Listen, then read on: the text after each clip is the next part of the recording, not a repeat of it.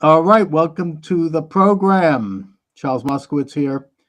Michael D. Shaw is my guest. My new time is Monday through Friday, 7 p.m. Eastern Standard Time. I expect to be live at that time. There might be a few times when I'm not, in which case you'll get a rerun. But for the most part, my goal is going to be to develop an online experience where people can interact. You can call us. The number, by the way, is there at 508 637 5596. I'll be okay. 508 637 5596. Or you could text us and we will read your text. I'm also live on TikTok. They've given me back my show. And you can text me there as well. And the goal is to have like a live experience where we can have a few jokes. We can talk about some issues. We can delve into some topics. And we can do so regularly in an experience that I'd like to reproduce from the days when I actually was on the air in a good old fashioned radio station. And I developed this sort of situation where I had regular callers, and it became an incredible experience. Anyway, Mike, things are going amazingly well in this country right now, thank God. Oh And yeah, I mean, I have to give a call out to my old buddy Kevin Collins that wrote a book, I think maybe 20 years ago, essentially calling the Democratic Party a criminal organization. mm, And I called him the other day and said, I don't think even you knew the extent. how bad it was. Yeah. Well, I mean, we're now getting the scandal around the seizure of the USAID, Oh man. which is by any stretch a huge scandal. About 10% of their budget, and they go back to an executive order that was issued by John F. Kennedy, by the Yeah. way. And by the way, Schumer is dead wrong when he says it was Congress. It was not. It was an No, it was an executive order. executive order by JFK, and he's got to be spinning in his grave to see how this has Oh yeah, been it's so horrible. distorted. Originally, it was supposed to deal with humanitarian crisis around the world. It was modeled after an Israeli group that had done this since the founding of Israel, Hmm. where they would go into Africa and help develop infrastructure, deal with crisis. And it started that way, but like a lot of other things, it became corrupt to the point where now, I don't know, maybe 10 or 15% of its budget goes into those things. It's like it's a criminal organization. And by the way, Secretary Rubio has said in response to all these lies being pushed by the mainstream media that those aspects of USAID are not going to be interrupted. That's going to continue under the direct auspices of the State Department, but that the rest of the USAID is funding horrible things, including, according to major media reports, the Wuhan lab in China where they created COVID. Oh yeah. Uh, Media figure organizations like Politico. Politico got $8 million over what, a couple of years, I think, three Yeah, years. now they've apparently stopped their payroll. Like they can't afford it, Yeah. and a whole long list of media figures taking payoffs from USAID, probably around the world and here. They were involved in nation change, government. Regime change. Yeah. Yeah, I mean, where they basically were the main drive behind stopping Bolsonaro in Brazil from getting reelected, probably trying to screw Netanyahu in Israel, probably trying to screw anyone that they don't like. And it's a kind of meddling that this country really is not supposed to be doing. It's not. I mean, it's not in our interests. It's not like we're supporting good people. It's the communists and radical Islamists. Apparently, money was pouring into Gaza Yeah. and Yemen and Afghanistan, even recently, certainly under Biden.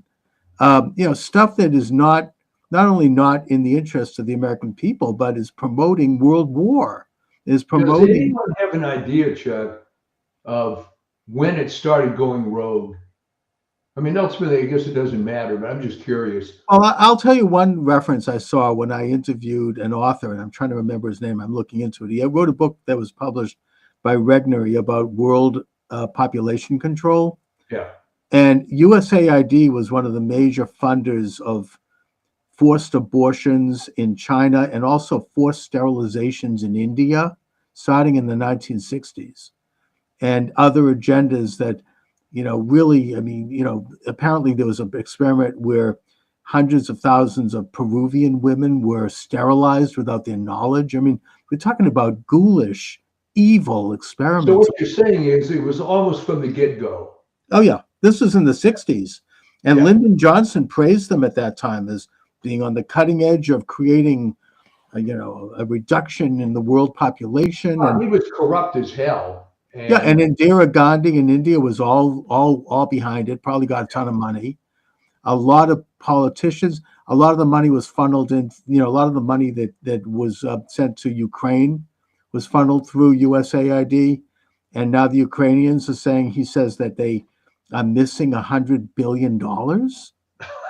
I mean, really? I mean, this is a huge, a lot of that money ended up going back into the pockets of corrupt politicians, corrupt organizations around the world, and including in the Democratic Party.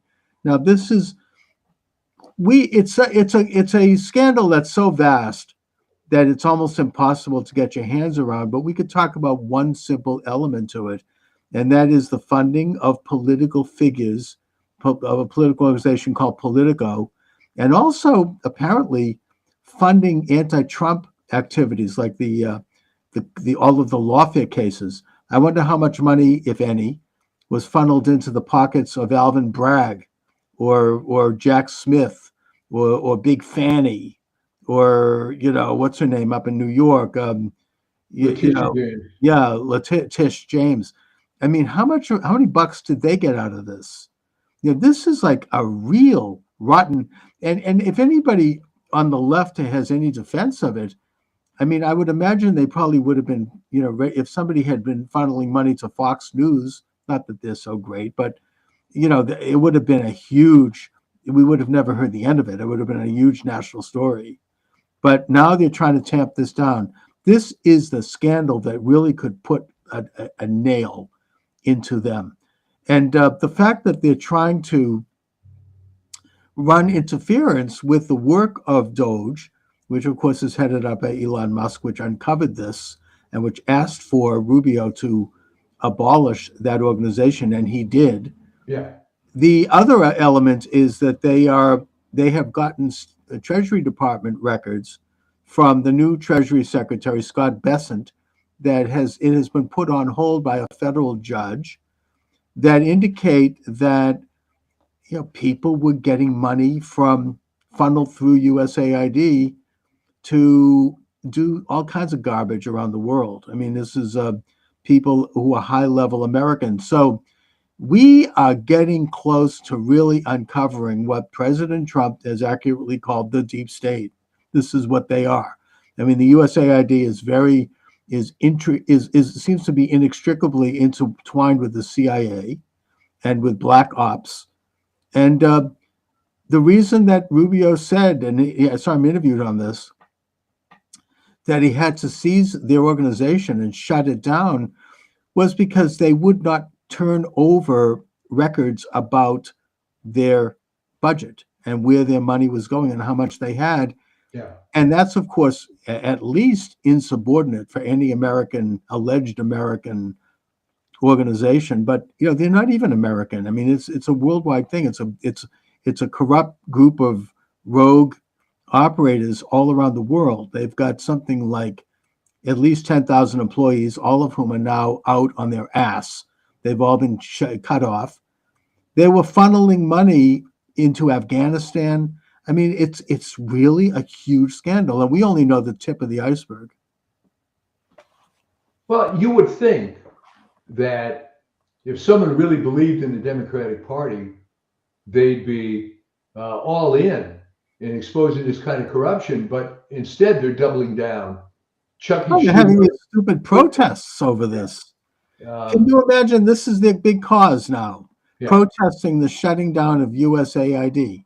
And they're going to go on the street here in Boston at the State House. There are not too many people showed up, but it's this is what they're fighting for now. Yeah, it's pretty ridiculous because even if you say that 10% of the activities agency is worthwhile, okay, fine, that's Right. retained.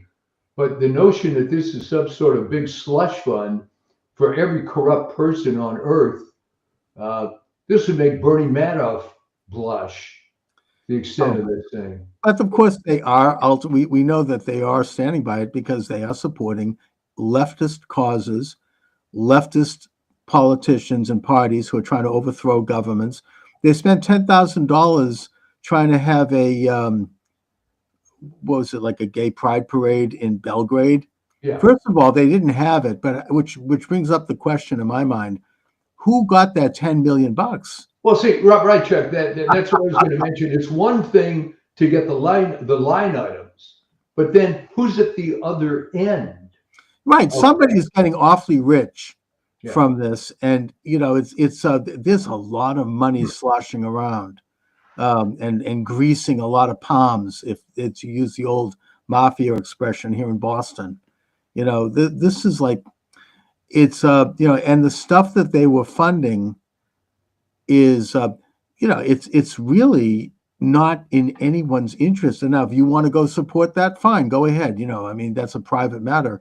But to expect taxpayer money to go into these things, I mean, this creates discord around these countries who don't want this stuff, going back to the population control agenda, which finally, I remember this book. I'm going to try to find this again. It was great. I remember my co-host Patrick O'Heffernan had a complete meltdown when we had him on. Um, but the Philippines, they finally kicked them out, Yeah. and forced abortions, sterilizations. I mean, this is like really, really dark stuff. So that's what I know about their past. Who knows what else? I mean, this is something that we may never get to the bottom of it. But the good news is that they've been at least mostly stopped. This is a miraculous. It would never have happened had Trump not been elected. You Wouldn't know, it have been, I mean, a better position for people like Chucky Schumer and others to come out and say, we're all in favor of Elon auditing and getting to the bottom of this because they just don't realize how bad this looks, I guess. they're actually like fighting to say to preserve the lack of to keep everyone Let's repeat inflated. what I said 2 weeks ago. Apparently, everybody is Ethel Rosenberg. Okay. They're crazy. Yeah, they're absolutely they're Kool-Aid drinking, devout, radical, illuminated puppets. They're just it's a way of thinking. I mean, anybody who saw this meeting, I don't know if you caught any of the moments of the Democratic National Convention trying to elect new leadership. Did you see that? I saw just little snippets. Their main comment when they opened up the discussion and everybody applauded was the reason that Kamala Harris lost the election was because of racism and misogyny. Right. I mean, they haven't learned anything. Just locked into this.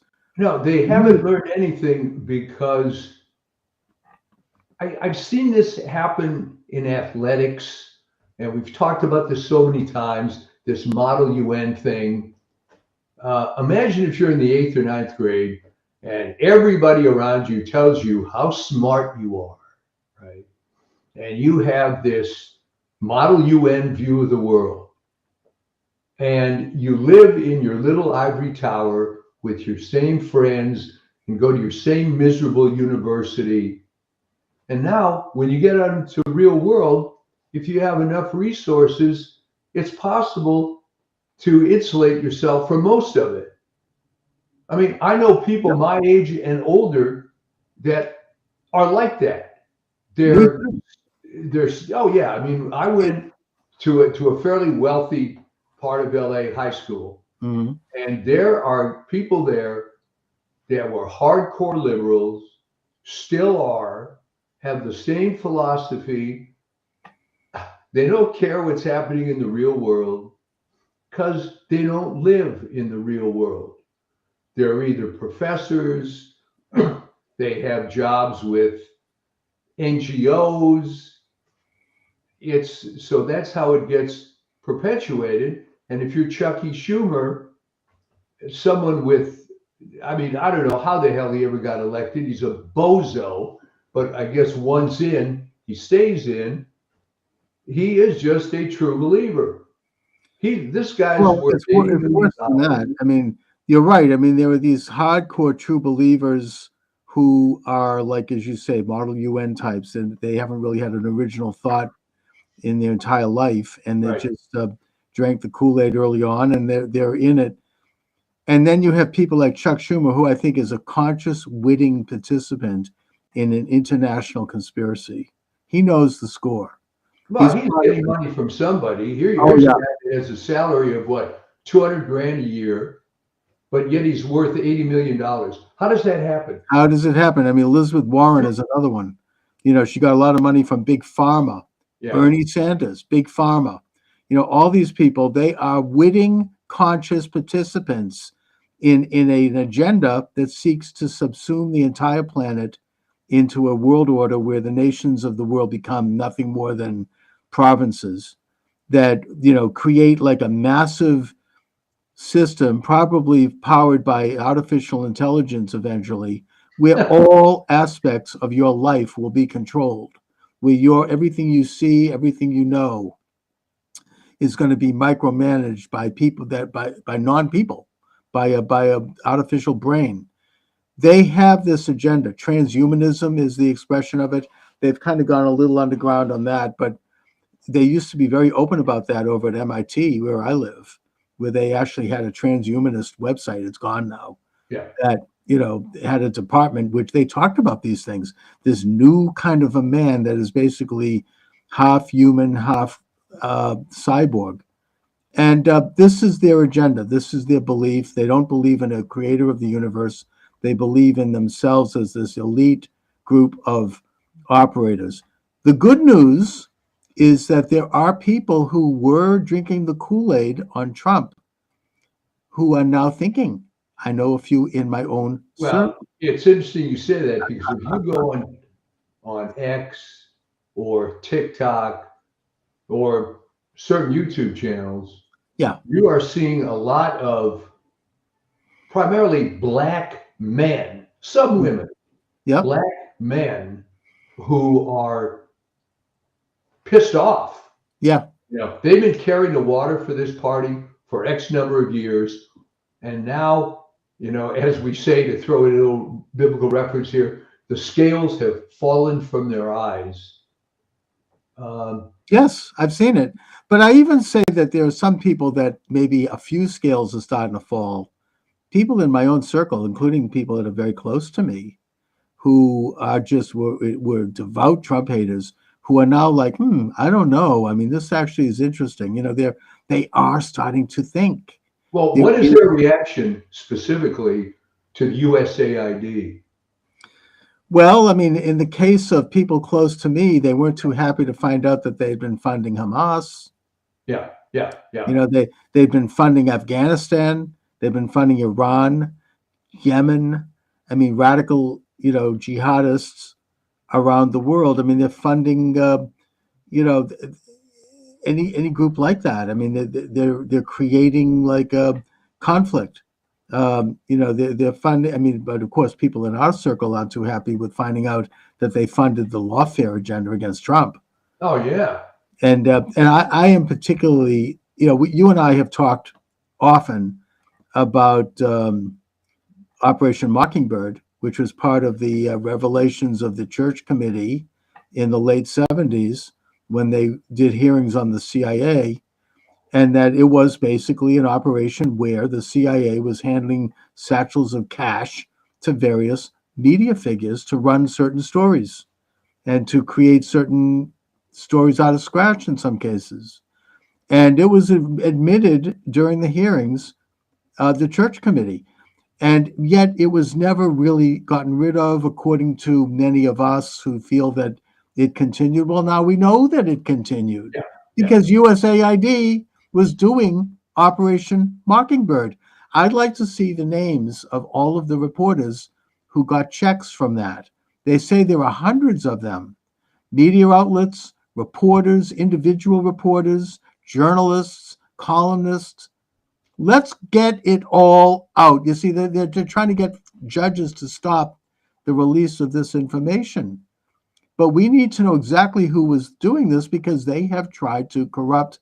This is what they do in fascist countries. And, the media is like basically controlled by and a stooge of the ruling junta. This is what they were doing. They were just stooges of this state, of this apparatus. They were running stories, fake or otherwise. They were taking money to promote stories, mainly that were attacking Trump, of course, and demonizing the MAGA movement. The J6 narrative is completely phony. By the way, I'm having 3 of those people come on my show next week. Oh, wow, good. Obviously, I think it's the old story, they don't know when to quit, okay? Joe Biden would have been a happy camper if he had not run for president, right? He could have left as a corrupt guy his whole life as a VP and gone back to Bethany Beach or Rehoboth or wherever the hell he hangs out, and that's fine.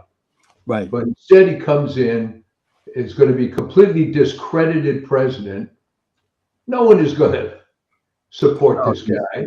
Do you know there's rumors that he pardoned himself an hour or 2 before leaving office? I had heard that. Is that credible? Yes. Well, he pardoned his brother and his brother's sister-in-law and his sister and her husband. Yeah. He issued these crazy pardons. We know about Fauci and Milley, all within a few hours of leaving office. This is, I think that there are a couple of federal judges now who have stood up and read the Constitution and realized that you can't pardon someone for something that hasn't happened. Yeah. They have not been formally charged. Now, maybe he could get away with the Hunter Biden pardon because he was convicted. Well, he was charged. Exactly. Fauci wasn't. They were not charged with anything. And even the Hunter Biden thing, you can pardon him for the crimes that he committed, but you can't say, well, anything that might come up. Yeah, you have lifetime immunity, lifetime free pass. Yeah, it doesn't really, there's no precedent for that in terms of the use of the pardon, except with the one single exception, and that is, of course, the Nixon pardon, the Ford pardon of Nixon, which was an unusual and exceptional situation. But other than that, it's never been done like that. No one's ever been given pardons for something they may be possibly charged with in the future. Of course, the proof of the pudding, my friend, is that these guys accepted it. All right. Where's the Fauci that I've always known who defends to the hilt every miserable thing he's done in his rotten life? He has an answer for. So now you give him a pardon. He's silent. The real Fauci would have said, I didn't do anything wrong. I don't need a pardon. Okay. Well, it's by any standards, and I think legally even, and I think it's been stated as such under law, that the acceptance of a pardon is an admission of guilt. Yes. It's just like, in a way, pleading the fifth is an admission of guilt. You're saying, I'm guilty, which is why I can't talk about this, because I'll be incriminated. And I think what's going to happen with this stuff is there's going to be these lame efforts to get left-wing federal judges to try to suppress these movements for a while. But first of all, what's going to happen is stuff is going to get leaked anyway. You can bet on that. Right. And the public, there's not going to be very much support for this criminal activity. There's going to be the Jasmine Crockett's and these low IQ types. They're going to try to frame this as a fascist takeover of the government and so on. But that is mighty thin gruel now. No one's buying it. No. It's not flying. And you're right. They got some leftist federal judges who might, we just had something here in Massachusetts where a federal judge has put a stay on President Trump's buyout program for federal employees. It might slow it down a little. There's going to be another hearing. Well, wait a minute. What's wrong with that? Bill Clinton did it. Of course, it's completely appropriate. And he didn't even say why he did it. There was no law cited. So it's just one it's kind of a desperate grasp at like kind of judicial activism. It's not going to stand. I think that by Monday there's a hearing, and he is absolutely in his right to offer the buyout, I think and about it's going to happen. 50,000 employees have already taken Yeah. the deal. Oh yeah, So and that stands. But there's another federal judge. I mean, they're trying to jimmy up the system a little bit, but look, the Supreme Court is not going to stand for it. Other than that nutcase, Coney Barrett maybe is a loose cannon, but putting that aside, I don't think that it's going to stand. I got to tell you something about her to interrupt. She was being praised to the hill, these adopted kids, and she's so religious about. I never bought it. Never Yeah. bought it. This goody two shoes. I'm sorry. All right. Yep. And what happens? She ends up being a complete disappointment. It's true.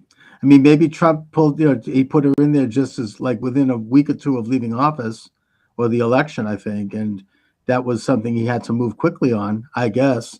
Well, he was given some crummy information. Okay. She's a woman. She's allegedly conservative. Yeah. She's Catholic, so she says. Mm-hmm. Okay. But yeah, it's very difficult to get perfect information on that, but it's also important because there's a hell of a lot of damage that these people can do. That's right. And the idea of putting someone on there because she's a woman really drastically failed with Sandra Day O'Connor. Right. Although she would be conservative by today's standards. She was conservative by today's standards, but she also got rid of affirmative action. Let's give credit where it's due. So, but the point is that, I mean, even with her, they still have a majority in the Supreme Court, and I think she's going to at least be half right. Yeah, I mean, she's not going to be in favor of corruption. I'm just saying that she's taking some stands that were disappointing. True.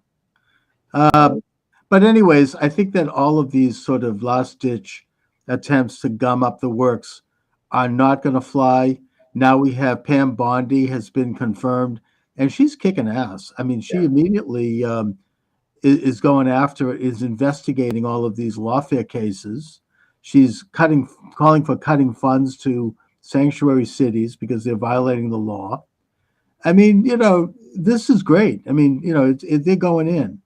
I think that we can hold our breath and hope that RFK is confirmed. I think he probably will be, but if he is, that's huge. I mean, that's a revolution. It's going to be a nail biter. And in fact, I got into it on the ACSH website with some woman who has a lot of knowledge and she picked this so-called HIV/AIDS denialism as something that he supports, and this was a disqualifier. But one of the things I countered her with was, okay, maybe I'll give you that. There were people at the beginning that didn't think that HIV caused AIDS. There's people that still don't think that it does. But how about COVID vaccine denialism? You think that's a bigger deal? Right. So I think it's going to be a nail biter for RFK. He's probably going to get it. And did you see how aggressively they went after him in those hearings? All these pharma stooges. It was unbelievable. Do you promise not to fire anybody in HHS? Well, we got 3 million employees. And they also put all of them through the struggle session about whether or not they thought the 2020 election had been stolen. And, I thought in a free country we can question elections, but they all responded quite well in terms of saying, what I recognize is that Joe Biden was sworn in as president. That's all they would say, which is technically, of course, true. But they did not comment on their opinions on the election. Now that she's in there, she's commenting. And I think once they're all in, they can then be free to take a look at it, because everyone knows damn well what happened. I'm not going to say it because I'm still on YouTube now, and we're still censored on that topic, even though I Well, say here's the point too. Why does that? Well, okay, philosophically it matters, but why, in a practical sense, does it matter in this sort of hearing whether he it's not legitimately won relevant. the election? His term is up. He's gone. Exactly. It's over. I sent Google a note asking them to restore my account and YouTube, because I said, look, I was taken down because I had some people on the program who claimed that the election was stolen, but he's gone now. It's over. Yeah. It's not relevant at this point, and no one's going to threaten Obama's regime. There was. I get the fact that they Like were how you afraid. said Obama's speech. Okay. Obama's regime, Biden's regime. I mean that there was comments about people wanting to decertify electors. Yeah, they did. They wanted to stop that. Okay, fine, but it's over now. He's out. Doesn't matter. Now we could go back to status quo ante and talk about whatever the hell we want on elections. It's no different than talking about whether or not James Buchanan's election was stolen. It's history. Doesn't matter. Anyway, we'll see what happens. Well, wait. Why are you comparing him to James Buchanan? No, I'm making the point that we could talk about Jefferson's election stolen. It doesn't matter. He's gone. It's like it's history now. It's not a threat to any regimes. It's not like a political issue anymore. It's now an issue for historians to kick around, which is free speech. It's at this point. If he's proven to have stolen the election, it doesn't matter now. He's out of power. I mean, I suppose it would obviously be greatly damaging and embarrassing to the entire liberal democratic establishment. Too bad. That's free speech.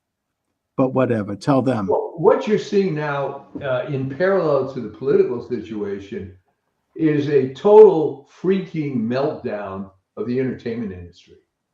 Okay? They are doubling down and tripling down, and they gave 13 Oscar nominations to this Emilia Perez movie, which basically is about just something that got the did he get like the greatest woman actor? I think. Yeah, well, the promotion of this, despite the fact that the movie did no box office, it very tellingly has an extremely low rating with the public on Rotten Tomatoes, but with, of course, the Access Media Critics is up there. But they're just doubling down. I mean, Disney is hemorrhaging money. The entertainment industry is collapsing, and it's like, I see an iceberg ahead. We're going to just go right into it. Although I understand that I saw a few snippets of it, but the Oscars, they did not do the usual typical attacking Trump. Oh, we're going that was, I think you're thinking of the Grammys. The Grammys, yeah. We're going through such hard times now. We're going through such trauma. America's going through such a dark period. Well, there were some DEI comments made at the Grammys, I believe. Because I thought the main focus was on the LA fires. That industry is collapsing. I mean, all the awards for Beyonce, please, best country album. Yeah, right. But I mean, I used to be a member of NARIS in the 90s, and it was already going bad. At that, but I mean, there was a great story that they figured that the show was getting popular, National Academy of Recording Arts and Science. So the show was getting popular, so they decided they had to have a front man, rather than just kind of an office staff in Burbank. So they brought this unemployed musician out of Atlanta. I forget his name, frankly. Okay. It may come back to me. They give this guy, and this is in the 90s, $1 million salary. He starts sexually harassing all the women in the office. It was just That's bad news. pathetic. There were scandals with money, um, and it's just too bad how that goes. And I guess that was kind of a harbinger of what was going to happen now. Hmm. It's a completely different universe. There's no such thing as a record anymore. Everything is streaming Right. or an MP3. There are a jillion different genres of music. Billboard magazine is important only in that you can track the popularity of certain charts. But there's kids of the prime age that used to be this top 40 kind of stuff that don't listen to that anymore. Right. And they've also, I mean, the big record companies have lost their relevancy because they used to Yeah, be the gatekeepers. You didn't get a record deal and you didn't get heard unless you were yeah, picked by the big three. I think it was a big five, yeah, people like Clive Davis. And, yeah, they decided everything. That's gone. yeah. They no longer have that kind of control. And yeah, it's kind of similar to, the paring down of it is similar to what to get back to our original topic, what Doge is doing. Yeah. I mean, it's what Elon Musk did at Twitter. He basically fired 80% of the staff when he took over Twitter. He brought back a handful of them afterwards, but it's became stronger, better, more prosperous than ever. That was the best example in history of the 80-20 principle, right? Yes. He fires 80% of the people, 20% of the people are doing the work. Mm. Uh, and remember when they told him, oh, no, it's going to fall apart. You need all those people. And he's thinking, no, I don't. This is all IT. It's all automation. What are these people doing? And if you remember that video that went viral a couple of years ago of those two women in a swimming pool talking about what their day was like, they worked for some tech company. Mm. And, they got free meals and they got all this time off. And as an afterthought, well, what is it you do here? Um, Yeah. I mean, that's that about describes it. So, anyways, he's now doing this with the federal government, and they're freaking out. But it's about time. I mean, it makes me think of I consider him to be my mentor, the late great Jerry Williams here in Boston, who was talking about this back in the 80s, back in the 70s. I mean, he was talking about, like, for example, use the example of the Massachusetts Registry of Motor Vehicles, this massive department with their big offices and staffs, and you had to go in and have this miserable experience all day waiting in line to get your license renewed. And just they were harassing people, and it was a boondoggle. And eventually it showed how corrupt it was, the people getting on payrolls, and Whitey Bulger's kids were on the friggin' payroll. And it was, there was like all this political hacks. And he pointed out we could get rid of 80% of this, sell the buildings and have the state put the money in the coffers, lay off these people, and put the friggin' thing online. yeah. Now they have done that, and it's Yeah. worked out pretty well. You still have too much of it, but at least it's been pared down a little bit. That's what needs to be done on the federal level. We don't need to have this kind of stuff anymore.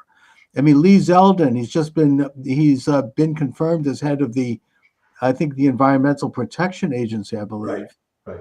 He just closed the Department of Environmental Social Justice, something like that. Laid off 200 people. They're going to sell the building. They're going to get rid of the whole freaking thing.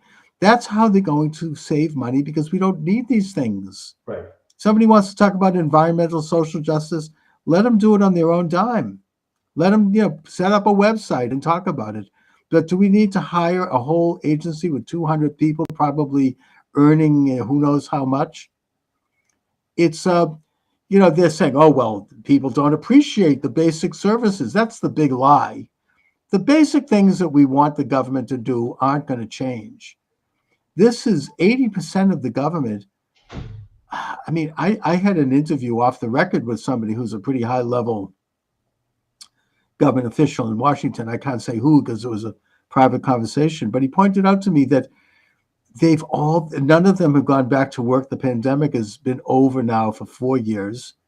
They basically, they've never been seen, and they're getting full salary. Nobody knows what they're doing.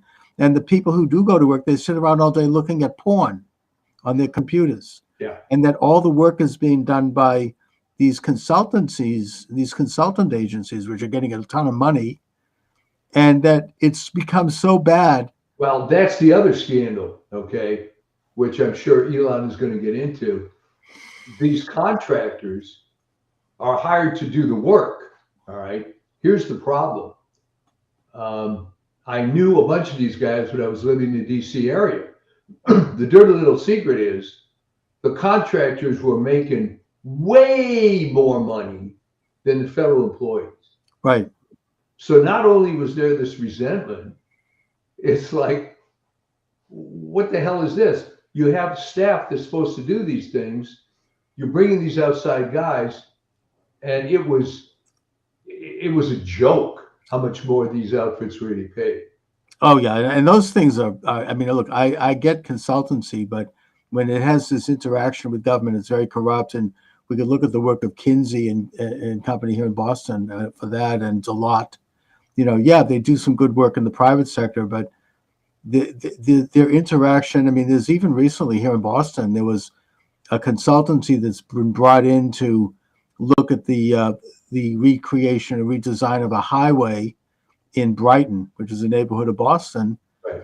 And they had a public meeting, and one of the citizens asked a question of the consultant, and the consultant said, and I quote, I don't talk like this publicly, he said, "Shut the fuck up." And yeah, and this made the newspaper. But I mean, these are the consultants. They're not accountable to anyone, and Yeah. they're running this thing. They're not listening to anybody's complaints. So there are some legitimate issues around that. And in a sense, the elected authorities have turned over their responsibilities to these consultants. Well, I mean, it's a vicious circle because what happened in the case I was describing, this was the Department of Agriculture, and the thing in question was this big software involved with how to plan your diet and whatnot. And of course, agriculture had tried and failed to get this website to work. So they brought in these high-priced people and to fix it, which they did. But as the guy told me, this guy Paul told me, he said, but at the end of the day, no one's using the website anyway. Okay. Mm-hmm. It was a bad idea. But he'll take the money. And they take a lot of money to do probably in many cases nothing. You get a big contract, and they're rolling in dough. But the point is that Doge is going to really take a hard look, and they're freaking out because they're gonna pare down. This is what I can't believe this is happening. It's incredible. This should have happened decades ago. It's an incredible thing. Finally, they're going to bring the government into the present time. A lot of these activities can be replaced by websites and even by AI to a certain extent. I mean, I don't think that we want to see AI making decisions about real things that affect real people, but there's a lot of stuff that could be automated. I'll give an example. There's a lot of stuff that lawyers do where they charge a ton of money for things that could be done by AI, could be done through ChatGPT, could be done online. Standard things, like setting up a will or setting up, a contract of different types that are not complicated. Certain transactions in areas of like real estate or whatever. A lot of this can be done with automatically and at no, if zero cost or low cost. And so they're holding on to it's like holding on to the horse and buggy. They want to hold on to their gig over there. Well, that's it. That's the mentality. Do you remember some years ago when the bill pay function was introduced on bank websites. You Hmm. can now pay your bills online. Right. There was a big movement within the U.S. Postal Service. No, no, tell your friends it's better to write a check and put it in the mail. Mm. Uh, and you and I are old enough to remember what a pain in the butt that was. Yeah, You and I remember waiting in long lines at the telebooth, Yeah, right? I think my daughter has never seen the inside of a bank. I mean, maybe when she set it up. Because everything is done. If you get a check in the mail, you just scan it and it goes yeah, into your account. Everything is done now using your smartphone. You don't need to have this whole big infrastructure. Now, look, people are going to lose their jobs. People lost their jobs when the horse and buggy, I mentioned that, when the car was invented, the horse and buggy industry, which was up in Amesbury, Massachusetts, along the Merrimack Valley, there were several big companies that did this. They lost their jobs, and it created a local depression. I get that. And they were lobbying the state to subsidize them anyways, and the state did not do it, but it can be dislocating. Look at I lost my company because of computers. My company, City Metro Enterprises, I I remember them. yeah, I was going gangbusters. I was They very. didn't work for me, which you probably don't remember. Did I do a job for you? Yes, a couple of jobs. Well, I'll tell you what. I don't think so because City No, Metro. no, no. And here's what it is. Yeah. And this is for the world to see. When we had that limiter product for the dental industry, you guys distributed flyers on that product at the trade shows. Yes, we did. Yes. That was my company. City Metro, baby. Yep. I was rolling high for Yeah. many, many years. I distributed flyers. I distributed posters. I Yeah. I did like an ad agency could call me up, a record company could call me up and say we need posters in 50 colleges around the country, and I could do it. Yeah. And and there was about 5 or 6 of us who were in that business. We each did a little something different, and we competed with each other, but we also sometimes worked with each other on certain things. Right. All of us went out of business. All of us around the year 2008. Yeah. Around that time, I remember I was down to one more ad agency, and they canceled it, not because they didn't like the service, but because they went automatic. They Yeah. all would decide, well, we're doing something different now. We're going to focus on advertising online where we Right. could get it for free or we could get it cheap. A lot of people lost their jobs. A lot of people, printing companies. I remember Copy Cop, was it Copy Cop in Boston? They Yeah. had huge offices with printing machines. People were waiting in line at those companies to get their printing done, and they had all these expensive machines, a whole room of them. They all went out of business because people had printers with their computer. They didn't need them anymore.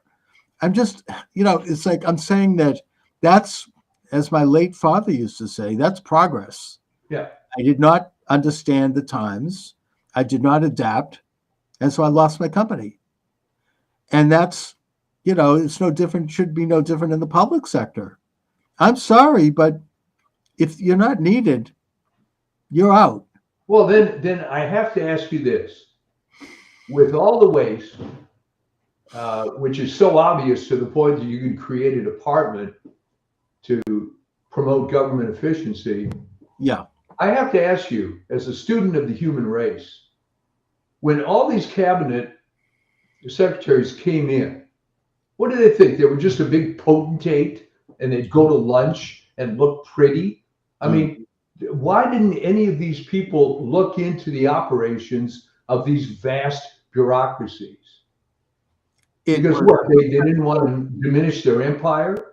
yeah. I mean, it had become a perpetual, I'm sure there's a word in sociology for this, but it had become a perpetual entity, starting really with Wilson. It goes back in history with these massive agencies just would perpetuate themselves and they would exacerbate the problems they were supposed to solve because that helped them get more money and more budget.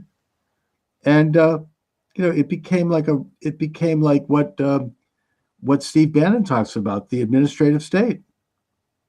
It's it's just that simple.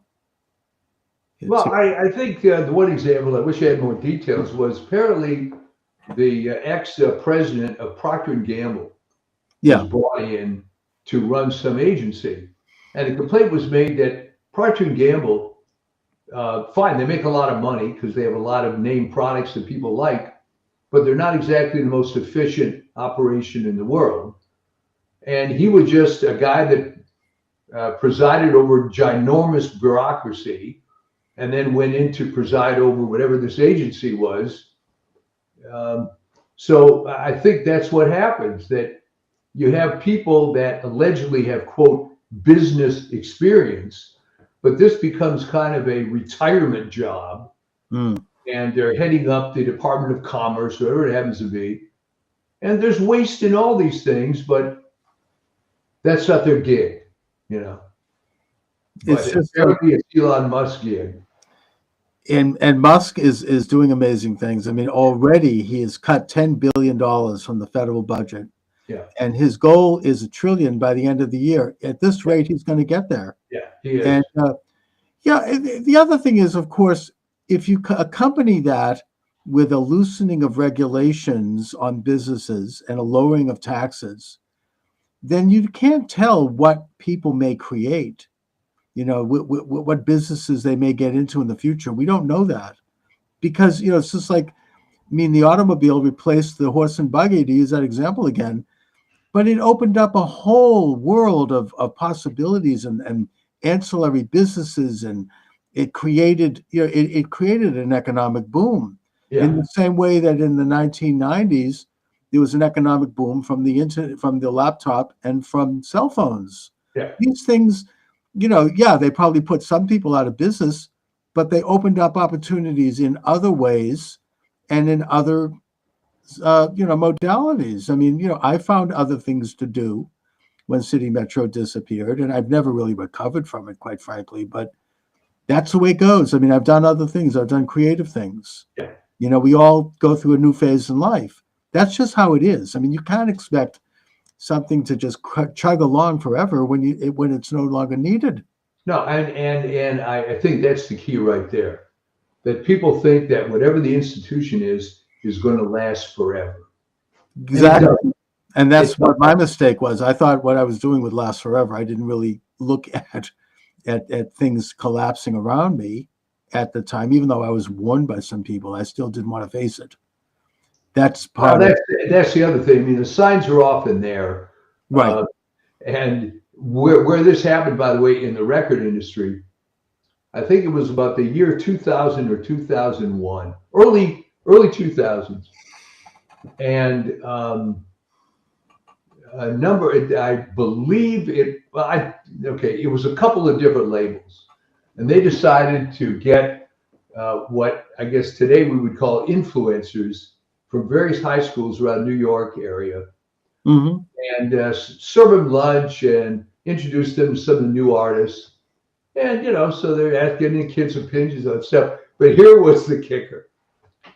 So when this is all over, the guy running it said, "Okay, kids, when you leave this room, there are a bunch of conference tables out there with CDs of all these artists. Go ahead and take what you want, give them to your friends, promote this thing." Yeah. Virtually none of the kids picked up CDs Hmm. because they don't use that format anymore. It's right. And one of my friends in the industry said that was the first sign that this model is done. Well, you can't look at the guy that ran Blockbuster, right? Yeah, He was offered, I think it was like $1.5 billion to sell that company, yeah. and he refused because he said, "Hey, they want this company. Why should I give it to them if it's that great?" And he ended up going bankrupt. It's just it Well, had he was offered a deal by Reed Hastings to create what eventually did become Netflix, and he didn't want to do that either. I think the right. problem with that guy, the Blockbuster guy, was he was too greedy. There were interviews with that guy, I don't remember his name, Mhm. where he was saying, "Look at this Blockbuster store. No one in here gets paid more than $6 an hour." And he was proud of that. Hmm. Um, but that all fell apart. Uh, Yeah, that was just a case of greed, it sounds like. yeah, But the point is that, to go back to the Doge story, I mean, I think it was actually FDR. This is Doge. He's doing no different than in a way FDR did, but not. Musk wants to do it on a bigger scale. When FDR entered office, he immediately ordered by executive order all agencies to cut their budgets by 10%. 10%, right? Yeah. And he said at the time, he goes, look, the country is in a depression. Why should the government not reflect what's going on Yeah, everywhere else? And they did. So, I mean, and he's of course a hero of the liberals, but that's what's happening now. You have to go in and clean house. I mean, I feel bad saying that for some people. Trump is offering a very generous buyout, 8 months of pay, plus you might have a retirement fund of some sort, or you can, have 8 months to look for doing something else. yeah, And again, with the reduction in regulation, it opens up opportunities to get into business, to become more entrepreneurial. There are, who knows what might be invented coming down the pike. You have to learn, open your eyes and, think, people need to think outside the box. It's just that simple. yeah. I agree. It's you can ask yourself why no one did this before, Mm. and it took someone from the outside to do it.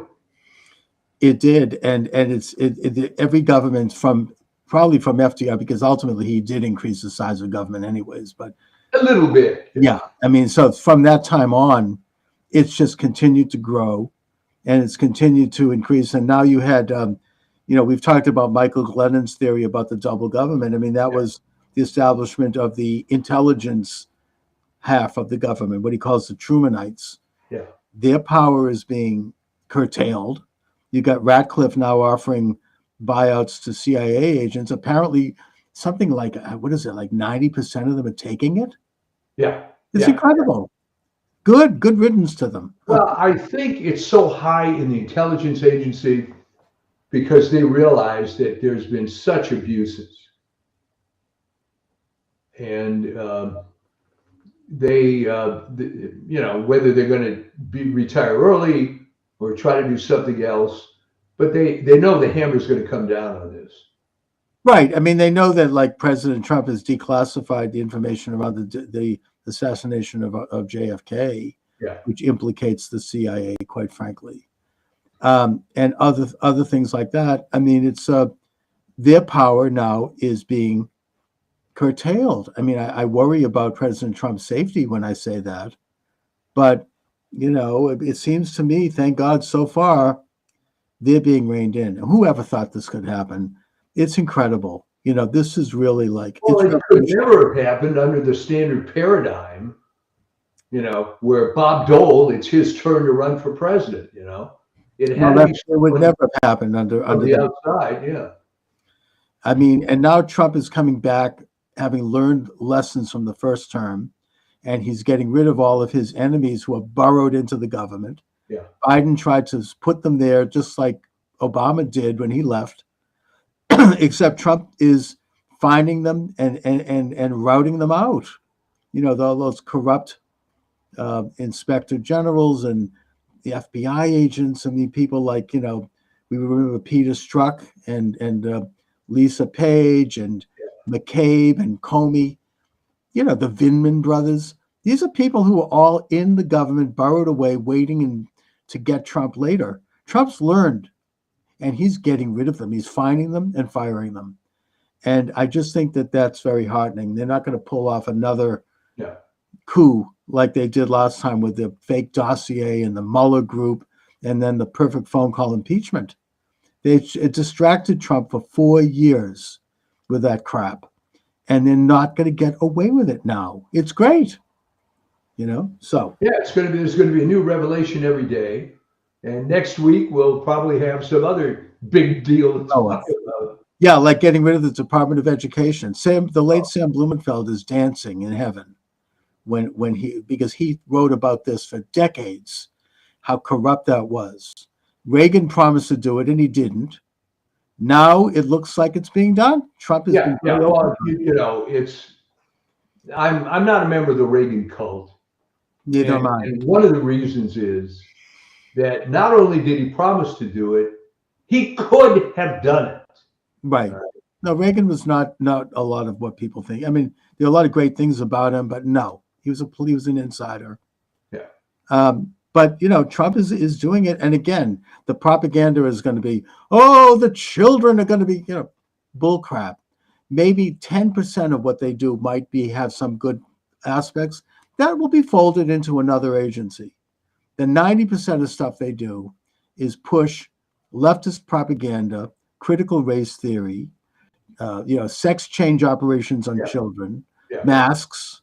Who knows what else? It's garbage. It's very It's a bad. very exciting time, and it's just wonderful to see the change in your demeanor. I mean, before Yeah. the election, you were so worried. Now Oh my God. you're the Yeah. old positive Chuck. Oh yeah. No, I'm feeling better every day, and I think that everyone is. Even people who hate Trump are. Everyone knows it. Oh, Thank even God this the country. liberals deep down Oh are yeah. admitting that, gee, things are better. It's incredible, and he's just an absolute dynamo. It's just an incredible thing to see. I look forward every day to opening the newspaper or looking online and finding out what's happened next. And it's amazing. Yeah. Absolutely amazing. It's Thank hard you. to keep track of it all. Yeah. Now he's just signed an executive order getting rid of men and women's sports. Did you see Yeah. that? That's fantastic. And they're cheering. Young women are finally not going to have their heads bashed in by some greasy guy in a wig. Yeah. I mean, it's these are important developments. He's doing it at all levels, politically, economically, culturally, all of it. He's taking it all on. I hope that RFK is confirmed because I think he's very key to cleaning up America's health. That's why they hate him and fear him. And What Tulsi is so Gabbard and disturbing, what is so disturbing is the way his cousin has gone after him. oh my God, that's disgusting. Can you imagine saying that he was a predator? Yeah. Hello, what about Uncle Teddy? Yeah. You want to talk about predators? I don't think she was saying much about that. No, It was no. just, it's just And when it got even worse is that her son posted these videos oh, he's weird. watching RFK's neurological condition and so on, but it just isn't landing. No. And he's weird. I mean, if you've seen his TikToks, he's like the guy has a screw loose. I mean, in a way, it's sort of like that relative of Jackie Onassis in that movie they did with the I forget what it was. He had like some weird relatives. He's a lot like that. But yeah, that's really disgraceful. And Well, I mean, why does she's got all the money she needs? Why doesn't she just keep her mouth shut? Does anybody really think that she is the chosen representative of the JFK flame? I don't think it's gone over well. I don't No. even with liberals. I mean, she's a hardcore partisan. I think with her, it's an old Democrat Party thing. Yeah. And I don't think that's flown. I don't think that's a good look. No.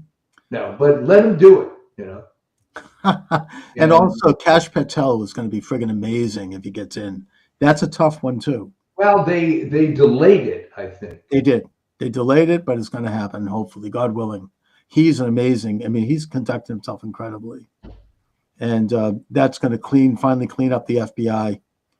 Bring it back to its original. Well, that's the other thing we should mention for a second here. They had 5,000 out of 13,000 of their agents. 5,000 were working on J6, which roughly works out to 3 agents per J6 offender. J6 and anti-Trump shit. Doing the house and home invasion, messing around with Melania Trump's underwear drawer. Yeah. I mean, it's really ugly. And yeah, I mean, I think that Pam Bondi has kind of backed away a little bit on that, in that she said that people who were doing like low level or following orders, they're not going to be dismissed. That's okay. I mean, I don't like it, but you have to have somebody in there. But the bigger people, the big fish, are gone. The people who actually were behind this, and they're people that are dangerous to Trump. They're going to try to find a new impeachment. They're going to try to sabotage him any way they can. Well, So Al Green already filed articles of impeachment yeah, for his filings were like for dastardly behavior or something like that. yeah. It reminds me of historian Alan Lichman on my program. Oh, He hung up on me. He got off the show. He wanted to file impeachment complaints against Trump for his war against women. Yeah, what? It's like it's not even good the logic. trouble with that guy, Oh, he's and I wrote a piece about this. I'm going to start writing again now that we moved. Um, is that if he had followed his own keys to presidential election, he would have picked Trump. If you right. analyze the keys, he was so partisan in picking Harris that it was absurd.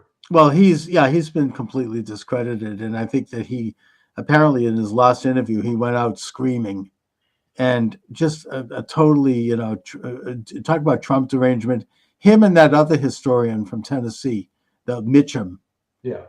Otherwise, a good historian. He's written I think he wrote a great book about Thomas Jefferson, but so Trump deranged that he can't get it straight. The worst one was Michael Beschloss as a historian. I mean, he actually he called for Trump to be executed Yeah. Yeah. because of he Well, you have to claimed that understand these are all academics. They're he, sitting in their little ivory tower. They have no idea of real life. Yeah, True. you write a biography of Thomas Jefferson. He died a couple of years ago. Yeah, exactly. So you're putting yourself in a different framework, and don't get me started on academics in general. Yeah, But exactly. Complete. so anyway, next week at the Next new week, time, 7 p.m. Eastern Standard Time, Monday through Friday. The program is going to be live, probably possibly not on Friday, but there'll be a rerun on Friday. But I am reestablishing the live program, and I'm glad you can do that, Michael. And I look forward to it. What's happening on your it's always side? a pleasure. I mean, it's especially now in my new studio here, right? There you go. So you might as well Yeah, get some. we'll get it fixed up. We still have plenty of boxes to unpack, Yeah. and You maybe should on the launch next your own one, podcast, Mike. we can talk a little bit about the brutal housing market, but that's We could. that might be, yeah, a good You topic. might you might consider launching your own podcast, Mike. I how can I say this? Had I been able to sell the old business for a little more, I would have had somewhat more free time. But I have another company now, so we're doing okay, but don't have as much free time as I'd like. Okay. Fortunately, I'm still under 90 years old, so Yep. should be able to keep doing it. What's happening on the Substack? Anything coming up or? There's a bunch of notes, Okay. and I think I'm going to delve into this notion that this crap was all hiding in plain sight, if you think, because how in the world did the government go from whatever the size was under LBJ to this massive thing that nobody knows, what the right hand and the left hand's doing, and you're paying taxes like mad. How did it all happen? Was it incrementalism? Mm. And you suddenly wake up and you're a boiled frog, So I think that's what it was. I think that's kind of it's basically did it by sleepwalking. yeah. Anyways, Mike, thanks again, as always. Yeah. Well, we will see you next time at the new time, and until then, just enjoy it. Onward and upward. Thanks a lot. All right. Thanks for joining me, everyone. Charles Moscowitz here. Monday through Friday, I'm doing this thing now, 7 p.m. Eastern Standard Time, roughly for an hour or so, all depending on what's going on. And my guest is Amber May. Amber May is the host of The Amber May Show. She's a creator of the online education program Podcasts Like a Pro, which teaches aspiring podcasters how to build a successful podcast. She's also a fellow Sun Devil, And Amber has a headline here from her publicist. Has the media been fair in the first 2 weeks of Trump's return to the White House? Before we go there, Amber, and thanks so much for joining me. I'm so Um, excited to be here. okay. I just want to talk a little bit about this incredible institution that you and I are both dabbling in, and that is podcasting. Hmm. I think that it's a very democratic institution in that really anyone now can host a podcast. All you need is a laptop, maybe invest in a good mic and a good camera, not expensive, and get a platform. And Hmm. you can invite people on, you can talk to them, see them, hear them, have it go live on your social network where it can be seen by all of your friends and colleagues and members of your network, and you can build a program. Do I have that right? Absolutely right. I mean, when I first got into journalism, I was interning because when you're in journalism school, you end up interning. And I ended up interning at the local Fox affiliate here in Phoenix. Mhm. And it wasn't even that long ago. It was like early 2000s. And the way they did broadcast then, there was no way you and I could do a show like we're doing now because the equipment and the technology just wasn't there. I mean, their editing back then was beta tape to beta tape. It wasn't even digital editing. The Right. digital editing just started becoming a thing back then. And they had one editing bay for the promotion side that was digital. But the news side was still beta tape to beta tape. So everything is just really rapidly changing in the last few years. So now anyone can be a content creator. It's amazing. Yes, I mean, back in the day, I mean, for a while I was doing talk radio in Greater Boston, where I live, and it was all very planned, and you had to be there at a certain time, and there's a whole office there with everybody kind of controlling everything, and it was sort of, yeah, there was definitely free speech in a way freer than we have it online. By the way, we'll get into that, Yeah. but it was still very curated. It was a different style of communicating. It wasn't. It was very kind of formal, and it was very limited in terms of there was just so many slots in any city or town that you would get in. Whereas now you could have millions of people, millions and millions of people doing programming and having influence. And before we go further, I want to your headline, which I think is quite provocative. Has the media been fair in the first 2 weeks of Trump? That in the old days, Trump would never have won re-election because he was being censored, including online, Hmm. but they were not able to completely suppress President Trump's message, and that's why he was elected. The media, I think they would acknowledge it pretty much, was viciously anti-Trump. Hmm. All of the mainstream media, even Fox News to a certain extent, Hmm. and they just really like dismissed him and attacked him, but it didn't work. And I think the reason it didn't work was because of people like yourself and others who got up and gave all sides of the story. And that includes the anti and pro. And that's where freedom ended up residing. And in spite of huge efforts to censor that, I mean, like a lot of people, I lost my YouTube channel because I had a doctor on my program, very respected, internationally known doctor, who suggested that pregnant women and children should not get the COVID vaccine.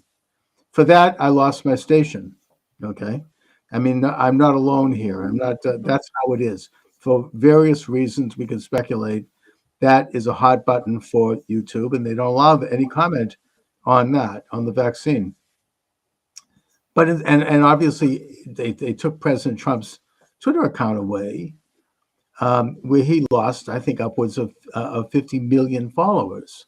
So they really did try to crack down on the internet, but it failed Hmm. because of people found other ways to do it. In my case, I reestablished the program on Rumble, Hmm. and like you have a great Rumble station, by the way, Amber. Thank you. And I then found all these other stations as well, Rockfin. I mean, there's a bunch of them out there. Hmm. So I was able to continue on, not at the same level as YouTube, but still enough that I could still do what I do and have a level of influence. You hit the nail on the head. Everything you just said was right on. They did the same thing to me with YouTube. I started gaining followers like crazy. Started talking to them about the Maricopa County election. Oh boy. And then I started talking about COVID on top of it. Oh, they didn't like that. They shut me down right away. Yeah, yeah. And the Maricopa County was another hot button. Yes, it was. Could not talk about the forensic audit. You Mm-hmm. couldn't talk about, Kerry Lake, right? I mean, all that stuff Right. was censored like crazy, but it didn't work there either. Well, it did work against Kerry Lake, okay, but it didn't in the bigger picture work because President Trump came back, and now maybe Maricopa County might finally be investigated. Maybe they'll get to the That's bottom what of they're that. saying. I'm part of the Maricopa County Republicans here in Arizona, and our county board of supervisors said that is one of the things they are planning on doing is doing a deep dive on our election system. Our Mhm. state legislators are very much in favor of that. And of course, our Arizona GOP chair is also in favor. So I see good things happening as far as the election front goes. Well, that would be amazing. I hope that you get the Department of Justice under Pam Bondi involved. Wouldn't that be great? Oh my God! I mean, to have really it's a national scandal, and the whole world saw it. Oh, I yeah. have now that we're on that topic, I have a quick question about Sure. that. Besides the 2022 election, when the machines didn't work in the Republican precincts, and the paper that they used had been created by a very partisan printer, and that it didn't fit in the machines. I noticed that about a year ago, when there was a special election in Maricopa County, not to get into a controversy, but why not? There was a national incident, some kind of a readjustment of Google, where different computers were having problems for about a day, including, like, I think at airports in some cases. There was a I cyber attack. It was because I happened to be in New York that day, and we Mhm. were staying at a hotel, and our hotel couldn't get their computer functioning, and they couldn't open doors, so they had to do it manually. And it was something that happened all over the United States. Mhm. But I seem to recall that Maricopa County, coincidentally, was having a special election that day, and Yeah. they had to shut down all of the electronic computers. For a time they did, yeah. They were eventually able to get them back up going again, but yeah, it did affect some of the machines on the election. So yeah, that was a thing. Well, what that tells me, I mean, not to state the obvious, is that those machines were online. Otherwise, why would they have been affected? That's what I've been saying for a long time. I want them to do a real deep dive. I want they say the machines are not connected to the internet. I went to McTech, which is where they supposed to tabulate the votes. McTech staff is telling me they're not connected to the internet. I honestly believe that they think that is true. Hmm. I don't think they are How could they not lying be? to my face. I think they genuinely believe that to be true. Well, how do they However, explain this I then? don't believe that to be true. So, Well, I mean, how do you explain it? I mean, if they weren't online, why were they affected by this bug? Of course they yeah. were online. They had to have been. I mean, it's obvious. And of course, people like myself, when you mentioned this in the 2000 election, you were like demonized. Oh I mean, yeah. you almost seemed as a subhuman for even suggesting it. But it turned out to be true. Anyway, let's go on to talking about podcasting, because you actually are teaching people how to podcast, which is a great thing. You offer your services online in that regard. You have a website called Podcast Like a Pro. It's part of your Amber May Show website where you Mhm. can hear your podcast. So let's talk about that. I mean, what is some basic information that we can share with my audience about how to do a podcast now? I'm so glad you asked. And if anyone wants to join, they could go to the ambermayshow.com, theambermayshow.com. And then there's a tab that says podcast like a pro. If they use your name Charles, they're going to get a discount at checkout. Great. So make sure you use the discount code Charles so you guys can save some money there, because I don't want anyone having to pay full price. If you want to, you're welcome to, but I'd love for you to get a discount. I get asked all the time. Like you, I have a radio background. After I graduated college, I got to work at an AM talk radio show Mm, station. And so I have professional experience. I've done this for a living. The reason why I quit my radio gig was because I finally had a child after 8 years of trying. mhm, So on my way to work one day, I'm crying. I'm crying so hard because all I've ever wanted to do is be a broadcaster. I mm, got this great job that I just absolutely love, but now I'm about to have a child. yeah, And the idea of putting her in daycare after I've been waiting for 8 years to have a baby was awful. right. So I quit my job and I went 9 years without broadcasting. And then I restarted my show again. Mhm, So, long story short, I get asked all the time, just a little background for your audience. I get asked all the time, how do I do this? And how do I do that? And how do I start this? And so, what I decided to do is I wanted to help everybody that I possibly could. So, I took my knowledge in the most frequently asked questions and I put it in a course. And you covered a little bit of that. I'm going to show you how you can do a podcast that's not going to cost you an arm and a leg. I'm going to show you the equipment necessary to do it. And if you have more means, then great. Upgrade your equipment. Great. Fantastic. I applaud you.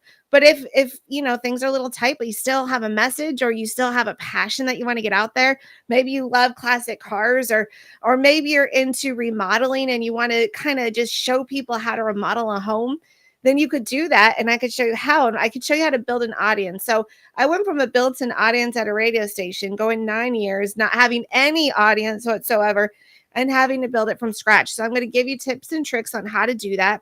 The really cool thing about my course is I have a exclusive community that everyone who takes my course gets to be a part of. And then mm, you'll have access to me and other content creators.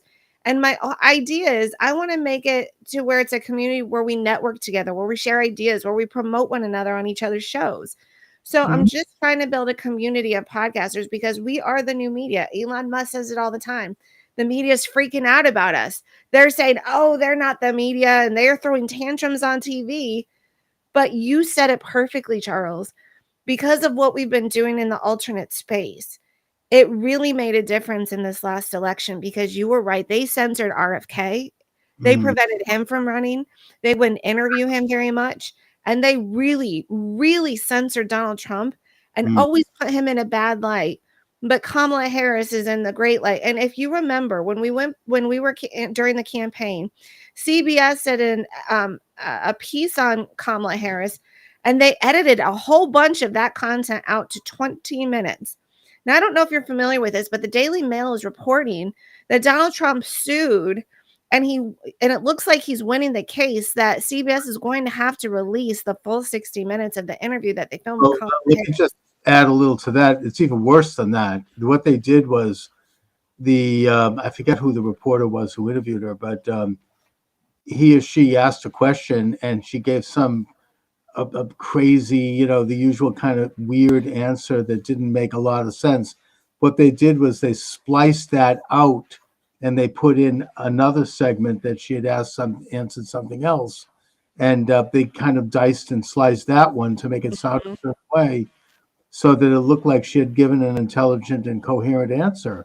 Now, Donald Trump's lawsuit on that is basically that constitutes election interference, which it does. I mean, Mhm. that's like altering reality. I mean, you can't, create something out of nothing, which is what they tried to do, which came off badly anyway. But the point is that it's not, it was a classic example, not only of what Trump's up against, but what the kind of the old legacy, the mockingbird media, as we like to say, what Mhm. they're up to, what they've been probably doing forever. I mean, they kind Mhm. of mold a story. I mean, the classic example is when John F. Kennedy was assassinated. Mhm.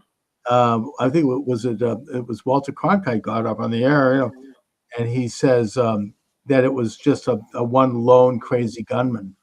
Where did he get that information? How did he know? He was told by handlers that this is what to say. And when he said it, back then you only had three sources of news, and that's what the official line became. And then anyone who questioned that was attacked. Mhm. So they can't do that now. Remember that Nancy Pelosi, she talked about how the smear goes? that you put something in the media and then someone officially will say it and then they're going to cover it up with another attack or a smear. I mean, she laid it out perfectly of how they do it in mainstream media, where it's all made up, it's all fabricated. And people are finally done with being lied to, and that's why this time right now is the best time to get into this space.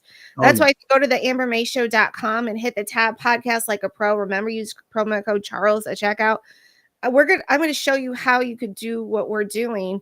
And you don't even have to do news and commentary. Whatever your passion is, I want to show you how to do that, because I think the world of programming in general, TV in general, is going to change with, I think people are going to want to watch real people doing stuff. And to them, that will be entertaining, whether that's homesteading, whether that's fixing cars, whether that's, I think the way it's going to change, I think you and I, I could be wrong, it's possible, but I think things are going to change a little bit outside of Hollywood, and we're going to see more of a change onto just regular content creators as being the foremost place people go to get entertained.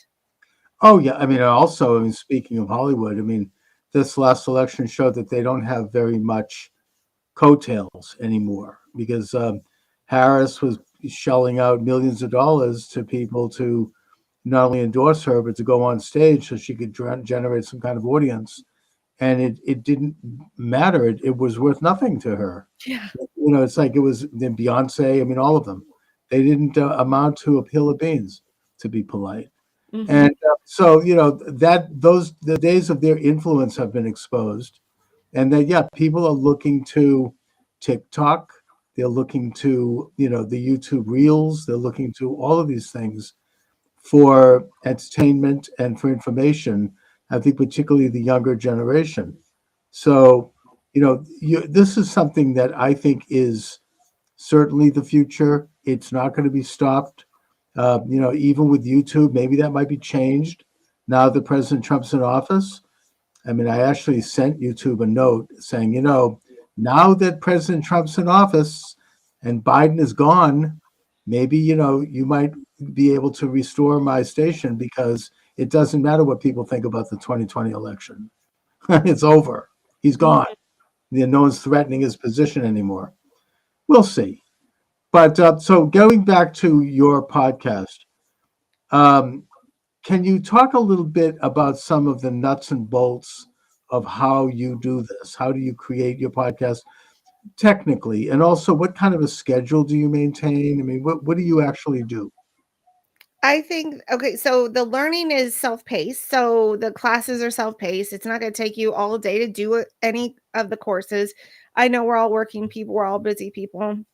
So I put things down in a time fashion, come back to it tomorrow, come back to it in a week, come back to whatever you want to. It's self-paced.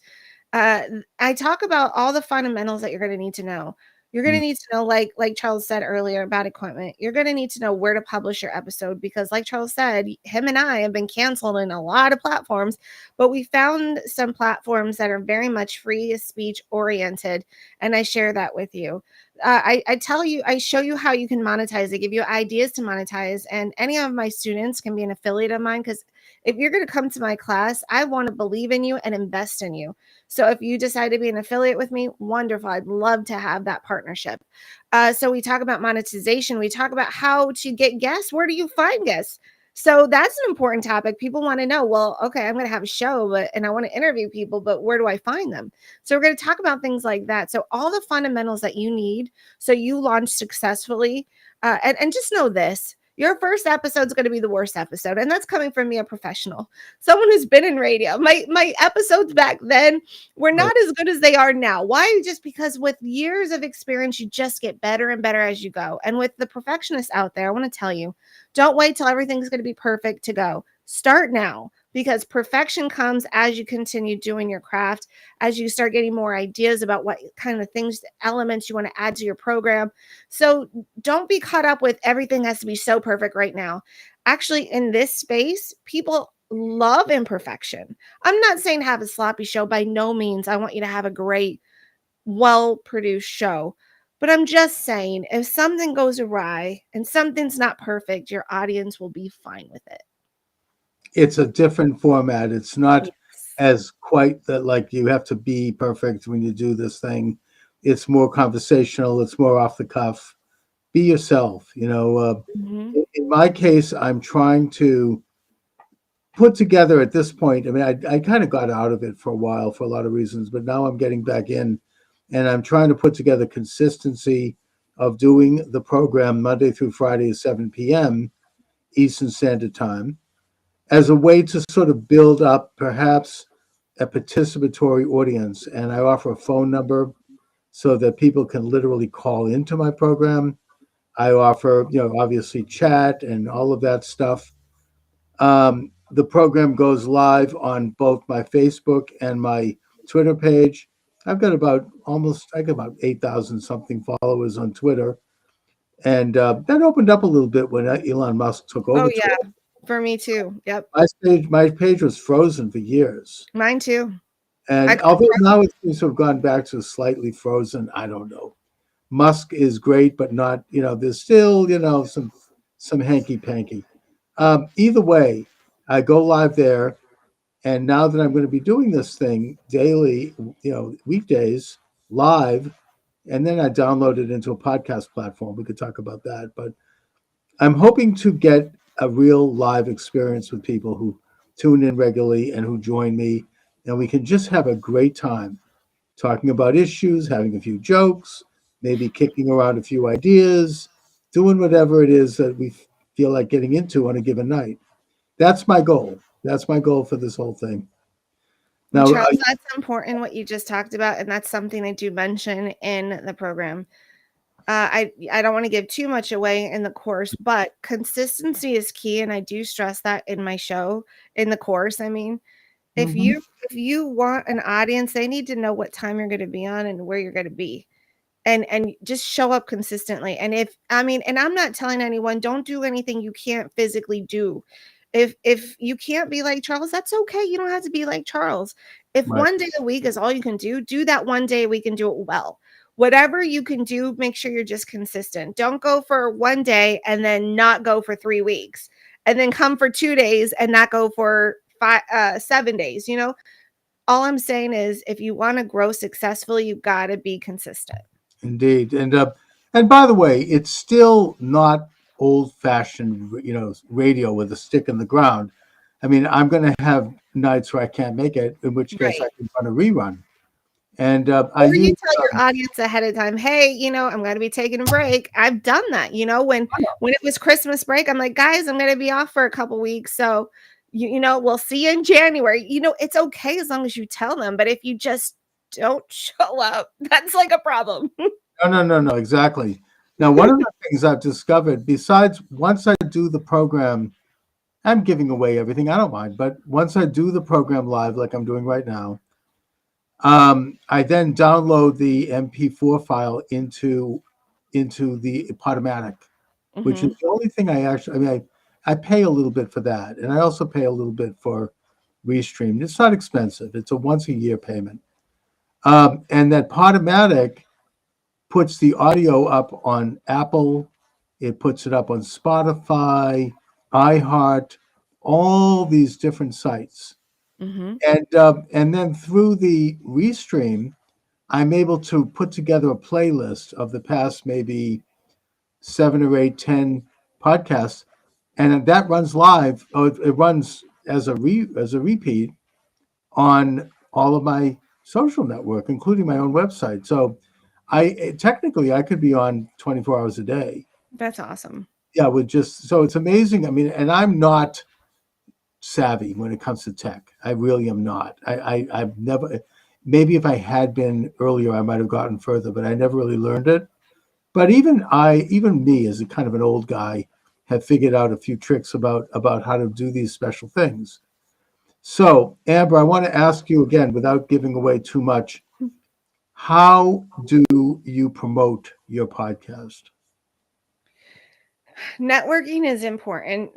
So I'm gonna show you how to network, and one tip I will give you Yep. is make a list of 100 people you want to be on, and then make a list of 100 guests you want to have. And don't limit yourself. even if, like, let's say you're in the tech world and there's this mega guy or this mega woman that everyone in the tech world knows and you want that person on your show, reach out. Because if you never reach out, it's an automatic no. If you reach out, there's a 50-50 chance they're going to say yes and come on your show. Oh yeah. So, People love to go on that's God. one of the keys is like making a list of anyone and everyone you would want on your show, and then make a list of the people you want on your show or on the shows you want to be on, and then you just start reaching out and start networking. That's one of the tips that I'll give you on this No, episode. people like to go on podcasts. They want, Yes. especially if they have a book out. Yes. You go on. I mean, I'm the author of a whole ton of books, but you go on Amazon and you could look at books you're interested in that are just coming out. They want to get on shows. They're trying to promote their book. They could, and not only that, but if they come on with you, they then can promote you by promoting their appearance on your That's show. right. And they can post that on their social network, and their social network might be huge. I mean, it could be like, there's 100,000 people that are going to see it. And one of the little tricks, I haven't figured out how to do it yet, but Restream, which is what we're on now, I could have given you a link, or not the one I gave you, but some other link, and you could have run this interview live on your social network. That's very cool. Yeah, I mean, there's some real stuff that's happening that you can do that's amazing. How do you make money? Advertisers? But that's hard. I mean, I haven't figured that out. I mean, Then come to my course. I'm going. You'll see me there. No, that's a tough one. And I mean, I make a little bit of money mainly because I'm an author and I promote my books and I get royalties when somebody buys a book. And I also use the books. And by the way, writing a book now is a lot easier than ever. If you're passionate about something, there's no better way to learn about it and to go deep than to write a book. Oh, wow. And you can do it. You don't need a publisher anymore because everything's online. I mean, like you and I both, you graduated from Arizona State. I'm going to Arizona State. They have an archive, they have a library link that you can get source material on just about any subject under the sun through their library. Wow. And you can use that information, footnote that information as part of your book. So if you're passionate about something and you really want to delve into it, doesn't matter what it is. You could be a mountain climber, you could be anything, a surfer, or you could be interested in a political issue or history. You can write a short book on it and get it published on Amazon. They do a great job. It's free. You can get a nice cover. You can put together your manuscript, maybe hire somebody for a few bucks off of Fiverr to do editing. I have a guy who's a Canadian high school teacher who does edits on my books. Cost me about $100. Gee, I'm giving away all my secrets. I don't mind.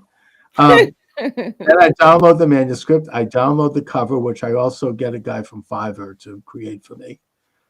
And you can not only get royalties for every sale, but it's a vehicle to get yourself booked on other shows. Correct. Right? I mean, Yep. you're good at this, Amber. You get yourself, you're booked here. I mean, Are you doing digital books or do you do paperback books? all of it.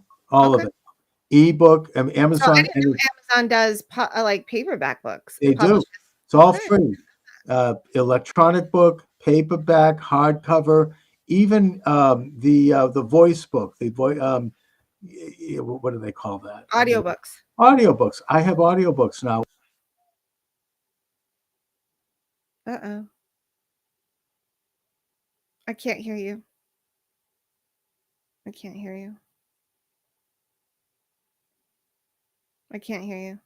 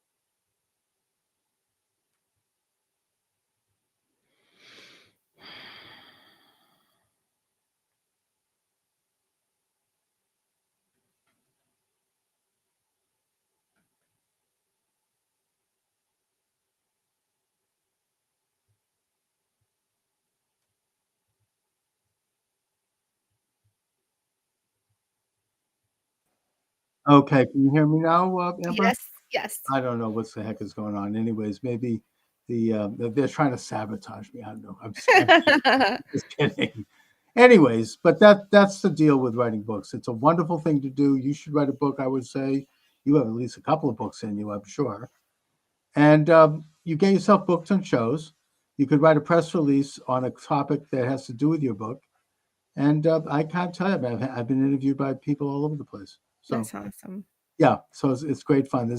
These are all interesting media things that anybody like a poor schlub like me sitting at my table here can do. You don't have to be, you know, going to a highfalutin office to do this stuff. Anybody can do it. As I said, it's very democratic in that way. It's the voice of the people. So, Amber, you do a great job of promoting your program and helping people, which is a great, great endeavor. Let my listeners and viewers know again how they can reach you and how they can get involved in your course and a little bit more about your course. Oh, thank you so much. I appreciate you. The best place to go to find me is theambermayshow.com. There you're going to find all the places where my program airs, but most importantly, my podcast like a pro course is right there. So you go to the Amber May Show, theambermayshow.com, hit podcast like a pro, and then remember to use Charles at checkout. And I go through some of the things that are going to make you successful because I did this from scratch. Remember, 9 years of not broadcasting, so I did it from scratch, and I wanted you just to get kind of a head start to where I didn't have to do. So, like all the things that I kind of messed up on, you can avoid all those things. I'm going to show you how to launch successfully. So that's really exciting, and I'm excited to help in this space that we're in because things are shifting, and I believe that we need to hold the government accountable to the people, but I also believe in really good content. So some of the stuff coming out of Hollywood is just garbage. And so I want to teach people if you really have something you're passionate about, remember, I mean, you can do it now. You don't have to have this big Hollywood production studio. And I could show you how to do that with podcasts like a pro at theambermayshow.com. So I'm on Rumble, I'm on Podbean, I'm on a lot of other places. So if you go to my website, you're going to click on the button and you can find where I broadcast from. Excellent. And I just want to wrap it up by going back to the original press release that caught my attention. Has the media been fair in the first 2 weeks of Trump's return to the White House? What say you? I say no. If you look at what the other side says, like just in social media circles, they're so overcharged. Like they're so upset. They think their world is collapsing because they're only getting half a truth. So they are not being fair. The media is not being fair to Donald Trump. I mean, the US aid should be a big red flag for everybody because, it just came out actually. Yournews.com reported on that the federal records reveal Politico and the New York Times received millions in Oh, taxpayer yeah. funding Oh, from the yeah, Biden right. And some of the administration. stuff, and they lie about it too. They say, "Oh, it's going to end humanitarian aid." That's nonsense. That's The that's little, right. the little bit of humanitarian aid that they handle, which is probably like 10%, that's not going to end. I heard Secretary Rubio talk about that. He said it's going to continue to be run by either by the State Department directly or by some reconstructed U.S. aid. The problem is that the majority of their money goes to very bad things Mhm. all around the world. I mean, overthrowing government, left-wing causes. You want to support left-wing causes? Write a check. It's not something that should be done by taxpayer money. Right. They even are involved, and maybe I'm going to get in trouble for saying this, but it's out there, in funding the Wuhan lab, which Mhm. created COVID. Okay, Correct, enough correct. said. I mean, it's not pro-America. Right. It's not in the interests of anyone, regardless of your political affiliation. So they're going So, to no, lie they about it. have not been fair. When you look at how they interview Donald Trump, it's very attack oriented, very attack. And when he gives the correct answer, they want to lie about it because they don't want to look like they're lying. So they try to fact check what the president or vice president says, and they do it in a very attackful manner. And so it gives the perception to their viewers that our president is trying to lie to them when in fact he's trying to reveal that the media is trying to lie with all these half truths. And that's even if they're doing a half truth, right? Oh, yeah, So these things, they're complete lies, but you know something? It's not working for them. Trump knows what he's doing now. He's going right into it. JD Vance is tremendous. I'm glad he picked him. He's Mhm. handles people very well in the media. Pam Bondi, Pete Hegseth, these are experienced media people. They know how to do it. You know, they know how to handle this kind of stuff. And I mean, those hearings, I mean, they sounded like a bunch of harpies the way they were. Oh, the hearings were a joke. They But didn't give the people that were supposedly being uh, questioned any chance to speak. All they were doing was, where's the statesman in all of this? it was They so, hold a political office. You should be a statesman. I'm not saying you have to like Mark Rubio. You have right. to like Kash Patel. You have to like Pete Hegseth. You don't have to like him. You don't have to like his policies, but you could be there in a respectable manner and not just say all these accusations and never give the person a chance to respond. That Or was such a gross way of doing things that I'm tired of it. I need it to change. It's been going on for decades. yeah. It needs to stop. Be statesmen. You guys are representing your state. Act like it. That's what I got to say. It would be nice if they actually talked about a couple of substantive issues rather than Right. just pure, mudslinging. And, That's you all know, it is. people are really sick and tired of it. And it didn't work for them this time. It just, they came across very poorly and they couldn't stop it. So I feel like maybe I'm baby pipe dream, but I do think that President Trump's nailed it when he said that we're entering into a golden age, and that I think it's going to be in that position. We'll be in that position for a generation, possibly. People are just it's a whole different paradigm, a whole different way of doing things, and I'm excited. You know, I'm sure you seem to be too. So, Oh, I'm very excited. oh yeah. So Amber, again, let my listeners know your websites, and I urge you to check this out. I will be doing so. Amber, please talk about that. Charles, I had so much fun being on your show. I think we're very like-minded. I like the way you think and the questions you asked. And so your audience is blessed to be tuning in every day to your program. The way you find me is going to theambermayshow.com. There you're going to find all the places where I broadcast my show, The Amber May Show, if you didn't get it from the website. or Okay. and while you're there, please head over to Podcast Like a Pro. If you've had a small inkling, if you're a pastor in the faith realm, or Mhm. if you're in the DIY realm, or if you're in the news realm, go over to Podcast Like a Pro. And I'm going to show you how you can do what me and Charles are doing and do it successfully. And again, use promo code Charles at checkout to save some money. All right. Thanks so much, Amber. I really appreciate you joining me. Let's stay in touch, and God bless. God bless.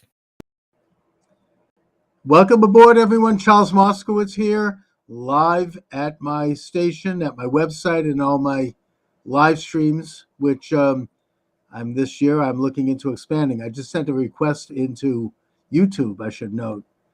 YouTube suspended my account or canceled my account in 2001, where I had probably about at least 600 or 700 videos going way back. I've saved them. I didn't lose them. I lost my I'm not sure if it was 2001. I think No? YouTube was founded in 2005. But Yeah. you, I'm the sorry, 20, 2020, 2021. Thank you. Thank you. but knowing you, they would have kicked you off before they even started. Exactly. That would have been Yeah. historic. So, I sent them a note noting that the two major issues that I was booted off with, which were questioning the legitimacy of the 2020 election and medical experts who suggested that the use of hydroxychloroquine and ivermectin was good treatment for early COVID, that these are no longer issues. Maybe they wanted to censor it back then, but you know, the Biden regime is gone. There is no more threat to having them recalled or having nothing like that. So it's kind of irrelevant whether or not we talk about that now. Yeah. And secondly, the ivermectin controversy. Even the CDC now admits that it's perfectly okay to use it as early treatment for COVID. So I asked them to reconsider this in the context of today. And I also mentioned at the end of the note that I want to test President Trump's executive order ending censorship to see if that's something that has any legs. So, we'll see what happens. But I think that I'm making the case that it's time to restore free speech. It's time to bring back freedom. And there's freedom in the air, I must say. Oh yeah. Oh yeah. Well, it's kind of ridiculous that they clung to that, and included in that mess is the kicking all those people out of the armed services for the vaccine thing. Oh, And awful. but as your viewers know, that went on for about 18 months beyond the time it was, if it ever made sense, which it didn't. It was 18 months beyond that, and it was private companies and so on, hospitals. Oh yeah.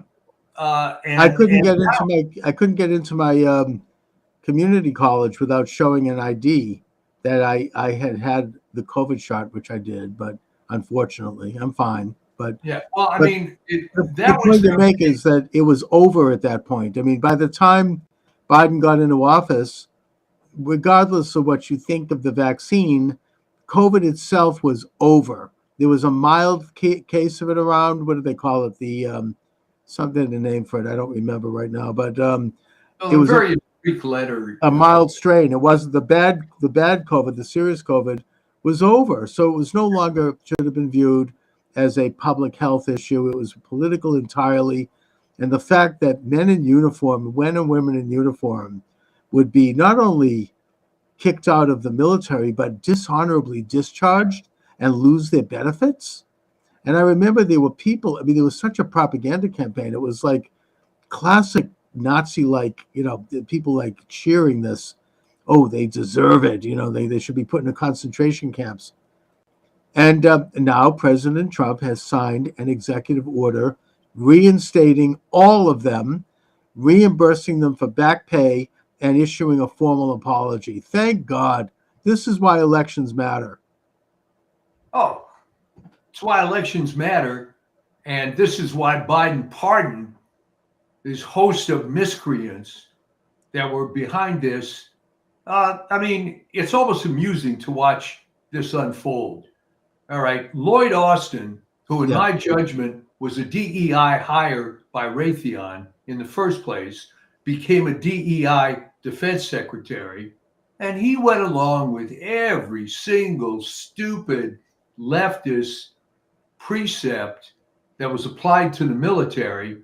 And the Democrats have the gall to say, well, what are Hesget's qualifications? What are any of these idiots' qualifications? Robert McNamara had a resume to die for. How did that work out? Well, actually, Hegseth has done 2 tours of duty. Yeah. That he would be the first defense secretary to actually have been literally on the front lines and in battle. I think that that's something that does stand him apart and makes him unique. Exactly. What the hell are they? They're talking about with qualifications. This is it's a good thing to see somebody who has some insights from the inside, rather than coming in because they're connected, they're a hack, or they've got money or whatever. Well, that was the problem is that's almost never been the case. You can go back. Maybe you'd have to go as far back as World War I, where you'd find a significant number of generals that actually had combat experience before they were promoted. I think the last one might have been Ulysses S. Grant. Yeah. I don't know. It definitely goes.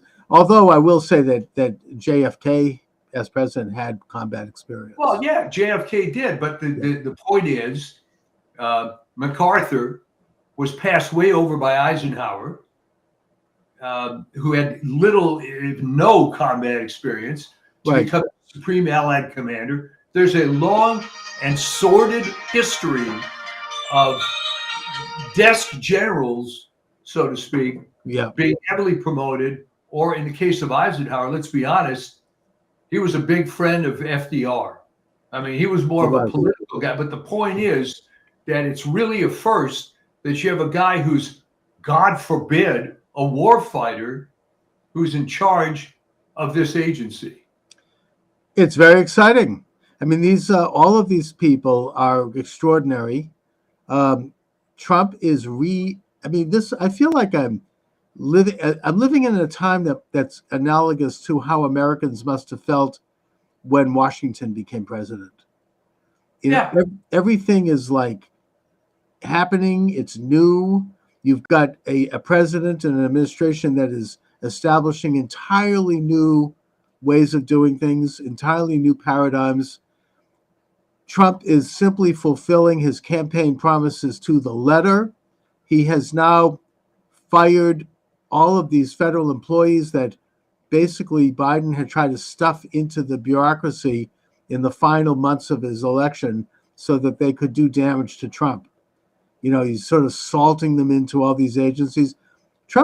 I think that Trump, obviously this time around, he knows because he already went through it the first time when they did do this. Remember the Vindman brothers? I mean, these people were all put in there by Obama. They were like booby traps. They were little bomblets that would go off at the right time. Trump knows this now, and he is cleaning house. I mean, he's utterly banned the DEI bureaus that were put in by Biden. He's taking on all of these political people who claim they have, civil service protection when they don't because they've been in there long enough. And he's ordering people. He signed an order ordering people to go back to work. And it's just incredible. I mean, I feel overwhelmed almost when I look at the news. I don't know which.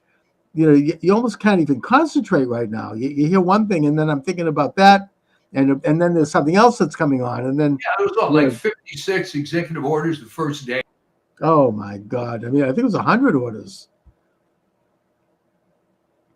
and it's just and the other thing it showed on, Biden could have changed at the drop of a hat. Oh dear! Do you need to take the call, Mike? Hi, can I call you back? Thanks. Sorry about that, folks. No, that's okay. Too many things going on. If you need to take a call, you can step away for a minute. All right. It's, one of my old cliches is everything happens at once. Okay. I get it. All these guys showing up at the new house to do whatever, and it's all right now at the exact moment. Anyway. But, so Trump is going to have all of these booby traps and minefields that have been planted, and he seems to be handling it pretty well. He's doing a great job. Here's the other thing. Yeah. Remember this quote bishop that gave that address? Oh, yeah. I mean, that was no kind of sermon. All right, here's the thing. People like Laura Loomer are saying, boy, how come Trump's people didn't tell him he was walking this minefield? He knew what he was walking into, and he went in there to just expose this crap. All right. We don't even have to worry about how far down the Episcopal Church has gotten that in their primary national cathedral, the clergy person in charge is some radical lesbian. I mean, let that sink in for a minute.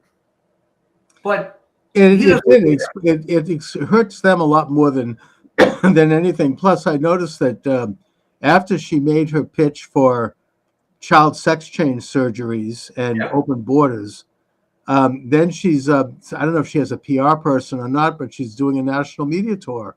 All right.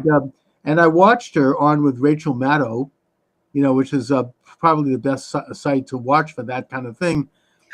And it's the same old thing. It's like they haven't learned anything. These are the same, don't they? First of all, they obviously don't believe in democracy, because if they did, they would know that Trump won the popular vote. But putting that aside, I mean, it didn't work for them. It didn't help them. And now they're digging in further, and it's just becoming this diminished cult of bitter, hateful looking, sour faces. So what you're saying is nothing has changed since Ethel Rosenberg, right? Yeah. They are haters. They're hardcore commies. Nothing's going to change them. It doesn't matter whether it works or it doesn't work. They have to die for the cause, and the cause is finding some way to divide people. And in the case of Ethel Rosenberg, it was more important to die for the cause than to be alive as a mother for her own children. They're all negative. There was never anything on the left that was ever positive. It was always about tearing things down, destroying things, and just depending on what the hobby horse of the moment was. In 1917 is we have to take down the czar, okay? In 1964, it was civil rights. In the early 70s, it was women's rights and workers' rights and transgender rights. It's all a bunch of garbage to divide people, but it always has this little bit of panache that we're doing something good, but no good ever comes out of it, does it? Well, they basically leech onto what may very well be in some cases good causes. I think like the labor movement was a good cause, and the one and only area where I actually give credit to the far left is that they did help organize labor, and that's good. But they did it for the wrong reasons. They did it because they want to overthrow the society and use workers to further their collectivist goals, which are against the interests of workers. But nevertheless, in the process, it's kind of like they get something done. But here they are now. By accident. I think it was and it backfired on them because labor became very patriotic. Yeah. And of course, now they're against labor because they want to open the borders, which hurts the value of labor. And most people in labor unions voted for Trump for that reason. Even Bernie Sanders has admitted that. He said, I could find common cause with Trump on that one.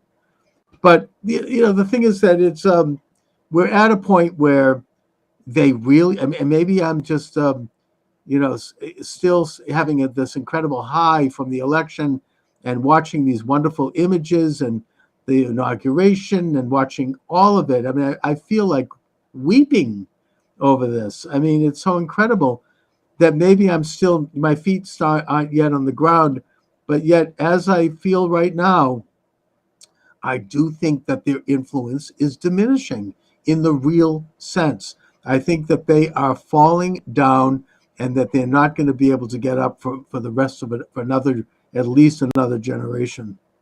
Well, the reason it's falling apart is that there's a built-in tendency, no matter what it is they do, no matter what the cause is, they always have to jump the shark.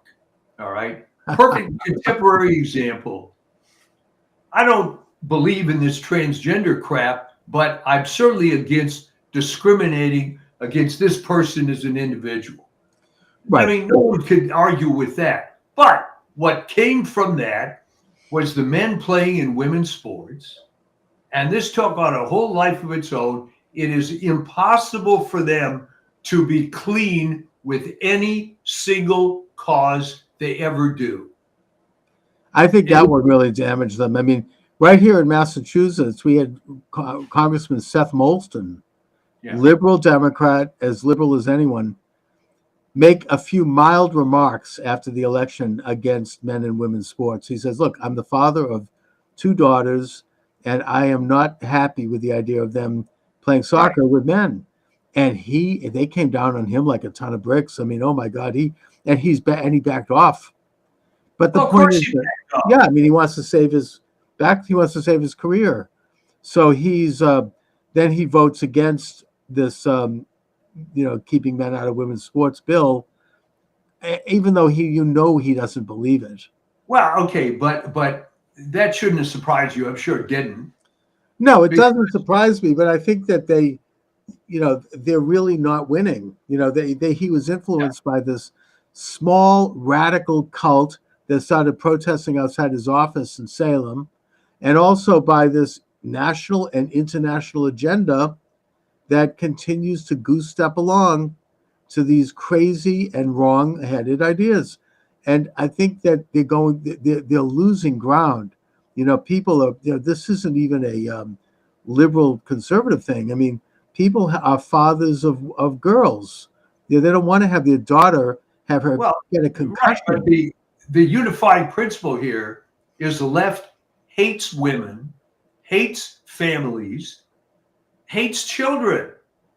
How can someone, I mean, forget about abortion, how can you vote against the Born Alive Act unless you just hate children, hate people, hate society?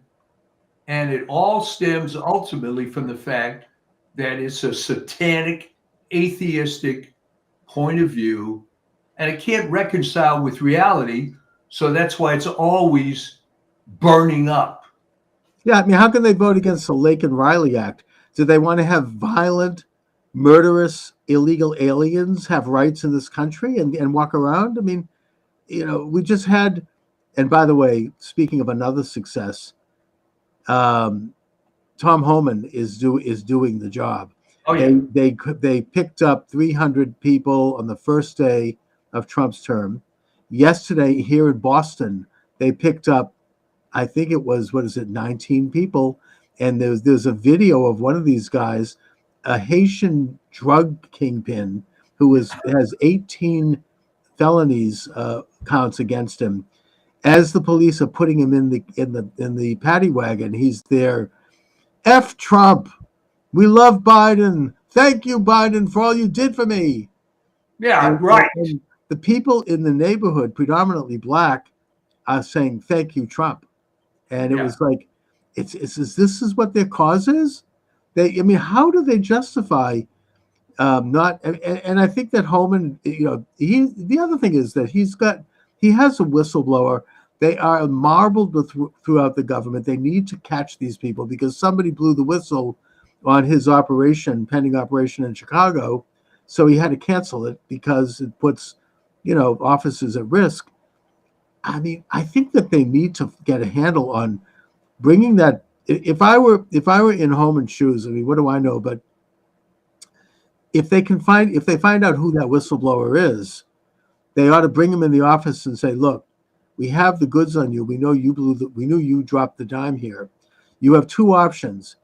Either you turn in 10 other people in your outfit and we'll allow you to resign quietly and then you can go away, or we're going to fire you and we're going to prosecute you because you've committed a felony. You can't release information from the inside government like that. Well, this is it. I mean, think about it, Chuck. These people are willing to die for a cause. All right. And the argument they always use, I mean, it's hilarious. Well, migrants, whatever that means, commit less crime than Americans. That may or may not be, but that doesn't change the fact that this Haitian drug lord was in the country. Yeah. And it only took 2 days for Homan to find these guys, because remember hearing all through Biden's term, we don't know who these people are. We can't find them. It would be too expensive. Oh, no. They knew damn well. Homan is operating off of lists that are compiled by local police departments. Oh, yeah. And they're being very careful. Here in Boston, we have, I don't want to mention her name because I've got some personal issues, but she's a major liberal figure. She has said that they're going to make mistakes because they'll apprehend someone who's not, involved with crime, and they'll get deported. And this, that may happen. There may be some instances of that. But I think that they're going to have a pretty tight ship over there. They know exactly who they're getting. I've seen Homan interviewed about this. They know exactly where these people are, and they're quietly and methodically picking them up and then having them deported. And it's not going to be out the media. Homan himself said, look, they're going to find one case where they'll have some woman crying, and this is, look at what they've done, and you'll have Lester Holt putting it up on the news, right? And he said, look, how about the hundreds of thousands of children who have disappeared? Why don't they show them? Why don't they show the victims of fentanyl, like my brother's stepson who died last year because of fentanyl poisoning? Yeah. Why don't they show his mother? Her life has been shattered. My sister-in-law. Why don't they show them? Why don't we see who really has been harmed? Well, look, it's the same thing. That whatever good came out of these fires was what the deep blue ivory tower people in Palisades and Malibu finally hit them. Okay. And now they want the National Guard and they want the protection. Okay. Meanwhile, there's video of Trump in the first term after a fire meeting with Gavin Newsom, and he's like, and I think Bill Maher made a reference to this. It's like, just because Trump says something, they won't do it because, it's like that's supporting the Trump and the right wing. And he's like, you have to rake the forests. You have to bring these trillions of gallons of fresh water from Northern California south through pipelines and aqueducts. We'll help you. The federal government will aid you. And Newsom is there like, oh, yes, sir. Yes, great idea. Thank you, Mr. President. Then he didn't do diddly squat. No. Then nothing. Crickets. No, he's a total clown. And what happened in LA, I mean, it took years. It was not overnight that the mayor became this lesbian DEI moron who actually ran against a guy who was pretty qualified in Rick Caruso. Yes. But no, this took decades for this infrastructure to be put in. And okay, hey, you had your way. You got all these leftist plants in there. As Dr. Phil would say, how's that working out for you? Exactly. You have all these. This is why planes are falling out of the air. Yeah. You've got fire, uncontrollable fires. Her whole website. We are so proud of the fact that we've hired lesbians and that we're, it's like nobody. What about fighting fires, right? I mean, Trump is like, hey, we're going to have a merit-based system. He is doing it, and nobody can say a damn thing about it. Well, I want people to know that this DEI in the LA Fire Department was going on for decades. They just didn't call it DEI. I had a very good friend who was forever a captain in the LA Fire Department. When he came in, he was one of the top young, smart guys. Hey, you know what? He just couldn't become a chief. Just wouldn't happen, because he's a white guy. Yeah. And that was it. And he was told that to his face. Oh, yeah. I mean, I was listening to Jeff Kuhner this morning. He's in Boston, great talk show host. They can say stuff that I can't say because of YouTube. But he had a caller who said, look, I'm a high-level government engineer. He's a retired guy. Right. Said, I was working on a project for years and building it and creating this incredible thing. And just before we were to roll it out in the public, suddenly I'm demoted and a young Chinese woman is brought in as the head of the agency. And then when they rolled it out, she got all the credit. And it's like, that's happening with every agency. Yeah. And I'm just working there. I'm just a worker. Well, and the part of the campaign, look what we've done. We've hired a woman, a minority, and she's done these incredible things. She didn't do diddly squat. I mean, she didn't know anything about it. He actually had to teach her a little bit to help her talk about it. Yeah, well, this has been going on for a long time. The other agency that got ruined is the Patent and Trademark Office. All right. Oh. That used to have, first of all, that was one of the few agencies in the federal government that actually made a lot of money, because you have to pay fees for trademarks and patents. All right. And they had examiners, generally were attorneys with an engineering background in the patent office. And a lot of these guys, you may not know this, that was one of the quote unquote Jewish agencies of federal government. IRS was one, the Patent and Trademark Office is the other. The Jews are at the IRS. That's discouraging. Yeah, that was for a long time. Yeah. Well, what had happened and GSA, by the way, was also Jewish Well, agency. that doesn't surprise me. But Jews have a history of being property managers. yeah, well, what had happened in all those agencies? How can I put this? When I started dealing with the federal government back in the 70s, I would deal with Sid Goldstein. Then one change came. Then I started dealing with Viola C. Jones. Ah, Okay, guess the race on that one. right. And then after Viola, it would be an Indian person or a Chinese person with an unpronounceable name who couldn't speak English very well. All right. And I'm, again, I've dealt with these agencies since 1975. And so Right. I've seen how this stuff has changed. And No, it's definitely been creeping in for decades, and it's sort of like a merit-based system. I think ultimately is going to mean that plenty of minorities and women are going to get great positions because they're good. But the idea of putting someone in there, if you have a quota, it's not going to be because they're good. It's going to, you have, and then there's incentives to do it, and we see the consequences. We see, as I say, airplanes are falling, wings are falling off of Boeing airplanes because of this, right? And you're in the sky, get a hole blown in your plane. This isn't an accident. These are done by people who are just not the best. And if there's one thing we can say about Trump, he does want the best, no matter who they are. He doesn't give a damn. Look at, Scott Bessent. He's gay, married. He's got kids. Trump doesn't give a damn. He wants the best. He's the best economist in Trump's opinion, and he probably is the best. He doesn't look at those things. Bessent himself made that point when he was asked about it in his, confirmation. He goes, yeah, but the point is that that's not why I'm being brought in here. It just so happens to be the case. Well, there was another stereotype, again, early on in my dealings with the federal government that you don't see much anymore, and you'll get a kick out of this. And that was the spinster, all right?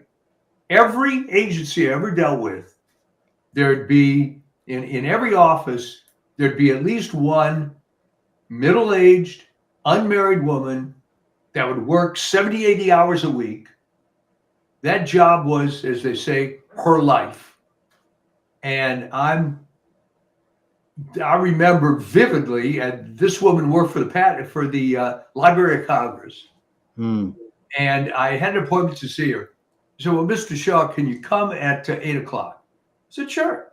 No, 8 p.m. I said, well, yeah, I'll come at 8 p.m. Why would you want that time? Well, everybody else is gone. And we'll be able to get into more detail and not be interrupted. And I found women like that at every single agency. Now that started fading away a little bit, but that was one of the good stereotypes. Yeah. Because you knew if there was someone like that in an office, that's who you wanted to talk to because they knew what was going on. They were dedicated to it, and it was their life. Yeah. It's like a nun or what I mean? Like, that's a very good analogy. Yeah, and they're incredible people, powerful. Yeah. They run the, I think that those nuns run the church. Anyway. Yeah, it's well, today I guess is the saint's day of one of them, Mother Mary Ann Cope, who people might be familiar with, Father Damien, who went and serviced the lepers in Hawaii. In Hawaii, yeah, Molokai, yeah. He died. Sister Mary Ann, or Mother Mary Ann, they called her because she ran this group of nuns. Yeah, took over. So yeah, there's always been a tradition of service, and it it's continues. a great tradition, and people actually care about they're focused on their mission. It's I think that, as I said, Trump wants to get back to that. He doesn't give a damn. People, I remember, said, I think that Ivanka actually said, we answered a question like, he says mean stuff to women. It's like, no, he says mean stuff to people, whether they're women or men. He doesn't give a damn. he treats people like people. It's not like he's, you know what I mean? It's sort of like an equal opportunity, mean guy. That's just, he looks at situations. Years ago, and I urge people to do this, I can't recall the details, but I read the book, The Art of the Deal. And I think Trump played a lot he was very involved in writing that book, unlike a lot of, famous people who really don't write their book, Right. like Bill Clinton or someone like that, or Obama. And Especially what? Especially Obama. Yeah. Oh, well, yeah. We know who wrote that book, but he really, you get that personality. Like he's like, this person is great, and it doesn't matter. It's like everything is based on who did something. It's like accomplishment based, and he loves to make deals, and he enjoys the process of making a deal. Speaking of deals, I can't confirm this. I heard this in passing. I don't know if this is true, but there's a lot of danger right now with regard to the internationalist establishment trying to suck Trump into some kind of a perpetual war in Ukraine. Trump has said in the beginning that he wants to have a deal and he wants to stop the killing. And that basically, as unpleasant as it is, Russia has, captured territory there, and that's that. Ukraine has to suck it up and deal with it. Whereas you have Zelensky trying to agitate. He wants boots on the ground from Europe and from the United States, more money, which is insane. But what I've heard is that Putin has agreed that he should come to the peace table and make a deal. But he put out several conditions, and one of them was that he wants to extradite Anthony Fauci to Russia to stand trial for COVID crimes. Now, when I heard this, I thought of your article, Michael. About that, and I think that would be like sending Mengele to Tel Aviv, right? It's like, really, that would be incredible. Well, they sent Adolf Eichmann, and Eichmann was sent to yes, Tel Aviv. Exactly. But that's I draw a parallel between that and Fauci standing trial. I don't know if this is true. I heard this. I read this. I think it's a comment made. Well, let me put it this way. There's a lot of people who want to get Fauci and are not going to be at all deterred by the pardon that he received. Oh, I think that those pardons now are under serious question, including by a federal judge who has weighed in. I don't get his name, but that they're not really valid, because you can't just pardon someone for something they might do in the future, or if they might get charged with. A pardon has to be connected to. Well, that's what I always thought. Oh, I mean, there's one single exception to that, and that, of course, was the Ford pardon of Nixon. That's fine. He was a former president of the United States, and that he was pardoning him in a manner that probably today wouldn't have been necessary, because former presidents have a certain level of immunity from prosecution. But you can't just pardon people without them having, like, all those pardons that Biden, with 10 minutes left to his presidency, issued for his brother and his brother's wife and his sister and her husband. They're not valid because those people have not been charged with a crime. Yeah. They're not being prosecuted. There's no investigation of them. Now, maybe the Hunter Biden pardon may stand up because he actually was convicted of a crime. But the rest of this stuff, and Fauci and Milley, they don't have any legal standing. Even liberals are. It's like an all-purpose get-out-of-jail-free card. Yeah, I mean, even liberals are not happy with this. I heard even Jim Braude on NPR here in Boston, who is the biggest hater of Trump, and he's sucked up to Biden for years. Even he said he didn't like this, and that to me says something. I've never heard him criticize anything. So I think that, these investigations are going to go forward anyways, that Milley very well may be court-martialed. And the way to do that is for Trump to call him back into service and then have him court-martialed. And if they find him guilty of treason, I think he may face a firing squad, and would deserve to. Well, I mean, the whole thing was absurd. He was another one of these desk general types that got promoted. I don't know who he knew or what he had on whoever, but there's been so many of these guys over the years. You wonder how they got to that position. The military has a long way to come back from all this stuff, but I think it's headed now in the right direction. It reminds me of, I mean, my late father was a big fan of Gilbert and Sullivan. I don't know if you know them. Yeah. The Major General. Major General. He polished up the handle of the big brass door. He polished up that handle so carefully that now he is the leader of the Queen's Navy.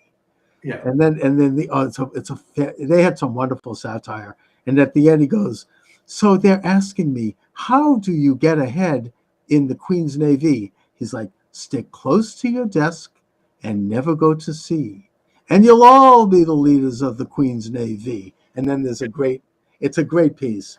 I'm going to revisit that. There's some great stuff there.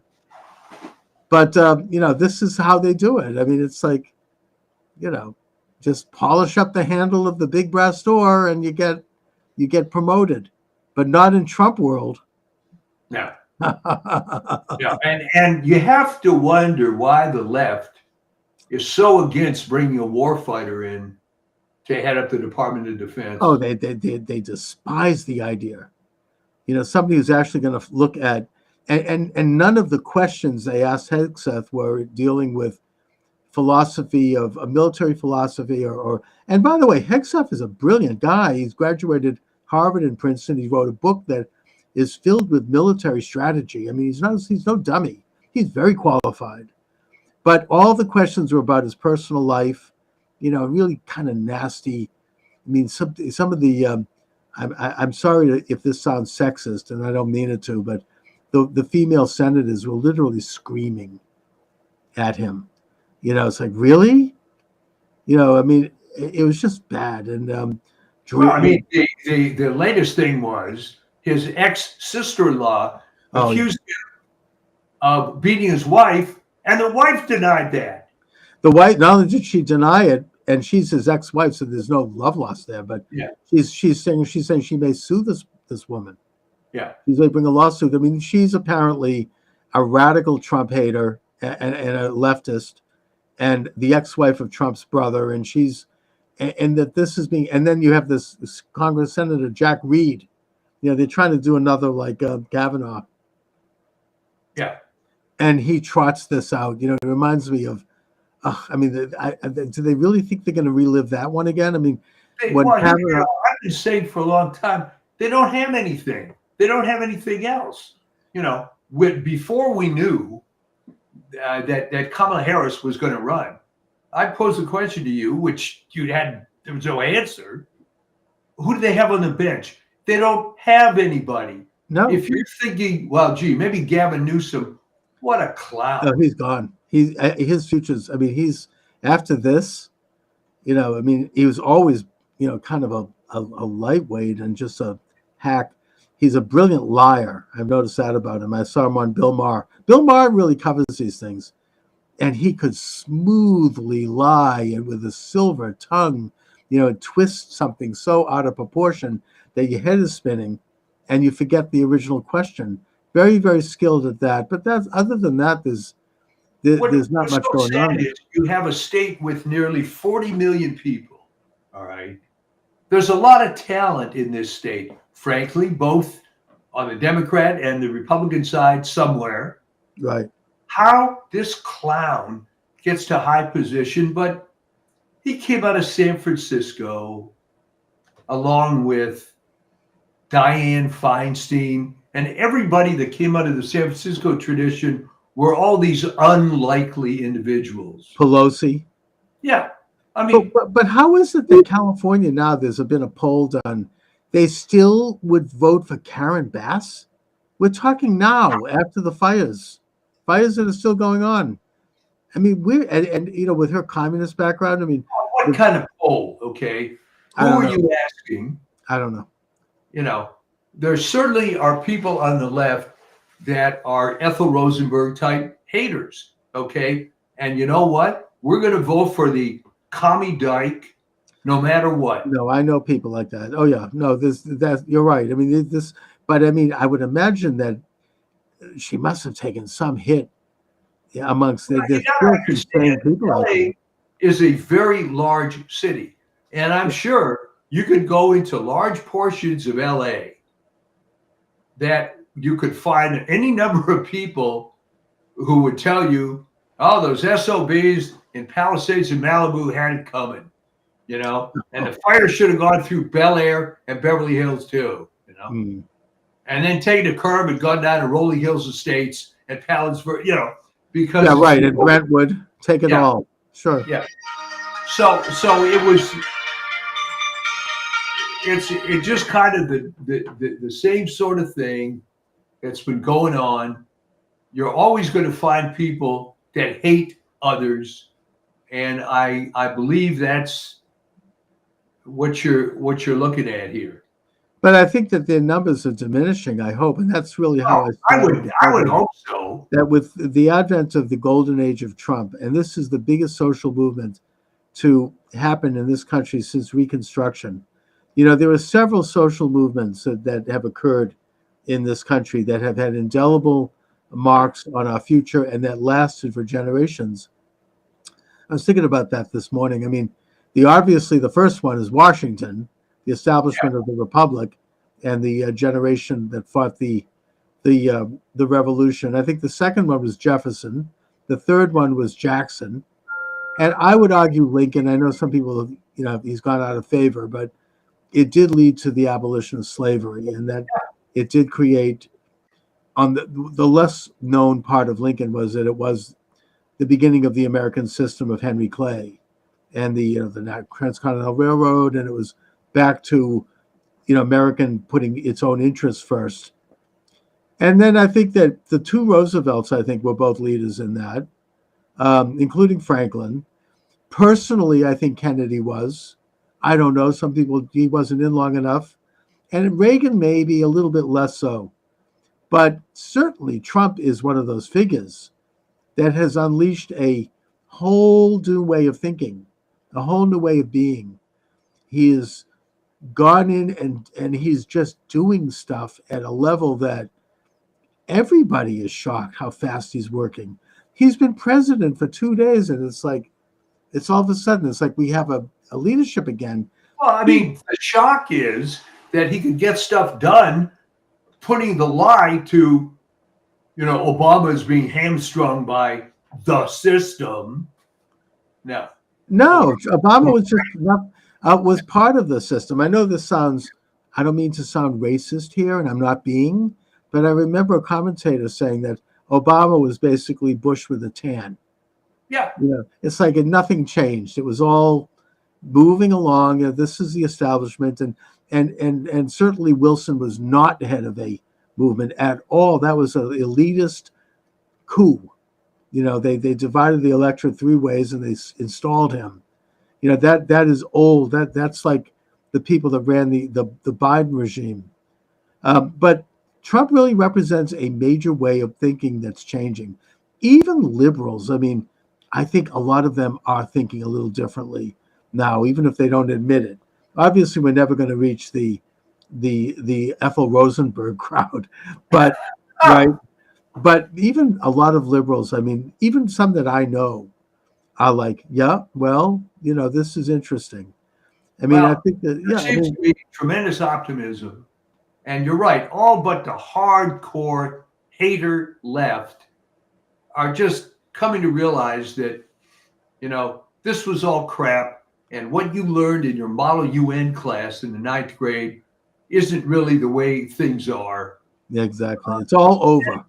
And you know, this is it. How dumb do you have to be? This is funny because I'm getting all this work done at the house. And here's the analogy. There's a guy that's got a pretty big YouTube site called The Lock Picking Lawyer. He's got about 4 million subs. Pretty decent size Wow, YouTube that's channel. good. All right. His whole thing is he makes it look easy picking locks. All right. So I was talking to this guy today, the locksmith, putting some stuff for me. And we started talking about the lock picking lawyer. He said, it makes it look easy. And I said, well, real life, most things aren't that easy. And he said, yeah, you're right. It isn't quite like you see on TV, So there really is a change Yes. in the air. And this time around, Trump knows what people the feel story more is. positive, optimistic. Everybody wants me. All right, Mike. I think I'm going to have to thank you for joining me. Yeah, and we'll talk to you Get next stuff week. going. All right, Mike. Be All right, well. take All right, take care. Okay. So I just wanted to, before I sign off here, I wanted to briefly get into the business of the pardon of the 1,500 men and women who protested at the U.S. Capitol, because let me see if I can go live on TikTok. No, I can. All right, we're live on TikTok. I guess that TikTok has restored my live stream, so I'm going to just do a little live here before I sign off. I'm doing my usual live stream on Rumble, by the way, if you're joining me on TikTok. And we discuss issues of the day. Michael D. Shaw was my guest. He had to step out. He's got a lot going on. But I decided I'm staying on a little longer to talk about a few issues. By the way, you can join the program. 508-637-5596. 508-637-5596 is the number.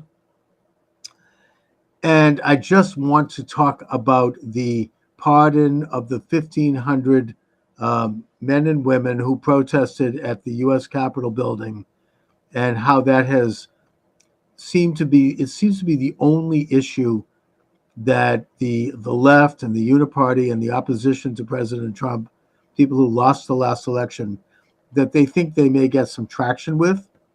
And I want to address it because the fact of the matter is that they're not going to get anywhere with that. From a conventional standpoint, President Trump showed compassion. He showed decency.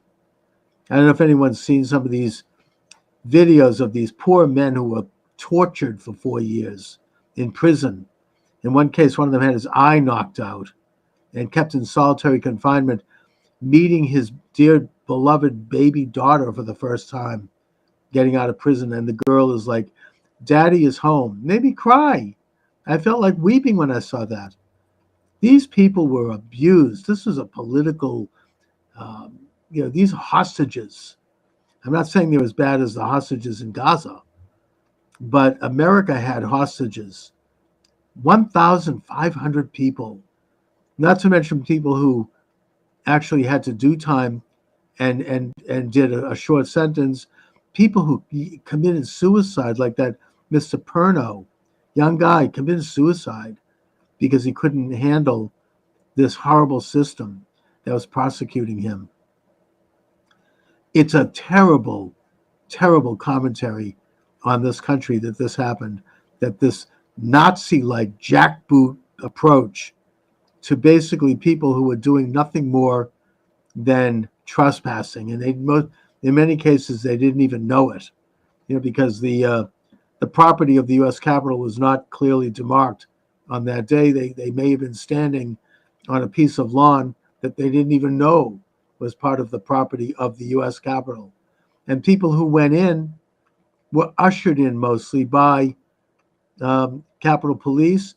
And, one of the reasons they didn't want those videos released, and they still haven't released all of it, is because it shows them walking between the felt, rails and looking at the artwork. And they really were acting like tourists.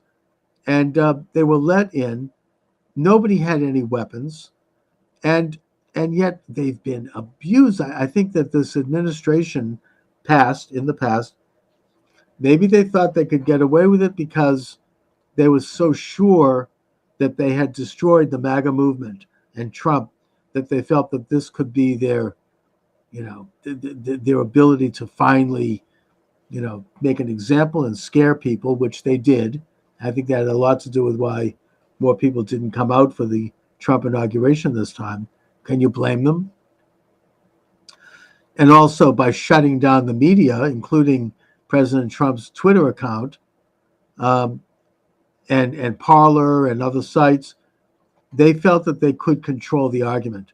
They felt that they had the upper hand in terms of censorship when they didn't, because people found other ways to communicate.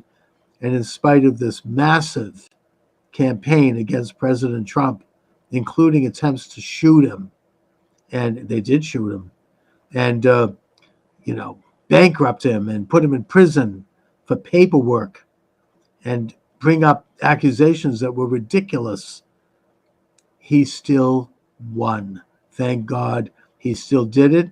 He did it with very little money spent, and they could not stop him. So I think that with all of these factors, we ought to put this event of January 6th in its proper context. Hi, Dominic. How are you? What up, my guy? Charles, how you doing, my guy? I'm good. What's up? Harry Sisson for president? Seems a little soon to be running for president, I guess, but why not? For president? Yes, it says behind you. You sure about that? Yeah. Look, your background, it says Harry Sisson for president. Did somebody put that up there, or maybe you did? I don't know. What's going on? Charles, you trolling me, Charles? No, I'm looking at the screen. You sure? Yes, I am positive. Do you wear glasses? I see what I see. Listen, maybe somebody else has put that over you and you don't know it. But if you record this talk and you watch it back, you'll see that you have a big sign behind you that says Harry Sisson for oh, wait a minute, you're right. Maybe I do need glasses. Harry Sisson for president. There we go. Okay. All right. I better get a new prescription. All right. I was gonna say, I think we need a new prescription. All right. I guess maybe I was fooled by the stars. I don't know. I was gonna say, I think you're seeing something. All right. Welcome aboard, everyone. Charles Moscowitz here. Michael D. Shaw is joining me today. Here Mike, we are. how are you? Hey, it's a nice, it's a beautiful day in the neighborhood. Right? Yes, indeed. It's a countdown toward President Trump. Do you notice, even among the liberal environment that you're in, there's just a more positive vibe from everybody, even the real hardcore liberals? Oh, everyone knows that the country bit a bullet. I mean, I think that everyone senses that, even the hardcore. As you say, I mean, our Governor Healy just did an interview with the Globe where she said that she plans to fully cooperate with the new Trump administration. Whoa. And a couple of left wingers and liberals are absolutely having a meltdown over this. But I think that the whole rotten, so-called resistance is crumbling. You still might have Newsom and you might have that fat guy in Illinois, but other than that, I think it's starting to just disappear. They're finally starting to move inexorably into the dustbin of history. Yeah, and even with the case of Pritzker and Newsom, yeah, they're going to turn because the popular will just isn't with it, and I don't think even those two are going to want to die on the hill of whatever the hell the left stands for now, which I'm not even sure what that is. Well, what are they going to do? Stand in the way of deporting criminal, illegal, violent gang members and drug dealers and, rapists? I mean, this guy just yesterday immolating a woman on a subway car in Brooklyn and sitting there, someone's filming it and he's there throwing gas on the fire. I mean, this was an illegal alien from Guatemala, by the way. And I just don't think that certainly Eric Adams is on board. So I think that the idea of opposing them being apprehended and deported is not going to be very popular. I mean, it's just, is that really the hill they want to die on? Yeah, exactly. I mean, it all started falling apart. The whole identity thing. I mean, good grief, if you saw any of the video between Anna Kasparian and Cenk Uygur, where she is just freaking out about how she believed all the BS. And then suddenly it's like it hit her like a stroke of lightning that her life has been ruined, not by the Republicans, but by the Democrats. And then Cenk Uygur was at something with Charlie Kirk, right? Yeah, Charlie, he was at the Turning Point USA event. And he's, exactly. I mean, he said, look, the conservatives and the Republicans are a lot more tolerant and generally a lot more friendly to opposing opinion than my side. And he's, there is, I think there's going to be a major cleaning of house over there. They're just, it is kind of like I observed before the election. It's going to be like the George McGovern loss of 1972. Right. I mean, they're going to have to really get their house in order, and it's going to take it could take a decade before they come back from this. And I mean, I don't think that Biden is going to really, he has a few more weeks of mischief. I don't think he's going to be able to do much more. He's already commuted the sentences of some really, really bad people, and it didn't go over as being particularly humane. Now today he's commuting the death sentences of, I think it's 24 people on death row. And these are some of the worst, people. I mean, slaughtering children. I mean, really violent criminals. And I think, does he think this is going to be seen as progressive?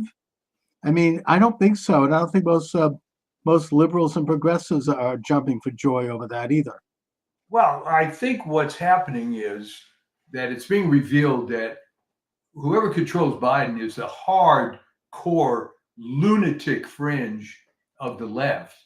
Because if you wanted to write a recipe to get people to leave the left, you would do stuff like pardoning serial killers and whatever the hell he's doing now. So it comes down to, our little topic of before, this model UN mentality where, well, gee, this was my worldview when I was 13 years old, and I'm just freaking out. The world has to be like this. And it's all falling apart for those people. And I feel no sympathy whatsoever because I knew people like that, and they were able to create a fantasy life for themselves. In many cases, I'm thinking of one particular woman who would epitomize this whole thing. She ends up going to what was then called Radcliffe. She creates an academic life for herself and is able to live in this bubble the whole time. But the fact is, most of the others aren't quite as, quote, fortunate to be able to do that, and now are coming to the reality very late in life that this was all a crock. And I'm seeing this, okay? You go on ACSH, and this Henry Miller guy puts up an article, I could not believe it, arguing that the vaccine was beneficial to the nursing home people. Oh my God, that's where did he come up with that BS? I mean, it's obviously not science. You can find, quote, scientific articles for anything you want. It was beneficial to them after Cuomo put COVID active people in the nursing home. Great, really, that's wonderful. So there are some of the people that are just going to keep doubling down for the rest of their lives. And there's not much you can do about it. No, but they're becoming, it's a dwindling cult of haters, basically. And, even, now that the Wall Street Journal has done an article that, really has said what we've been saying since before the last election, and that is that Biden is seriously impaired mentally and physically, to the point where people surrounding him would keep him sequestered and out of the scene because he was having good days and bad days. I remember you said way back when that it's a symptom of sunsetting. It's a Yeah. it's a mid to advanced stage of dementia, something we've all observed. They're now admitting it, and it does bring up the question of who was running the country and who was running the executive branch for 4 years. I mean, apparently he'd have good days and bad days, and when he's having a bad day, they just would cancel everything, and that he would basically have to have long naps. He would just come in. Maybe he was cognizant for a few hours in the course of a day. He had only, I think he only had like a half a dozen cabinet meetings in his entire presidency. Yeah. And one of them was headed up by Jill. And he would have to have everything, the cabinet ministers would have to send their questions to him in advance for those, even for those meetings, so he could already have a formulaic answer, which he couldn't even do that. So, it's on the one hand, it's pretty sad, but on the other hand, it's criminal that this would have been covered up. This should have been a constitutional crisis issue where he should have been removed from the office. I mean, they certainly talked about removing Trump from the office for 4 years every time he blew his nose. This is I would think this is something that ought to be investigated. It does go to the level of criminal malfeasance and fraud. It's criminal malfeasance, and you wonder what was the point. Okay, if this were a family member, it would be sad to see someone declining, but you would lose a lot of sympathy if that guy was a CEO of a business and was screwing up things right and left just to maintain this illusion that he was in control. It wouldn't happen. So, well, that's right. And that's exactly what's happened. It's apparently what happened during the Afghanistan fiasco. He was nowhere to be found. He wasn't answering the phone that day.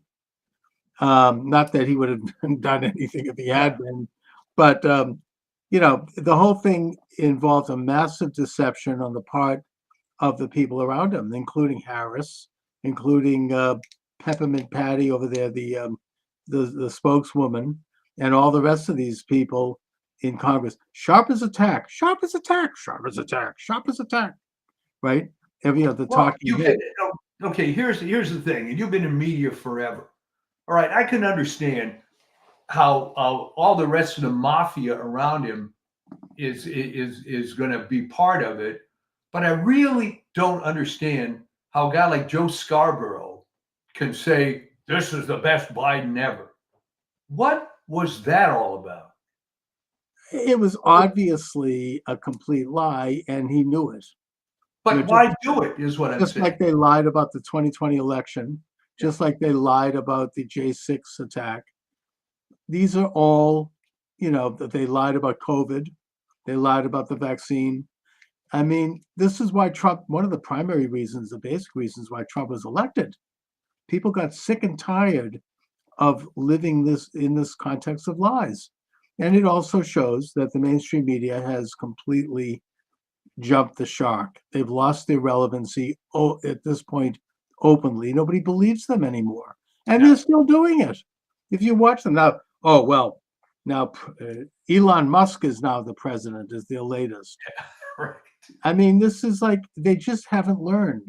They're continuing to push, hoax after hoax. And I mean, I've been saying to some of these people in my Twitter, because I go back and forth, I say, look, it's one thing to go into the loyal opposition and criticize legitimate political positions, and even maybe to criticize personality, but to continue on this course of these, of these hoaxes and running them up the flag one after the other, it's a little late for that. You got to move on.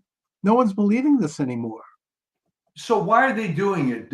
Are they playing to this hardcore subscriber base that wants to hear this? I mean, consider that Rachel Maddow at least before all the cutbacks are occurring now at MSNBC, was at a $15 million salary. All right. Apparently, there are people that watch her. Apparently, there's advertisers on MSNBC that think that's a worthwhile demographic. But at what point do they not see that it's all falling apart? Well, I mean, I heard it was 30 million for her. I don't know, maybe 15. But the point is that I understand she's taken a haircut, and they've cut back, I think, 5. Yeah. And that those other hosts over there have taken cutbacks. They're losing money, and it's time to catch up to them financially. There's rumors that good old Elon Musk is going to step up and buy MSNBC and replace Rachel Maddow with Laura Loomer. Boy, that would be something. Oh my God, that would be a beautiful thing. But they're losing their relevancy. They haven't got their audience back. Even that nincompoop, what's his name, David Pacman, said right after the election that he's been doing this for, I think, 15 years now, maybe. And every year he grows. This is the first time he's lost something like 25% of his subscribers.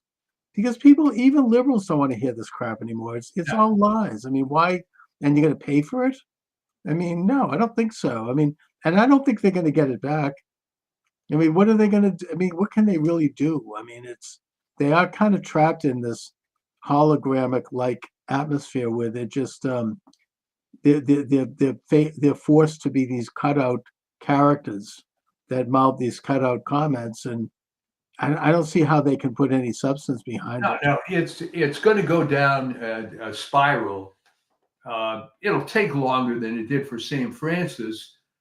For the viewers, he was in the 80s, 90s, early 2000s, was a pretty responsible right-wing guy. But then somehow he discovered that he had a hardcore audience of people who were, no other word for it, white supremacists. That wasn't his particular belief, but he discovered that there was a big demographic for that. Mm-hmm. So he doubled down and made more content toward this white supremacy thing as opposed to just conservative stuff. And he just spiraled down, down, down. Now, he didn't start out from having X number of million subscribers like MSNBC, but it's the same thing. They're going to keep playing to the hardcore base until it just dwindles and it ends up being what they used to call little old ladies in tennis shoes. Right. Was, well, maybe he got wrapped up into a particular ideology. I mean, that happened to Joe Sobran also in terms of his war against the Jews. He just he basically imbibed this ideology. It's a very attractive ideology in terms of answering all of the riddles of the universe.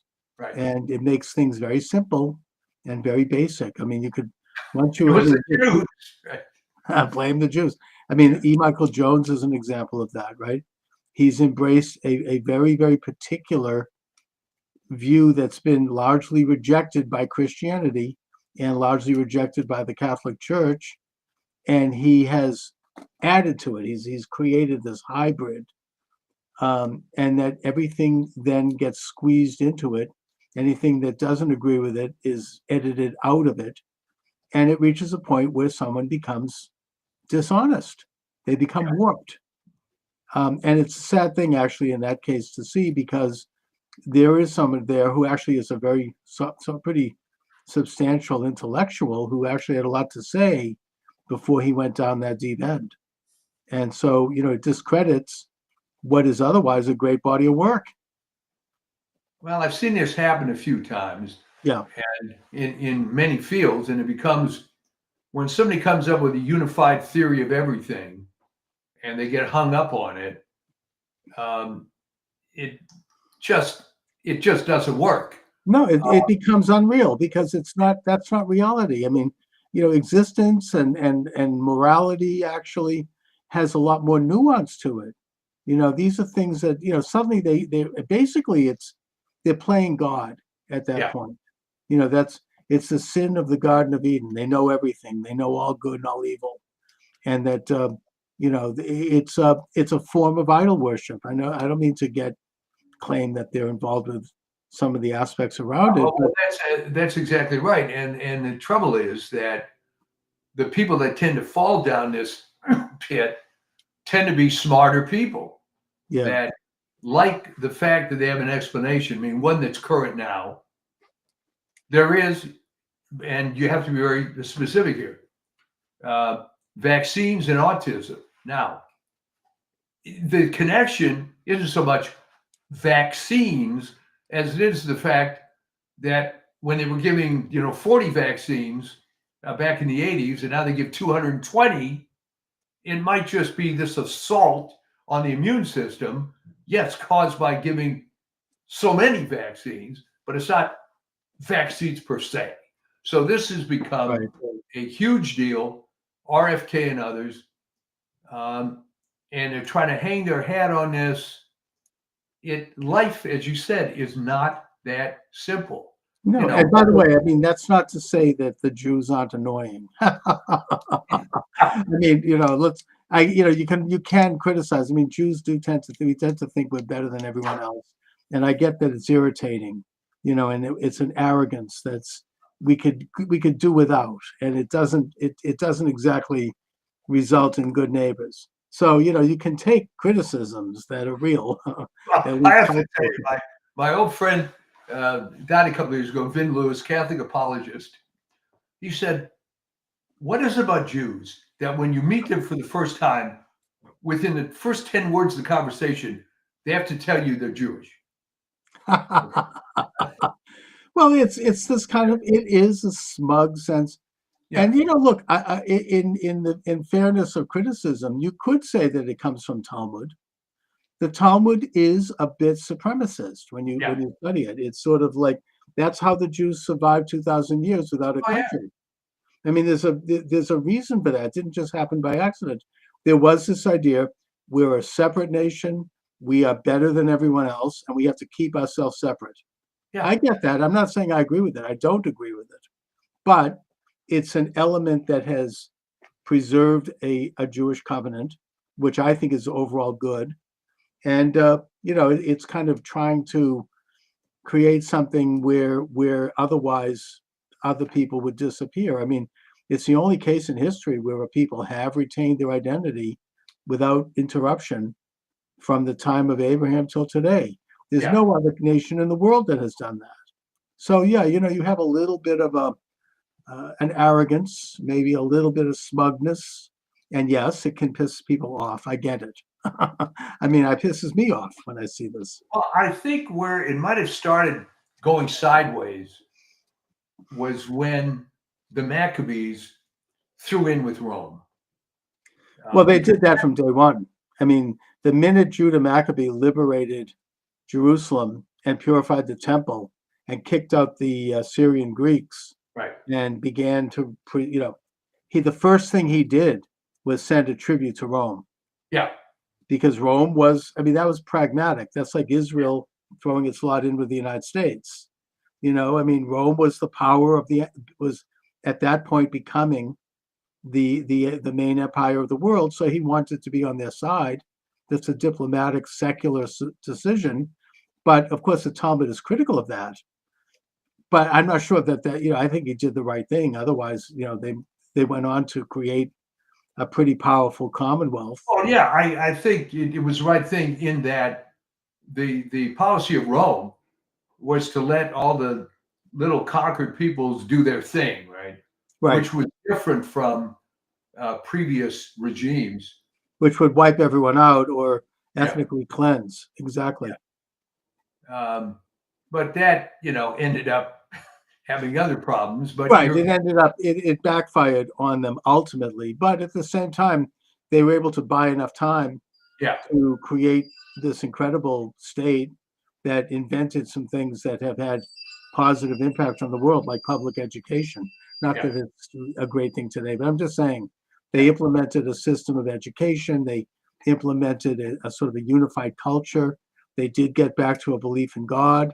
and in Torah, and they rejected the Greek elements of the Greek secular state, and at the same time they embraced other elements of it.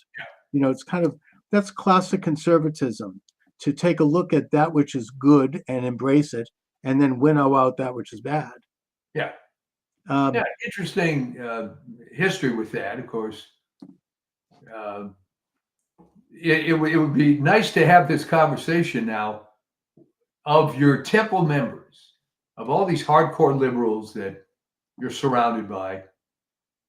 Are you getting a different sense that maybe they're it brings up secretly happy that Trump won? Yes, I do. And it brings up a question in my mind that could deal with anything. And that is, how do they know on election day how people voted? Like they always say, well, the Jewish vote was XYZ, the black vote was this, the women vote was that. How do they know that? Where do they get that information? Is there like a survey done? Do they ask people coming out of the poll, are you Jewish, or are you black, or like, how did you vote? I mean, how do they do that? This is, and okay, the way they do it is with exit polls. But as we've said so many times on this show, if someone came up to me and asked me stuff like that, I'd ignore them and walk on. Yeah, I've never been asked a question like There's that. a self-selection process that if you are volunteering to be at that, I don't know that you're that representative. And you're exactly right that I've always thought that this idea that Jews are 105% liberal, I've never believed that, because I've met real people. I think it's that the Jews who are not on the left keep it quiet. Yeah. Because the left-wing Jews who are holding the high ground are so nasty. They're like regular liberals, except on speed. We're talking real ugly people who will do stuff to you that is not pleasant. Jews are very good shunners. You're going to be excommunicated, to use a Christian term. And I've seen this. I've seen it in my own life. I mean, it's some of the most vicious. So it's only natural to want to avoid that. So you keep it quiet. But I think that at the end of the day, Jews are a lot more conservative than people realize, and they themselves realize. But it's a tyranny of power that is running the high ground, and I'm hoping that with the election of Trump, that's going to start to change. I think it already is. You could draw the analogy to the entertainment industry, and I had some experience with that. I was a member of a couple of secret groups, if you will, of Hollywood conservatives. Yes. Well, it wasn't all that secret, but there were more people that belonged to these things than you would care, than you would think, albeit I remember being at some of these events, one of which was at David Horowitz's house. And there were people that were afraid to give their name. There were others who were golden age type stars. You mean like a Charlton Heston? Well, Charlton Heston, as well known. Some of them maybe a little less well known, unless you're a fan of B movies of the 50s. Marie Windsor, who was in like 50, 60 features, always played the bad girl. So these events took place in the 90s, I remember. And it was funny. You'd see Marie Windsor sitting over there, and it looked like Marie Windsor from the movies, but older, And she was very outspoken about her conservative beliefs. And there were a number of people that you wouldn't recognize by sight who were, administrative in the industry. Right, but they could lose their careers. I mean, conversely, I remember reading an interview with Dalton Trumbo, who was one of the Communist 10. But he said in this interview, he goes, look, I wasn't really a communist. I didn't have any particular ideology at all, but I signed on to this thing because it got me jobs. Yeah. I wanted to work in Hollywood. I was ambitious. So they said, oh, you want to be, if you're a communist, great. You get a network. I mean, I think that's why a lot of people do it. I mean, you automatically the door swings open. the keys. You get the keys to the castle. Suddenly he's getting all these screens because all of a sudden he's on the inside. And yet, he didn't give a damn about it. I mean, he wasn't, it was all like, it was just sheer ambition. So that kind of thing goes both ways. Yeah, well, Michael Flores might tend to disagree with that, but with the case of Trumbo, but Right. Okay. there were some people that were just hardcore commies. Oh yeah, no, they definitely were, and they had power for sure, and that's why you had a guy like a Trumbo, whether he was or not, sign on to it because he wanted to get somewhere. I mean, I think that's why you have a guy, not to go into it, but the late great Reverend Dr. Martin Luther King played footsie with the communists because he wanted to get somewhere. He saw what side the bread was buttered on. He wanted to have influence. I get it. I mean, I think it's a selling out, but he would not have been able to have done what he did had he not at least slightly genuflected to that side. And he did. I don't think that probably was who he really was. Maybe it was. I don't know. But okay, but the times have changed in that the prevailing mood is going to become MAGA, and it's you can already feel it, and it's a I mean, the only fly in the ointment that I see right now between now and inauguration day, well, besides the fact that God forbid something could happen to Trump, if Trump makes it to inauguration day and he's sworn in, then we're home free. Yeah, because all of his cabinet people will be in place. JD Vance is pretty good. You've got Kennedy. They'll all be in place. And so that even if they take Trump out, that government is there and that'll continue. So in a way, it's a race against time right now. The other problem I see that is more on the international stage, and that is that Iran is on the verge of throwing a nuke at Tel Aviv. It's a real thing. That's not a joke. They have been seriously set back. Originally, for whatever reason, I don't know if it's radical Islam, I don't know what it is, but Iran has at some point decided to go to war against Israel. I mean, it's a traditional ally to Israel, but under the Ayatollahs and the mullahs, they have focused obsessively on destroying Israel, even though Israel never had any particular beef with Iran. And they set up all these proxies. You got the Houthis, you've got Hamas, you've got Hezbollah, and Israel has disintegrated all of them at this point. I mean, they have completely defeated Hamas. It's still there, but it's no longer a threat. Same thing with Hezbollah. And now with the fall of Assad, Israel has gone in and they've debilitated a lot of the serious, dangerous weaponry that could be used against them in Syria. So Iran is now somewhat isolated, but they still have their nuclear development and they could still use it. And now it's being said that they're within days of getting a nuclear warhead. And you get very naive people in the US State Department and military establishment and in those of others who say, well, I mean, that's fine. Let Iran have a nuclear bomb because it'll be like the United States and Russia. It'll be mutually assured destruction and it'll be a balance. But that's not how Iran is operating. They believe that they're going to have 70 virgins and they're going to create a world order by destroying Israel. And they don't give a damn if they get hit back. I mean, the Hojatollah Islam Hashemi Rafsanjani went on record as saying that. He goes, hey, if Israel hits us with a nuclear bomb, we don't care. We've got 130 million people, but then if we hit them back, we can take them out.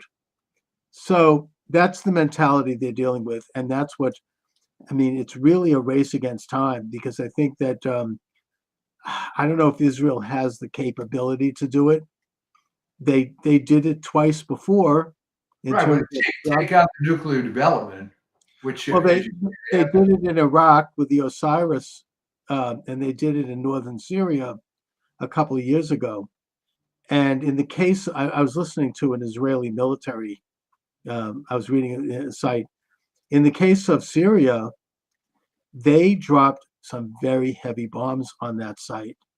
And Also, in the case of taking out Nasrallah, the head of Hezbollah, people, how did you do this? He was like 100 feet underground in these airproof bunkers, and nobody, it was supposed to be 100% secure. They did it because they dropped some big bombs, and they kept going over and dropping them again and again and again until they finally did it.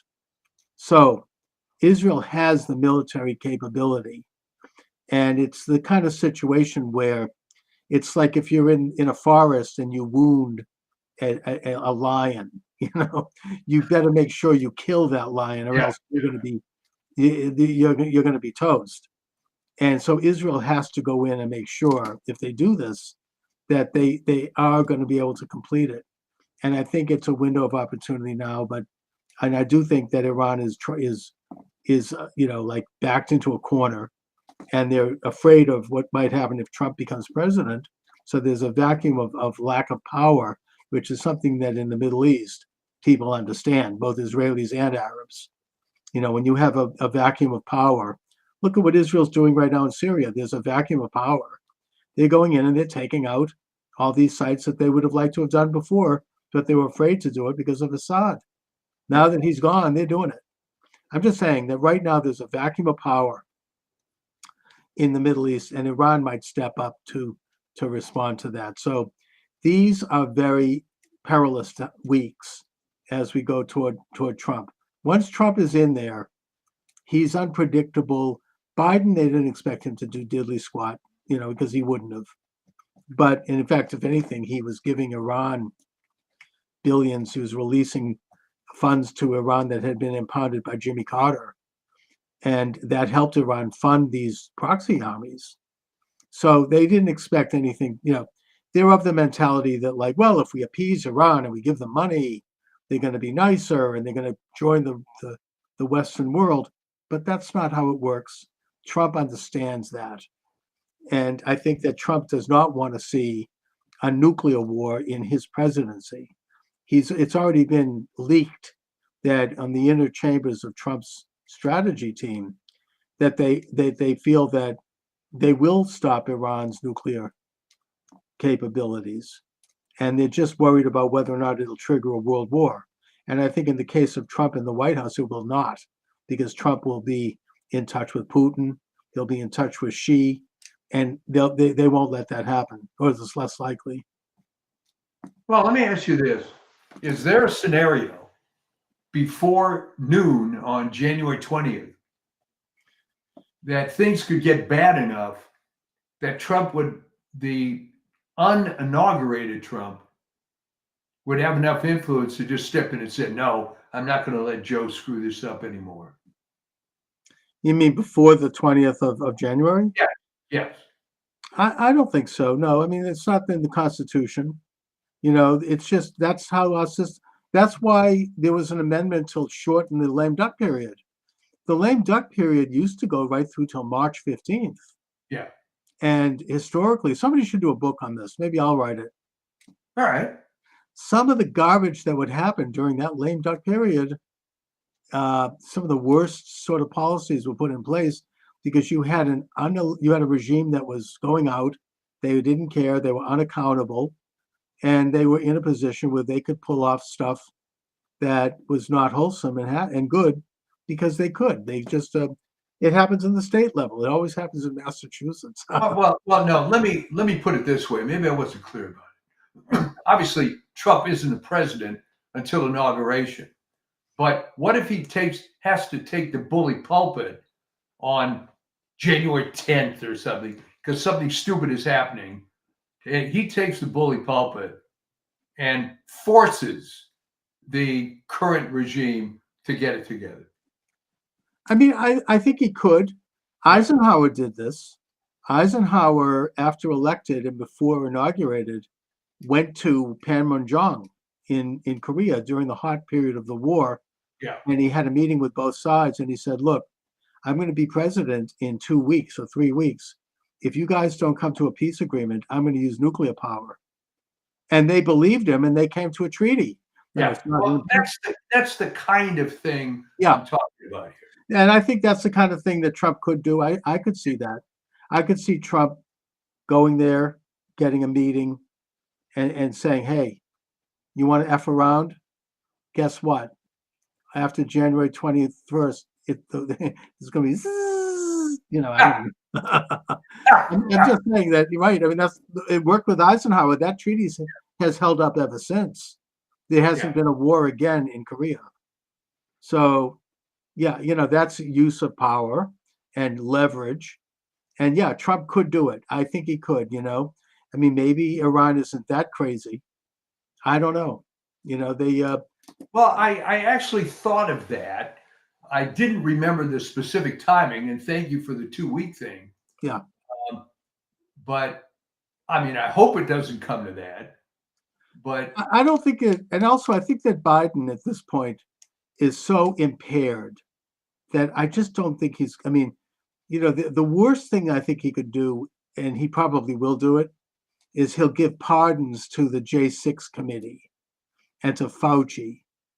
And that's going to bury the Democratic Party for another century because it's obviously so, already he's maybe these other pardons are kind of trial balloons to see how the public reacts to it. And it's not good. no, it has to be positive, which is why I wonder what's in it for Joe Biden. Well, I mean, I guess the first they pardoned Hunter Biden. I get that. Maybe he might pardon the rest of his family. That didn't go over well, even with liberals. But then he's commuting of sentences for, 1,500 people, including some really, really nasty characters. Oh, yeah.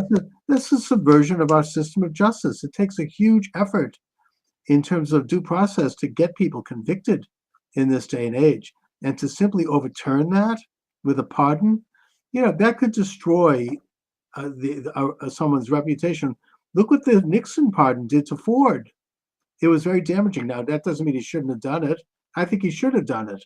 I think he did the right thing, but it was very damaging. When you give a pardon, you're basically, I mean, the infamous Clinton pardons, right? Mark Rich, and he pardoned his brother, and he pardoned Hillary's two brothers. Yeah, and Peter Paul. Right. Yeah, I mean, there was pardons. And at the end, I think I did an interview with someone who wrote about this. I don't remember who, but he literally had people sitting in the White House calling people, cold calling, and offering pardons in exchange for money. Yeah. Selling them, and trying to get in. He had pardons. He was pardoning people right up to the moment he walked out of the White House. I mean, when George W. Bush showed up at the White House after Clinton left, he found pardons sitting on the desk that hadn't been finished yet. I mean, he was that was really and it completely tarnished what was left of his record. And I don't know if you've noticed, but Bill Clinton now is trying to make a comeback. I noticed a billboard on the highway here in Boston promoting his book with a big picture of him, and now he's going on TV. It's not working. Nobody wants to hear from him. Right. It's flat. It isn't going anywhere. I mean, he's really been relegated, and now with Trump's election, that's the final, the final nail for the Clintons. Nobody wants to hear from them ever again. They're done. It's like Jimmy Carter. But anyway. And the interesting thing with Jimmy Carter is he perpetually is staying around to see his reputation deteriorate more and more and more. And what better example is this Panama Canal thing? That it does bring up memories of that. He sold it to Panama for $1. Yeah. And, they're violating elements of that treaty. It's that simple. I mean, they're overcharging the United States. That is a vital national security location. They're giving China a pass. Those are violations of the treaty that was made when Jimmy Carter handed it over to them. So Trump's absolutely right about that. That's strategic. That's like, that's a basic of American security, that canal. It's not that you need to go down and seize it, but influence has to be brought to bear to make sure that everything is done right over there. Yeah, well, and this is just one more cog in this, reestablishment of Make America Great Again. Yeah, and the left. I watched the Twitter page. I have all the left wingers. Oh, they were all like, "Oh, this is horrible. How could they do this?" And these Panama taking back the people don't care. People are like, "Okay, I guess we might have to." I mean, they're not getting what the reaction they were assuming. No. And now he's talking about buying back Greenland. I remember last time around he brought that up. People were in a tizzy over that. These are reasonable. Yeah, this is the real world. These are real national and international questions. There's nothing wrong with that. I mean, the United States controlled Greenland and Iceland during World War II. Yeah. So, I mean, mainly to keep the Nazis out. But these are national security questions. Anyways, but there could be a lot of stuff going down between now and January 20th, and it'll be a big, big relief when we have Inauguration Day. That's for sure. Oh, absolutely. It's going to be beautiful, God willing. Yeah, it's and like we said, I think last week, as bitter as 2020 was, it's better that it worked out 2024 because all that momentum built up, which is now being released. I mean, there were people right after the election that I thought I was going to hear from. And one of the guys said, "Why didn't you call me?" I thought, and he said it was just taking me a few days to just drink it all in, It was a complete landslide. Yeah. And that's even with all this, everything that was stolen. And that's something that I do hope that Trump gets into. I don't know if it's going to be the top priority because there are a lot of bigger issues, but I hope that they don't drop the ball on election reform. They have to bring about voter ID, same day voting, getting rid of the machines, just like what Elizabeth Warren called for, and getting this country on the right path toward the integrity of one person, one vote, one citizen, one vote. There was still theft in this election. I think Trump did better than he only won because it was such a huge victory. But I think it was probably a lot bigger. Most egregious, I think, in Maricopa. Oh, and they stole it again from Kerry Lake. Yeah, that is the most corrupt. I hope that Attorney General Bondi looks into that. That needs to be investigated. That is what the Irish used to call a rotten borough. Yeah. That and Fulton County, Georgia, and Wayne County, Michigan. These are rotten boroughs, probably Boston. I mean, it's it's institutionally corrupt, has been for decades. They're run by machines. It's California, they're still counting, right? They got in those two congressmen in spite of the fact that those districts voted for Trump. Yeah. Well, that's sort of the whole fallacy. It was most egregious in Maricopa. I forget the exact number, but to believe the results in Maricopa, you had to believe that there were 30,000 plus people that cast ballots where they didn't vote for Trump. Where they voted for Trump, but did not vote for Kerry Lake. Yeah, they voted for Gallego, who's like a real radical left. Obviously, it's stolen. And it's the problem in Maricopa is that rotten Republican-controlled county with people like Stephen Richer and these other skunks. I mean, they hate Kerry Lake. It's like a local kind of rotten. Maybe they may be corrupted by Mexican drug cartels. It's been rumored. I'm not saying cartel influence. I think what happened in Maricopa was the same kind of thing that happened in the state of Vermont, right? Right. Where Vermont had 230,000 people in the whole state. The Ben and Jerry types from New York move up. Right. It gets transformed. So it was the same stupid thing. They elect Bernie Sanders and they elect Howard Dean and all these other New York left wingers. But the question was, well, why did you leave New York only to try to reestablish it in Vermont. The people that left It's LA, it's happening in New Hampshire now. Yeah, I mean, yeah, so I they think left that's what's happening California. in Arizona. All the Californians, right? Yeah. Now they're moving to Idaho.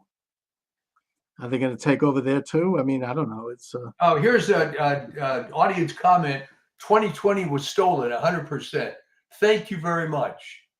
yes, absolutely. Thank you. It does. I mean, it's 2020. Oh yeah. I mean, look, I think it's one of those things. We were talking earlier about people answering questions of pollsters. 60% of Republicans then and now believe that that election was stolen. Yeah. Probably, a large percentage of Democrats and independents believe that, who are polled. And yet, I think a lot of people refuse to answer that question, even back then, out of fear, and just because they don't want to, they don't want to put their neck out. You never know; you might end up getting picked up by this corrupt FBI. So, yeah, I mean, I think most people did believe that it was stolen, and that's why President Trump, you could say that it was self-serving because he was in office. Sure, that you could say that. However, as the elected president of the United States and chief magistrate, it was his responsibility to investigate that. It's that simple. That's to think that an election couldn't be stolen is more than naive. Elections are stolen around the world. Why wouldn't it happen here? It's a Well, color revolution. comment from a viewer. Do you see this? Trump Yeah. should get an 8-year term now since he has won 3 times. Already I think Steve Bannon made a crack during this Turning Point USA. I mean, he said Trump 2028. We'll see. I mean, I don't know. It would be Trump prophecy. I'm reading this affecting the White House for 20 years. Look, I mean, it might take that long to bring back, sane policies and America First policies. Now, I don't know if you agree with this or not, but during this congressional reconciliation bill, President Trump wanted Congress to lift the debt ceiling. Now, I don't know if I think that's the right way to go. I mean, I think that I get why Trump wants that because it's going to cost money to secure the border, to do a lot of these other things that he wants to do, and that it would be easy to raise that money in Congress. But I think that might not necessarily be the right approach. I mean, I would think that it would be better to have the Doge guys, Musk and Ramaswamy and others, do some serious cutting of unnecessary government costs and really bring in some of these agencies, and also to allow the private sector to do some of the things that the government would otherwise do, rather than raise the debt ceiling. So I don't know if I agree with. Right, but remember that everything in human existence is subject to the ravages of time. So if you increase the debt ceiling, as bad as that is, you at least buy yourself a little time while you're doing this Doge stuff and everything else, because undoubtedly you're going to run into some backlash when you start really doing some serious cuts. Right, and I guess it does take time. It's like Reagan cut the budget and he cut taxes, but he also raised the debt, mainly because he inherited a decimated military, and he had some other things that it took money.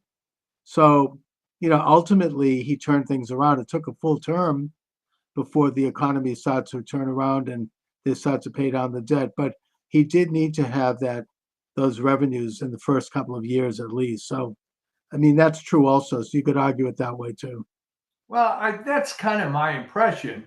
And I think in the case of Ramaswamy and Musk, they're not going to be shy about mocking some of the stuff that they're going to find. Oh, yeah. And believe me, if you look at the federal budget for 5 seconds, you can find stuff that's outrageous. I mean, I did an article just on the NIH, all right? And all I was doing was looking at what was the biggest grant and what was the smallest grant. And you found out that inevitably the small grants were very practical. We're going to get rid of this disease in this particular locality and so on. And the high money stuff inevitably was this, what the term they use in biology, sexy sounding, nanomaterials and all this highfalutin, impractical stuff that's never going to work. But these guys got big grants. Oh yeah, the money is all. I mean, it's like crack.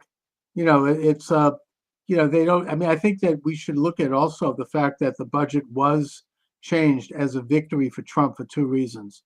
Firstly, when they first came out with that budget that Johnson negotiated secretly with Schumer and why the hell did he do that? Because he's a skunk.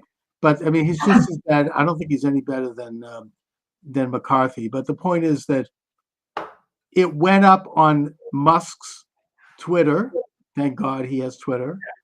And the result was a huge negative response all over the country. And that had an impact.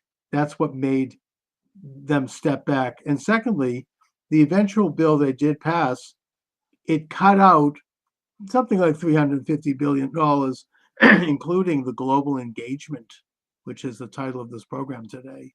And that was one of the big censorship mills in this country. They've been cut out.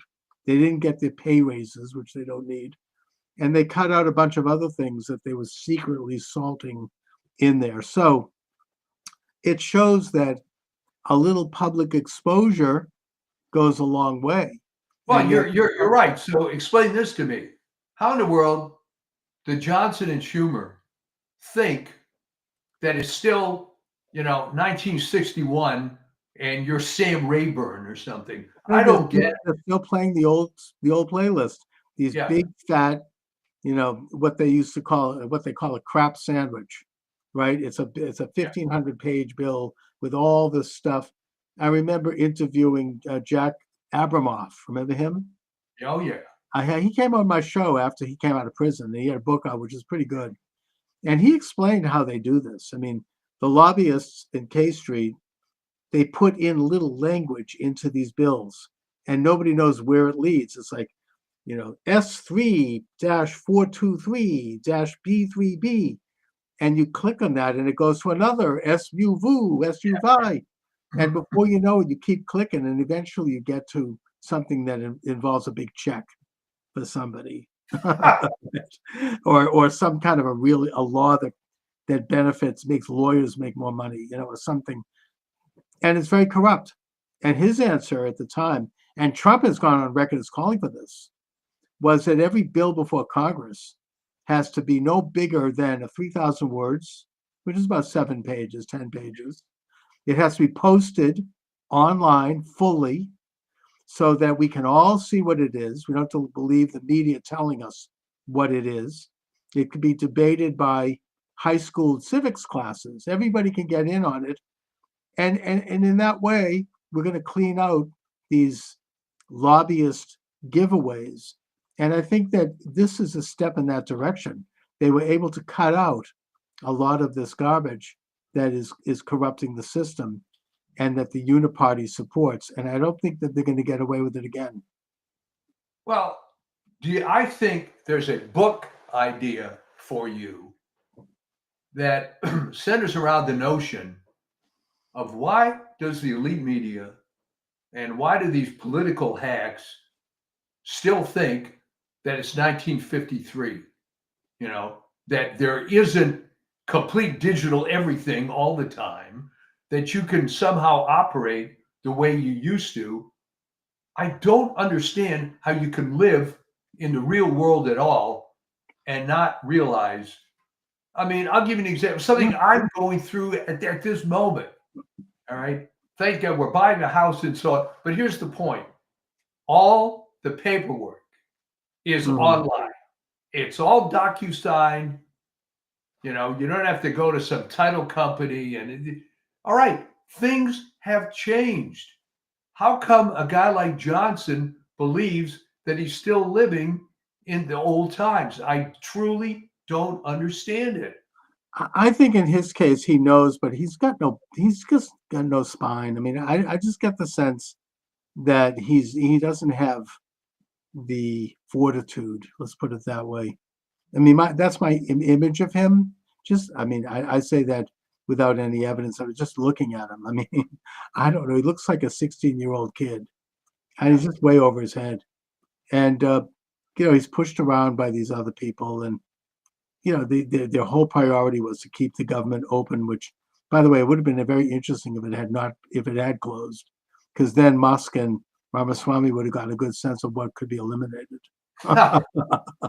But either way, I mean, I think we're entering into a time when they can't pull that off anymore.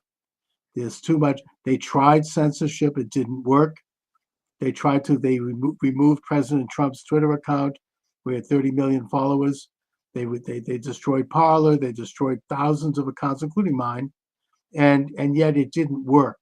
It didn't work because people stepped up. You had Rumble, you had Gab, you had all these other sites, and then you had Musk buy Twitter, and How that was the can end. you be so arrogant, though, to think that you have this monopoly on fill in the blank, that you're always going to have this monopoly?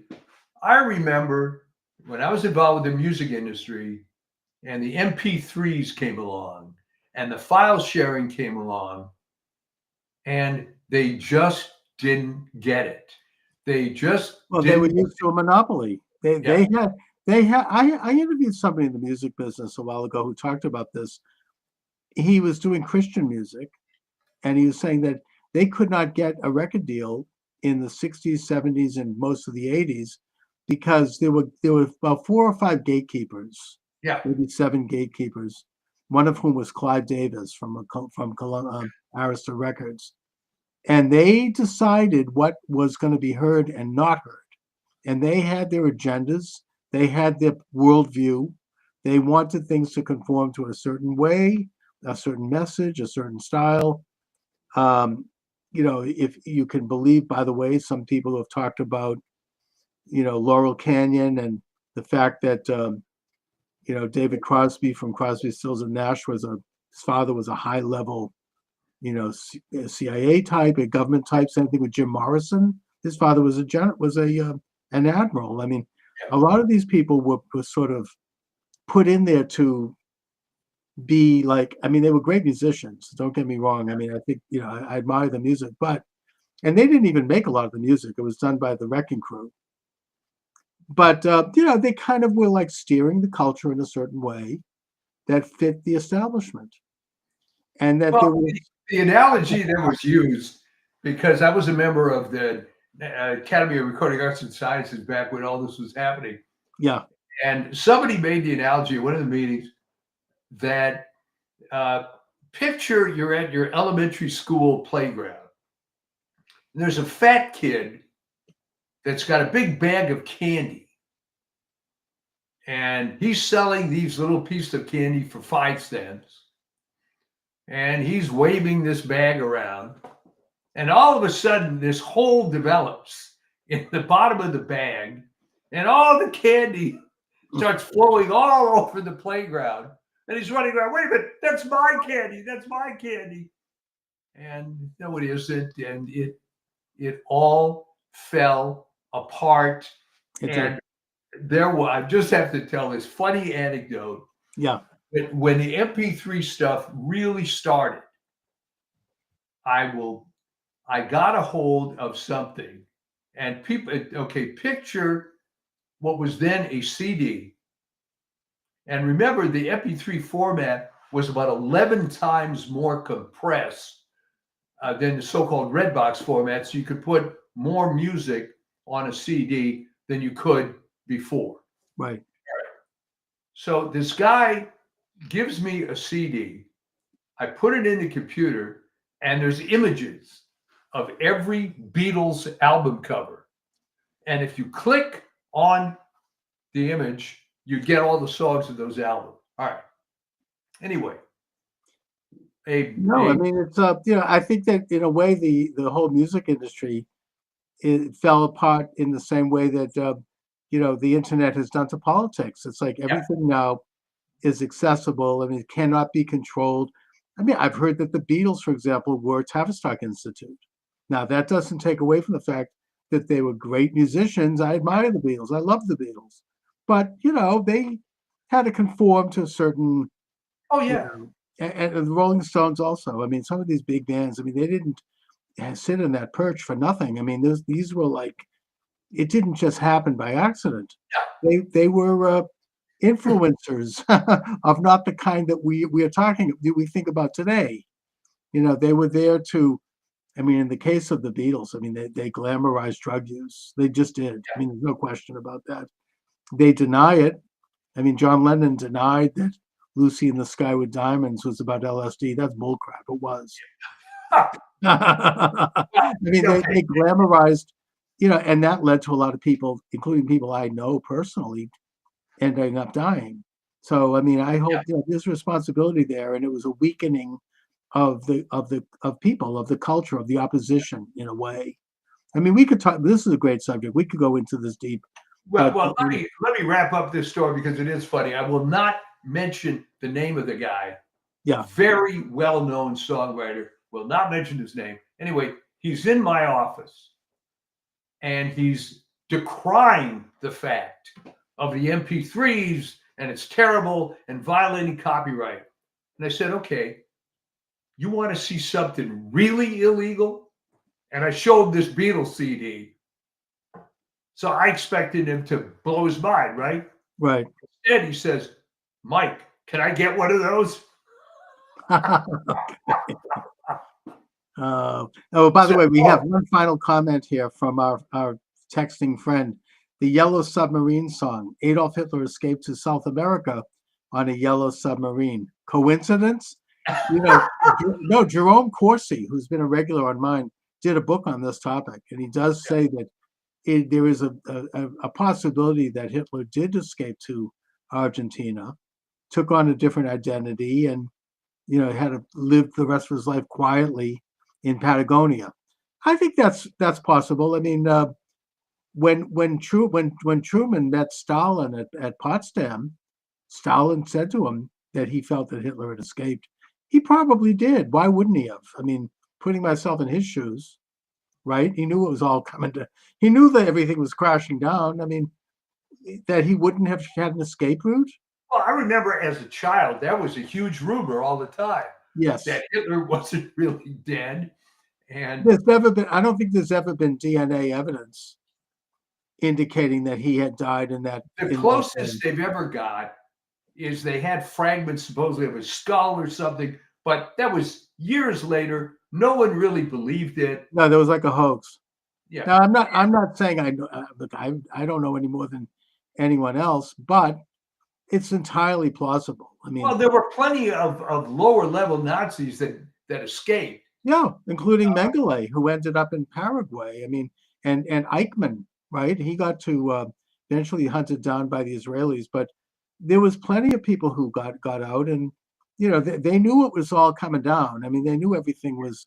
The only reason that Mengele escaped was, and the official And by the story. way, I agree with you on the call. Jerome Corsi is very trustworthy. I've had him Yes. on my program many times. I admire his work. He's had nothing to gain by writing that book. Yeah. Anyway, But what happened? Because the official story from Israel, which take with a grain of salt, the only reason they didn't get Mengele was they couldn't concentrate on both Eichmann and Mengele, so they picked Eichmann.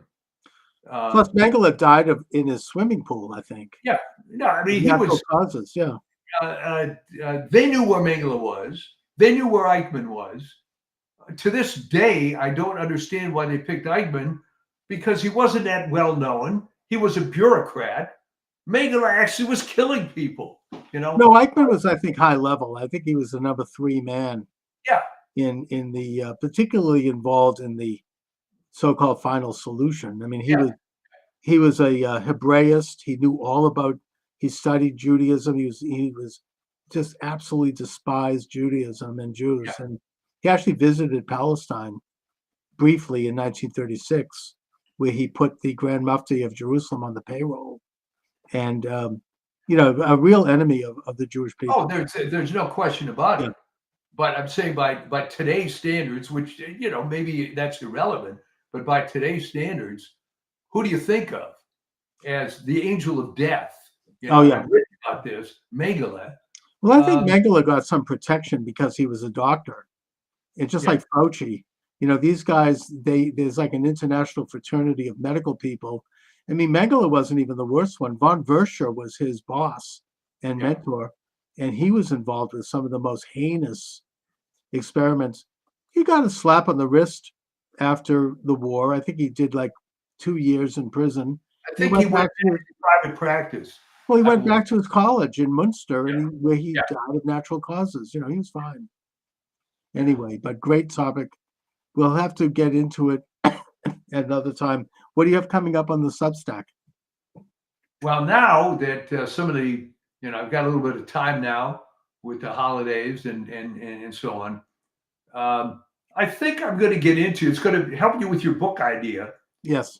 Of why these people are so ingrained in stuff that just ain't true anymore, that they've devoted their entire lives to fill in the blank, even though it's pretty obvious that it's all falling apart. Remember, we started the show, I mentioned Henry Miller with this absurd article about how the vaccines help the nursing homes.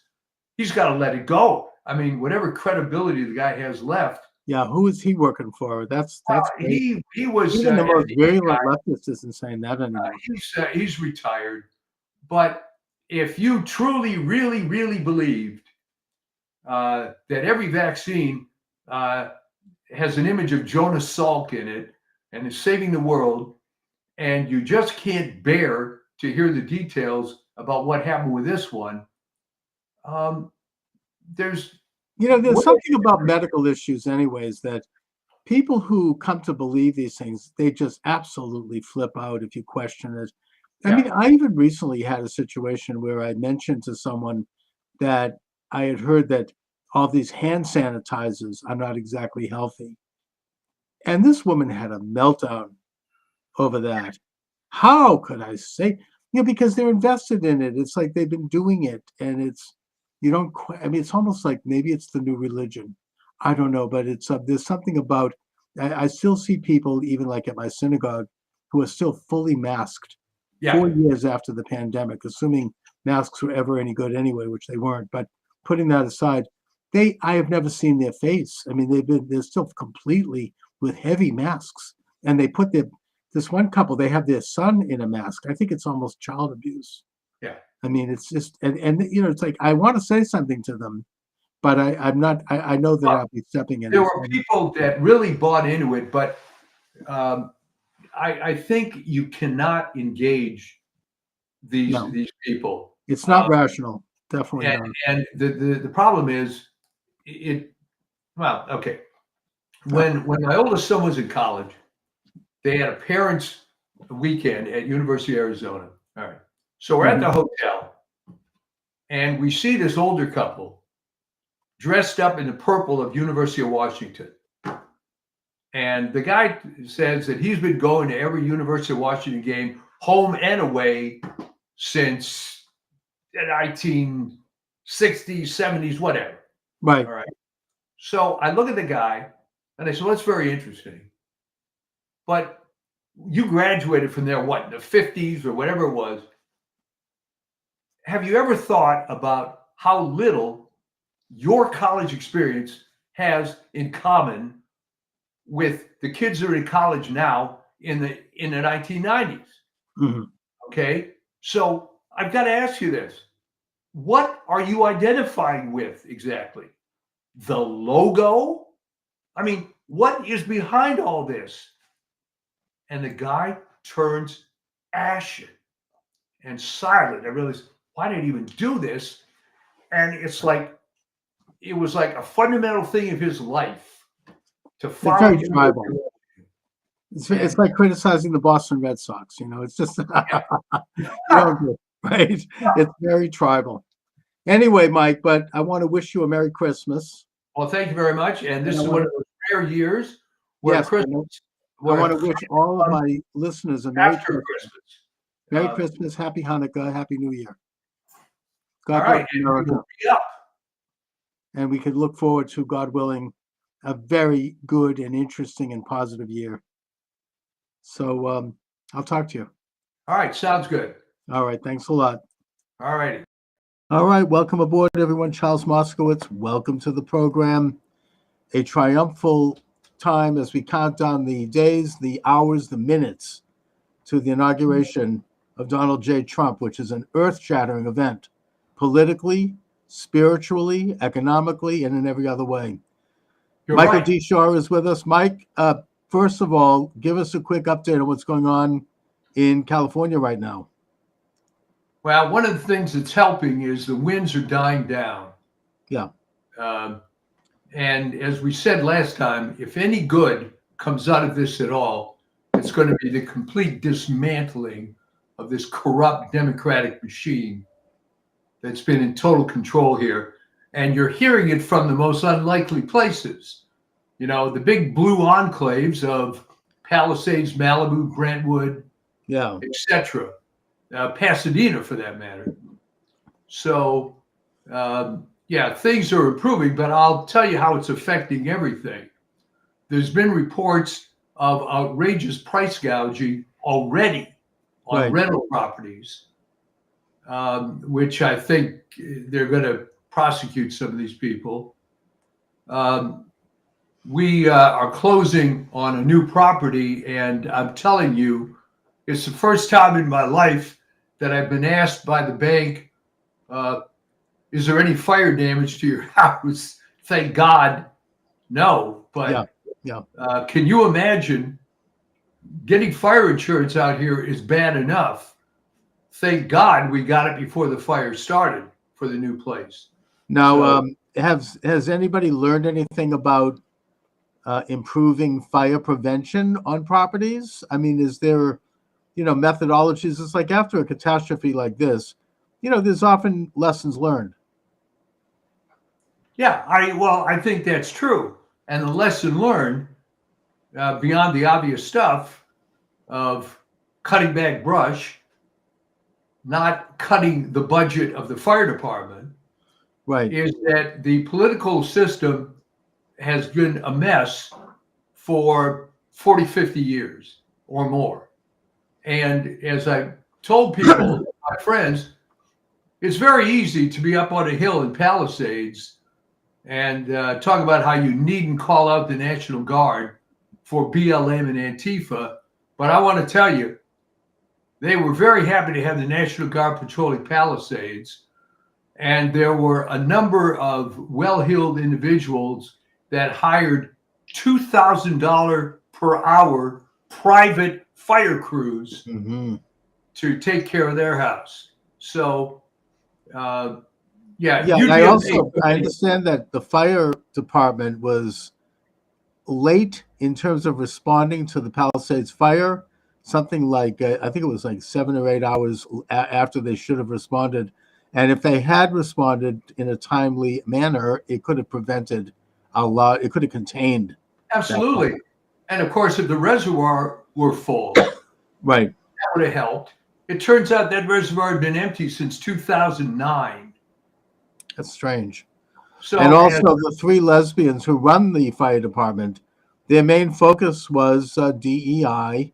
Yeah. And they didn't have any background in fire handling. I mean, they were Harvard graduates, big deal. I mean, so they should go write books about diversity. It's not like they actually know something about what they were doing. So I hope that people in California are becoming aware of that.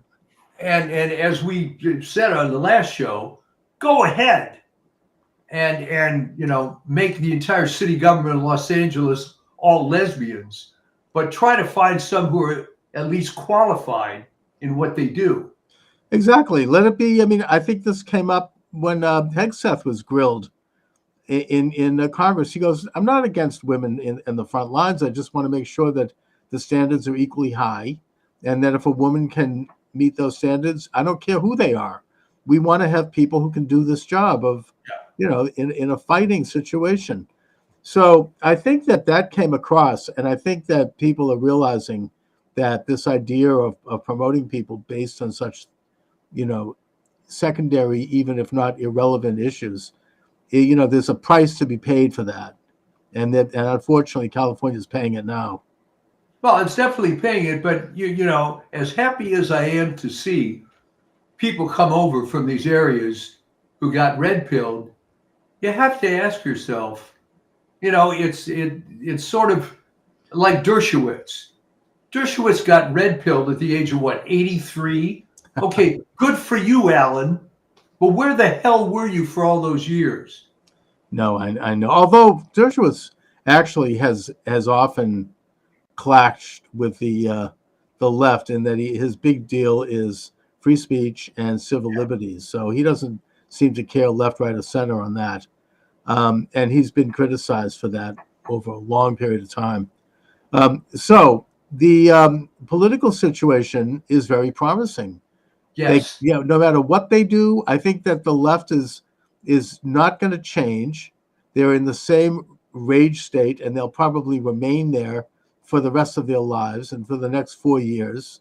They're going to try to ignore the inauguration, pretend, oh well, it's Martin Luther King Day, and do other things. But it's not going to work because it's going to happen at 12 noon on Monday. No matter what they try to do, this could be their Nakba, if you get my drift. Yeah. It's really a launching. And Trump this time around, he's doing it very differently. He didn't wait to do the transition for the GSA to kick in with funds. And that would have brought him right up to a week or two before inauguration. He immediately set up his own transition group. He raised money from private donors and his own money. And he started to hire thousands of people, and he began the process. So no matter what they do, they're going to hit the ground running. Their attack on Hegseth and even on Pam Bondi was really pathetic and low. Oh, the Pam Bondi thing was ridiculous. Did you see when Mazie Hirono started her questioning by asking Pam Bondi if she's ever been convicted of sexual assault? Oh, today they asked Burgum. He's not even a controversial appointee. What's his attitude about sexual assault? It's almost like they've got some kind of a weird computer chip embedded in the back of their skulls. They're like a bunch of rabbits. And it was so nasty against Hegseth and the idea of that Kane from what a weaselly looking guy from Virginia bringing up Hegseth's 7-year-old daughter, and just really, they had nothing to say about military policy or anything of substance. It was all it was like reading a copy of the National Enquirer. We had to learn about his private life. Look, the man is a military, soldier on the front lines for 2 terms of duty. Generally speaking, that type of situation can lead to things like drunkenness and adultery. Let's face it. And, for them to rack him over the coals, or try to, he was brilliant. Well, the other thing that came out is this guy, I forget his name, you probably know, Darren something, a big cartoonist for the Washington Post. Yes. Oh, you're what was it? Pedophilia? Yeah. Pedophile. He's arrested. But here's the point. Many of his cartoons were lurid sexual reference cartoons applied mostly to Trump. And sure enough, the guy's a pedophile. Now you're looking into Tim Kaine, and the story coming out, Bongino's show said that he has on very, very good source that Tim Kaine had 3 nephews spend the night with him in a hotel when he was on some trip. Yeah. Tim Kaine is creepy. When I was living in Virginia, I just didn't like, you'd see his face. He looks like a rat. And it was very unpleasant. And another one, not to get He was Hillary's running mate, my friend. You remember I that? know he was. Yeah. And while we were on the subject, not to get specific, but Adam Schiff is not exactly, pure as the driven snow. Let's just put it that way. No. So, and I think that it's all falling apart because Hegseth showed a strong kind of military bearing, and he just was very cool. As in, people are like shrieking at him. It was just so ugly and screaming at him. I mean, Elizabeth Warren, it was disgraceful. She's like, are you going to take a job in the military corporations after you leave? Never mind the fact that Lloyd Austin was head of Raytheon. Yeah. After he left the military, she didn't seem to ask that. And it was really tacky. I just don't think they landed anything on him. I think that it showed they're trying to set the template for how they're going to handle all the Trump people. Maybe they smelled blood because of Matt Gaetz, which he probably should not have left. But nevertheless, that's what they're going to do. I can only imagine what they're going to say about Kennedy, but I don't think it's working. That's all they have. No, well, here's remember policy. how this is all tied in with one of our favorite cliches, the model UN. All right. Yes. Because, and you know where I'm going with this. Yeah. If your entire, here they go. You know what? can I switch off? Yeah. For now. Sure. Okay. See you later. Oh, no problem. So we're talking here, and by the way, we could take calls 508-637-5596, 508-637-5596. I wonder if I should go live on TikTok. I don't know if they're going to be around much longer, and it might be too late for them to shut me down. But I do take calls live like I would with any radio show, and you can do that. Let me just see what's happening on TikTok. Yeah, we're good on Am I TikTok. still on? Yeah, we're still on. I Yeah. just decided I'm going to go live on TikTok while they're still running. Yeah. There we go. Okay, we're live on TikTok. So I don't think that it's working. I think that Pam Bondi stood up very well in questioning about whether or not the election was legitimate of 2020. Perfectly she didn't fold under that, which means that door is going to be opened, and we're going to get investigations on that. I think that we're going to finally put an end to the gaslighting that we've had to deal with for 4 years. 60% of Republicans do believe the election was stolen. They want to have like some kind of a swearing on the Bible. Oh, I don't believe it was stolen. That ain't happening because No, it's not happening. And why does everybody forget? How many votes did Trump get?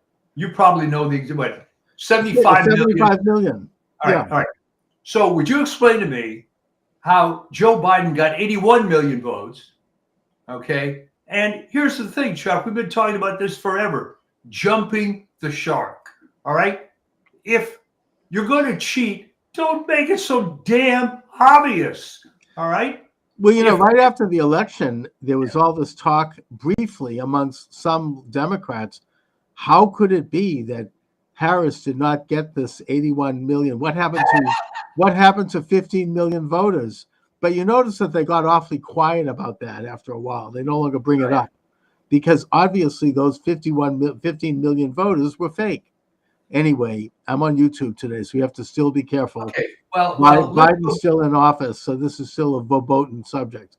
Well, let's go back to the Model UN analogy. I think what's happening and why you see this anger of these people coupled with some of the lunatics in California, while it's all climate change, is because if you truly, truly believe in the Model UN, concept that whatever you learned in the 6th grade, 7th grade is the way life is, and you're finding it ain't like that, your head's going to explode if you want to keep believing it.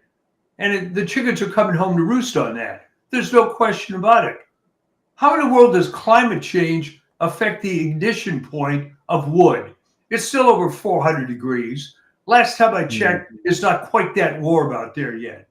No, and even if climate change did have anything to do with it, that's not relevant. The fact is that government screwed up. They could have stopped or contained the fire, and they didn't do it. And they didn't do it because of their focus on things other than fire safety and doing their jobs. And I think that that is going to possibly turn California red.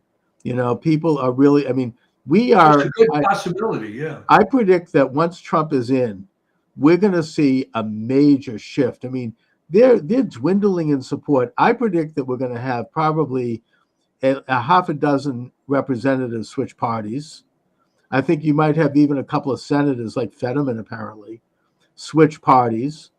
You're going to have this dwindling, you know, the same lies coming out of the media. Like, I mean, Lester Holt, even yesterday, you know, the Jack Smith's report, which is just his opinions. There's no basis that he still is talking about how Trump tried to steal the 2020 election. Trump tried to steal it, they think.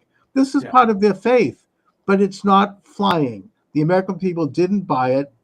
The question is, who tried to steal the election? Was it Trump, or was it the deep state and the Democrats and the Uniparty? And yet they continue to flat out lie. And I think that's why they've jumped the shark. I think that the mainstream media it has really taken a major hit. People don't look to it anymore. They don't look to it anyways.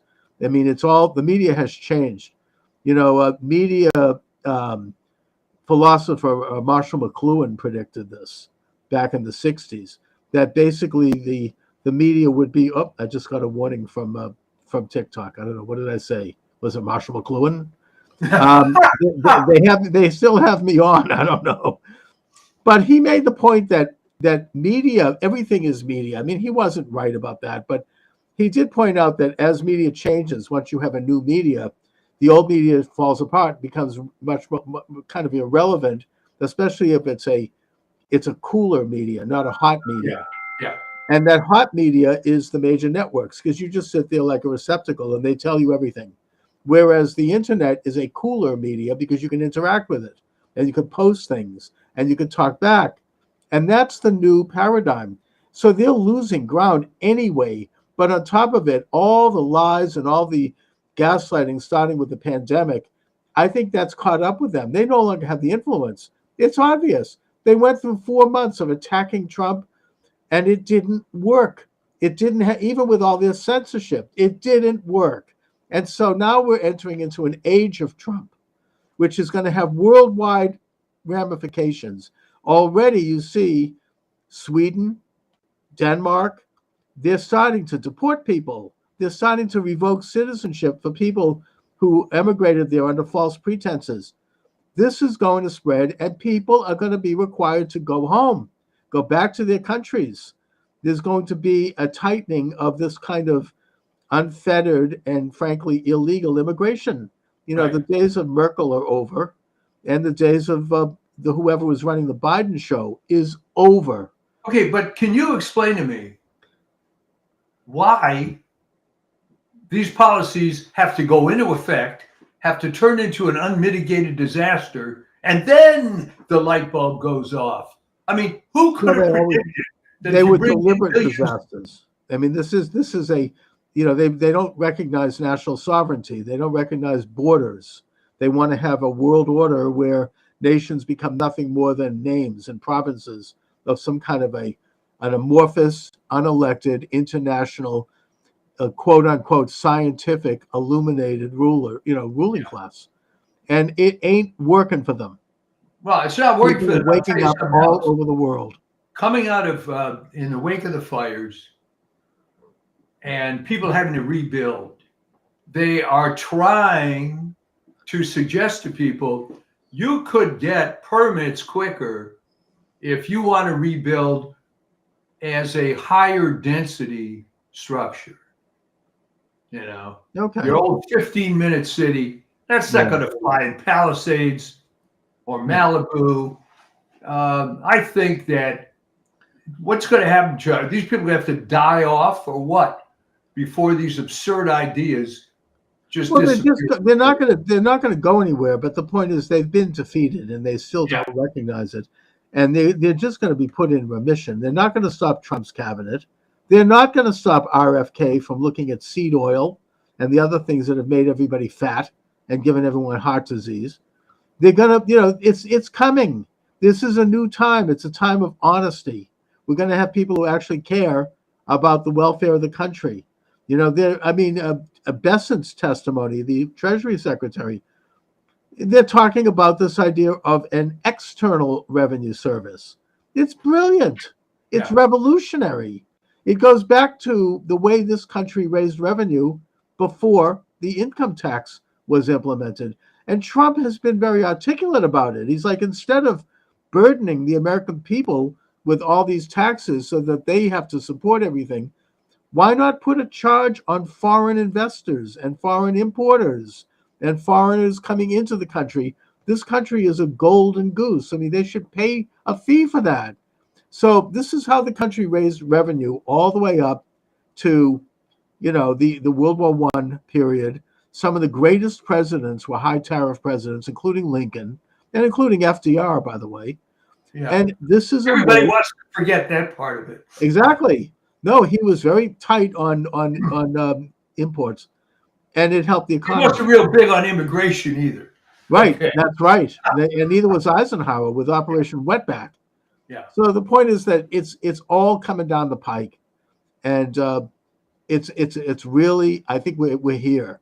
I think it's too late for them to stop Trump. They can't stop him now. There were rumors that there was a national security issue going on. It hasn't materialized. God forbid it does. But putting that aside, it's all coming down on Monday at 12 noon, no matter what they do. Yeah. So I'm very excited about all these little silly things of certain figures are not going to attend the inauguration. Oh, who cares? Yeah, who cares? I mean, by the way, the important people actually are attending it. I mean, the Clintons are going to be there. Obama will be there. Big Mike is not going to be there. Big Mike won't be there, no. But it's really a time when the country is going to realign, and it's just they ain't going to stop it. It's just it's happening, and I like the way they try to quiz Pam Bondi about, are you going to prosecute Liz Cheney, and are you going to? And her answers were so brilliant. She goes, look, you're a lawyer. You know that I can't comment on a case I haven't seen the file for yet. You have to look at the file and decide whether or not there's criminality there before you make even a statement about something like that. She seems like a very serious person, and I think that she is going to look at those files.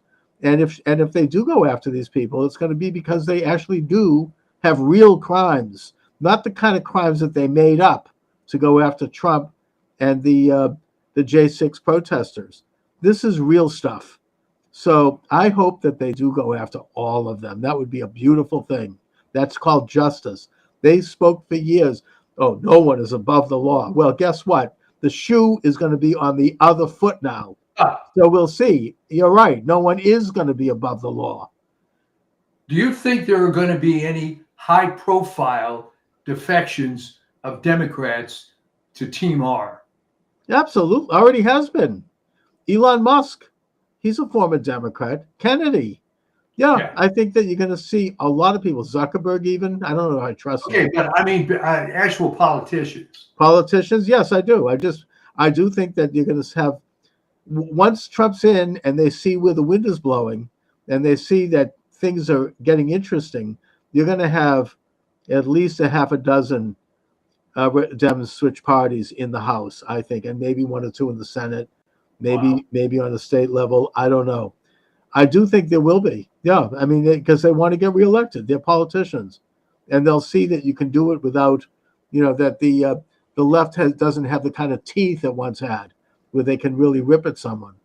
What are they going to do? They'll put Rachel Maddow on, and she's going to be doing like full time. And what they're doing, it's like the National Enquirer. They're going to attack. Oh, this person cheated on his wife, and this is that.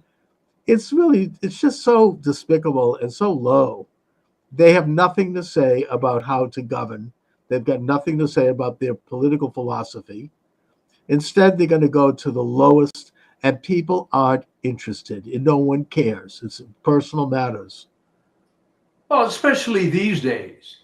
You know, with all the crap that's come out, do you really care, as you say, that Senator so-and-so is cheating on his wife? You know? Oh my God! And I thought that was Mark Wine Mullen. He's a congressman. He nailed it when he said, "Listen, how many of you senators and congressmen have come into the House drunk? Like at night to cast a vote. You have. I've seen it. And how many of you guys have cheated on your wives? I mean, really? They want to go there? Yeah.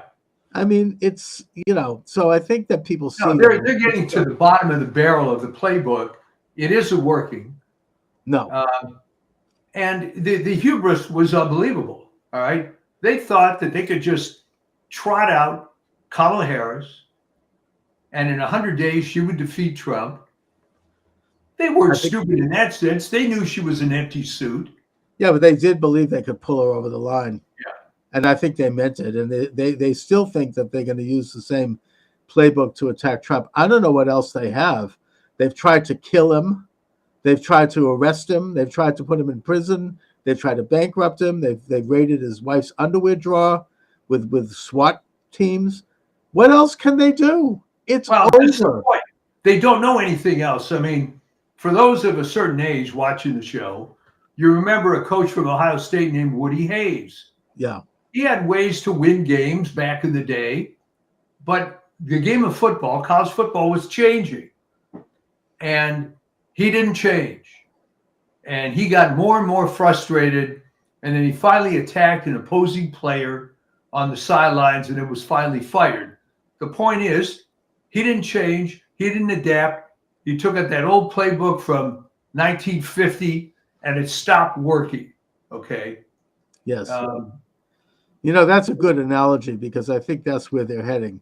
Yeah. As things tighten up and as they continue to become more irrelevant, they're going to have a final miserable implosion of some sort.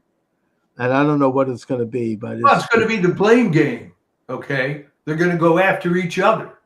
All right. You're seeing that with the fires, that the mayor goes after the fire chief, and the fire chief's after some underlings, and the water department, and what it's so. Maybe we can have them all. We can put them all in some room somewhere and let them just duke it out. Fight it out. And sort of like a bunch of cockroaches on the bottom of a barrel. I'm sorry to be nasty, but no, but that's I'm afraid what has to happen, and it's just all positive. I'll tell you, as you say, 12 o'clock, January 20th. Hallelujah. Yeah.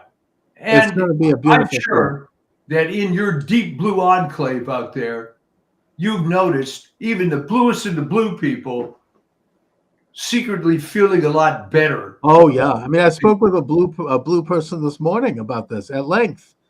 And she was like, yeah, it's going to be interesting. She's kind of like not on, not this, if I talked to her a year ago, it would have been a different story.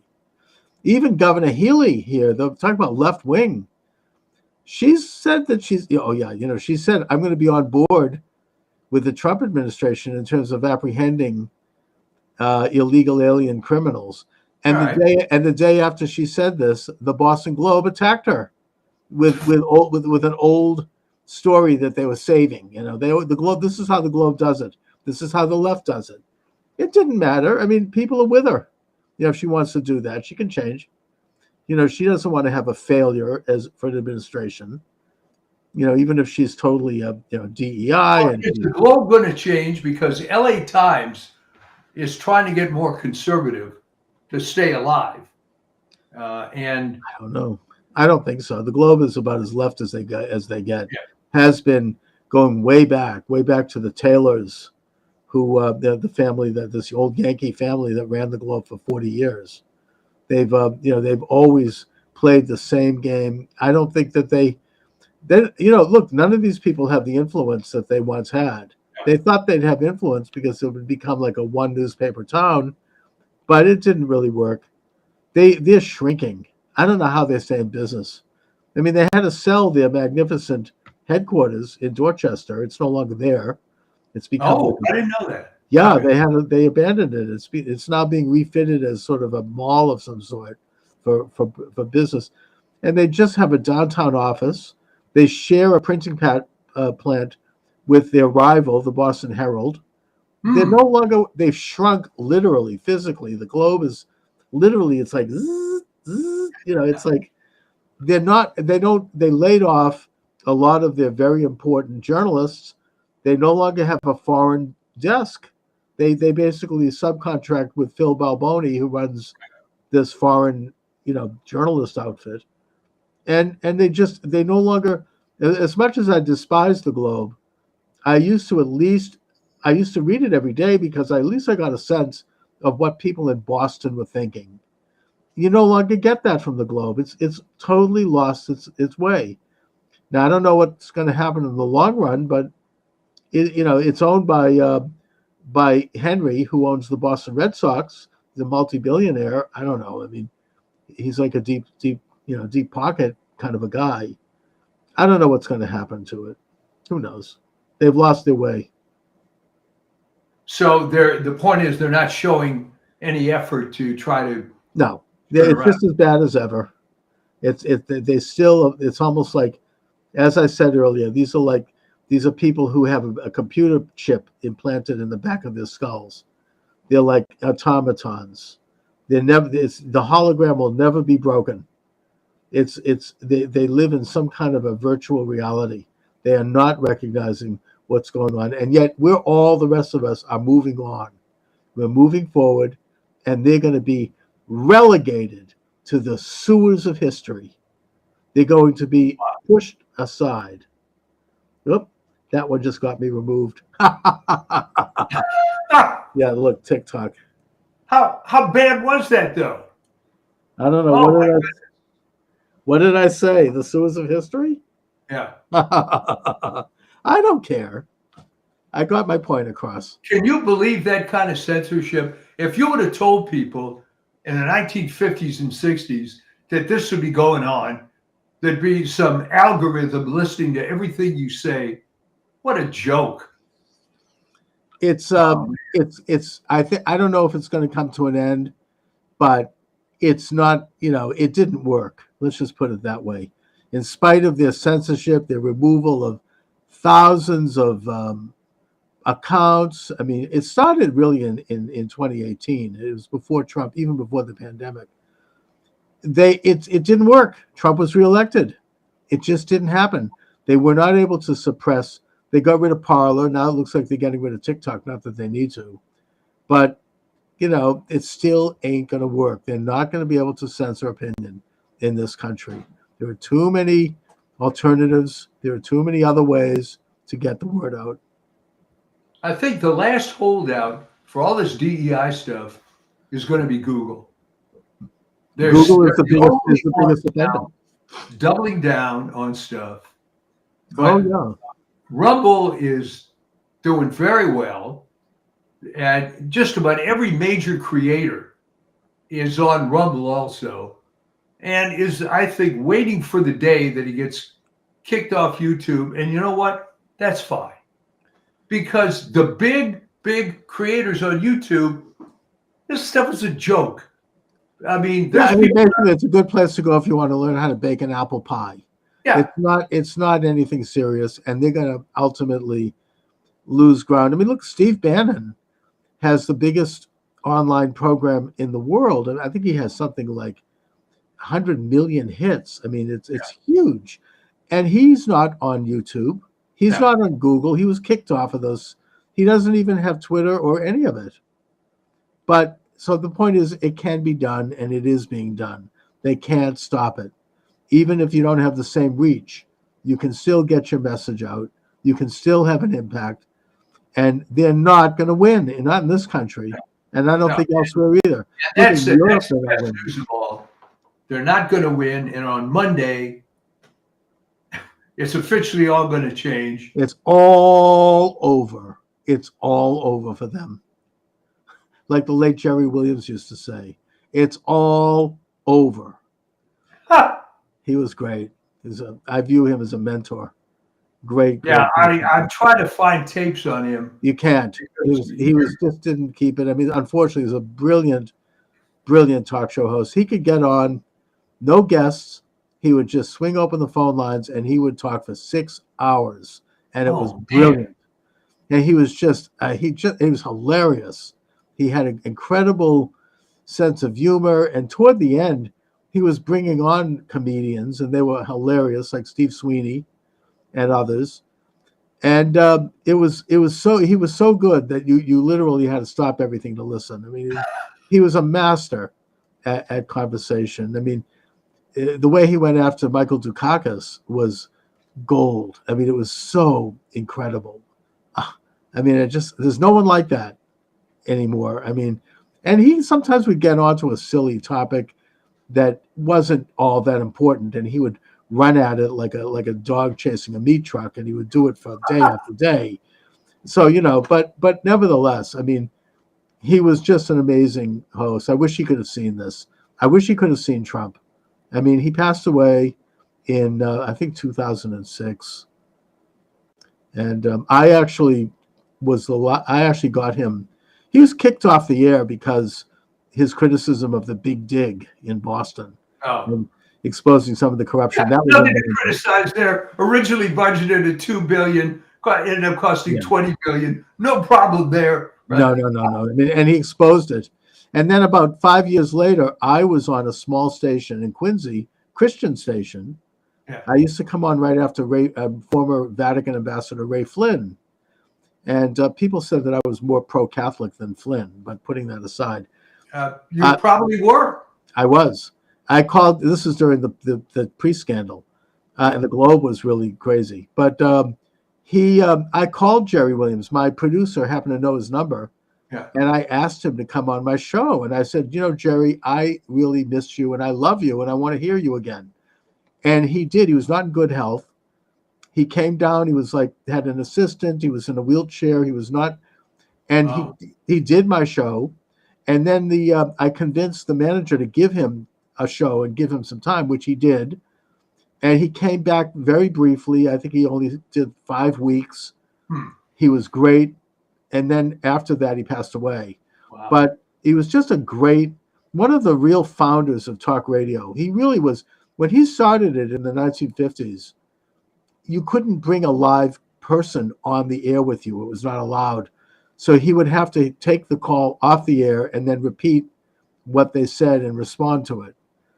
And but he was able to convince the station to let him have the live experience. And he was just a master. I mean, he defined what talk radio became.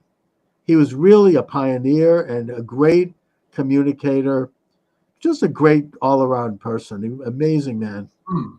Yeah, I really miss Jerry. A great man. Anyway. All right, so I will switch off now. Okay. We are both looking forward to Monday. You bet. It's going to be exciting. I am psyched. I am absolutely. I've never seen you like this. This is the most positive I've ever seen you. And I know you for 25 years. So this is great. I really feel like we finally have hit the finish line and we're getting there. I'm anticipating it in a good way. I mean, I anticipated the election in a bad way because I felt they were going to steal it. I know that Steve Turley said to me, "I'm being too traumatized by what happened last time." He says to me, Wow. I was very traumatized, but he did it, and now he's going to take his shot. He's going to take his position. Thank God. So anyway, we will see you next week. Yes. All right. Take care. Thanks, Mike. Okay. So I'm going to just mention that I'll be doing some live streaming on Inauguration Day. You can check out my books, are all available at Amazon Books. Just look it up, Charles Moscowitz, Moscowitz, Charles Moscowitz. Put it in the server at Amazon Books, and you'll see all of my books come up. They're a cross-section of issues, political, social, economic, religious. I've touched a lot of things in my books, so check it out. Thank you for watching, everyone. God bless America. God bless you. God bless President Trump and his family. God bless Vice President J.D. Vance and his family and all of the cabinet ministers. God bless them. God protect them. God, keep them safe. And we have to continue to pray that everything goes according to plan, because ultimately the Lord our God, King of the universe, is the master of all events. Anyway, thank you for joining me, everyone. God bless all of you, and God bless America. All right, good afternoon. Charles Moscowitz here. Welcome to the program.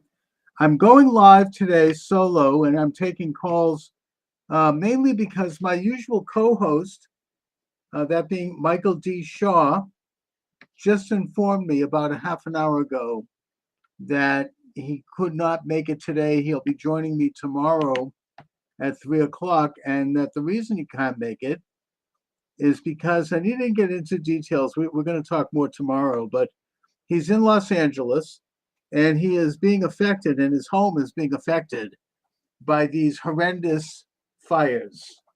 There's, I don't know if he told me that he's safe and that his family is safe, but that, like many people, hundreds of thousands of people, he is being affected by this awful and horrendous fire. So my prayer goes out to my good friend Michael D. Shaw and to all of the people in Los Angeles right now who are suffering the effects of this horrible fire. We can, by the way, you can chat with me online, or you can literally call the program. I take calls here. This is a live program, and you could call in. We do it sort of like old-fashioned radio. Let me just see. Where am I? Did I just lose everything? I think I did. Okay, let me get out of this. Let me get out of this, and let me get out of this, and I'll call it back. I'm sorry about this. You'll have to bear with me, TikTok. By the way, you're welcome to comment as I go back into the system here. Let me just see what the heck. Here we go. Enter studio.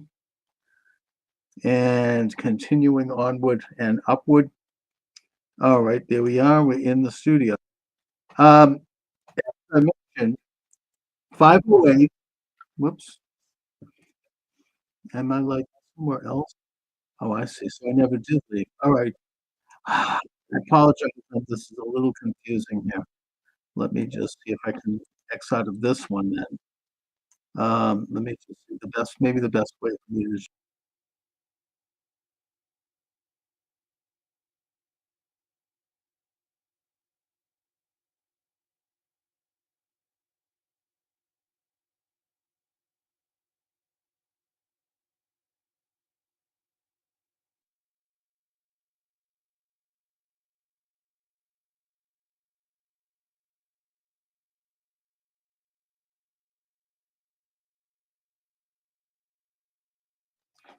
Yeah, there we are. Okay, thank you very much. 508-637-5596 is the number. 508-637-5596. If you'd like to join the program, you are welcome aboard. And you can also, as I mentioned, we receive texts here, and you can do that. Public chats. I don't want private chats. You can do that by doing on the various networks that carry the show, which includes Kicks and Rumble and all the rest. You can text me, and I will read that text. And you can do that at TikTok, where I am also live. So, as I mentioned, my good friend Michael D. Shaw cannot make it today because he is, and his family is in Los Angeles, and they are dealing with the biggest fires to ever afflict California in history. God willing, he's okay. My prayers go out to him and to all of the people who are losing property and possibly, God forbid, lives in this horrendous fire, which comes in the final, decrepit, miserable, corrupt last days of this illegitimate regime in Washington, and should be a wake-up call to the people of California who elected this rotten leftist government in their state. This is an example of where elections matter. This is an example of where the belief system and the philosophy of those who are elected matters, because they make laws and they establish regulation and they set the tone. And in the case of California, President Trump warned them years ago during a brush fire when he was out there face to face with Gavin Newsom that they had to figure out a way, and he based this on solid science and good environmental policy, that they had to find a way to divert the hundreds of millions of gallons of fresh water in the northern part of the state, some of that water to the desert-like, drought-stricken southern part of the state. More broadly, it has been suggested, and this is something that's been out there for a long time. I don't know why this has never been taken up by Congress. This is a national issue, that the waters of the great northwestern part of Canada, the Great Slave Lake and the Great Blue Lake, and there's some lakes up there that are bigger than Lake Superior. They're huge lakes, that those lakes dump trillions of gallons of fresh water into the ocean, probably daily. I don't know the numbers. I'm not a scientist. But I do know the general political suggestion, which is that it wouldn't take a lot to divert a small amount of that water by means of pipelines and aqueducts to the western part of the United States. California, Nevada, Arizona, New Mexico, regions that are in a serious water shortage, while at the same time regions that are growing in population. These things make basic sense. This is the way the United States once operated. We had these forward-thinking ideas that would advance our culture, our civilization, our way of life, our economy. Things like building the Erie Canal, in the 19th century. I mean, things like building forts along the eastern seaboard to protect from foreign invasion. The network of canals and highways. I mean, the Intercontinental Railway, which was built during the time of Abraham Lincoln. I don't know if it was finished at that time. I think it was after Lincoln had been assassinated that it was finished. Even in the 1950s, Eisenhower's interstate highway system. Eisenhower built that because he observed as the commanding general in World War II that the Germans had a highway system that crisscrossed the country and that allowed them to get military personnel and munitions and material easily from one side of the country to the other, which was good for defense, and that he wanted to replicate that system in the United States and did so with the interstate highway system. The launching of NASA under John F. Kennedy.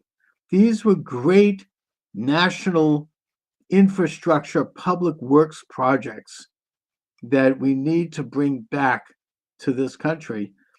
Biden promised to connect people up to the, for cyber connection all over the country. And of course, he didn't do a damn thing about it and took in who knows how many billions of dollars, which went who knows where. That's usually how liberal Democrats roll. But now with President Trump, thank God, about to take office in a matter of weeks, maybe we can get back to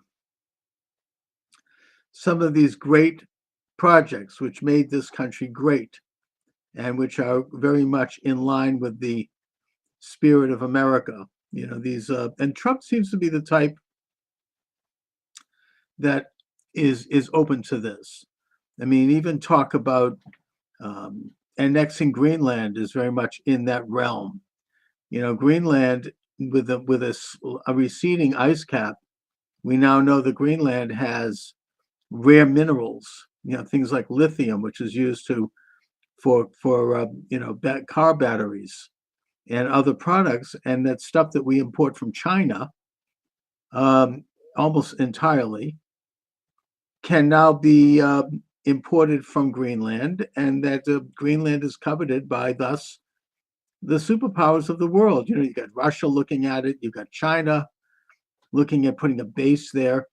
So President Trump is co-opting them by offering to acquire Greenland from Denmark, which is in no position to defend it, and as such, creating either a new commonwealth similar to Puerto Rico, which has local autonomy and semi-independence, but yet which is a territory of the United States, or Greenland perhaps at some point may qualify to become an American state, but I don't think they're there yet. So it would have a territorial government similar to all of the territorial governments that were created as America expanded west after the American Revolution, starting with Tennessee and Ohio, and then moving west into all of the other states, all of which started out as territories.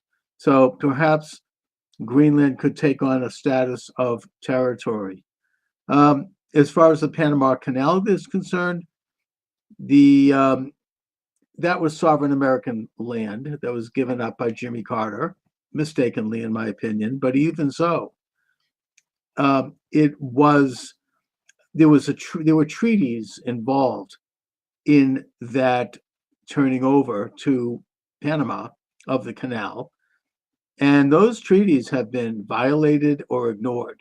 So the United States has, and particularly with regard to China, taking a very large commanding share in the control of that canal, and the turning over, the triple, quadruple charging of American shipping going through the canal.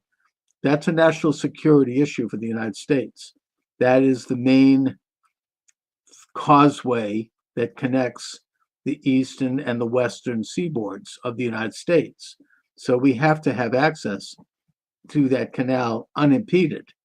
Thus, you have President Trump putting pressure on Panama to make sure that that happens, with the threat that if it doesn't happen, and if they continue to violate the treaties that they signed when Jimmy Carter handed it over, that we will take reasonable action to reassert our authority and our sovereignty over the canal that indeed the United States built and that Americans lost their lives building back in the early part of the 20th century, starting with Teddy Roosevelt. So, these are all assertions of American sovereignty, of American influence in the North American continent, and it's all for the better.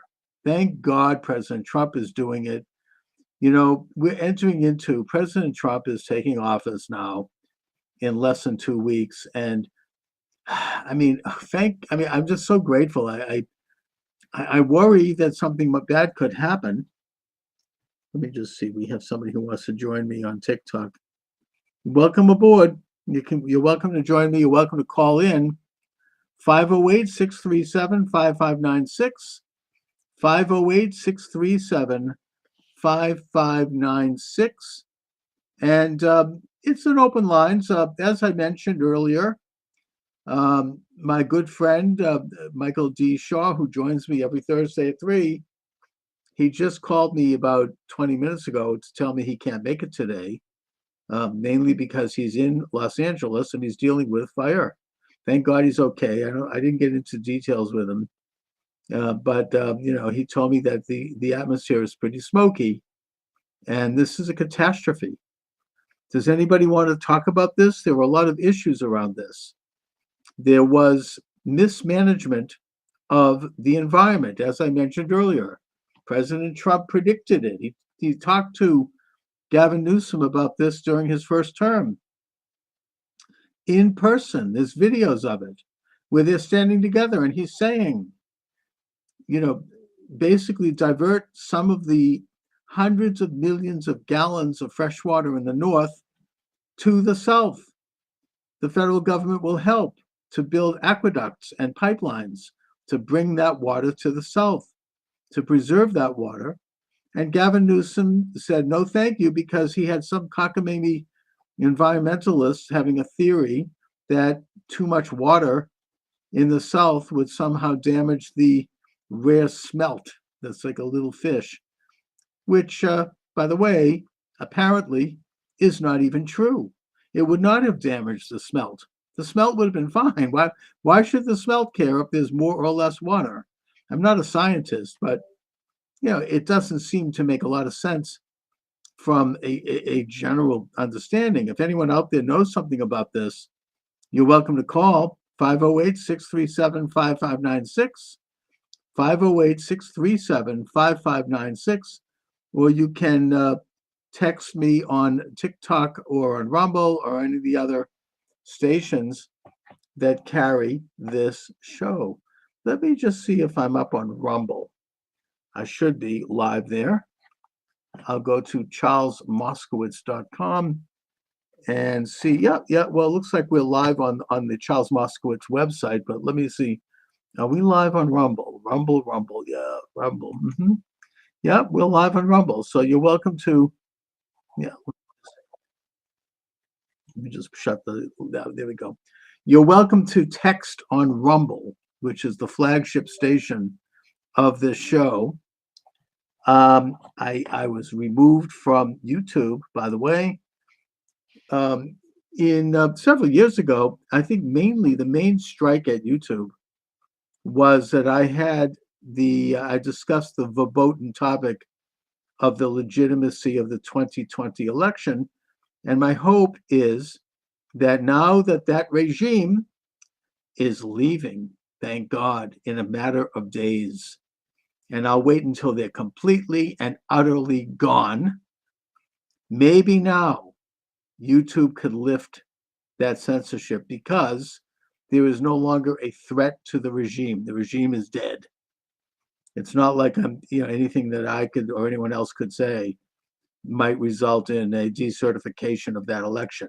It'll be over. They will have been basically, marched back into the sewers of history where they belong.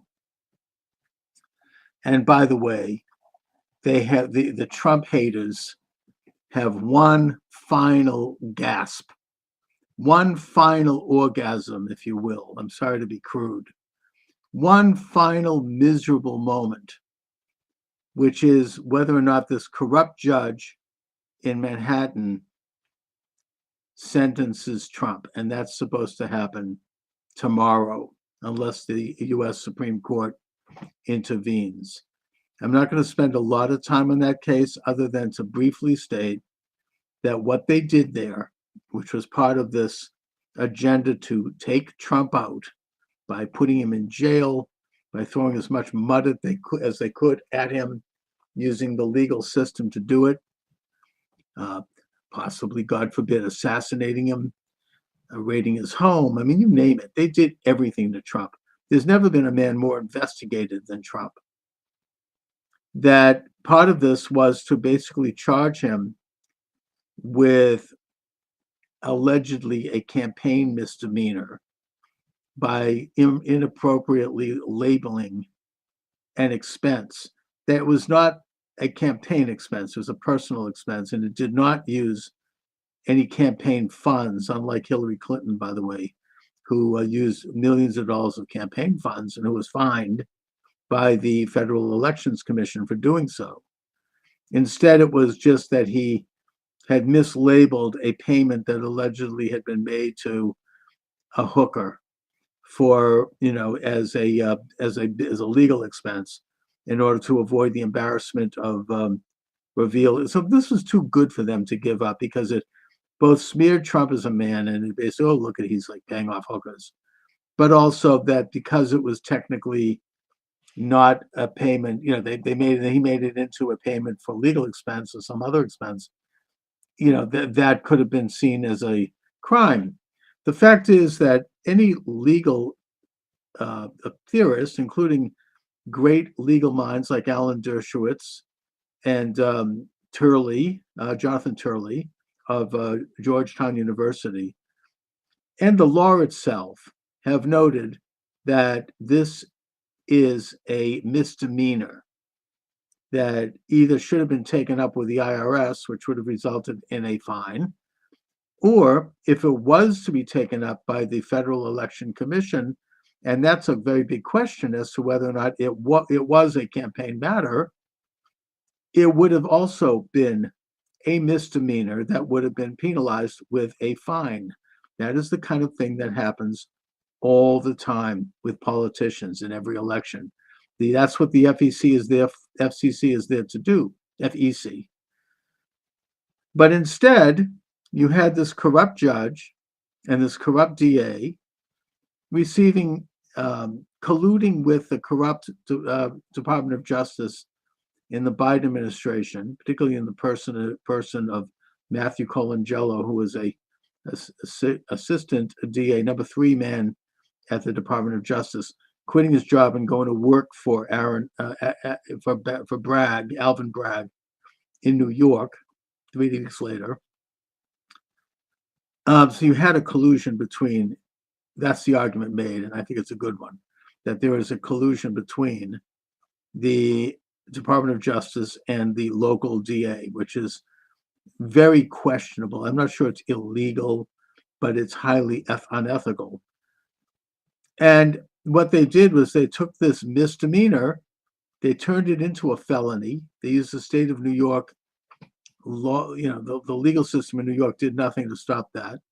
They split it up into 34 pieces of the same felony, and they got convictions from a corrupt jury who had been given very questionable instructions from this judge.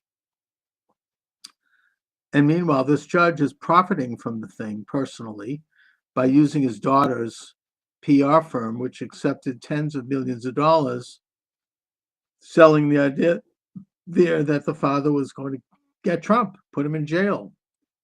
And they got big money from the Harris campaign, from Adam Schiff, and from others. So very corrupt. The kind of thing that in a normal society that doesn't have a 2-tier system of justice, these people would have been put in prison. They would have been charged with crimes.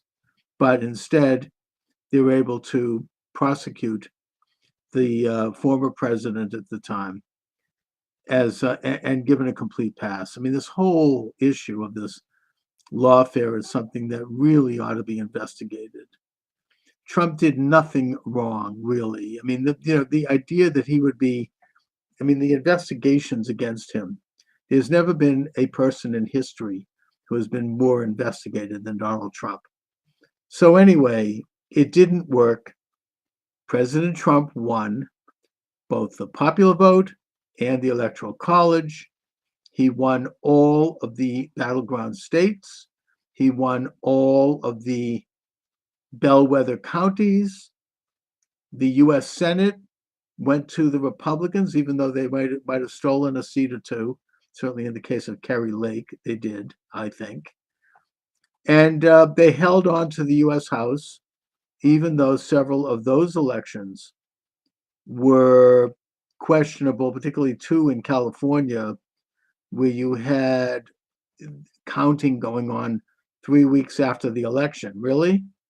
And then all of a sudden the Democrat is installed. So in spite of that, the Republicans have held on to the House. Speaker Johnson, whether we like him or not, and I'm not a fan, but nevertheless, he was reelected as House Speaker. So we did not have the ruckus contest that the liberal Dems were chopping, their hands together and hoping for.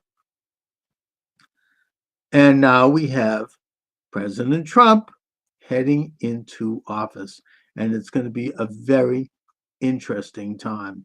I thought it was interesting watching the Jimmy Carter funeral. And just because I was wanting to see what kind of interactions the former presidents would have with President-elect Trump. And the Bushes, oh, they were just, they walked by as if Trump didn't exist. They looked extremely uncomfortable. The Clintons, I think, deliberately must have had their seating away from Trump so they wouldn't have to in any way engage with him. Hillary Clinton's hairdo was unbelievable, by the way. Check it out. But Obama sat down right next to Trump and had a very affable conversation with him, with both of them shaking hands and smiling. Trump didn't look like he really wanted to talk to Obama, but Obama was the Karen Pence snub of Trump was fantastic. Thank you. Yeah. And Pence, he wanted to make contact with Trump. I mean, don't forget, he betrayed Trump during the assembly of January the 6th. It was his prerogative as the president of the assembly and as vice president to call for contact, to recognize 7 states that wanted to contest their elections. The whole thing was interrupted when the Capitol Police swung open the doors to the U.S. Capitol, and people like Ray Epps and other potential agents came crashing in. They were the ringleaders. That put an end to the assembly hearing those 7 states. There were 7 states that were contesting the election. 7 states. Think about it. I think there's even an 8th state possibly. But that didn't happen because of the incursion into the Capitol. So who benefited from that? I'll tell you who benefited. At around midnight, Congress reconvened and they gavelled Biden into office. That's who benefited, okay? I don't know if I want to go too far into that because this is still a taboo subject on YouTube, and I am running on YouTube today through another station. So, and also TikTok, I think it's a no-no. So let's leave that right there. Okay, we've got somebody who wants to join the show. Yeah, you're welcome. Come on down.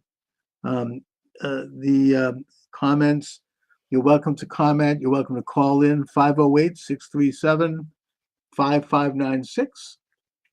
508-637-5596. How do you feel about the upcoming Trump era, MAGA era? Are you excited like I am? Are you looking forward to it? What are the Trump haters doing? I mean, I have to say, I'm awfully worried about the sort of the quiet element. I mean, they aren't like doing the usual agitating. That says Pelosi's evil timing. She forewent procedures and installed House rules. Well, just to briefly touch on January 6th, again, I don't want to go too deep, but President Trump, it's now been confirmed, contacted Nancy Pelosi. He contacted Mark Milley, the head of the Joint Chiefs of Staff, and he contacted Muriel Bowser, the mayor of Washington, D.C., asking all 3 to provide security backup at the U.S. Capitol building, none of which happened. They were all ignored. So does that tell us something about what was going down that day? By the way, there's also this very interesting element that's being covered by Darren Beatty at Revolver News. He's been a guest on my program about the pipe bomber who had planted a bomb or a fake bomb or whatever at both the DNC and the RNC headquarters the day before the assembly. The FBI was investigating that, which is a major incident, and then they suddenly dropped the investigation for reasons that are not known. When Christopher Wray, the corrupt head of the FBI, was asked about this under oath at Congress, he answered, well, I can't comment on that because that's an ongoing investigation. And I think it was Ted Cruz or whoever was doing the questioning, might have been Josh Hawley, said, well, you just said that this was no longer being investigated. And Ray responded by reiterating, oh, no, we cannot comment on an ongoing investigation. So is it being investigated or not? No comment. Anyways, that kind of crap is going to be over if, God willing, Kash Patel is installed as the head of the FBI. Finally, the FBI will have a cleaning of the house, and it'll get back to its original mission, which is to literally go after bad criminal conspiracies against the United States. I mean, I don't know if I'm not a big fan of the FBI anyway, but at least under J. Edgar Hoover, the FBI did investigate and go after genuine enemies that threatened the peace in the United States, namely the Ku Klux Klan, the Communist Party, and the Mafia. Okay? Enough said. Anyway, you're welcome to join the program, 508-637-5596, 508-637-5596. Thank God I'm counting down the days when President Trump is sworn in. I am worried a little bit about his safety and the safety of his family. Okay, I'm not going to deny that. I've said this on a couple of TikToks that I've done already. James O'Keefe, who does undercover journalism, the kind of journalism that used to be done originally at 60 Minutes with Mike Wallace. Remember, he would chase someone down the street. He has sources who have said that the Department of Homeland Security is beefing up their presence with medical personnel at the inaugural. Why is that? Are they expecting something to happen? I mean, who knows? We know that there's possible connection between these drones that have been all over seen primarily in the skies of New Jersey and Iran. Maybe there might be something like that. God forbid. The other piece of evidence I'll mention is Dan Bongino, who is a great talk show host and podcaster. Check out his podcast. Former Secret Service agent himself, worked in both the Bush and Obama administrations. He knows the inner workings of the Secret Service. He's very good at it. He has sent out a warning about rallies that might take place the day before inauguration. He's basically suggesting that people stay home because we may, God forbid, experience a repeat of what happened on January the 6th of 2021, where you have agents, assets, cutouts, whatever you want to call them, of enemies of President Trump dressed in Trump garb coming out and causing trouble. All right. Maybe as a way to rough things up and try to muddy the waters for the new administration, as a way to distract it. They're not going quietly. I don't see that. We should remember what happened after President Trump took office the first time. The next day, somebody released the tapes of his phone calls with two world leaders, which of course is classified. There's top secret information naturally on those calls. That is a felony. Whoever did that should have been charged with, spying, treason, I don't know, something serious. And that those transcripts were picked up by the Washington Post, which then basically extracted various statements, putting them out of context that could be used to embarrass the new president. And that's what happened throughout his presidency. Now, I believe that Trump has learned from that. I think he's coming into office now with a pretty good handle on what you're right, you don't know. No, we don't. None of us know, but we can conjecture. Okay, We all only have information available to us that we can glean from the media. You know, the people that are in the know on any of these things aren't talking for the most part, although there were a few truth tellers. By the way, one of whom is Jeffrey Sachs. He's telling the truth about the Ukraine war. He's bringing up some unpleasant and uncomfortable elements of the Israel-Gaza war and of Israel's relationship with the United States. He's a truth teller. So, you know, we have to admire that when it happens. Every phone call is taped, like the call he pressured the LG of Georgia more votes and didn't get. Well, first of all, yes, every call is taped, but it's not supposed to be released. That's top secret information on those calls, especially when you're talking to a foreign leader. And the problem is whoever released those calls committed a felony. As far as his conversation with Raffensperger of Georgia, he asked Raffensperger to, quote, find, unquote, 11,000 votes. He didn't say steal. He said find. And Raffensperger could, if Raffensperger had been honest, he could have found 100,000 votes for Trump. But he didn't want to, mainly because he was, for whatever reason, he didn't want Trump to win Georgia. I don't know why. What I've been told is, according to Favorito, who is a major, he's a legal figure in Georgia. He was a part of the government, and he did some research on the corrupt election of 2020. Raffensperger had a report on his desk which indicated that hundreds of thousands of votes had been stolen. And he didn't mention it to President Trump during that call. So I think that that's something that ought to be investigated, not by some partisan hack like Big Fanny, but by maybe the incoming Department of Justice under Pam Bondi and the incoming FBI director, Kash Patel.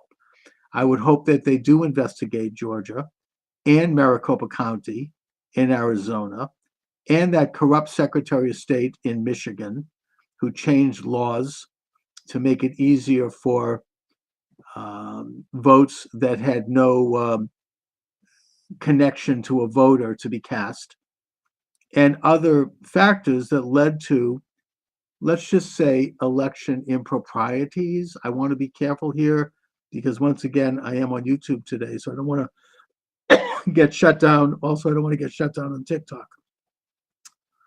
The party of law and order is now totally against law and order. And which party would that be? SIN influence number 13. I mean, be more specific. I don't know if you're talking about Trump, you're dead wrong. That has also been investigated. You guys are still whining. Hey, you don't like it? Tough. I am going to continue to whine, if you will. But I do believe in election integrity, and I'm not going to let that go. You know, it's the future. They didn't do it this time because Trump's vote was so overwhelming that it turned out to be impossible to steal. That's my opinion. But this country has to get voting right. My senator here in Massachusetts, Elizabeth Warren, filed legislation in 2019 that would have ended electronic voting, that would have required all votes to be cast on paper ballots, and that the election would happen in one day and it would be counted and the winner would be known by the end of that day. That's Elizabeth Warren, okay? She's not talking about that now. You know, she kind of changed her tune, but there it is. Voter integrity, voter ID, used to be a liberal cause. It stopped being when they realized that they could use these levers of fraud. Likewise, censorship, by the way. Remember the ACLU used to be into stopping censorship? Remember how the liberals used to come out with the annual most censored stories of the year? Now the liberals are the ones who are complaining, who are the main censors, as they complain about the fact that Mark Zuckerberg has decided to end. I'm getting a terrible cough here. Sorry. To end the censorship regime, and maybe he will. I don't know how sincere he is, but it would certainly be a great thing. Anyway, you're welcome to join the program. You can text me on TikTok and I'll read it. You could text me on Rumble or Kicks. You could call 508-637-5596. 508-637-5596. Hello, you're on the Hello, air. Charles. Hi. How are you doing? I'm well, thanks. How are you? I'm just fine. Here in Texas, and it's very cold. Oh, well, it's pretty cold up here in Massachusetts, too. I can only imagine. So, I just got on. What's the conversation? well, we're talking about the incoming Trump administration. We're talking about the Carter funeral. We're talking about the fires in Los Angeles. We're talking about news. What's on your mind? Yes. Well, I'm really. I think I watched a video of yours. Maybe it was yesterday, last night, Yeah. and this morning, talking about the inauguration and just worries of what could possibly happen. And Yes. It's really like it's starting to click to me that there is a possibility that something could very well happen. Well, I'm suggesting that people not go to any rallies in the day up. It's too dangerous. I mean, this establishment, look what they did on January the 6th of 2021. Yes. I don't want to see that happen again. I think we should stay home. I think Donald Trump should stay home until the day. Stay in a bunker, stay safe. Tell his family, everybody should be quiet. We won. Let's just be quiet. Let's stay safe and get across the finish line on January 20th in one piece. I mean, I'm sorry, maybe, we'll have plenty of time to celebrate later. Once Trump is in office, it's going to be very difficult for this corrupt, rotten, illuminated, internationalist deep state to stop him. Even if, God forbid, they did injure Trump once he's president, it'll be too late because he will have been inaugurated. We'll have J.D. Vance and we'll have the whole establishment in place. It looks like all of his nominees are going to be confirmed at this point. And so they won't be able to stop Trump, even if they, God forbid, if something happens. Forward to it. I am looking so forward to it. And I'm so glad that it's happening on Martin Luther King Day. Everybody's going to go. We're all going to be able to watch. You bet. Oh yeah, it's a beautiful, beautiful thing, and I can't wait. I mean, I'm counting the days, and I am so happy and gratified that we bit the bullet this time, and that Trump. I'm just looking forward to a glorious and great revival of this country, and I think we need to, moving forward, we need to continue to define what that's about. Why, what the MAGA movement's about, what it is to put America first, and really stand up and advance it. And so it becomes a generational movement, which I think it already is. I actually think that this is the most significant social movement since Reconstruction. We have never had this kind of. It's something you can feel. It's something you can feel. I can feel it. Oh, yeah. I know I can feel it. Absolutely. It's amazing. Hallelujah. Amazing. It's amazing. Well, I'll definitely be praying. I think we all should keep, our heads on a swivel and be very vigilant. You bet. All right. Thanks a lot. Thanks, Charles. Okay. All right. Looks like I've got a couple of people that would like to join me on TikTok. You're welcome to join me, by the way, on live if you want to call in. 508-637-5596 if you're watching on Rumble or on Rockfin or some of the other venues that are carrying the program. I'm running live on Podomatic. I'm kind of looking forward this year to hopefully ending the censorship regime. Now that this corrupt, illegitimate regime is out of office. Yeah, I'm live on Rockfin. Rockfin is a pretty cool. Rockfin's a pretty cool site, by the way. And not to get in a quick, shameless plug, if I may, but my books are all available at Amazon Books, at Barnes and Noble Books. Amazon is the best because Amazon's actually published my books. And you could check them out just by putting my name in the server, Charles Moscowitz, like Moscow, Moscowitz. By the way, just for clarification, that the name means son of Moscow, son of Moses, not son of Moscow.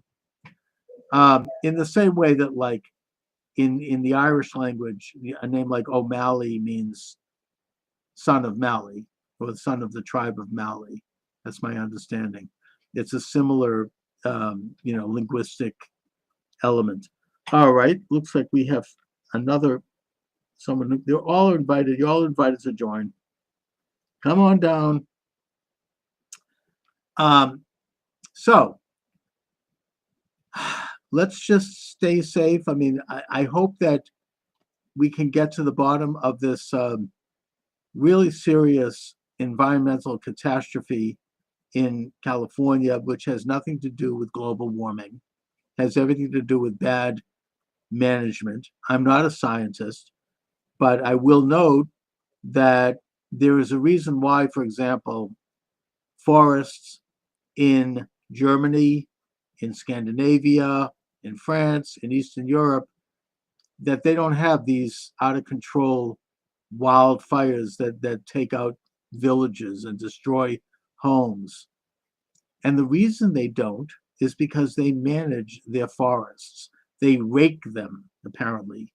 They they do like controlled burns to keep them clean. They build roads that separate them out. I mean, there are management techniques, water management, that help them treat their forests like you would treat any other crop. I mean, and thus they don't have these destructive fires.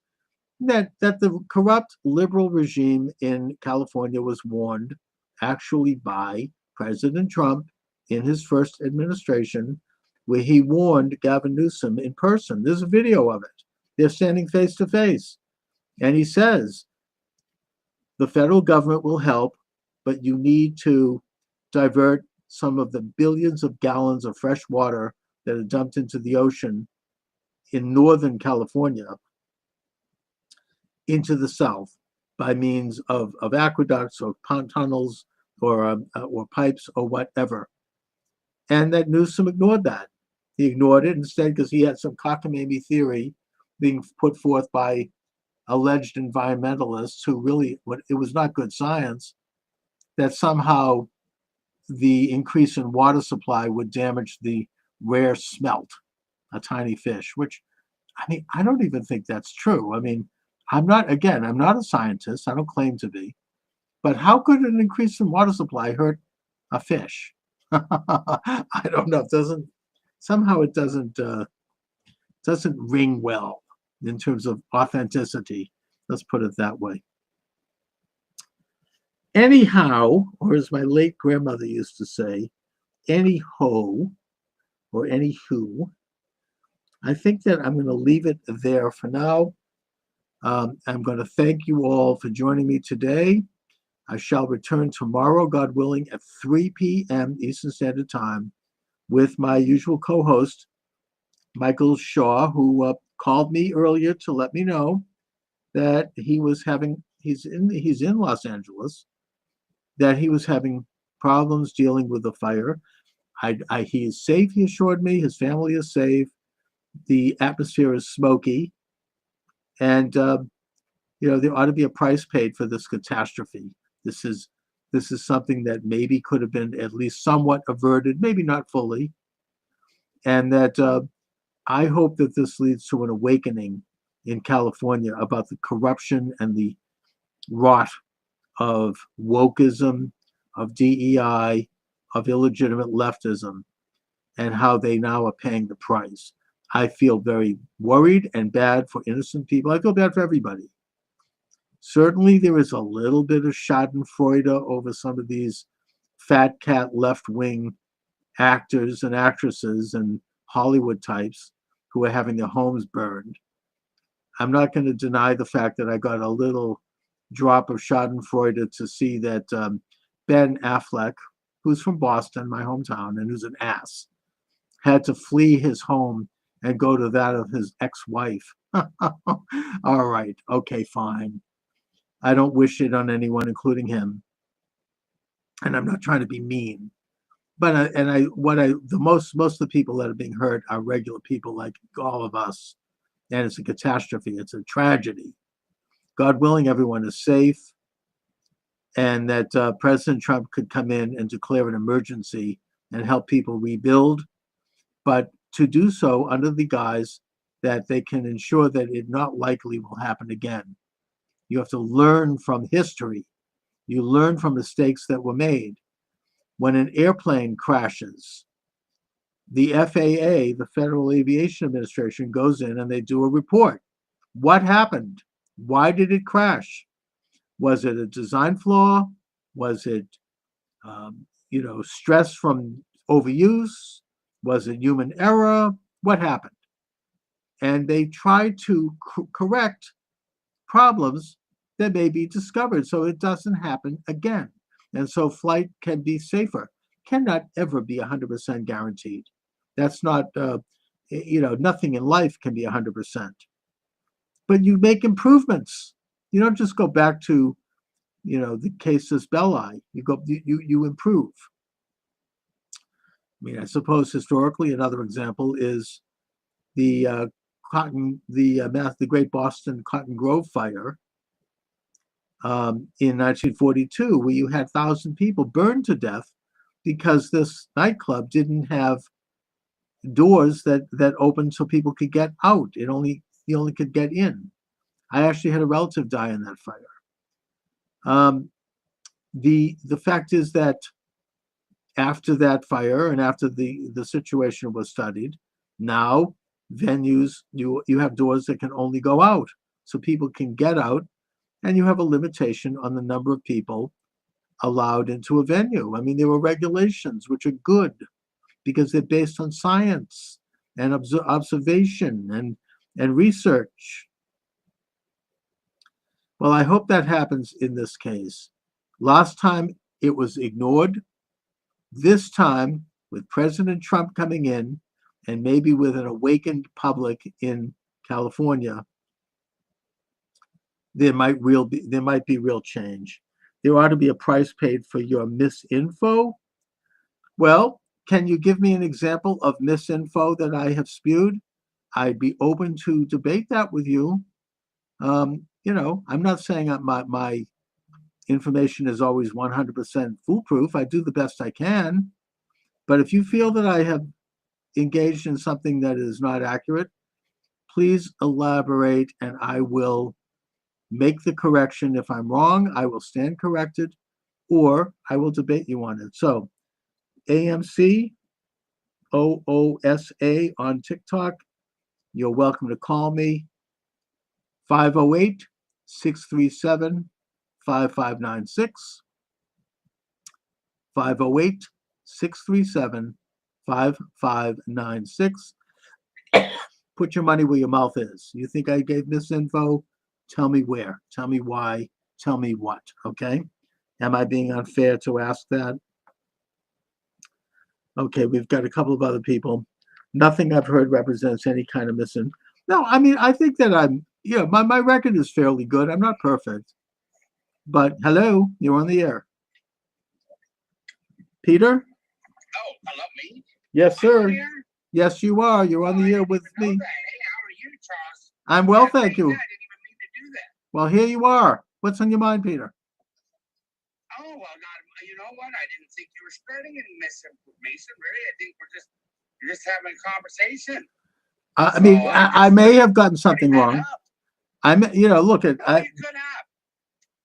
look, if I got something wrong, someone is welcome to call me, and if I am wrong, I'll stand corrected. I'm not claiming to be I'm not unimpeachable. I mean, I do my best, but I try to do my research. No, I think all of of us on the right are that way. We're all open for, if there's any new information or if Yeah. something we've said or posted that is incorrect, we're definitely open for to be corrected.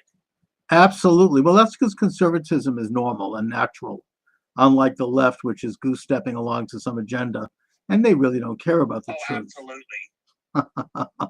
Anyways, No, I agree with you there. thank you, Well, Peter. Charles, I'm glad I didn't really mean to I don't know how. I guess I joined your live, but I'm glad I got to talk to you. I love all your content. Thank you.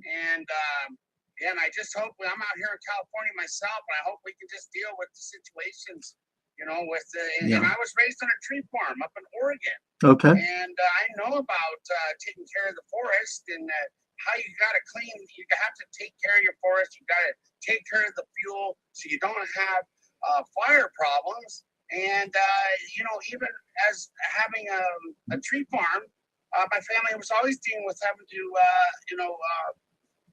do the requirements of the insurance companies. Because we had a tree farm, you had to make sure that the land was cleared correctly to get insured every year.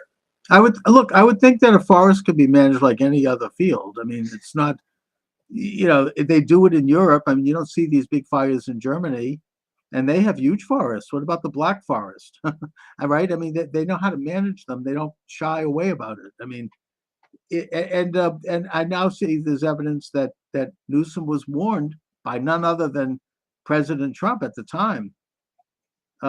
They can divert millions of gallons of water from Northern California without affecting the water supply. And absolutely, and I know that Gavin Newsom's been sending water out to the ocean because of a smelt. That's always been a controversy with me. I always think humans first. Well, how does that even work? Why would more water negatively affect a fish? I don't get that. I'm not a scientist. No idea. I don't think I haven't researched that enough to really know what his reasoning was. Yeah, I don't think I wonder if the science on that is sound. But anyway. Anyway, Charles, it's really nice to talk to you. Same here. I'm glad I did get into your live. Thank you. And I do have an appointment here at 1:00. I'm in the parking lot, but it was really good chatting. And I'm glad I got on to say hello and talk to somebody else. Like you said, on the right, we seem to be a little more level-headed. Yeah. And we would, definitely want to digest everything and try to figure out what's really going on. Indeed. It's where the intellectuals are. Thanks a lot, Peter. And be well. God bless. Thank you, Charles. All right. And God bless you, too. You have a wonderful day. You too. Thanks a lot. Okay. All right. I think I have enough time to take maybe one or two more calls. I'm going to sign off pretty soon, but you're welcome to join the program either on TikTok with a chat or an invite, or on Rumble, which is the flagship station of the show. I can take a chat or Kicks, or you can call in at 508-637-5596, 508-637-5596. Let's see, we have a couple of more invites here. You're welcome aboard. But anyhow, my books are available. As I said, my show is self-sponsored, so the way I sustain it is through my books. I've written over 20 books on a cross-section of topics. I've written on health. I've written on economy, a lot of history. I've written on religion. I've written a book about Judaism, about Islam. My most recent book actually is about anti-Semitism. And I'm working on one right now dealing with conservative social theory. You're welcome to check them out. They're all available at Amazon Books, Amazon.com. Put my name in the server, Charles Moscowitz, and you shall see them come up. So that's how I sponsor the show, through my books. Anyhow, I want to thank you all for joining me this afternoon. I shall return, God willing, tomorrow at 3 p.m. Eastern Standard Time with my usual co-host on Thursday, Michael D. Shaw, who is dealing right now with the fire in Los Angeles. He's fine, but it's smoky and he's having issues. So hopefully everything will be okay for him. Looks like we're getting somebody from TikTok. Hello, you're on the air with me. Oh no, okay, all right. So on that note, I'm going to thank you all for joining me this afternoon. God bless America. God bless the MAGA movement. God bless President Trump. And have a wonderful afternoon, everybody.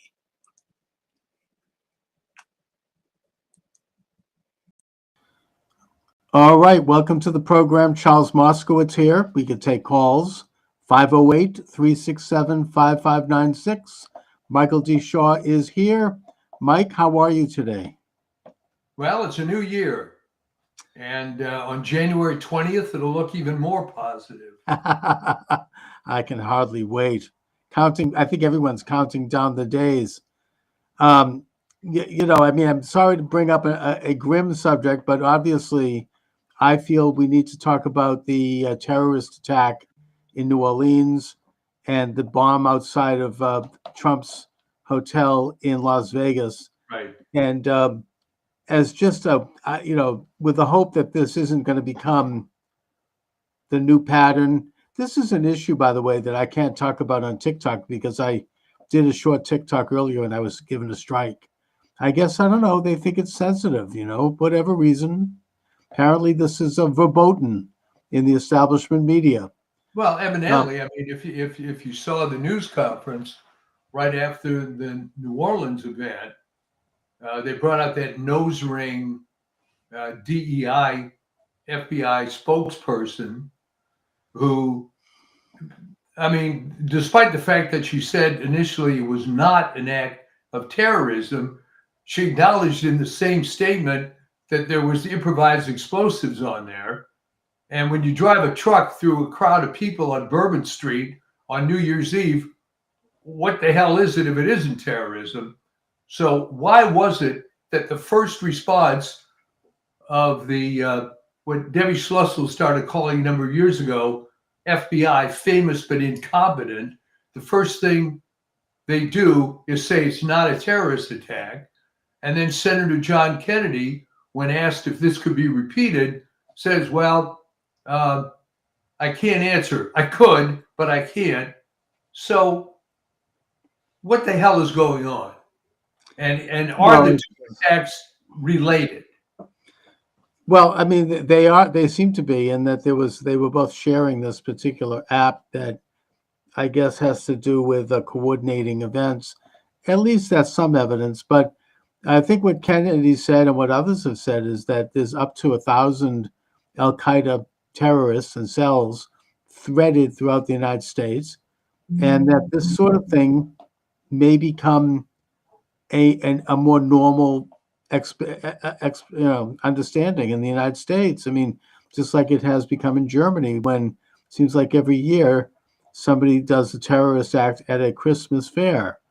And now in Germany, they're having, rioting amongst some of the, let's just say the minority neighborhoods in Germany. We know what they are. Yeah. And they're calling it a problem with fireworks, as opposed to somehow the firework is showing up and doing this. But it gets to a deeper question that I really feel I want to mention. And it's a topic of a short book that I issued called The Anatomy of a Murderer, a mass murderer, where I look at the guy that committed the murder at the Pulse nightclub in Orlando, Florida. Right. In my criminology class, we were given a list of criminals that we could write an essay about, and that's the guy I chose. And it was similar to this incident, except in the case of this incident, the guy seemed to have had a military involvement. He was an army background. But the question is, how is it that these people are doing things that are so abnormal and so outside of normal function, and that it has become common enough that you could almost call it an epidemic? And what's going on with them? I mean, this isn't something that was happening before. I know that it happened a little bit during World War II with the Japanese kamikaze attackers who would commit suicide as a way to kill Americans on battleships. And there was one incident of this kind of terror in the 1960s that I know about, and that was the shooter at the tower in the University of University of Texas, Texas. Yeah. right? And that was big, big news. I mean, he went up to the top of the tower and he started taking pot shots at people below. And it was like, oh my God, how could this happen? But since I think the 1990s, the late 1990s, between school shooters, starting with a big one at Columbine, and these kinds of terrorist acts, it's become an epidemic. It's become a common problem. And so we have to take a look at it, in a way sociologically, because that's the subject I'm studying now. Yeah. What is going on with these people? I mean, we should look at it like you look at any disease. You could look at it like you'd look at an airplane accident. What happened? Was it, a design flaw? Was it that the plane was too old? Was it stressed, mechanics? Was it human error? And when these plane crashes happen, the FDA does come in and they do a study like that. The Federal Aviation, FAA, and rightfully, and then they file a report and they find some problems and then they fix it in the future, right? I mean, a classic example here in Boston was the Coconut Grove fire in 1942. I actually had a relative who died in that fire. And what happened is that when that Coconut Grove went on fire, people couldn't get out because the doors were opening going in. So they were trapped. So they studied it. And since then, building regulations are such that you have to have doors that go out. And you have to have a certain number of doors. And there's a certain regulation on the number of people that are allowed in. And this is rightful because you learn from the mistakes and so that it doesn't happen again. So we have to have an objective study of what's going on here with these people. And, I don't claim to know the answer, but there are certain threads of reality here. There are certain things that are involved here that were not prevalent before. And the one I would just say right off the bat, and this has to do with, I think, every case of school shooters and young people involved in shooting, is the bad use of psych drugs and the side effects of those drugs. You have young people who are not physically, let alone mentally or emotionally competent enough, because they're just not developed to handle those sorts of drugs. And so, it creates psychosis. It creates a sense of unreality. Suddenly they think they're in a video game shooting people. Yeah. They become like zoned into into almost like a quasi-reality. And that there's also elements, if you look at the fine print of those drugs, and I'm not saying I'm completely against them. I mean, there might be some use of them from time to time, particularly with someone who is dealing with schizophrenia. So that's not the issue. The issue is that if you look at the fine print, there it says, like, if you go off of these drugs, you have to do it under supervision because it could lead to homicidal tendencies and suicidal tendencies. It says this in the fine print on the container of these drugs. You can just read it. Right, Chuck, but you have to understand one thing about when they give these side effects and contraindications. It also says that your doctor has determined that the benefits of this outweigh the possible side effects, which is the universal antidote to any of that type of information. But there's multiple causes here. Right. All right. What was different in the early 1960s when that school shooting occurred, University of Texas, Austin? And it comes down to a couple of things. One is we didn't then have these virtually suicidal levels of tolerance that have been forced upon everybody. Okay. If there was some lunatic out there, and believe me, when they retell these stories, it's always no one had any idea that. No, everybody had a big idea. But back then, these things didn't get out of hand. But the mere fact that the most important thing for the FBI to say after the New Orleans incident was, although they changed this is not a terrorist attack. Oh, I know. Well, that's the same nonsense that propelled the entire response to COVID, the fake vaccines, and so on. Okay. And one of the reasons Trump won the election was that people decided they weren't going to listen to the elite media or the government anymore. And I was saying, by the way, in articles I wrote in 2020, when this thing first started, and I was getting very few responses. Why would anyone believe a word the CDC says anymore when they keep changing their narrative every 5 minutes? But you have to appreciate that there are psychotic levels of people worshiping authority in an atheist society. All right. They have to believe the government, because what else is there? Remember, the government told you to become an atheist, in effect, with the school prayer decisions. And from that came this pornographic obsession, of which these terrorist attacks are basically part of. Okay? These guys are all disaffected. They're living in some sort of bizarre fantasy world. What is go ahead and be a Muslim, but what is the point of blowing stuff up? There's no, I think, Mike, your points are all well taken. I mean, about the atheist society, the pulling the rug out from under the moral and ethical foundation of Western society, which is something they've deliberately done. Of course. The lies that have come out, particularly from this illegitimate regime that is winding down right now, and going back to COVID. And I blame Trump for listening to Fauci and Birx. He should not have done that. But putting that aside, everything about that was a lie.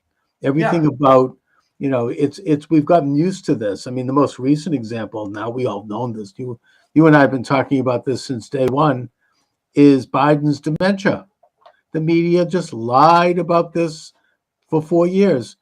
And I think people now get used to this. The FBI is a classic example. Thank God we're going to get Kash Patel, God willing, to go in and clean this thing up, because he's a clear truth teller. But this still doesn't get to the deeper question.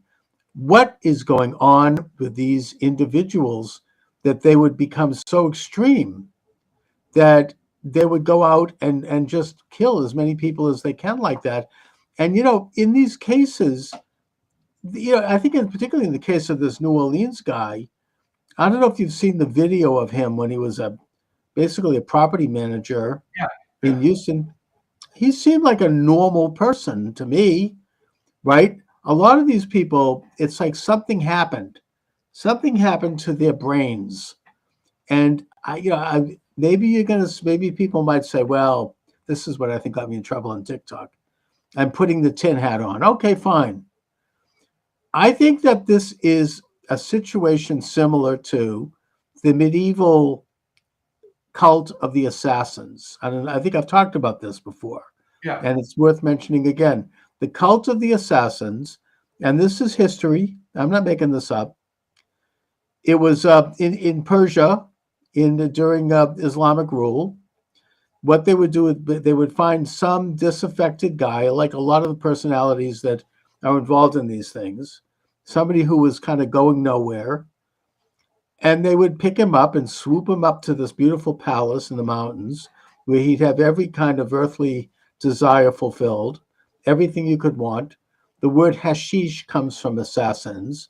You'd have drugs, you'd have all kinds of substances, you name it, complete luxury. This would go on for maybe 2 or 3 weeks, and then you'd reach the end of the time, and they'd say, "We're going to send you back down to regular society, but if you want to have this for eternity, you have to fulfill a mission." And that mission was usually to kill somebody that they wanted to take out, an assassination. You need to get yourself into this circle and get close and perform this murder.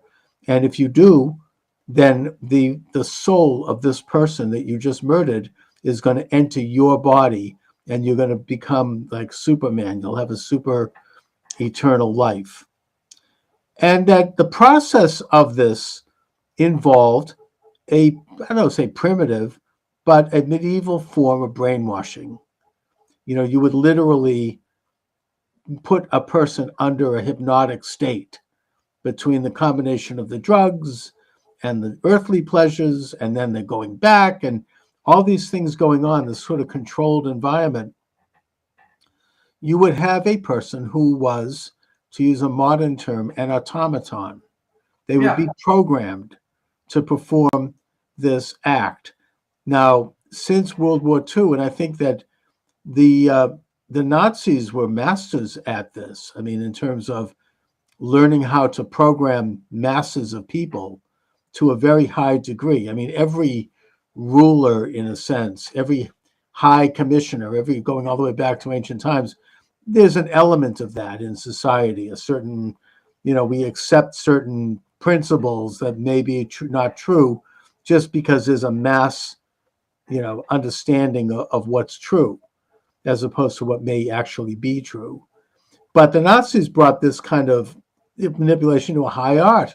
If you look at their rallies at Nuremberg, for example, filmed by Leni Riefenstahl very brilliantly, these were situations where the participants, all of the sensory elements would be channeled.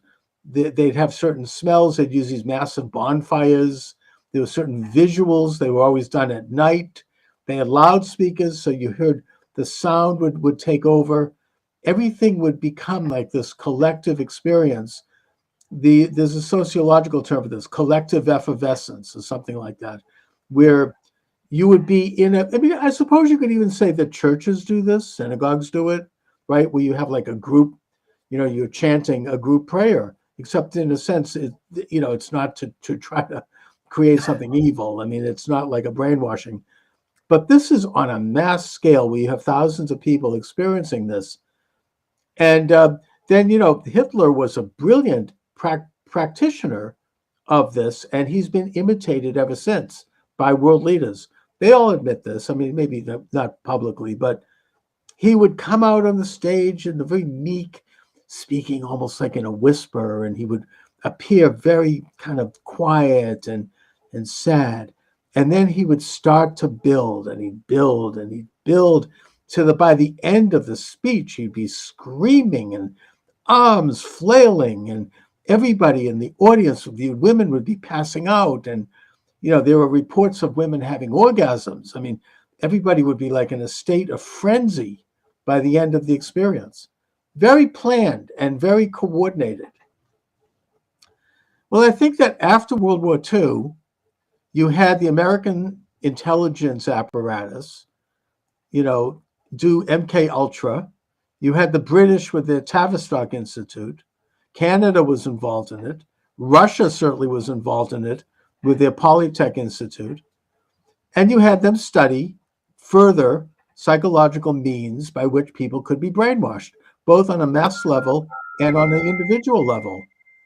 And I think that they've taken it to a fine, high art in terms of finding these, disaffected guys, like the assassins did, and brainwashing them to do these missions, because this isn't normal. Nobody in their right mind would go out and do this. I don't care how evil they are. But maybe what's unspoken here, but I will speak it, is that there's a self-preservation aspect in law enforcement. I mean, what would happen if crime disappeared? That's a big, big industry with defense attorneys judicial system, and by the same token, there's a lot of stuff that goes on in healthcare. One wonders how you can spend $1 trillion on cancer research and not Right. cure cancer, right? Sure. So I would not be surprised at all if this is directed by, let's say, the FBI. I mean, why not? Okay, fine. Kill a few people, but keep the population in a state of alert so we can turn to Massa and he's going to take care of us. I mean, Right. why aren't people asking the obvious question? I think that you're basically continuing my train of thought here.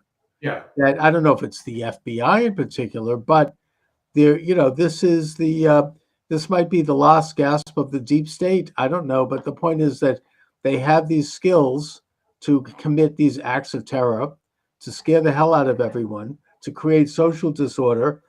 What could be more ripping apart of the social fabric than sending out a car to kill innocent people on a sidewalk like that on a mass scale? So they program them to do this, and it creates such havoc, and rightfully, that they are then able to perpetrate and further advance their power. Well, in further support of this, as we've said on this show many times, how come there is never a definitive explanation of any of these mass shootings, especially who financed it? It's always some disaffected guy, living in his parents' basement or in a trailer park.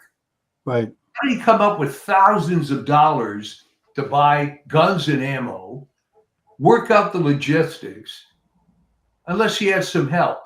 All right. Why, in the name of God, do people do gain of function research on viruses unless you want to weaponize viruses? That's right. And they're doing it apparently right here in Boston right now. They're still doing gain of function. These are all tools of this international establishment. I hate to put it that way. And I don't think it's an issue of Islam either. I mean, I think Islam is being used as a scapegoat in this regard. And why would they, what do they get out of this? I mean, sending somebody into into New Orleans, going into a crowd. I mean, I think that it's something much bigger than that. It's not an issue of Islamic terrorism at all. It's because, I mean, it's a small, scary event. Okay, think about it, Chuck. If you coordinated 500 of these events to occur in 1 month, people would get wise. Okay? Right. But if you do a little one here and a little well, one that's there, right. They keep everybody off balance. You never know what's going to happen next. We don't know when the next one's going to be. Everybody the next day wakes up in a, whether you want to admit it or not. I mean, I don't think I have a problem. You're scared. You're thinking, gee, where are my kids? Where's my daughter right now? Where's, so-and-so, where should I go to that concert? Should I go to that movie? Do I want to be out in public, in these events? It creates, look, this is what happened in Israel to a certain extent. I mean, after they had a situation with a Purim celebration in Tel Aviv, some terrorists showed up. They started to massacre little children and girls, dressed in costumes. And since then, the Israelis no longer have Purim outside. It's just, they just don't do it. I mean, they do it inside. It creates, it changes the society. I mean, I know we could say, well, we can't let it change society, and that's true. But terrorism does do that. I mean, I'll give the historic example, and the Israelis have learned from this one, and that is the Crusades. When the Crusades created the Kingdom of Jerusalem under Godfrey II, the Frankish king, he brought his family after there was, first it was all men, then they sent for their families. And the wives and the children decided to go down to the banks of the Jordan River to celebrate and have a picnic.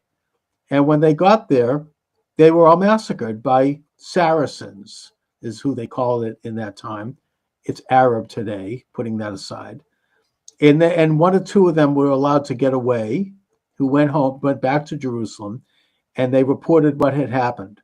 Now, the answer on the part of King Godfrey was to shut the gates of Jerusalem and to build castles and to close everything in.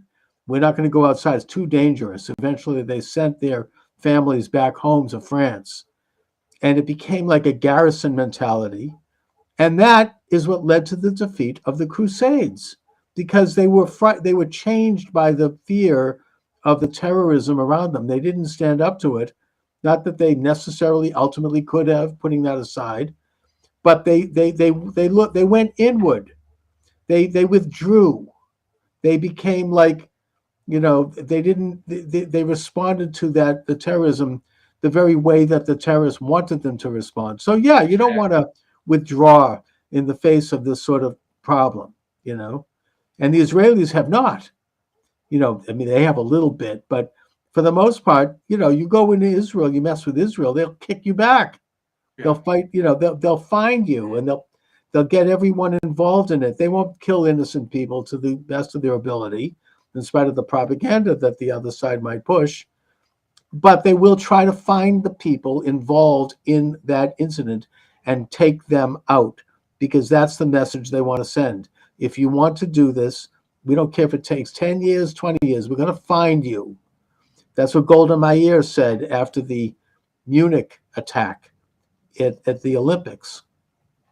There were 20 terrorists involved, and she said, look, we're going to find every one of them and take them out. And it took, I think, 20 years to get them all, but they did, and that's the response. There wasn't and by the way, there were plenty of people in Israel that were against this prolonged search for these guys. Oh, I'm sure. Because, this flower child mentality, which apparently is more important than life itself, that maybe they were misguided, or we can't lower ourselves to that level, or whatever cliche they're going to come up with. Well, that's why Hamas was able to do this terrorism on October 7th, because the army had become kind of taken over by the same type that has taken over the U.S. Army and the U.S. establishment. This couldn't happen, and we can be nice to people.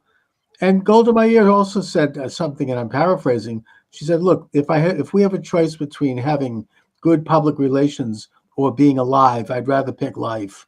Yeah. It's like we have, and you have a right to defend your life and that of your family and your property. If a sovereign nation can't do that, it's not worth being sovereign. I mean, that's the basic function of creating a sovereign. That's exactly right. I mean, the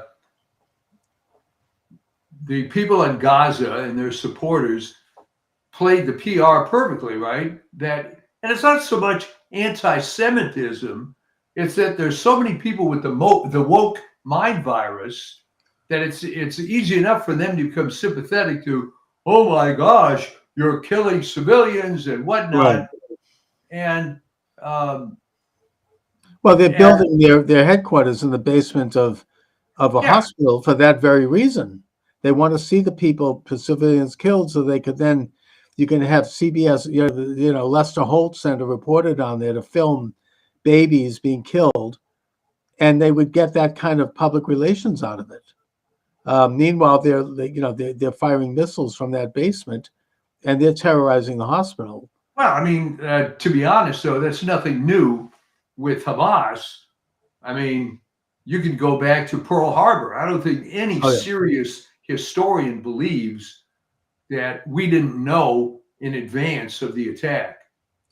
Right. That's been established. I think that Thomas Dewey actually talked about that when he ran against FDR, and he was told to tone it down, which apparently he did. He shouldn't have. But that's it. So it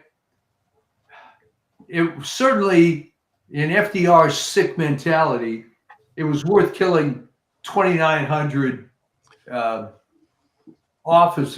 personnel at Pearl Harbor to get us into this war that he wanted to get into so badly. Exactly. So Exactly. And he was celebrating it right after he gave that famous speech. There's images of him just having a yuck over the whole thing. That yes, we finally did it. We're at war. This is the warmongers mentality. But to go back to these terrorists, this is a new phenomena where you have people who are committing senseless mass murders against just, it's not even political. I mean, are the people in New Orleans celebrating New Year's, is that a political target? I mean, I get, as evil as it is, I get the fact that Hamas wants to kill the Jews, right? And so they go to a rock concert to kill as many Jews as they can. Completely evil, but it is targeted. Whereas this is just like, we're going to kill, people in New Orleans. I mean, really? What the hell? Or like you get, somebody shooting up a high school. It's something about this that, it's just not normal. There is no, it's something. not normal, but it's becoming more common. And I don't use the term pornographic lightly. All right. Ultimately, well, all right, there's a video going around now where some woman analyzes the demographics of OnlyFans. She claims, and I find this extremely hard to believe, that there's 165 million men in the US, over 80 million are subscribers to OnlyFans. All right. I don't think that's true, but go with that. All right. And then there's some ridiculous number of women who are OnlyFans models, a few million. All right. Isn't that the thing where just like anybody can open up an account and take nude pictures of themselves and sell it? Yeah. Yeah. Okay. So this is maybe relatively harmless, but one of the other factors that came out of this analysis is that the vast majority of these OnlyFans customers are married men. Okay. So, Well, that's in that probably case, the vast majority of porno customers anyways, yeah. right? So, yeah, if you think about that, what the hell is going on? Okay. You'd rather look at somebody else doing it in a picture than your own partner. All right. Right. So you ask the question, what's the point of killing X number of people in the French Quarter in New Orleans? It's pornographic mentality. There's no point in it, but it's some sort of sick release mechanism. You're not going to win anything for ISIS. That's No, how's that? I don't see it as a political thing unless to go back to my original premise. These people are somehow Manchurian candidates for somebody who has an agenda. They think Oh, that absolutely. And it's law enforcement that has the agenda. I mean, the easiest way to analyze this is the so-called war on drugs. right. Okay. The war on drugs proved that you can spend $1 trillion to incarcerate over 1 million people to make sure that drugs are more readily available and of higher quality. But it's a tool of enforcement. So you can take some poor black kid in the ghetto that has a dime bag and put him in jail, enriching this so-called prison industrial complex. This doesn't happen by itself. No, it's a big business. It's slave labor. It's Yeah. profitable, right? I mean, isn't that something, especially with the privatization of prisons, Yeah. right? Isn't that like, didn't Kamala Harris, when she was Attorney General in California, she was like, big Democrat donors, or these private prisons were big donors to the Democratic Party. So she was keeping people in prison, mostly black men, for minor crimes, longer than they needed to be there so they could do slave labor. Well, that's exactly right. But people never want to come to this conclusion. All right. Right. These questions aren't completely answered. And like Senator Kennedy of Louisiana, well, I could say, but I'm not going to say. Well, why the Right. hell not? All Probably right. because it might be because it's classified, which is interesting. He knows something because he looks at briefings, but he's not going to say it publicly, which is his way of telling us that there's something going on here. Yeah, well, I mean, it was clever that way. Yeah. I mean, that's a smoke signal. And right. But the thing is that I think that there is something going on here. These are instances that are planned. They're not accidental. They are coordinated. They are, I mean, in this case, the New Orleans target was a soft target. They knew that there was going to be an easy ride in there. Well, but how did they know that the bollards were under maintenance? Well, that's just it. That's why I'm saying this is well planned. People did know. And that, look, I'm not pointing fingers. I have no idea who this is. I mean, this is like what Michael Glennon wrote about the double government, right? It's very powerful. It is unaccountable. It is faceless. It is, it's secretive, and it does stuff. In Europe, I heard Charlie Robinson. I don't know if you ever listened to his podcast. He actually started as a guest of mine before he did the podcast. It's great. It's called Macroaggressions. Good guy.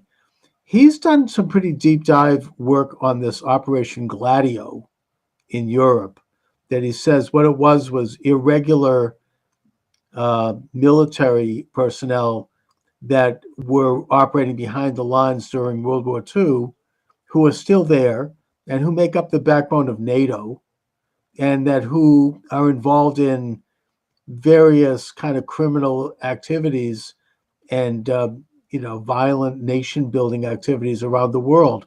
He points out that they were deeply involved in the drug trade, and that he seems to think that they have a hand in these school shootings and in other things. Now, I don't know that, but the point it gets into a little bit of a closer approximation of who is behind this.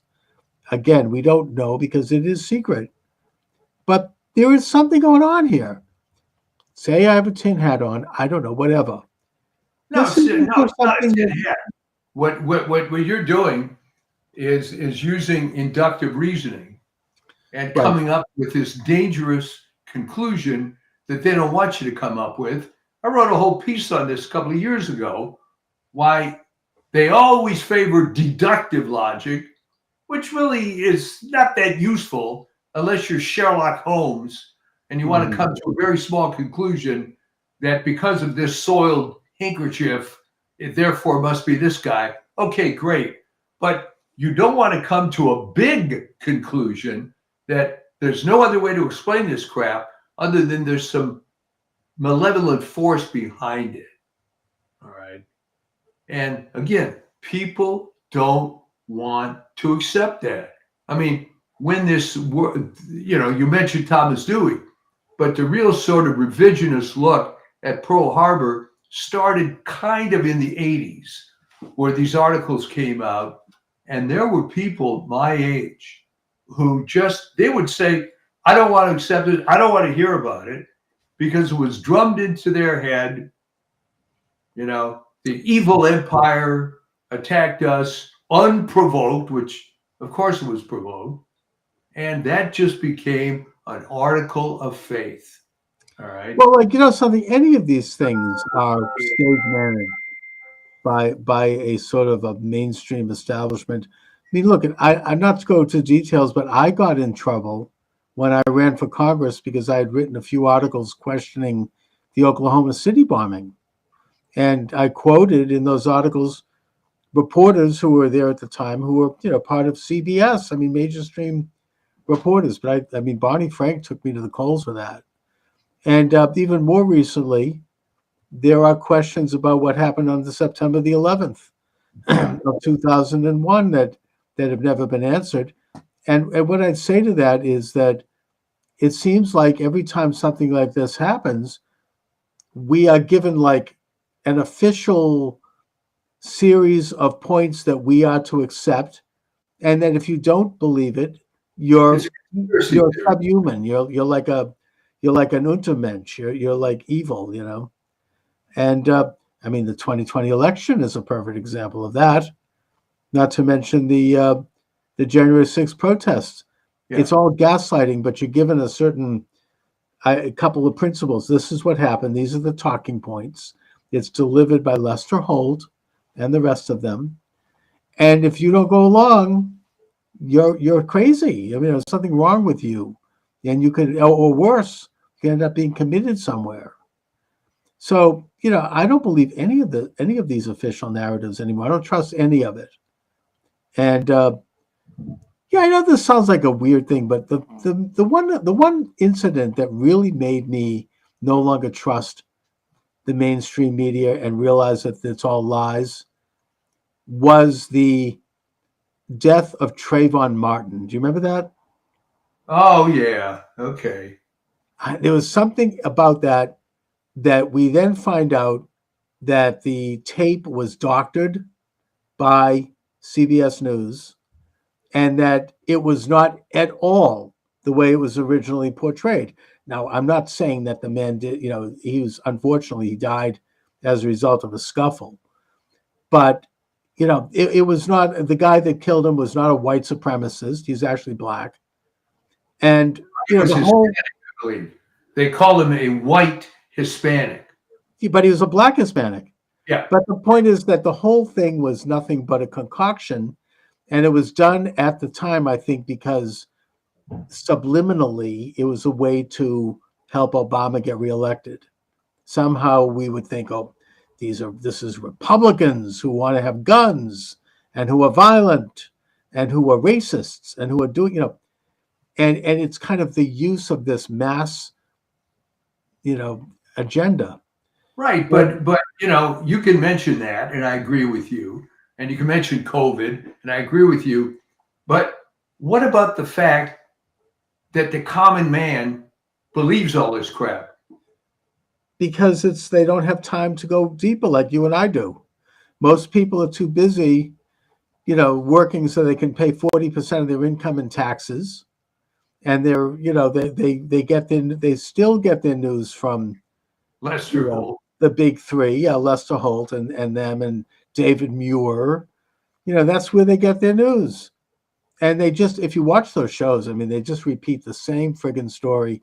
And it's often something that's so trivial. And it's lies. I mean, most recently, they're fear-mongering and lying about the upcoming Trump administration policy on deportation. They did a whole story the other night, Lester Holt, since we're on the topic, about... Why don't you get him on your show? I mean, they interviewed these people saying, we might be deported. Well, it turns out that they were not going to be deported because they were legal refugees from Afghanistan who were rescued because they'd been pro-American at the time that Biden had that catastrophe and that government collapsed. So there's no problem with them being deported. They're here legally. That's not what it's about.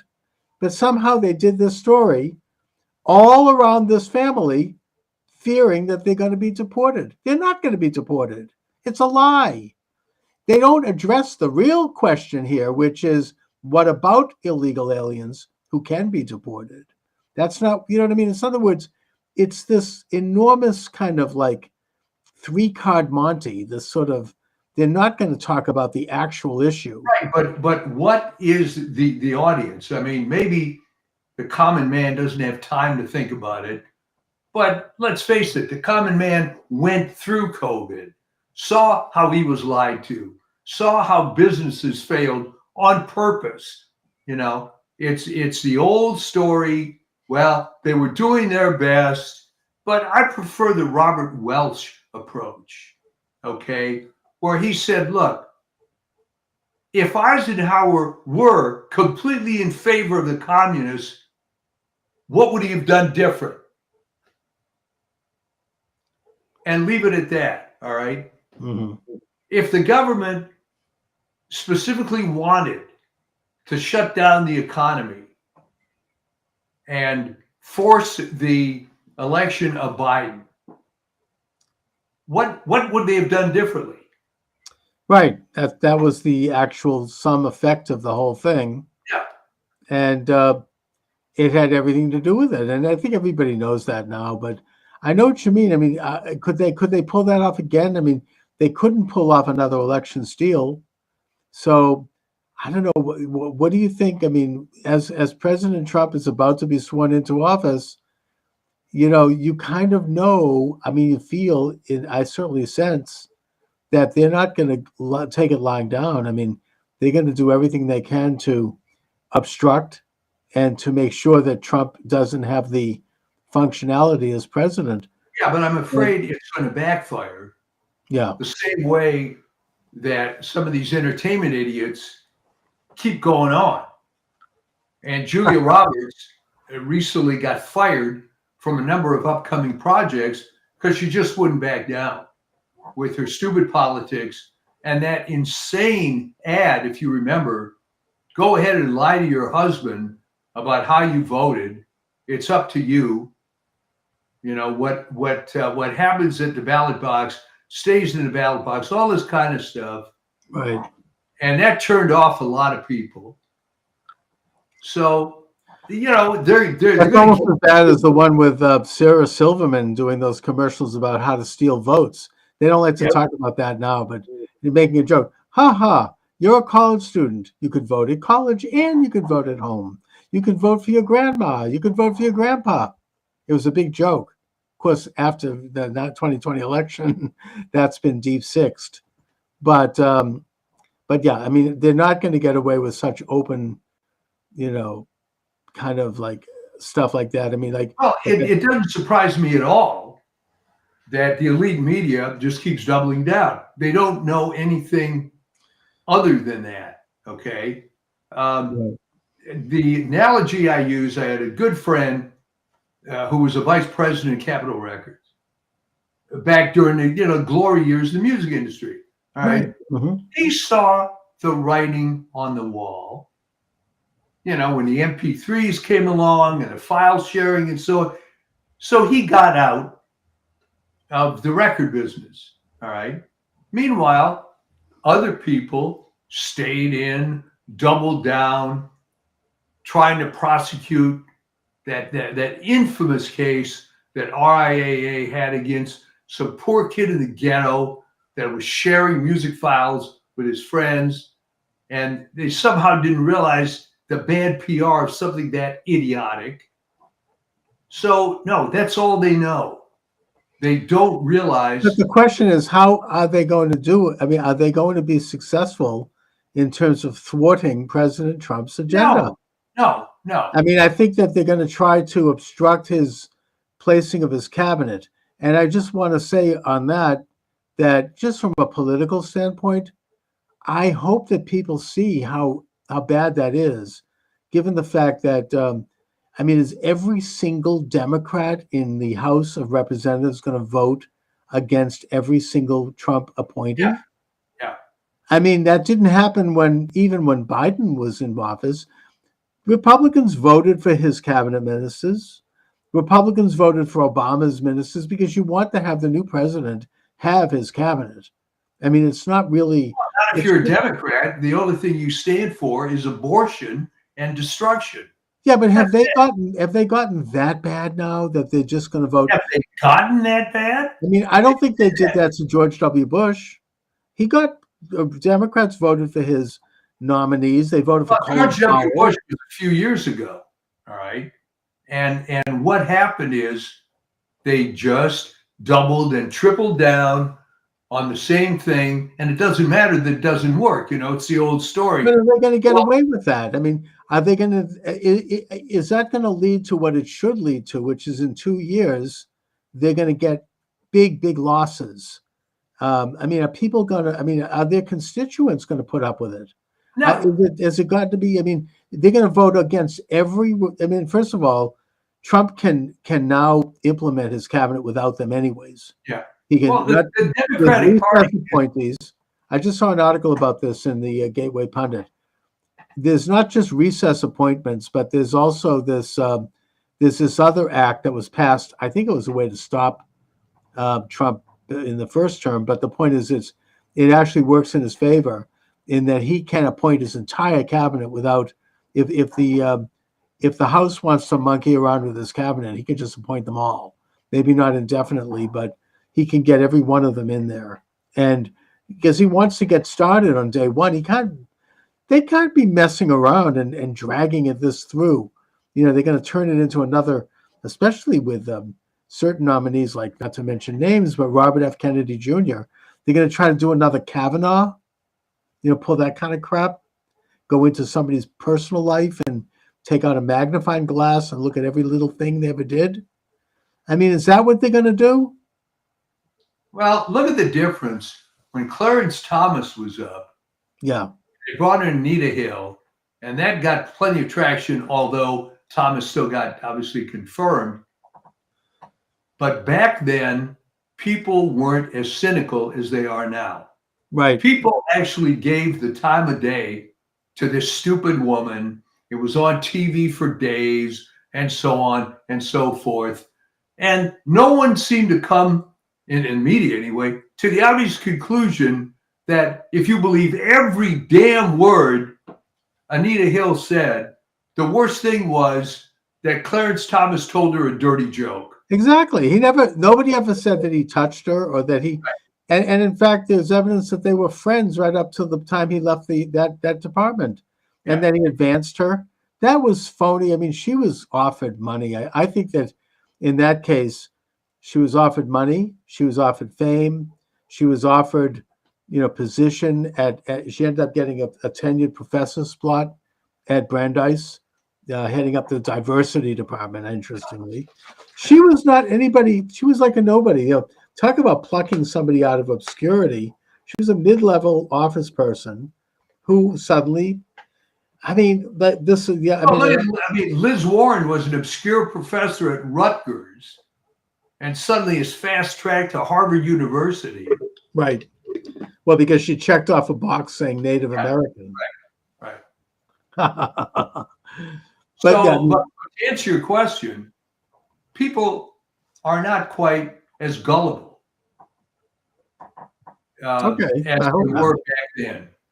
But are they as partisan? I mean, is the Trump derangement and the hatred for Trump that high? Look, there's always going to be, as you and I have talked about, 25 to 30% of these left-wing fanatics that hate their life, always will.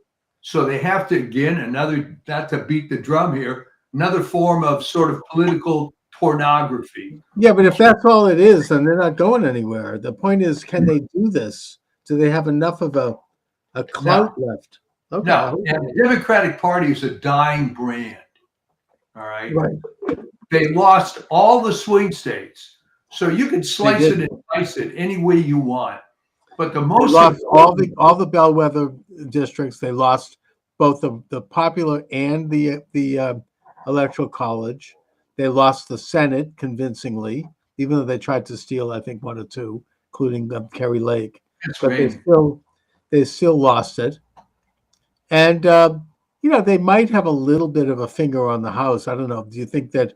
I mean, Johnson is really a weak, spineless figure, but I mean, do they? I don't know if the Republic, because of their stolen seats, I'm not sure it's the time to have like a. I don't know that Johnson has the votes to be speaker again, even with Trump endorsement. Trump was trying to make peace. I mean, you got to understand that he can't be, pounding the table and being bellicose about every damn thing. No, but I heard one very troubling scenario, which is that if Johnson he doesn't get the speakership, Trump may not get certified in the electoral college on January 8th, because January 6th, because the speaker has to, make that happen. I think there's it's actually a pretty perilous situation, and the Republicans only have two more representatives as their majority. So Yeah, it's a very, very slim majority. I mean, But and again, I putting aside the fact that several seats were stolen, I mean, that's the way Yeah. it goes in California, where they're still counting. Yeah, well, I don't think that's going to persist. The biggest thing that I noticed was Starr County, Texas, the most Hispanic county in the U.S., had never voted Republican since 1892, went 75% Republican. So the times they are a changing. It's a dying brand, okay? And how many years did it take from 1865 to 2025, let's say? This Civil War segregationist mentality it's going down the drain. Yeah, but do they have the chutzpah to pull off one final coup They could d'etat? try. They You know, could try, but it's going to backfire. I mean, the most pathetic column came out today by your friend, what's his name, the political pundit, so-called, from Louisiana. Why can't I think of his name? You know who I mean? The Southern guy who predicted Harris was going to win easily. Carville. Oh, yeah. All right. So it's about what does the Democratic Party have to do to get back? And it's like, why do you care? You know, when is it time to jump off the bandwagon here? You know, it ain't worth saving.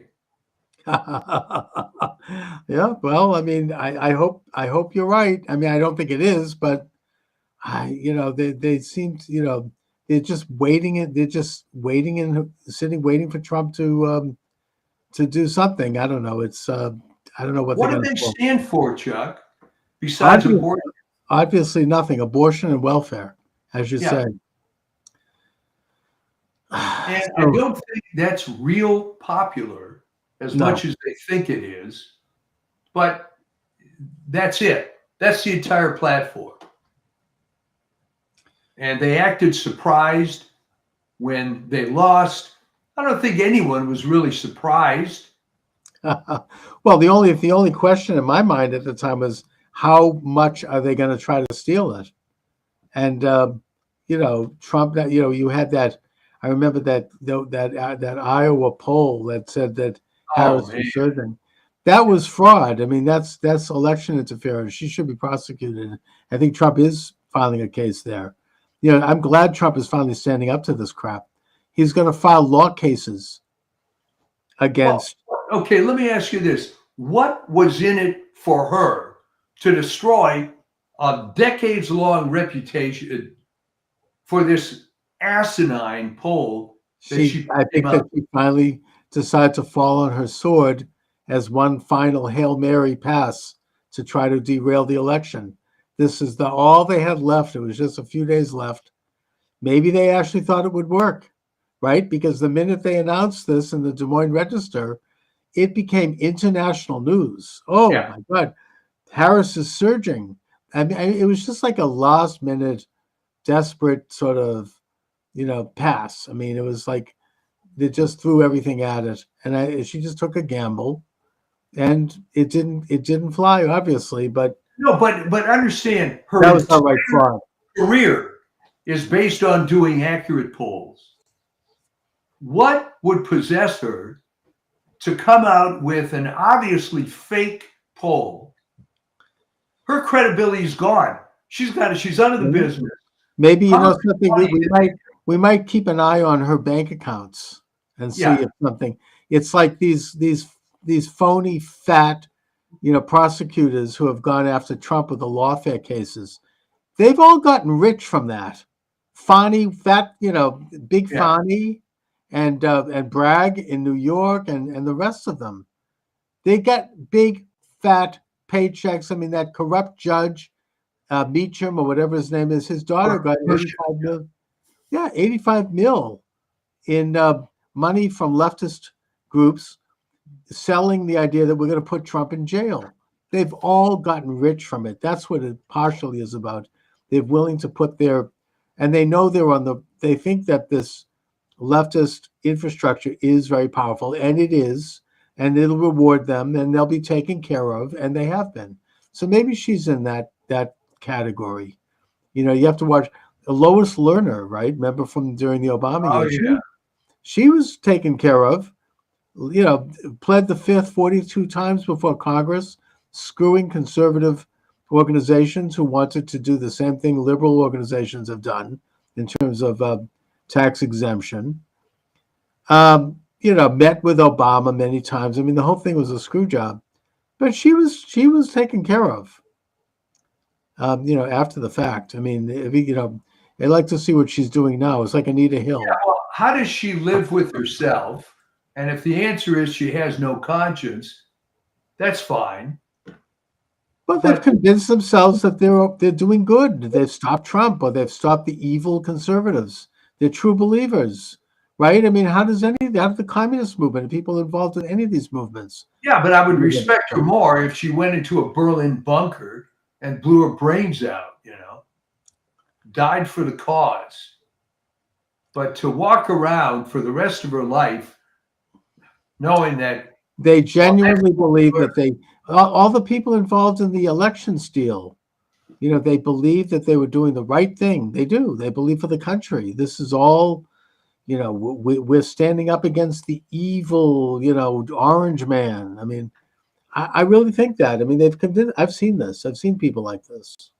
But if you ask any of these people, why is he evil? They can't answer. Of course not. No, they can't. They fall into an inarticulate ball of blubber. I mean, they can't. It's like trying to nail Jello to a wall.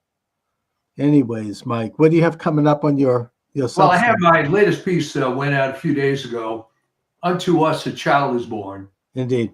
Which I got actually some good commentary on, including the guy I've known for years gave me a call. I mean, I'm not making this up. Gave me a call the other day, and he said, "I really want to thank you. That made my day." And I was like, "What the hell is he talking about?" And he mentioned that call. So it and the way it is, and you as a creator know that ultimately you have no idea how this stuff is going to fly with the public. Right. There's stuff you probably thought was great that no one thought was good, and vice versa. Sure. So yeah, we try to tie a few things together. Oh, that's excellent. That's very gratifying. And yeah, it's one of the shorter ones actually. Yeah. But we talk about your friend Isaiah from the Old Testament. Yes. And mention that. And, you know, not every one of my pieces gets into religious stuff, but some of them do. So, I mean, if you're not going to do that for Christmas, what the hell are you going to do it, right? Exactly. That's the time for it. Right? And by the way, you're still, Hanukkah is still going on, I believe. Or I think we had our last lighting of candles last night. So it's off to the new year. Off to the new year, and you know. And I feel generally very excited. I just I felt the need to bring up these. Yeah, there's always going to be something, you know. Exactly. No evil without a serpent, as they say. And it's also, you know, as much as we want to celebrate this great victory, which it is, you can't put down the armor too quickly. No. It's an ongoing struggle. This is the beginning of a continuation of efforts, education efforts, just bringing people up to awareness. But you're asking exactly the right question. How are these events occurring? Who's behind it? Exactly. It's not an accident. These things are not coincidences. No. And I think it's simplistic to say, oh, it's Islamic terrorism. No, it's something bigger than that. You know, this is something else going on here, I really think.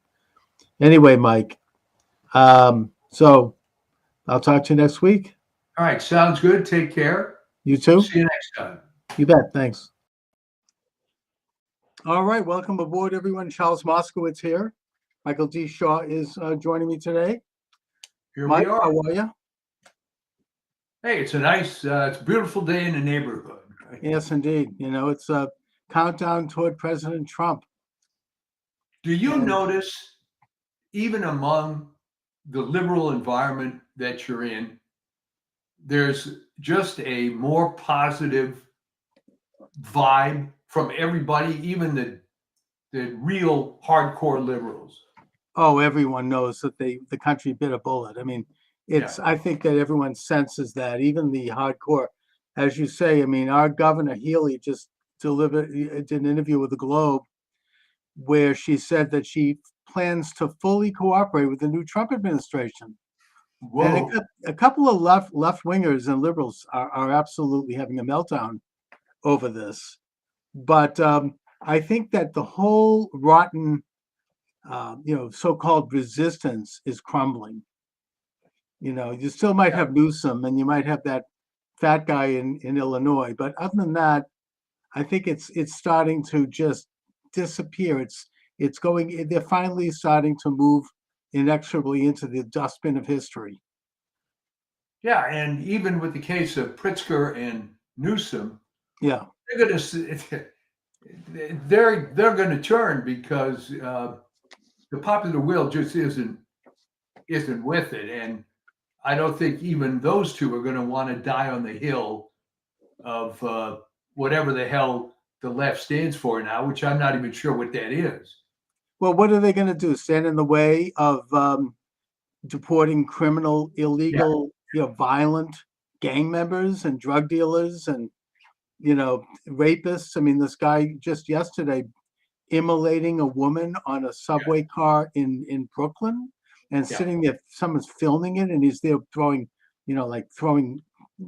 gas on the fire. I mean, this was an illegal alien from Guatemala, by the way. And I just don't think that certainly Eric Adams is on board.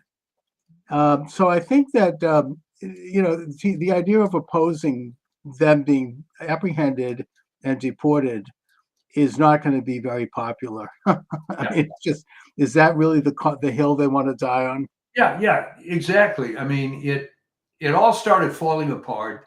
The whole identity thing. I mean, good grief! If you saw any of the video between Anna Kasparian and Cenk Uygur, where she is just freaking out about how she believed all the BS, and then suddenly it's like it hit her like a stroke of lightning that her life has been ruined, not by the Republicans, but by the Democrats. And then Cenk Uygur was at something with Charlie Kirk, right? Yeah, Charlie, he was at the Turning Point USA event, and he's, exactly. I mean, he said, look, the conservatives and the Republicans are a lot more tolerant and generally a lot more friendly to opposing opinion than my side. And he's, there is, I think there's going to be a major cleaning of house over there. They're just, it is kind of like I observed before the election. It's going to be like the George McGovern loss of 1972. Right. I mean, they're going to have to really get their house in order, and it's going to take it could take a decade before they come back from this. And I mean, I don't think that Biden is going to really, he has a few more weeks of mischief. I don't think he's going to be able to do much more. He's already commuted the sentences of some really, really bad people, and it didn't go over as being particularly humane. Now today he's commuting the death sentences of, I think it's 24 people on death row. And these are some of the worst, people. I mean, slaughtering children. I mean, really violent criminals. And I think, does he think this is going to be seen as progressive? I mean, I don't think so. And I don't think most liberals and progressives are jumping for joy over that either. Well, I think what's happening is that it's being revealed that whoever controls Biden is the hardcore lunatic fringe of the left. Because if you wanted to write a recipe to get people to leave the left, you would do stuff like pardoning serial killers and whatever the hell he's doing now. Mm. So it comes down to, our little topic before, this model UN mentality where, well, gee, this was my worldview when I was 13 years old, and I'm just freaking out. The world has to be like this. And it's all falling apart for those people. And I feel no sympathy whatsoever Yeah. because I knew people like that, and they were able to create a fantasy life for themselves. In many cases, I'm thinking of one particular woman who would epitomize this whole thing. She ends up going to what was then called Radcliffe. She creates an academic life for herself and is able to live in this bubble the whole time. But the fact is, most of the others aren't quite as, quote, fortunate to be able to do that, and now are coming to the reality very late in life that this was all a crock. And I'm seeing this, okay? You go on ACSH, and this Henry Miller guy puts up an article, I could not believe it, arguing that the vaccine was beneficial to the nursing home people. Oh my God, that's I mean, completely. Where did he come up with that BS? I mean, it's obviously not science. You can find, quote, scientific articles for anything you want. It was garbage. Beneficial to them after Cuomo put COVID active people in the nursing home. Great, yeah, really, that's wonderful. So there are some of the people that are just going to keep doubling down for the rest of their lives. Yeah. And there's not much you can do about it. No, but they're becoming, it's a dwindling cult of haters, basically. And, even, now that the Wall Street Journal has done an article that really has said what we've been saying since before the last election, and that is that Biden is seriously impaired mentally and physically, to the point where people surrounding him would keep him sequestered and out of the scene because he was having good days and bad days. I remember you said way back when that it's a symptom of sunsetting. It's a it's a mid to advanced stage of dementia, something we've all observed. They're now admitting it, and it does bring up the question of who was running the country and who was running the executive branch for 4 years. I mean, apparently he'd have good days and bad days, and when he's having a bad day, they just would cancel everything. And then he would basically have to have long naps. He would just come in, maybe he was cognizant for a few hours in the course of a day. He had I think he only had like a half a dozen cabinet meetings in his entire presidency. Yeah. And one of them was headed up by Jill. And he would have to have everything. The cabinet ministers would have to send their questions to him in advance for those meetings, so he could already have a formulaic answer, which he couldn't even do that. So, it's on the one hand, it's pretty sad, but on the other hand, it's criminal that this would have been covered up. This should have been a constitutional crisis issue where he should have been removed from the office. I mean, they certainly talked about removing Trump from the office for 4 years every time he blew his nose. This is I would think this is something that ought to be investigated. It does go to the level of criminal malfeasance and fraud. It's criminal malfeasance, and you wonder what was the point. Okay, if this were a family member, it would be sad to see someone declining, but you would lose a lot of sympathy if that guy was a CEO of a business and was screwing up things right and left just to maintain this illusion that he was in control. It wouldn't happen. So, well, that's right. And that's exactly what's happened. It's apparently what happened during the Afghanistan fiasco. He was nowhere to be found. He wasn't answering the phone that day. Not that he would have done anything if he had been, but the whole thing involved a massive deception on the part of the people around him, including Harris, including Peppermint Patty over there, the spokeswoman. and all the rest of these people in Congress. Sharp as attack, sharp as attack, sharp as attack, sharp as attack, right? Every other Well, talking head. okay, here's the thing, and you've been in media forever. All right, I can understand how all the rest of the mafia around him is going to be part of it, but I really don't understand how a guy like Joe Scarborough can say this is the best Biden ever. What was that all about? It was obviously a complete lie, and he knew it. But why do it is what I'm Just saying. like they lied about the 2020 election, just like they lied about the J6 attack. These are all, that they lied about COVID. They lied about the vaccine. I mean, this is why Trump, one of the primary reasons, the basic reasons why Trump was elected. People got sick and tired of living in this context of lies. And it also shows that the mainstream media has completely jumped the shark. They've lost their relevancy at this point openly. Nobody believes them anymore. And they're still doing it. If you watch them now, now Elon Musk is now the president, is their latest. Right. I mean, this is like, they just haven't learned. They're continuing to push, hoax after hoax. And I mean, I've been saying to some of these people in my Twitter, because I go back and forth, I say, look, it's one thing to go into the loyal opposition and criticize legitimate political positions, and even maybe to criticize personality, but to continue on this course of these, of these hoaxes and running them up the flag one after the other, it's a little late for that. You got to move on. No one's believing this anymore.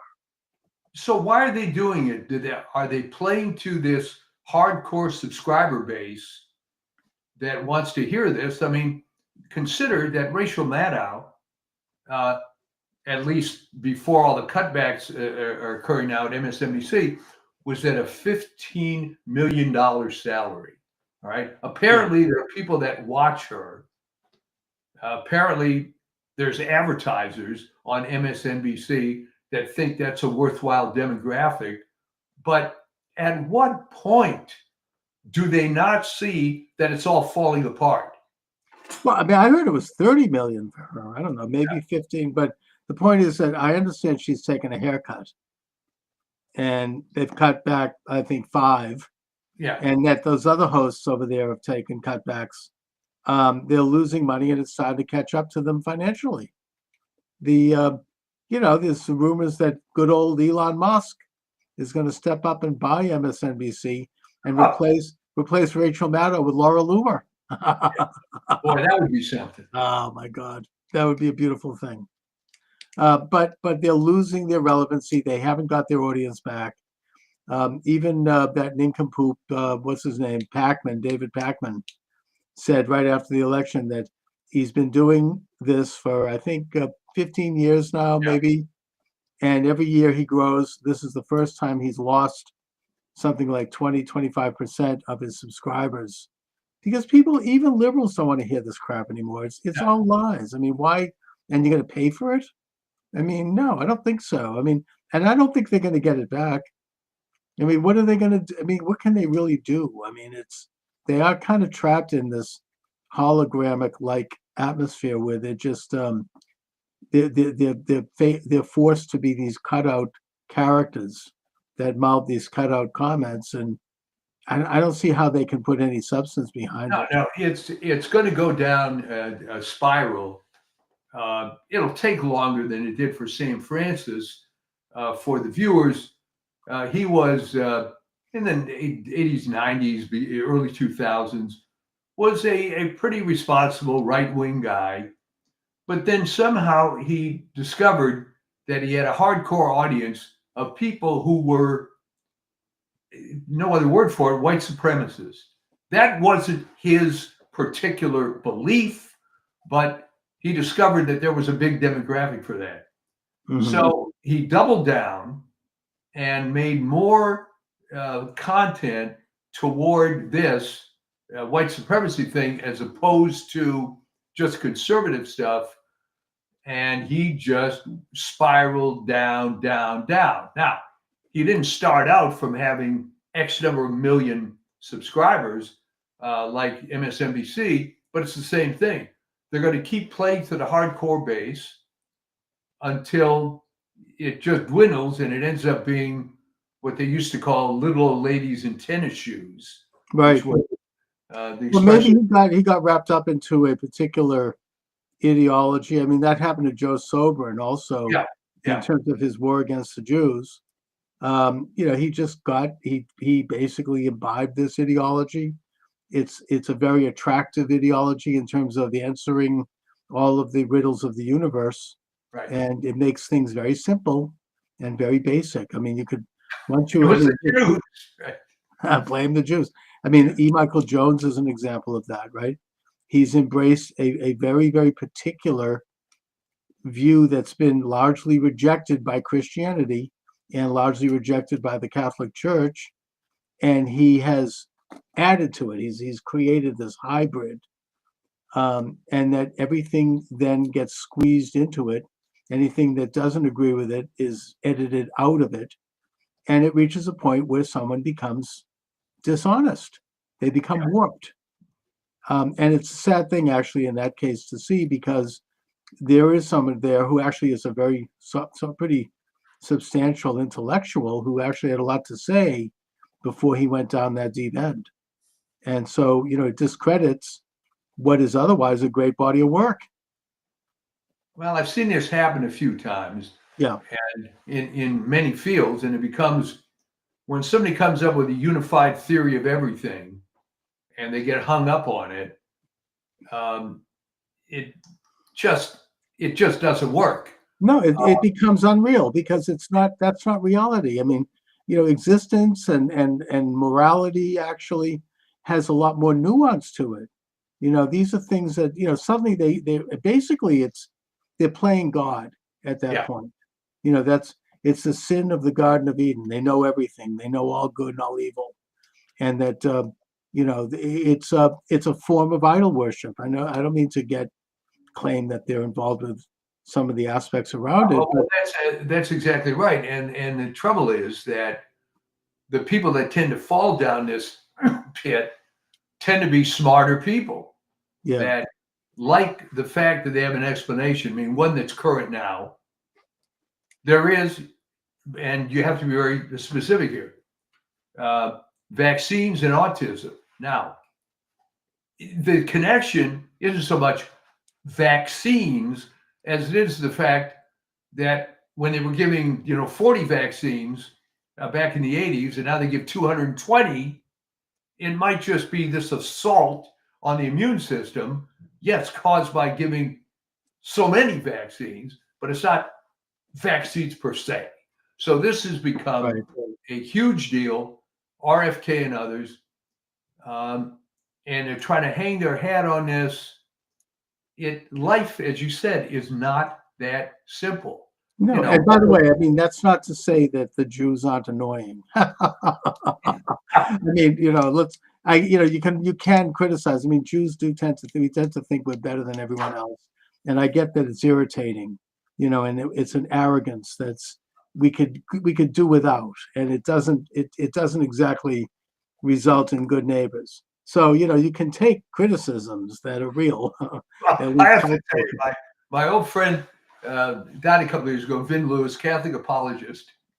He said, "What is it about Jews that when you meet them for the first time, within the first 10 words of the conversation, they have to tell you they're Jewish?" Well, it's this kind of, it is a smug sense. Yeah. And look, in fairness of criticism, you could say that it comes from Talmud. The Talmud is a bit supremacist when you study it. It's sort of like that's how the Jews survived 2,000 years without a country. I mean, there's a reason for that. It didn't just happen by accident. There was this idea: we're a separate nation, we are better than everyone else, and we have to keep ourselves separate. Yeah. I get that. I'm not saying I agree with it. I don't agree with it, but it's an element that has preserved a Jewish covenant, which I think is overall good. And it's kind of trying to create something where otherwise other people would disappear. I mean, it's the only case in history where a people have retained their identity without interruption from the time of Abraham till today. There's Yeah. no other nation in the world that has done that. So yeah, you have a little bit of an arrogance, maybe a little bit of smugness, and yes, it can piss people off. I get it. I mean, it pisses me off when I see this. Well, I think where it might have started going sideways was when the Maccabees threw in with Rome. Well, they did that from day one. I mean, the minute Judah Maccabee liberated Jerusalem and purified the temple and kicked out the Syrian Greeks, Right. and began to, the first thing he did was send a tribute to Rome. Yeah. Because Rome was, I mean, that was pragmatic. That's like Israel throwing its lot in with the United States. I mean, Rome was the power was at that point becoming the main empire of the world. So he wanted to be on their side. That's a diplomatic, secular decision. But of course, the Talmud is critical of that. But I'm not sure that I think he did the right thing. Otherwise, they went on to create a pretty powerful commonwealth. Oh yeah, I think it was the right thing in that the policy of Rome was to let all the little conquered peoples do their thing, right? Right. Which was different from previous regimes. Which would wipe everyone out or ethnically cleanse. Exactly. But that, ended up having other problems. But right, it ended up, it backfired on them ultimately. But at the same time, they were able to buy enough time to create this incredible state that invented some things that have had positive impact on the world, like public education. Not that it's a great thing today, but I'm just saying they implemented a system of education. They implemented a sort of a unified culture. They did get back to a belief in God and in Torah, and they rejected the Greek elements of the Greek secular state. And at the same time, they embraced other elements of it. It's kind of, that's classic conservatism, to take a look at that which is good and embrace it, and then winnow out that which is bad. Interesting history with that, of course. It would be nice to have this conversation now of your temple members, of all these hardcore liberals that you're surrounded by. Are you getting a different sense that maybe they're secretly happy that Trump won? Yes, I do. And it brings up a question in my mind that could deal with anything. And that is, how do they know on election day how people voted? Like they always say, well, the Jewish vote was XYZ, the black vote was this, the women vote was that. How do they know that? Where do they get that information? Is there like a survey done? Do they ask people coming out of the poll, are you Jewish or are you, are you black or like, how did you vote? I mean, how do they do that? This is, and okay, the way they do it is with exit polls. But as we've said so many times on this show, if someone came up to me and asked me stuff like that, I'd ignore them and walk on. Yeah, I've never been asked a question like that. There's a self-selection process that if you are volunteering to be at that, I don't know that you're that representative. And you're exactly right that I've always thought that this idea that Jews are 105% liberal, I've never believed that because I've met real people. I think it's that the Jews who are not on the left keep it quiet. Yeah. Because the left-wing Jews who are holding the high ground are so nasty. They're like regular liberals except on speed. We're talking real ugly people who will do stuff to you that is not pleasant. Jews are very good shunners. You're going to be excommunicated, to use a Christian term.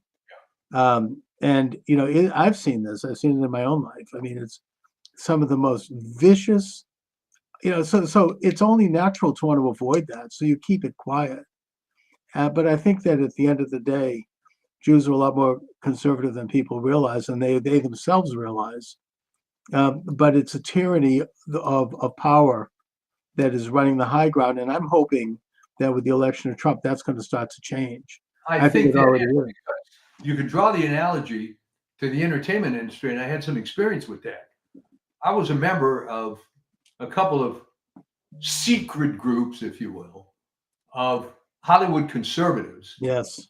Well, it wasn't all that secret, but there were more people that belonged to these things than you would care, than you would think. Albeit, I remember being at some of these events.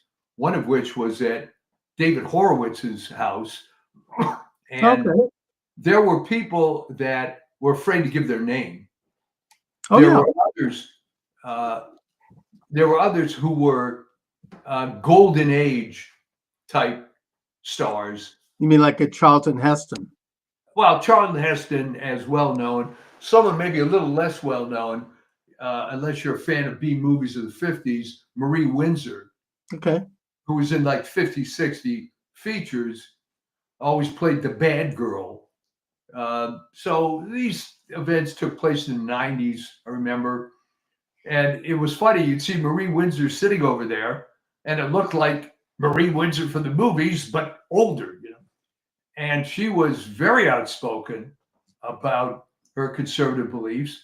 And there were a number of people that you wouldn't recognize by sight who were, administrative in the industry. Right. But they could lose their careers. I mean, conversely, I remember reading an interview with Dalton Trumbo, who was one of the Communist 10.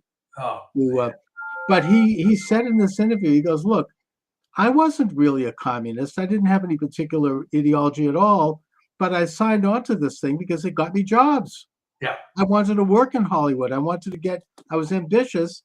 So they said, oh, you want to be, if you're a communist, great. You get a network. I mean, I think that's why a lot of people do it. I mean, you automatically the door swings open, you get the keys to the castle.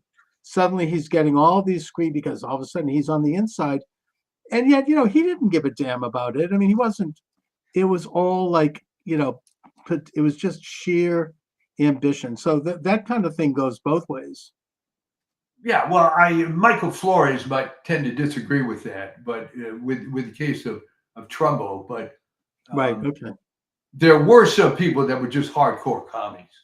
Oh yeah, no, they definitely were, and they had power for sure, and that's why you had a guy like a Trumbo, whether he was or not, sign on to it because he wanted to get somewhere. I mean, I think that's why you have a guy, not to go into it, but the late great Reverend Dr. Martin Luther King played footsie with the communists because he wanted to get somewhere.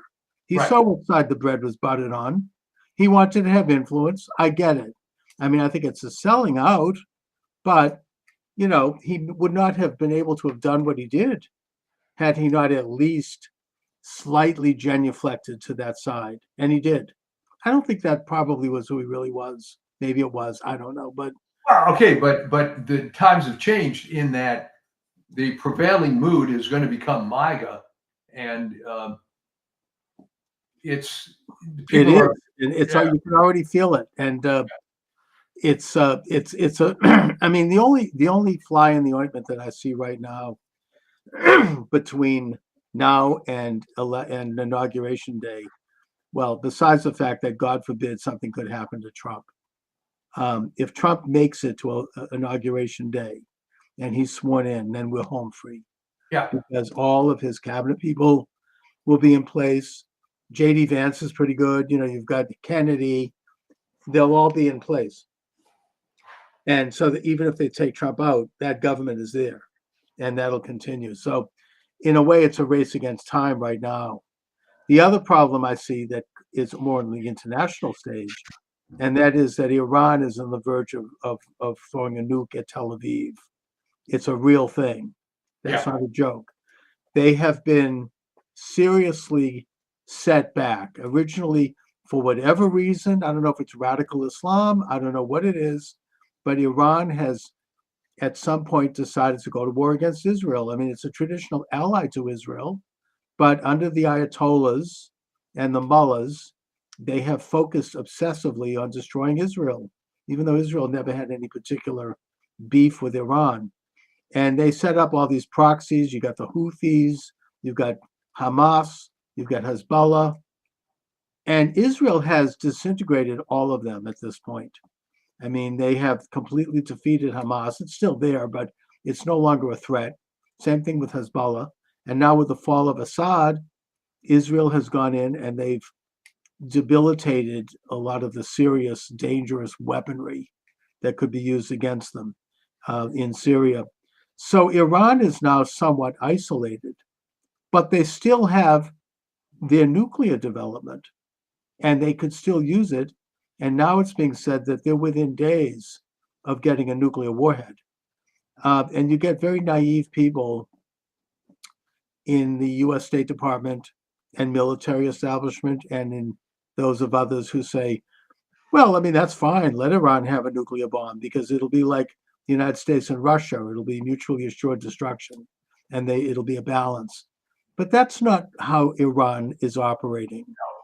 They believe that they're going to have 70 virgins and they're going to create a world order by destroying Israel.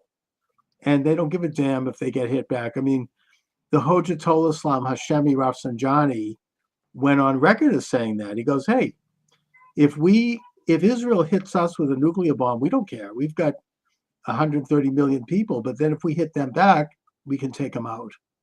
So that's the mentality they're dealing with. And that's what, I mean, it's really a race against time because I think that, I don't know if Israel has the capability to do it. They did it twice before. Right, but take out the nuclear development, which well, they did it in Iraq with the Osiris, and they did it in northern Syria a couple of years ago. And in the case, I was listening to an Israeli military, I was reading a site. In the case of Syria, they dropped some very heavy bombs on that site. And also in the case of taking out Nasrallah, the head of Hezbollah, people, how did you do this? He was like 100 feet underground in these airproof bunkers, and nobody, it was supposed to be 100% secure. They did it because they dropped some big bombs and they kept going over and dropping them again and again and again until they finally did it. So Israel has the military capability. And it's the kind of situation where it's like if you're in a forest and you wound a lion, you know, you better make sure you kill that lion or else you're going to be toast. And so Israel has to go in and make sure if they do this, that they are going to be able to complete it. And I think it's a window of opportunity now, and I do think that Iran is like backed into a corner and they're afraid of what might happen if Trump becomes president. So there's a vacuum of lack of power, which is something that in the Middle East, people understand, both Israelis and Arabs. You know, when you have a vacuum of power, look at what Israel's doing right now in Syria. There's a vacuum of power. They're going in and they're taking out all these sites that they would have liked to have done before, but they were afraid to do it because of Assad. Now that he's gone, they're doing it. I'm just saying that right now there's a vacuum of power in the Middle East, and Iran might step up to respond to that. So these are very perilous weeks as we go toward Trump. Once Trump is in there, he's unpredictable. Biden, they didn't expect him to do diddly squat, because he wouldn't have. But in fact, if anything, he was giving Iran billions. He was releasing funds to Iran that had been impounded by Jimmy Carter. And that helped Iran fund these proxy armies. So they didn't expect anything, they're of the mentality that like, well, if we appease Iran and we give them money, they're going to be nicer and they're going to join the Western world. But that's not how it works. Trump understands that. And I think that Trump does not want to see a nuclear war in his presidency. It's already been leaked that on the inner chambers of Trump's strategy team, that they feel that they will stop Iran's nuclear capabilities. And they're just worried about whether or not it'll trigger a world war.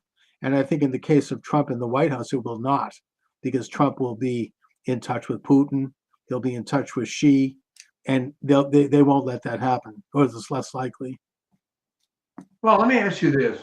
Is there a scenario before noon on January 20th that things could get bad enough that the uninaugurated Trump, would have enough influence to just step in and say, no, I'm not going to let Joe screw this up anymore?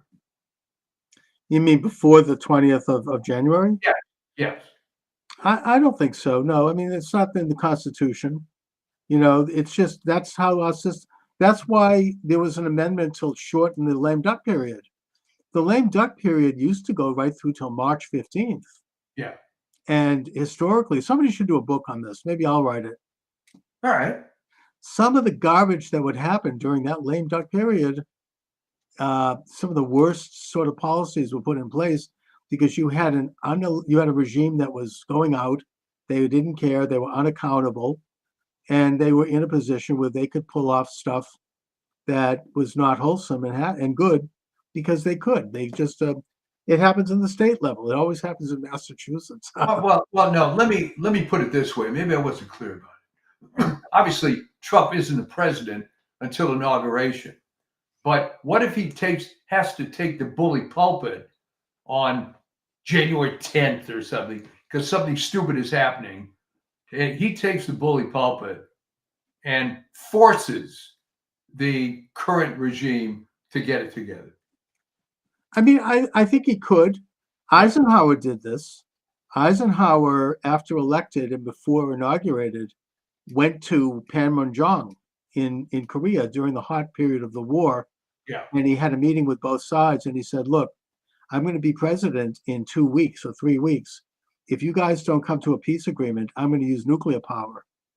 And they believed him and they came to a treaty.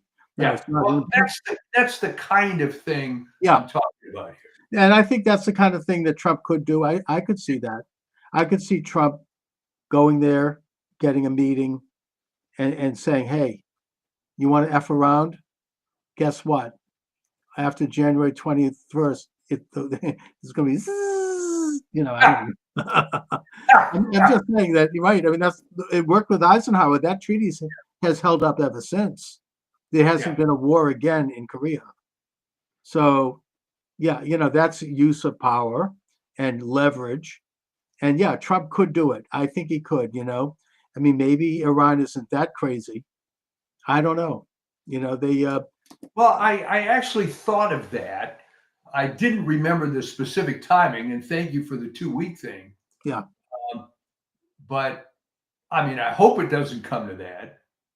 But I don't think it, and also I think that Biden at this point is so impaired that I just don't think he's, I mean, the worst thing I think he could do, and he probably will do it, is he'll give pardons to the J6 committee and to Fauci. And that's going to bury the Democratic Party for another century because it's obviously so, already he's maybe these other pardons are kind of trial balloons to see how the public reacts to it. And it's not good. No, it has to be positive, which is why I wonder what's in it for Joe Biden. Well, I mean, I guess the first they pardoned Hunter Biden. I get that. Maybe he might pardon the rest of his family. That didn't go over well, even with liberals. But then he's commuting of sentences for, 1,500 people, including some really, really nasty characters. Oh, yeah. That's a subversion of our system of justice. It takes a huge effort in terms of due process to get people convicted in this day and age. And to simply overturn that with a pardon, that could destroy someone's reputation. Look what the Nixon pardon did to Ford. It was very damaging. Now, that doesn't mean he shouldn't have done it. I think he should have done it. I think he did the right thing, but it was very damaging. When you give a pardon, you're basically, I mean, the infamous Clinton pardons, right? Mark Rich, and he pardoned his brother, and he pardoned Hillary's 2 brothers. Yeah, and Peter Paul. Right. Yeah, I mean, there was pardons, and at the end, I think I did an interview with someone who wrote about this. I don't remember who, but he literally had people sitting in the White House calling people, cold calling, and offering pardons in exchange for money. Yeah. Selling them. like, and trying to get in. He had pardons. He was pardoning people right up to the moment he walked out of the White House. I mean, when George W. Bush showed up at the White House after Clinton left, he found pardons sitting on the desk that hadn't been finished yet. I mean, he was just, that was really, and it completely tarnished what was left of his record. And I don't know if you've noticed, but Bill Clinton now is trying to make a comeback. I noticed a billboard on the highway here in Boston promoting his book with a big picture of him. And now he's going on TV. It's not working. Nobody wants to hear from him. Right. It's flat. It's just, it isn't going anywhere. I mean, he's really been relegated. And now with Trump's election, that's the final, the final nail for the Clintons. Nobody wants to hear from them ever again. They're done. It's like Jimmy Carter. But anyway. And well, the interesting thing with Jimmy Carter is he perpetually is staying around to see his reputation deteriorate more and more and more. And what better example is this Panama Canal thing? That it does bring up memories of that. He sold it to Panama for $1. Yeah. And, they're violating elements of that treaty. It's that simple. I mean, they're overcharging the United States. That is a vital national security location. They're giving China a pass. Those are violations of the treaty that was made when Jimmy Carter handed it over to them. So Trump's absolutely right about that. That's strategic. That's like, that's a basic of American security, that canal. It's not that we need to go down and seize it, but influence has to be brought to bear to make sure that everything is done right over there. Yeah, well, and this is just one more cog in this, reestablishment of Make America Great Again. Yeah, and the left. I watched the Twitter page. I have all the left wingers. Oh, they were all like, "Oh, this is horrible. How could they do this?" And these Panama taking back the people don't care. People are like, "Okay, I guess we might have to." I mean, they're not getting the reaction they were assuming. No. And now he's talking about buying back Greenland. I remember last time around he brought that up. People were in a tizzy over that. These are reasonable. This is the real world. These are real national and international questions. There's nothing wrong with that. I mean, the United States controlled Greenland and Iceland during World War II. Yeah. So, I mean, mainly to keep the Nazis out. But these are national security questions. Anyways, but there could be a lot of stuff going down between now and January 20th, and it'll be a big, big relief when we have Inauguration Day. That's for sure. Oh, absolutely. It's going to be beautiful, God willing. Yeah, it's and like we said, I think last week, as bitter as 2020 was, it's better that it worked out 2024, because all that momentum built up, which is now being released. I mean, there were people right after the election that I thought I was going to hear from. And one of the guys said, "Why didn't you call me?" I thought, and he said it was just taking me a few days to just drink it all in, It was a complete landslide. Yeah. And that's even with all this, everything that was stolen. And that's something that I do hope that Trump gets into. I don't know if it's going to be the top priority because there are a lot of bigger issues, but I hope that they don't drop the ball on election reform. They have to bring about voter ID, same-day voting, getting rid of the machines, just like what Elizabeth Warren called for, and getting this country on the right path toward the integrity of one person, one vote, one citizen, one vote. There was still theft in this election. I think Trump did better than he only won because it was such a huge victory. But I think it was probably a lot bigger. Egregious, I think, in Maricopa. Oh, they stole it again from Kerry Lake.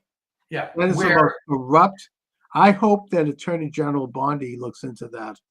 That needs to be investigated. That is what the Irish used to call a rotten borough. Yeah. That and Fulton County, Georgia, and Wayne County, Michigan. These are rotten boroughs, probably Boston. I mean, it's it's institutionally corrupt, has been for decades. They're run by machines. It's California, they're still counting, right? They got in those two congressmen in spite of the fact that those districts voted for Trump. Yeah. Well, that's sort of the whole fallacy. It was most egregious in Maricopa. I forget the exact number, but to believe the results in Maricopa, you had to believe that there were 30,000 plus people that cast ballots where they didn't vote for Trump. Where they voted for Trump, but did not vote for Kari Lake. Yeah, they voted for Gallego, who's like a real radical left. Obviously, it's stolen. And it's the problem in Maricopa is that rotten Republican-controlled county with people like Stephen Richer and these other skunks. I mean, they hate Kari Lake. It's like a local kind of rotten.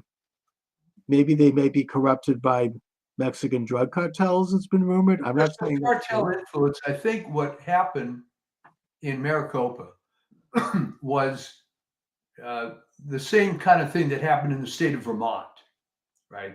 Right. Where Vermont had 230,000 people in the whole state. The Ben and Jerry types from New York move up. Right. It gets transformed. So it was the same stupid thing. They elect Bernie Sanders and they elect Howard Dean and all these other New York left wingers. But the question was, well, why did you leave New York only to try to reestablish it in Vermont? The people that left LA. It's happening in New Hampshire now. Yeah, I mean, Yeah. I think that's what's happening in Arizona, all the Californians, right? Yeah. Now they're moving to Idaho. Are they going to take over there too? I mean, I don't know. It's here's an audience comment. 2020 was stolen 100%. Thank you very much. Yes, absolutely. Thank you. It does. I mean, it's 2020. Oh yeah. I mean, look, I think it's one of those things. We were talking earlier about people answering questions of pollsters. 60% of Republicans then and now believe that election was stolen. Yeah. Probably, a large percentage of Democrats and independents believe that, who are polled. And yet, I think a lot of people refuse to answer that question, even back then, out of fear, and just because they don't want to, they don't want to put their neck out. You never know; you might end up getting picked up by this corrupt FBI. So, yeah, I mean, I think most people did believe that it was stolen, and that's why President Trump. You could say that it was self-serving because he was in office. Sure, that you could say that. However, as the elected president of the United States and chief magistrate, it was his responsibility to investigate that. It's that simple. That's to think that an election couldn't be stolen is more than naive. Elections are stolen around the world. Why wouldn't it happen here? It's a color revolution. Comment from a viewer. Did you see this? Trump should get an 8-year term now since he has won 3 times. Already I think Steve Bannon made a crack during this Turning Point USA. I mean, he said Trump 2028. We'll see. I mean, I don't know. It would be Trump prophecy. I'm reading this affecting the White House for 20 years. Look, I mean, it might take that long to bring back, sane policies and America First policies. Now, I don't know if you agree with this or not, but during this congressional reconciliation bill, President Trump wanted Congress to lift the debt ceiling. Now, I don't know if I think that's the right way to go. I mean, I think that I get why Trump wants that because it's going to cost money to secure the border, to do a lot of these other things that he wants to do, and that it would be easy to raise that money in Congress.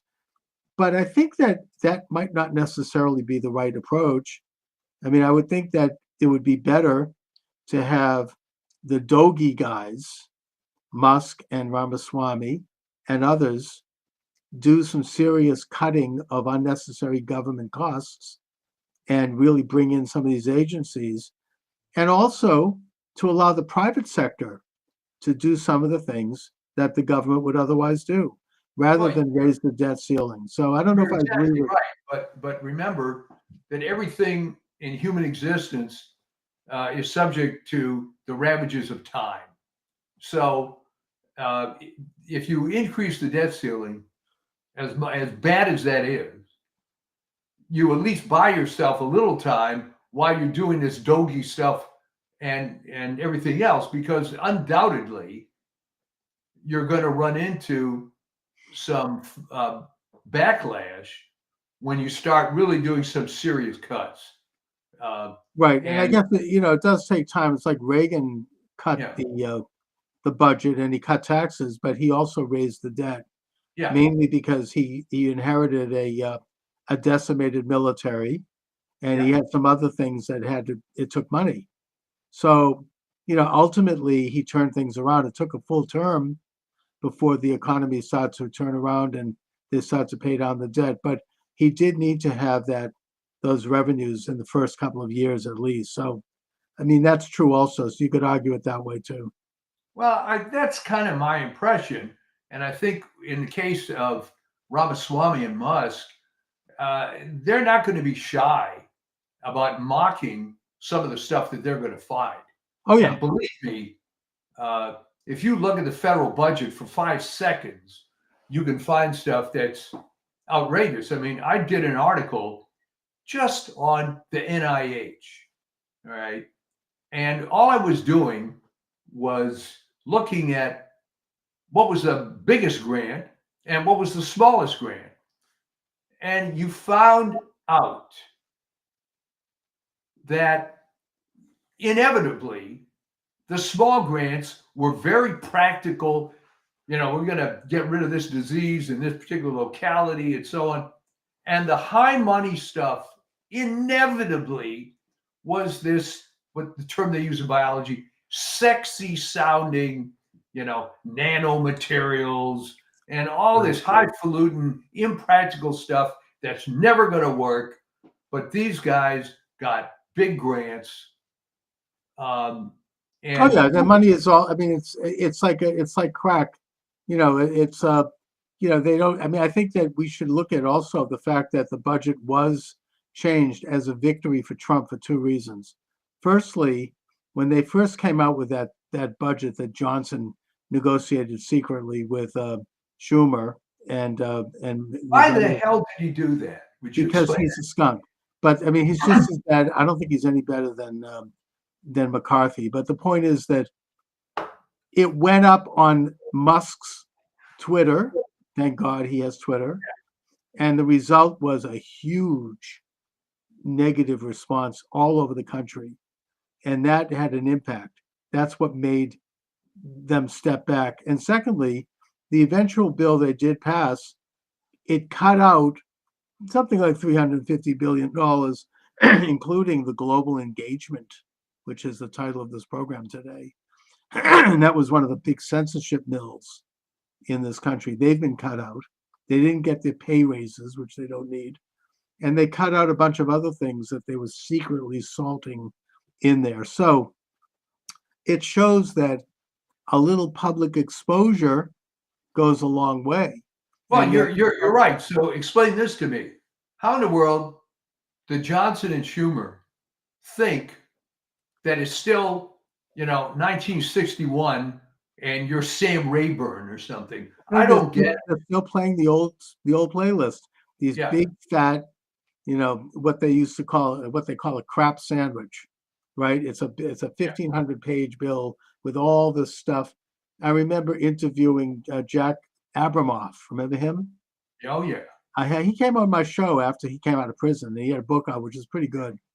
And he explained how they do this. I mean, the lobbyists in K Street, they put in little language into these bills and nobody knows where it leads. It's like, S3-423-B3B, and you click on that and it goes to another SUV. And before you know it, you keep clicking and eventually you get to something that involves a big check for somebody.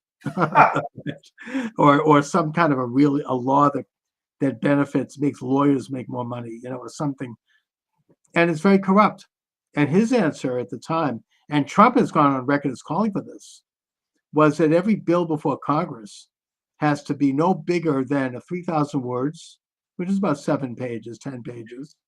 It has to be posted online fully so that we can all see what it is. We don't have to believe the media telling us what it is. It could be debated by high school civics classes. Everybody can get in on it.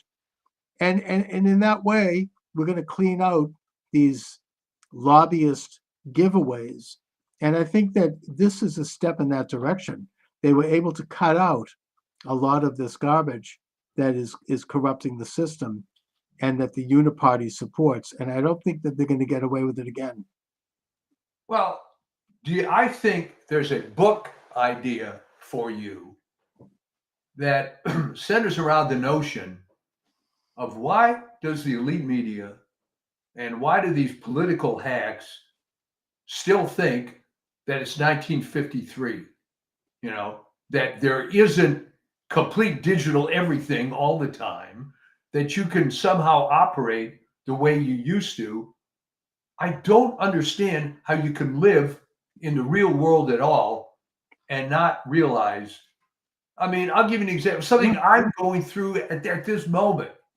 All right. Thank God we're buying a house and so on. But here's the point. All the paperwork is online. It's all DocuSign. You don't have to go to some title company. All right. Things have changed.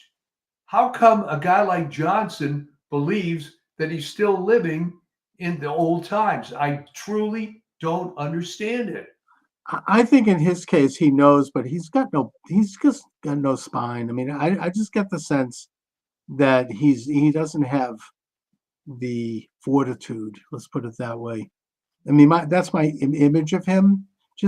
I say that without any evidence. I was just looking at him. I mean, I don't know. He looks like a 16-year-old kid, and he's just way over his head. And he's pushed around by these other people, and their whole priority was to keep the government open. Which, by the way, it would have been very interesting if it had closed, because then Musk and Ramaswamy would have gotten a good sense of what could be eliminated.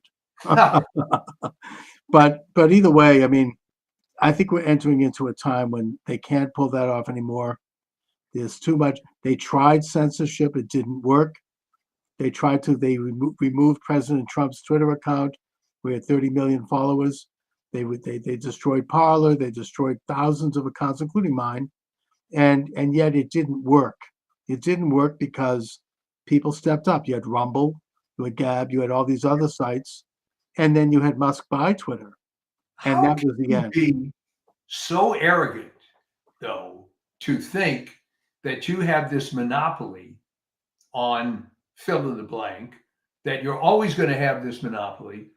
I remember when I was involved with the music industry and the MP3s came along and the file sharing came along, and they just didn't get it.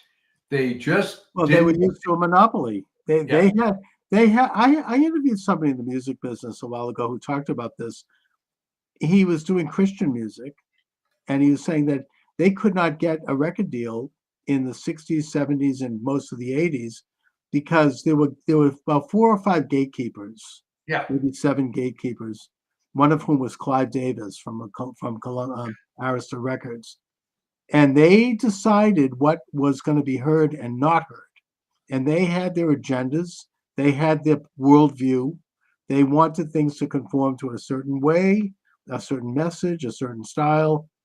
If you can believe, by the way, some people have talked about, Laurel Canyon and the fact that, David Crosby from Crosby, Stills and Nash his father was a high level, CIA type, a government type. Same thing with Jim Morrison. His father was a an admiral. I mean, a lot of these people were sort of put in there to be like, I mean, they were great musicians. Don't get me wrong. I mean, I think, I admire the music, and they didn't even make a lot of the music. It was done by the Wrecking Crew.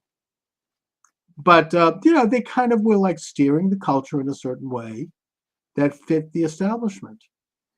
And that there Well, was, the analogy that was used, because I was a member of the Academy of Recording Arts and Sciences back when all this was happening.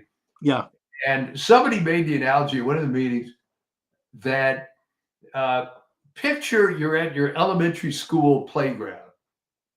And there's a fat kid that's got a big bag of candy. And he's selling these little pieces of candy for 5 cents. And he's waving this bag around. And all of a sudden, this hole develops in the bottom of the bag.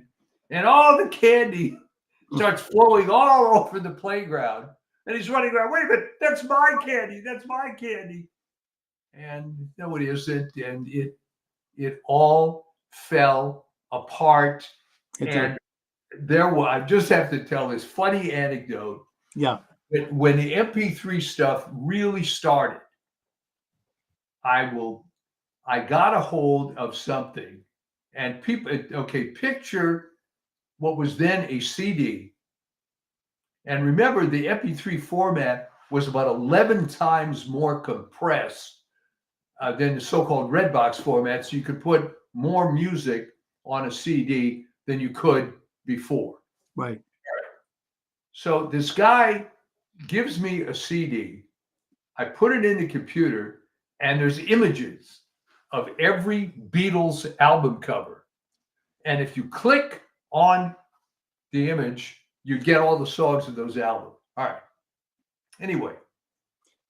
I mean, it's I think that in a way the whole music industry, it fell apart in the same way that the internet has done to politics. It's like everything now is accessible. I mean, it cannot be controlled. I mean, I've heard that the Beatles, for example, were Tavistock Institute. Now, that doesn't take away from the fact that they were great musicians. I admire the Beatles. I love the Beatles. But, they had to conform to a certain... Oh, yeah. And the Rolling Stones also. I mean, some of these big bands, I mean, they didn't sit in that perch for nothing. I mean, these were like, it didn't just happen by accident. Yeah. They were influencers of not the kind that we think about today. They were there to, I mean, in the case of the Beatles, I mean, they glamorized drug use. They just did. I mean, there's no question about that. They deny it. I mean, John Lennon denied that Lucy in the Sky with Diamonds was about LSD. That's bullcrap. It was. I mean, they glamorized, and that led to a lot of people, including people I know personally, ending up dying. So, I mean, I hope there's responsibility there, and it was a weakening of people, of the culture, of the opposition in a way. I mean, we could talk. This is a great subject. We could go into this deep. Well, let me wrap up this story because it is funny. I will not mention the name of the guy.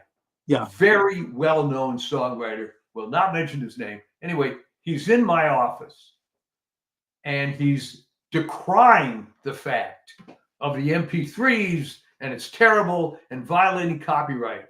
And I said, okay, you want to see something really illegal? And I showed him this Beatles CD. So I expected him to blow his mind, right? Right. Instead, he says, Mike, can I get one of those? By the way, we have one final comment here from our texting friend. The Yellow Submarine song. Adolf Hitler escaped to South America on a yellow submarine. Coincidence? No, Jerome Corsi, who's been a regular on mine, did a book on this topic. And he does say that there is a possibility that Hitler did escape to Argentina, took on a different identity, and had to live the rest of his life quietly in Patagonia. I think that's possible. I mean, when Truman met Stalin at Potsdam, Stalin said to him that he felt that Hitler had escaped. He probably did. Why wouldn't he have? I mean, putting myself in his shoes, right? He knew it was all coming to. He knew that everything was crashing down. I mean, that he wouldn't have had an escape route. Well, I remember as a child, that was a huge rumor all the time Yes, that Hitler wasn't really dead. And there's never been. I don't think there's ever been DNA evidence indicating that he had died in that. the in that closest way. they've ever got is they had fragments supposedly of a skull or something, but that was years later. No one really believed it. No, there was like a hoax.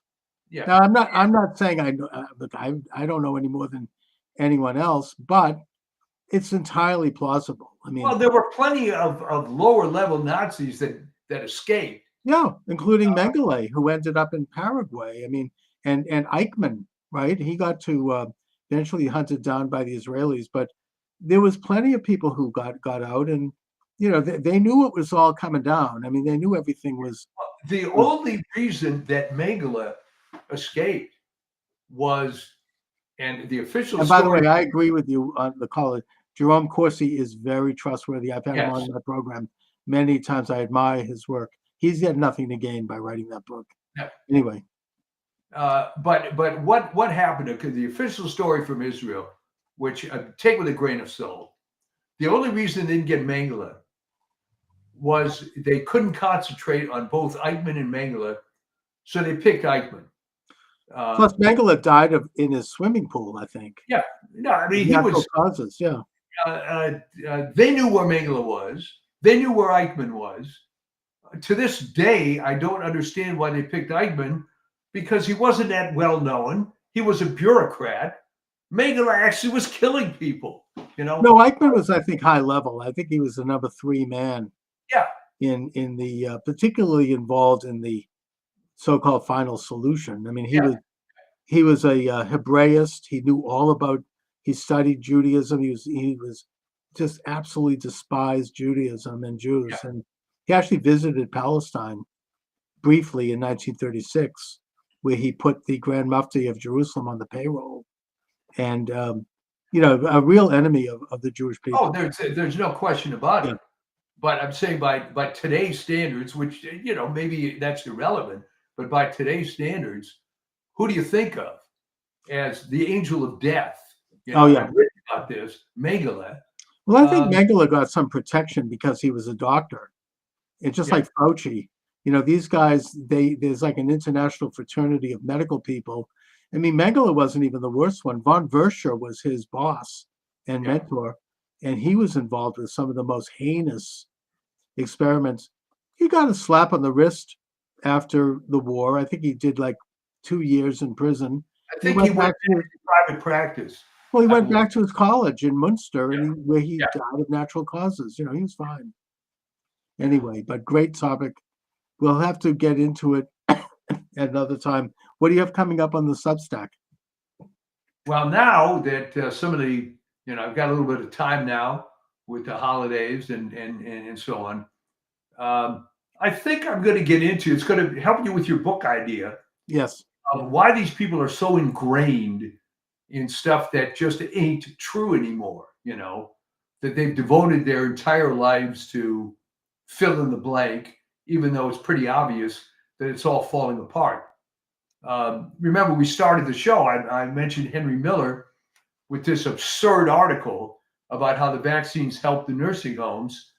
He's got to let it go. I mean, whatever credibility the guy has left. Yeah. Who is he working for? That's great. He was Even the most FDA virulent guy. leftist isn't saying that anymore. He's retired.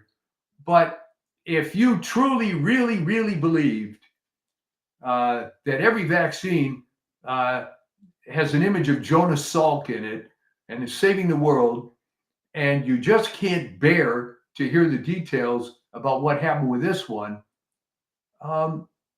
there's something about medical issues anyways, that people who come to believe these things, they just absolutely flip out if you question it.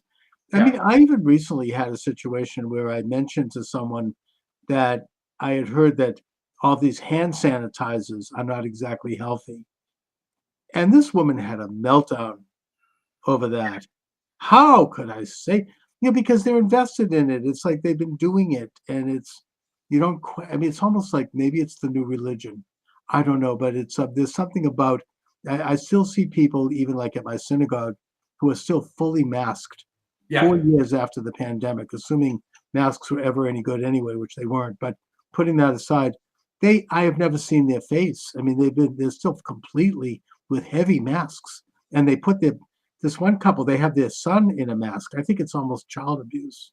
Yeah. I mean, it's just, and it's like, I want to say something to them, but I'm not, I know that I'll be stepping in. There were people that really bought into it, but I think you cannot engage these people. It's not rational. Definitely not. And the problem is well, okay. When my oldest son was in college, they had a parents' weekend at University of Arizona. All right. So we're at the hotel, and we see this older couple dressed up in the purple of University of Washington. And the guy says that he's been going to every University of Washington game, home and away, since the 1960s, 70s, whatever. Right. All right. So I look at the guy and I said, well, that's very interesting. But you graduated from there, what, in the 50s or whatever it was. Have you ever thought about how little your college experience has in common with the kids that are in college now in the 1990s? Mm-hmm. Okay. So I've got to ask you this. What are you identifying with exactly? The logo? I mean, what is behind all this? And the guy turns ashen and silent. I realized, why did he even do this? And it was like a fundamental thing of his life to follow. It's very tribal. It's like criticizing the Boston Red Sox. It's just right. It's very tribal. Anyway, Mike, but I want to wish you a Merry Christmas. Well, thank you very much. And this is one of those rare years where Christmas. I want to wish all of my listeners a Merry Christmas. Merry Christmas. Christmas, Happy Hanukkah, Happy New Year. God bless America. And we could look forward to, God willing, a very good and interesting and positive year. So I'll talk to you. All right. Sounds good. All right. Thanks a lot. All righty. All right. Welcome to the program. Charles Moscowitz here. By the way, we have call-ins on this show. I don't know if too many programs online can do that, but we do it the old-fashioned way, like you would do with a radio talk show, where you can literally call in at 508-637-5596. The number's listed here on the screen, 508-637-5596. Not taking TikTok today, mainly because TikTok's canceled the account. But I am up on Rumble if you want to send in a chat or whatever. Anyone listening knows I'm really ham-handed when it comes to technical matters.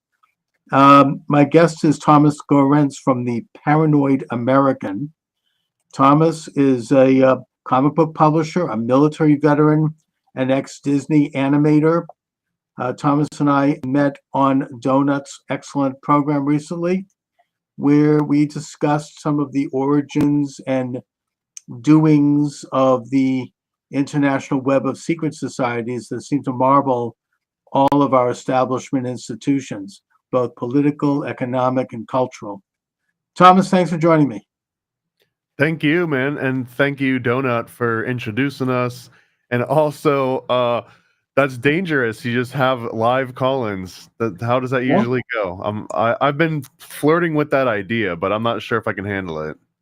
Well, I mean, I've only gotten a few calls, but I'm just introducing it. I hope to, in the coming year, as I feel more encouraged over what I hope is a lessening of censorship, I think that I'm going to be able to do broadcasting more consistently, maybe even every day at a set time. I think that helps. In which case, I'm hoping to get more calls by having people get used to seeing and listening to the program at the same time each day and covering, current issues. And if someone calls in, I get a beep, I press a button, and off they go. The only thing I ask is community standards within reason. And also, I'm not on YouTube, so I don't have to worry about that. Same. But the main station is Rumble for this show. But also Rockfin is very good. I don't know if you know about them. But there are alternative medias.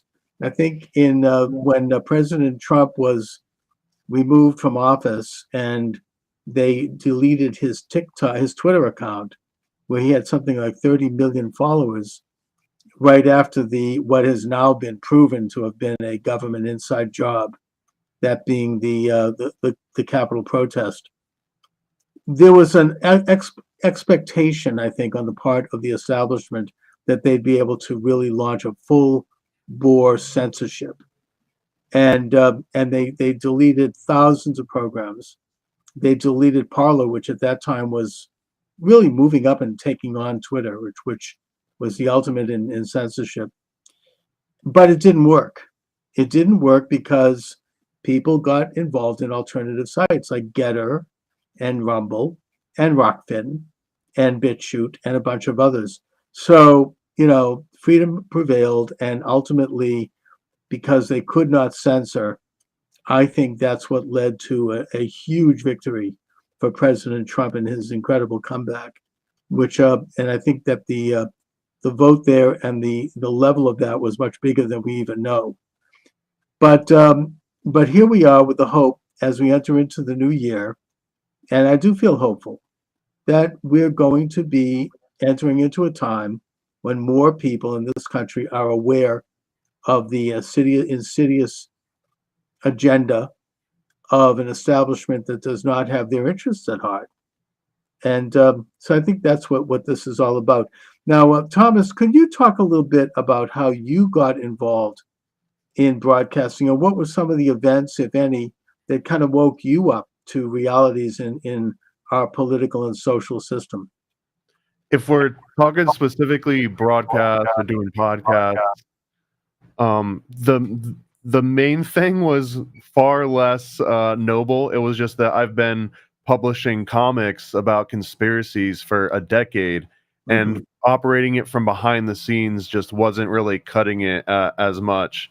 And I got to guest on a couple friends' podcasts, and I immediately liked the interactive nature of it. Like, it basically completely replaced my media consumption, where instead of watching a movie or binging a TV series, which you can't ask questions of and you can't really engage with, aside from going online and posting your opinion and getting into arguments over, but actually having long format conversations with friends and new and interesting people, that ended up being the real motivation to keep me going. But the original spark was I just needed to promote my wares. I just needed to tell my tchotchkes, and it turned into something way different than that. So it didn't start with noble causes, and even now I don't even consider it really noble. It's just to entertain myself, and almost like a self-fulfilling need to engage with people more directly than just reading an article or reading their bio or something. So those are really the main reasons. But I mean, I've been I guess you would say awake, I think, since maybe the mid 90s, when I first searched for the term Illuminati and came across Secret Teachings of All Ages. I came across Fritz Springmeier's work. I think I was 12 or 13 at the time. And then right from there, it was just a lifelong fascination with secret societies and occult knowledge and sacred geometry and everything in between. So then the writing of comic books on conspiracies obviously led you to do some deep research to develop some interesting themes and characters and storylines.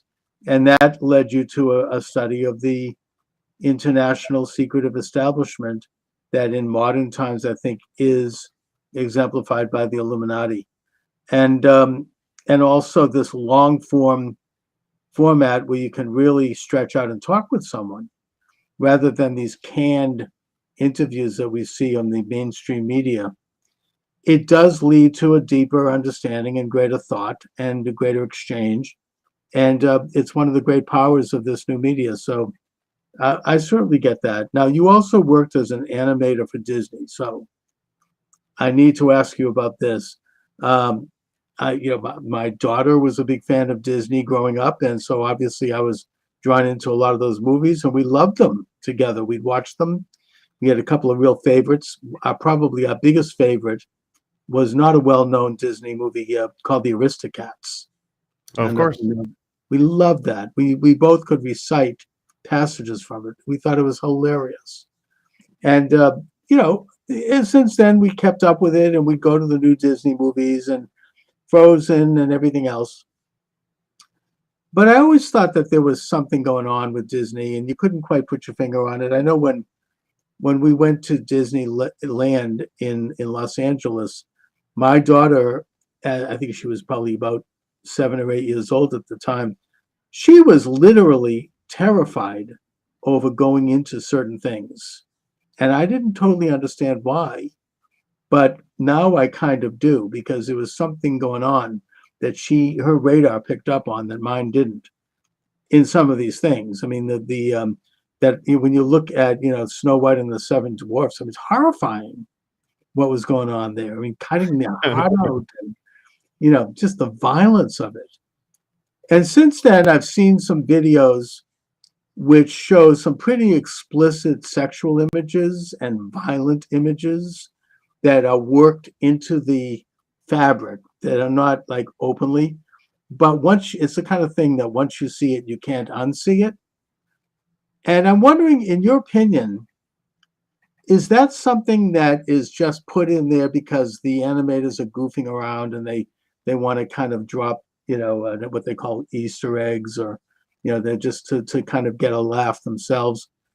Or is there something more sinister going on here? I mean, is this something that the management knows about and that they're promoting and that they want? And if so, why?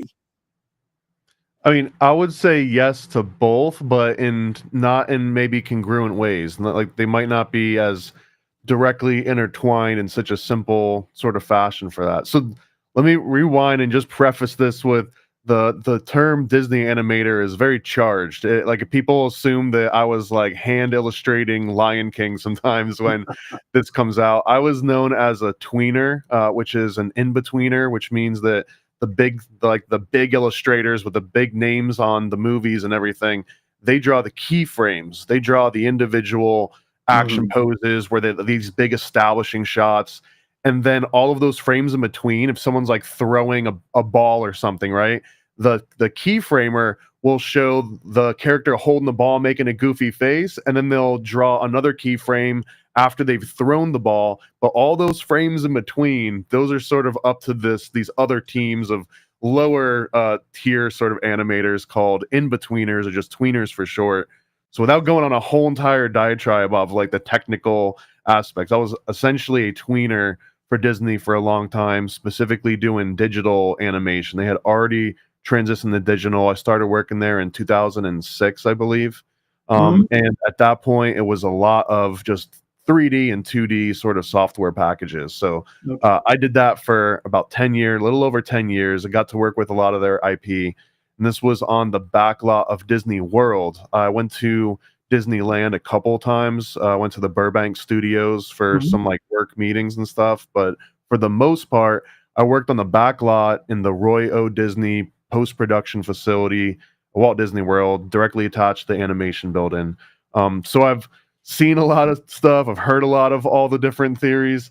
And to directly address what you're getting at, of like the sexual like symbolism that gets worked in, some of the violent stuff. You even mentioned Snow White and the Seven Dwarfs. All of those things represent vastly different chunks of like Disney's chronology. Just even the difference between LA and Orlando, for example, is like two completely different timelines for Walt Disney. I think he saw what was going on in LA and realized he needed more space, more land, more freedom to do exactly what he had envisioned, and it was just never going to happen in LA. Right. Side tangent, your daughter was right to be a little bit creeped out by Disneyland. Aside from all the Disney vibe, that actually is the site of one of the most gruesome theme park fatalities that I've ever read about in existence. It was the Who Framed Roger Rabbit ride. Anyways, if you look into that, it's one of the worst things that have ever happened in a Disney park. Disney World claims that they haven't had any like catastrophic like fatalities that same way. Although I can get into that a little bit later, because that's one of the weird Disney anomaly kind of like fabrications, like one of those illusions. Okay. So the sexual stuff here, if we go back to the 1930s, 1940s, like some of the earliest Disney movies, and I've got a series called Occult Disney that we've been watching every single feature-length Disney animation from Snow White all the way up to, I think we're around 2006 right now. We just saw Mhm. Cars, every single movie. So yeah, I've absolutely seen Aristocats. Even Aristocats has some of these kind of things worked into it. Fun fact, that was the very first Disney movie, I believe, that took place in the same time period in which it aired. Almost every other Disney movie prior to then kind of took place in the past, and a Right. lot of it was like based around that. So that's an interest. It didn't work out for them as well, so they departed from that a little bit. The Mhm. other thing that I think, and maybe the most nefarious, we'll get to the sex stuff. The most nefarious thing that Disney does is twofold, and these ones are completely intertwined.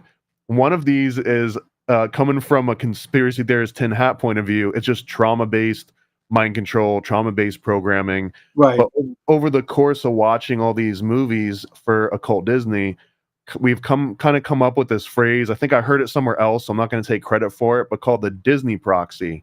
And the Disney proxy, the reason why I call it a proxy is because very early in every single Disney movie, the protagonist, which is usually going to be a kid, is going to get separated from their authority figure. It might be their parents, might be an older brother, it could be anything, but they get severed from this authority figure. And what Interesting. happens is once that authority figure is removed from the scene, the first thing that you're going to see on the screen, like clockwork, there's like a formula, is going to be this IP, this intellectual property owned by Disney that's also going to coincidentally be on lunchboxes and T-shirts and Happy Meal toys. So Mhm. this proxy, it's half trauma-based mind control, and then it's also half NLP anchoring, where hey, you're in this weird lost state. Your parents have been removed from you. You've been kidnapped. Your parents have died. Whatever, fill in the blank. But Right. whatever tragedy happens, oh, but guess what? We're gonna make it better. Here's Thumper. Oh, we're gonna make it better. Here's Bambi, or it's like some different version of intellectual property, and that I think somewhat nefarious because it's a formula that you can see them play time and time again, but also the sort of Fabian end goal of this is to weaponize nostalgia. It's to like anchor something so deeply in your mind as a child that you will willingly and almost celebratory like pass it on to your kids. Let's go see this Disney movie together. Oh, it's like Mhm. it becomes a babysitter to a lot of people, the Disney library. So that's the most nefarious in the shortest amount of time that I can explain, that like the most nefarious aspect of Disney is weaponizing nostalgia. It's why they're willing to spend money on movies that seem like they flop over and over again. It's because it's worth more to them to own real estate inside your brain and all your kids' brains, more so than the short-term gain. So then you seem to be saying that it's kind of a financial thing. It's they kind of are institutionalizing their business as something that's going to perpetrate and that's going to, through the means of promoting nostalgia. I mean, I think that the idea of separating the child, I mean, I think of Pinocchio as an example of that. And Bambi, of course, the mother's just killed, and they show that's horrible. It's very painful. You hear the gunshot. Um, and then the child is brought into a situation which I don't want to suggest that it opens up the door to pedophilia. However, since we're going there, it's sort of like in a situation that's morally ambiguous. I mean, I think that Pinocchio is a good example where he enters into this world of almost where everything goes. I mean, he walks into this land, and it's at a time when a person is young enough that they haven't yet developed their independent reason abilities. I wonder if there's some kind of an agenda with that. It kind of, first of all, it infantilizes people because you become like permanently childlike. But secondly, you're put into a situation of moral ambiguity where, you're open to who knows what.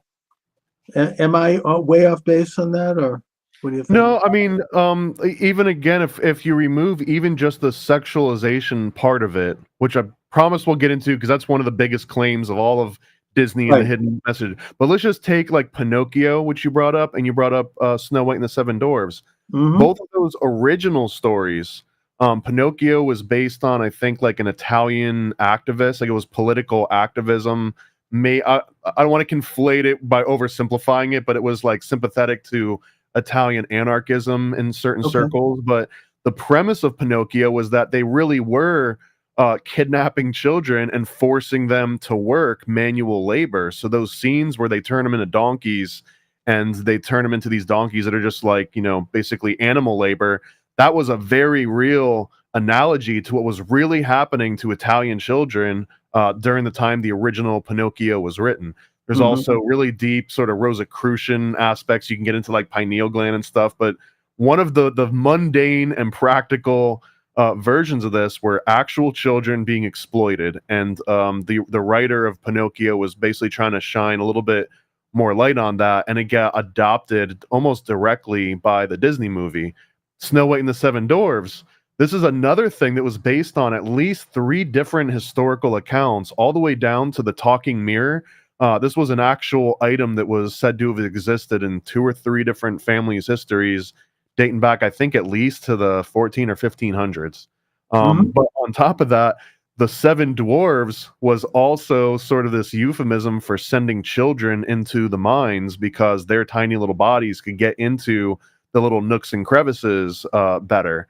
So there are a lot of analogies of even darker. I mean, the sexual connotation adds to it, but deep, not even that far beneath the surface of these Disney movies, the original concepts were all about child exploitation.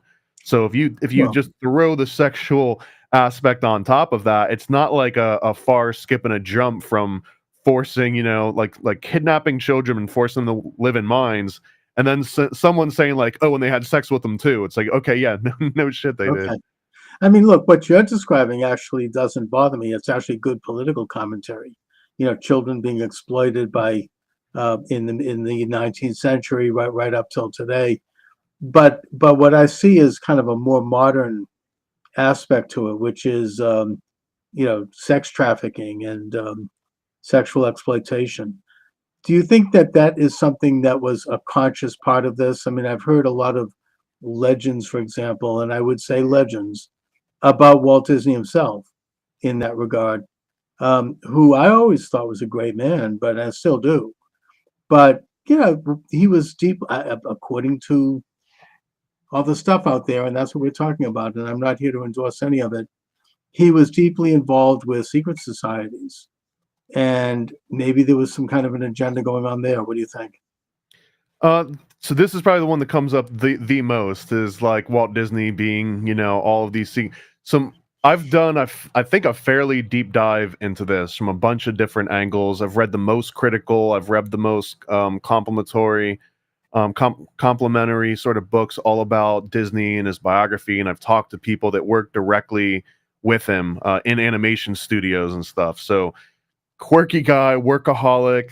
The secret society angle is a very unique one because Walt Disney, and let me go on just the tiniest of tangents here because it makes the most sense and it gives the most breadth to like how complex this guy was. So Walt Disney, growing up, he actually had a very strained relationship with his dad in particular, and through this, he had convinced himself that he himself was kidnapped as a child, that he must have belonged to royalty or some much more noble family line, and he was kidnapped and forced to live with these oppressors almost. It almost sounds like that archetypal Disney princess locked up in a castle waiting for a Prince Charming aspect, right? So he already had grown up like this, and when he was very young, he joined the Des Moines, the Order des Moines, which is essentially Cub Scouts for Freemasons. That's the best way I can put it. I'm familiar You with got to that. be 12 to 20, I think, 12 to 21 to join Des But you have Moines. to have parents who are Masons, I think, in order to do that. Or maybe not. Or you have to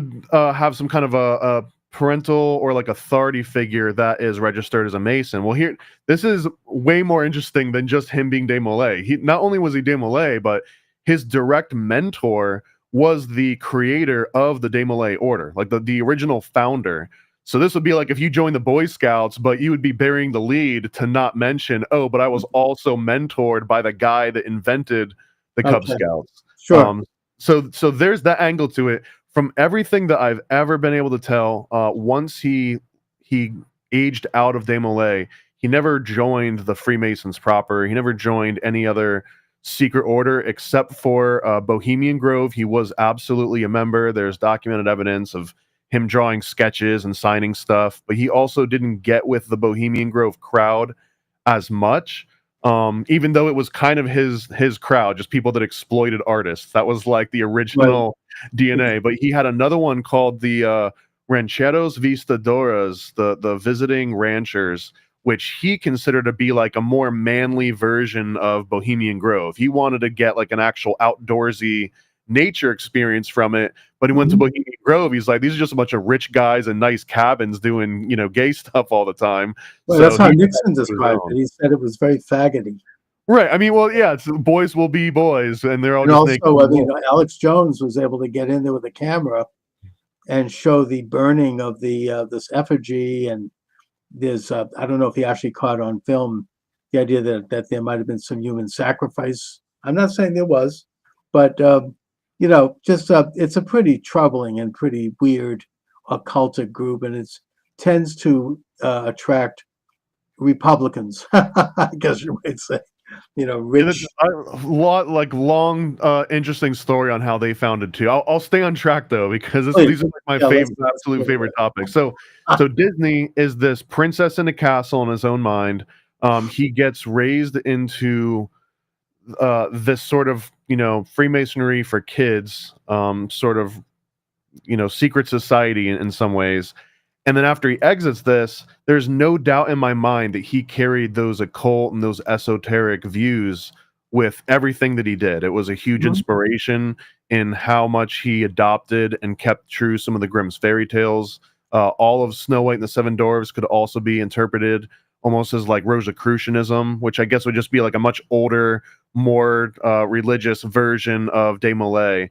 So that form of Walt Disney being, in the occult and in secret society is absolutely no doubt whatsoever. Not to mention Fantasia, right? But every single movie, honestly, every single movie, even Aristocats, can all sort of be tied into these like esoteric teachings. Although, and this is why I mentioned that there's these different phases of his life, and LA and Orlando is a huge portion of that. That once he starts working on Walt Disney World in Orlando, he kind of has this different vision. He's thinking about Epcot, the experimental protocol community of tomorrow, and like he's trying to do something more than cartoons and more than theme parks at this point. He wants to make his own city, maybe country, maybe who knows where it was going to go after that. But as soon as he starts ultra like hyper focusing on Walt Disney World, he doesn't have as much anymore in the animation wing. And then as time goes on, he just becomes a delegator as opposed to boots on the ground, rolling up his sleeves and doing the things, which is natural for anyone that's at the head of this huge global conglomerate that keeps scaling and scaling and scaling. So when we talk about Aristocats and anything after that, there's really no participation from Walt Disney proper at that point. At this point, and I guess to summarize the whole Occult Disney series, is the movie Fantasia is a literal spell, some literal magical ceremony that creates the world of Disney. It creates an entire universe known as the Walt Disney Universe that will outlive us all because it's now an egregore. It is one of the most powerful egregores. They sort of introduce all the different archetypes, all of the DNA that goes into the rest of the movies. Even characters are introduced in Fantasia that you see recurring out through other Disney movies to come for, over a century at this point, or getting close to it. So just the fact that Fantasia exists is that original magic incantation spell. So yeah, all occult, all the way down, all turtles. Well, and plus there was some very frightening scenes in Fantasia involving nuclear activity. And I think the last Disney movie that Walt Disney was directly involved in was Mary Poppins, I think. I could be wrong. But, also, another movie about child exploitation, because they put so much emphasis on the chimney sweep and how lucky the chimney sweeps are. But if you look at actual chimney sweeps during that time period, they were kids. They were sending kids into these chimneys to sweep them out because adults wouldn't Because they fit. could get up there. Yeah, they're wiry. They could fit into the crevices. Interesting. But you don't think that? I mean, it sounds like we're talking about influences on Disney's worldview and kind of this occultic element to it and this fantasy world that he wanted to create and project into the future with Epcot, which is, as you say, that's City of the Future. Do you think there was a more conscious aspect to this, in that Disney might have been literally coordinating with, secret society people? I mean, was it, kind of like part of a world order element? Was he involved, for example, in the post World War II Federalist Society movement or anything like that? It's really hard to pin Disney down in particular on a specific. There is one thing, and this is from Dark Prince, or Hollywood's Dark Prince, I think, is this unauthorized biography that the Disney family absolutely hates, but it presents this case that he was sort of working in like a McCarthyist way to root out communists in the animation industry in particular. Right. And I'm glad you brought this up, because this ties into that. Disney growing up felt like he was this princess trapped in a castle by his captors.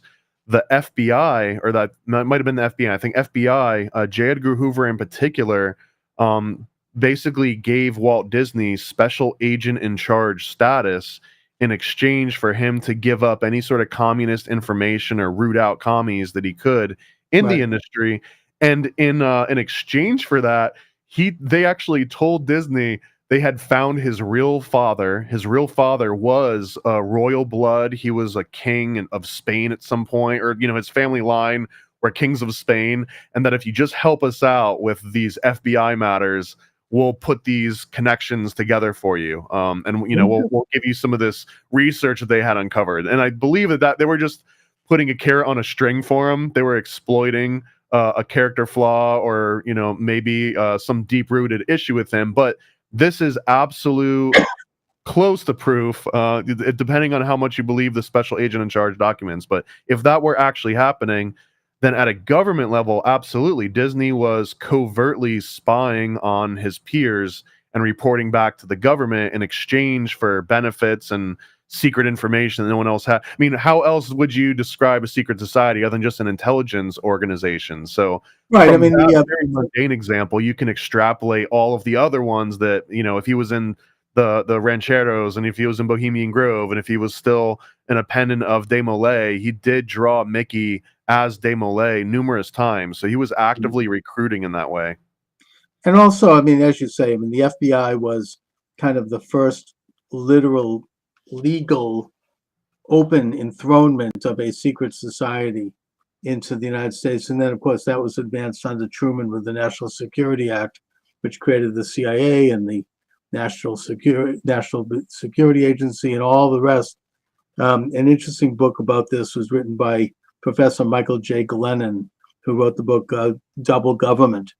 He was a professor emeritus at Fletcher School.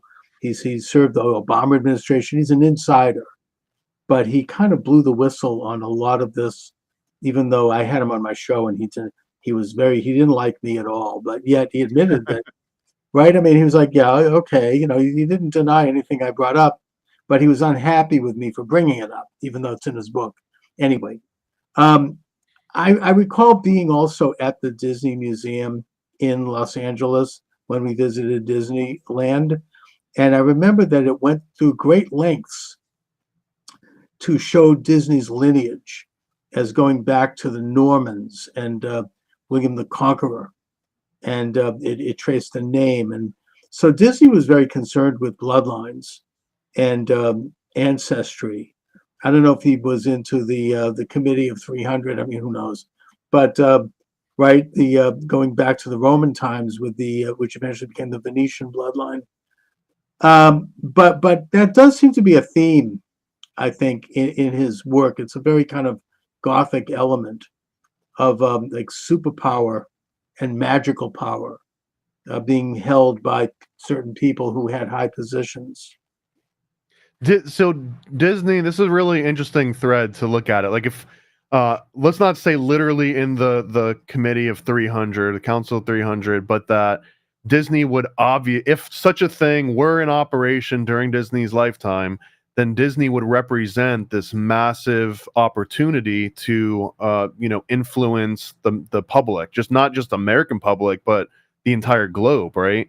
Oh yeah. Disney had a massive surface area in that regard, but when I think of like those shadowy occult figures, like a literal Illuminati at some point, the actual Illuminati members rarely want themselves to be the figurehead, like an actual scapegoat or someone you can point a finger of or draw a picture of. So Disney likely would have been a very useful, I would like say an asset, as opposed to a CIA agent, a CIA asset, as opposed to an FBI agent, he's an FBI asset, so he would clearly be in all those roles, and he made propaganda movies directly for the government. Many of them were top secret, so he was, in every definition of the word, secret societies, if you expand that to include government and military, which I absolutely do. I mean, the cult of Mithras was essentially the first military intelligence agency, right? So if you can extrapolate from there, it's really no different. We're just kind of shuffling. You mean the ancient cult of Mithras during like post-Roman times? Is that what you mean? Correct. Yeah. Well, I mean, the longest thread ever, but all of that ceremonial magic and sexual orgies and child sacrifice, this was state religion in Phoenicia and in Carthage up until the Romans stomped out Carthage. But the Romans didn't completely stomp out ceremonial magic and orgies and child sacrifice. They just said, it's only for the rich people and the male military members at first.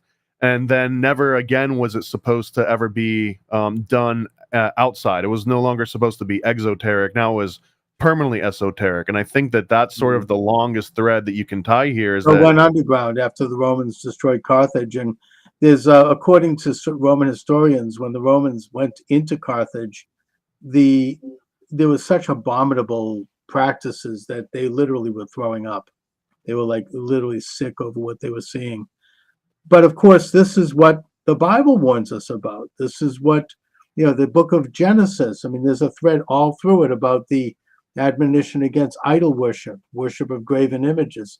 It wasn't just worshiping a piece of wood, or like a rock or something.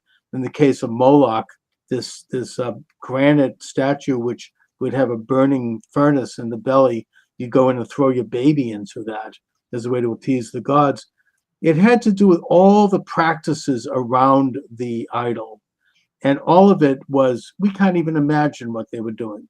But it was all state-sponsored. And it was all run by the sort of government that would operate behind the scenes and use this idol as their mouthpiece to manipulate their masses and to keep people docile and to use, sexual vice and moral, all kinds of crap to keep people like kind of off center, infantilized, distracted. And the idea, it's interesting that you say, I mean, that the Romans basically tried to stamp it out and did so with Carthage, but then it went underground. That's interesting. Literally went underground. They took what was happening above ground and state sponsored is maybe even underselling it. Maybe state mandated would be a better way of describing the ceremonial magic, sexual orgies, child sacrifice. This wasn't just, hey, if you want to do it, we're cool with it. This was like, you better show up at 7 a.m. with your newborn to throw them into this fire or else. Like, so there was very much a state mandated aspect of this that you could not escape it.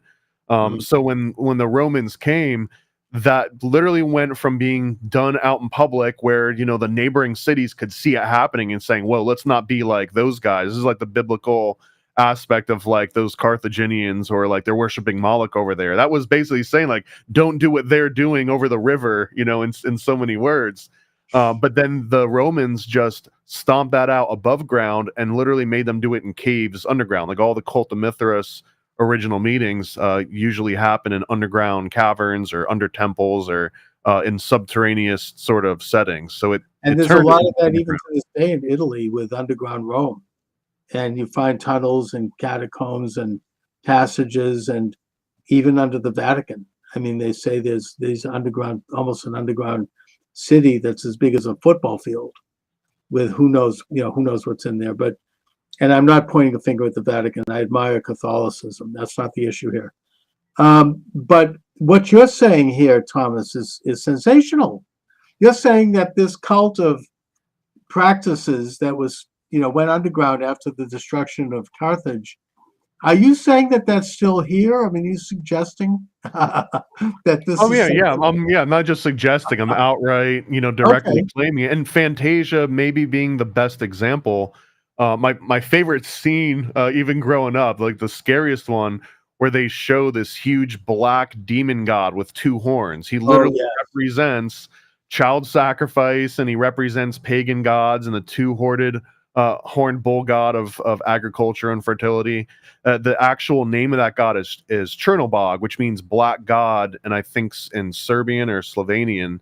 And this happens on Walpurgis Night, which is essentially like an actual pagan ritual in which these witches would get together and they would do orgies and sacrifice in order to basically release their own magic out into the world. And the whole premise of the magical ceremony and ritual is to keep doing that over and over again in that exact same spot and the exact same incantations for centuries, so that it harnesses real magic. So that premise is what Fantasia is. Fantasia is just a animated version of these, ancient rituals to not just Chernobog, but every other two-horned deity that kind of came before it. And through syncretism, it's easy to sort of like oversimplify and just like combine different cultures and religions, but that's kind of what we're doing here, because that's what Fantasia is. Fantasia is syncretism animated all together in like a 2-hour presentation. Mm-hmm. Now, I mean, I want to just move history up a little bit here, because maybe I tend to embrace conventional history here, but I do believe that the Israelites were the first attempt to reform some of these practices. The Torah basically laid out moral and ethical laws which emanated from Sinai, according to the Torah, and which rejected these practices, even though the children of Israel struggled with it, and sometimes they were good and sometimes they weren't. At least they began the process rolling. And then, of course, the ministry of Jesus resulted in bringing that to the world, and it was eventually became the official faith of Rome under Constantine, which I, as conventionally looking at history, believe was a good development. It was an attempt to stamp out these practices and an attempt to bring about a more moral order in the universe. But you seem to be suggesting that concurrent with that was a continued underground that continued to operate in this sort of, I guess you might say, satanic practices, and that it involved people at high levels of power, of influence, both in government, culture, and economy. Is that true? Yeah, absolutely. And actually, this is highly controversial, and I'm aware of that. Although one of the most compelling takes on this particular dynamic I've come across so far is essentially that the Israelites and the Carthaginians or the Canaanites or the Phoenicians, or whatever name you would give to that sort of crowd that was into the state mandated magical orgies and sacrifice and everything, that really the Israelites and the Phoenicians or the Carthaginians were worshiping the same God. It's just that the Canaanites were doing it in this abhorrent way. And this is where the Israelites were saying, like, don't do what they're doing across, the river over here. Like, they're having a great time with their agriculture. They're worshiping these agricultural gods, and they're making these sacrifices, and they're doing sex out in public, and business is booming. They've got crops, all over the place that's actually working. And they had just come from the desert. Even if that's just the metaphor, it was really the difference between desperation and abundance. And it was a way of saying, like, just because they're going through a boom right now, do not adopt their particular practices of worship. But that also means that when it gets stamped out, all those people that were doing so well and had accumulated all sorts of capital, not just, wealth, but like political capital, goodwill amongst all the other people that they had spread their riches of agriculture from, they obviously can flex that. And by flexing that, it's to, well, let's preserve this culture that gave us everything that we wanted, but obviously we can't do it out in public anymore. We have to only do it at night, burning charcoal in the middle of the forest or going into these caves, or better Right. yet, join the military, where the military, you could be easily weeded out just depending on not only your physical aptitude, but if you were like in it, if your mind was in the same mentality as everyone else. And they also had the luxury of just killing you if you applied and you didn't get the job. They weren't just like, okay, go home. They could just eliminate you for any number of reasons. So it was a very methodical and powerful way to preserve everything that had been going on above ground and make sure that it maintained itself below ground. And there's a wild tangent we wouldn't even get into, but you can trace this exact practice go through Tunisia, the northern coast of Africa, all the way down into the rest of Africa, and make its way through, Haiti and Dominican Republic and all these all these other adaptations of the same sort of fertility rituals, the same orgies and sex magic and black magic and sacrifice. It continued even all the way down to the two-horned gods. So it never really got fully stamped out, despite Rome's best efforts. No, but I maybe I don't know if I'm taking issue with you here, but I think that the Israelite movement, the thing that made them different than all other nations was that they rejected these practices. That they continued with animal sacrifice, but not human sacrifice. Absolutely, no. I think we're not in disagreement there. That the Israelite was a complete reformation of how they were worshiping. And I guess the contentious part that I injected there, based on other things that I've read, was that a lot of people claim that these Canaanites were worshiping, Satan, or they were worshiping some other deity, but it seems more reasonable and complicated that they were literally worshiping the exact same God. It's just that the Israelites were doing this. I don't think so. Only in that I think they were worshiping idols. They were worshiping Baal and Molech and Asura, which were man-made idols created by the state, whereas the Israelites were worshiping something more transcendent. I mean, a universal God that was not. Fair point. I guess the difference being like one of them was doing it the right way and one of them was doing it the wrong way. Right. Well, I guess you could say that, but the thing is, and I do think that Christianity brought that to the world, this idea that you can't create a God on earth, and it's not a man-made thing that a government or that a group of elites can decide what it is. That there is something that's separate from our own existence that is real and that is, that we can't manipulate. That God is outside of the ability of the human being and the human mind to create or manipulate, that we're images of God. We're not God. That's the sin of the Garden of Eden. I mean, that Adam and Eve thought that they could be as God. They could know everything. They could have cosmic consciousness, eternal life. But they were going to overthrow God, and that's why they were banished. But because we're not gods, we're just human beings. We're imperfect. Our perceptions are limited. But we have some divine revelation that we can look to craft our lives. So bringing things up to today, and I think this is really interesting, and I agree with this, by the way. I mean, I think you have this continuous cult that's underground, that is involved in these practices, that does attract the highest levels of elite, that has basically become and has formulated into secret societies. I think it started in the Middle Ages. You had the Knights Templar was, I think, infected by it, and that's why they were banished by the Pope. You had in the Carabinari, and in the 18th century, the emergence of the Illuminati and the French Revolution. So I think we could trace the history of it.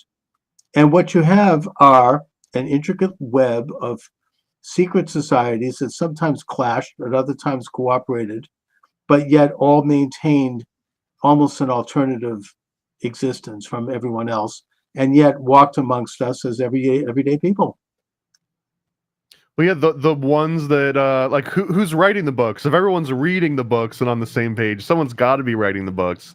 So there's already going to inherently be some sort of aspect of these like secret societies. Even in Catholicism has Opus Dei, which is their version of Freemason. I mean, that maybe the wrong way of phrasing that, but like they can't be compatible with Freemasonry, but still have the same need to have this internal intelligence structure. So Right. every single group seems to form one of these, regardless of what they call themselves and whether they're political or religious or apolitical or what have you. There will always be this like weird pyramid structure that I think the Bavarian Illuminati in particular, I think sets the most obvious template, so that if you can understand how the Illuminati worked and why it worked, why people joined, how sort of potent that entire structure was, and then just say, okay, yeah, how do you apply those particular properties to any organization that technically they become a Illuminati in a way, and the Illuminati, Bavarian Illuminati in particular, I think the way that explains it the best for me is that they're selling something that never goes out of style. If you're trying to sell something to a priest or a pauper or a pope or anyone, a king, they might already have the resources to own all the material goods that you could possibly want to promise them. They might have all the life experiences, but if you promise them some sort of arcane knowledge that no one else has access to, I found this sea scroll, I found this old book, or God told me in this epiphany about how to interpret these symbols that have been a mystery for ages, right? I've got all those secrets. Now you've got a really good sales pitch that you can ensnare anybody with. And one of the stipulations, again, for the Bavarian Illuminati, okay, well, not only do you have to give us some actual money and your time and all this stuff, brain power, but we also want you to snitch on yourself. We want you to keep a little diary of all the dirty little things that you've done and think about, and everything that your family's doing and your friends. Just take a complete diary on everyone. And what they do is they can slowly form this holographic image of the society that they're living in, like where it's not just people's pretenses, but what's actually going on behind the scenes. And even better, if they can recruit everybody in another group somewhere, let's say the Illuminati infiltrates one of the high Freemason lodges, and they recruit every person in there, but tell them all, you're the only one from this entire lodge that we're recruiting. Don't tell anyone else that we even exist. Take notes on yourself, take notes on others. But they do that to the whole lodge. They do it to like 30 or 40 people, right? And now they're all snitching on themselves and snitching on each other. It becomes this huge cachet of blackmail. And so now you've got the ultimate sales pitch. Someone's on the hook, and they're giving you money, and they're giving you time and brain power. They're also snitching on themselves and others, an entire community. And pre-internet, obviously, Bavarian Illuminati, whoever's at the top, which would have been Adam Weishaupt, he could act as this all-knowing sort of God on earth, where you came up to him and you were like, hey, I've got a chemistry question, I've got a religious question, a math question, a science, whatever. He could be the ultimate Renaissance man polymath, where I was already going to expect, like, okay, I write you a letter, it's going to take, a week to get to you and a week to get back to me. I might not hear from you for 2 or 3 weeks. That was the norm. So now Adam Weishaupt can get a question he doesn't know the answer to, but he can consult this vast network of experts that he's recruited from the highest levels everywhere, like the actual authorities on any matter you could think of. So now it seems like this Adam Weishaupt guy's got all the answers. He literally created an intelligence network based on blackmail. And for those that even maybe figured out the game far too in, that fallacy of sunken costs, where it's like, well, now, it's going to be the emperor wears no clothes. Like, now I'm going to look like an idiot if I got swindled by this guy. So keep that thing going, or even better yet, kick Adam Weishaupt out. Maybe he didn't have the greatest intentions, but I know what this thing could be. Let's just keep this thing on track and make it what it could be, which is sort of another false premise, right? The thing becomes corrupting.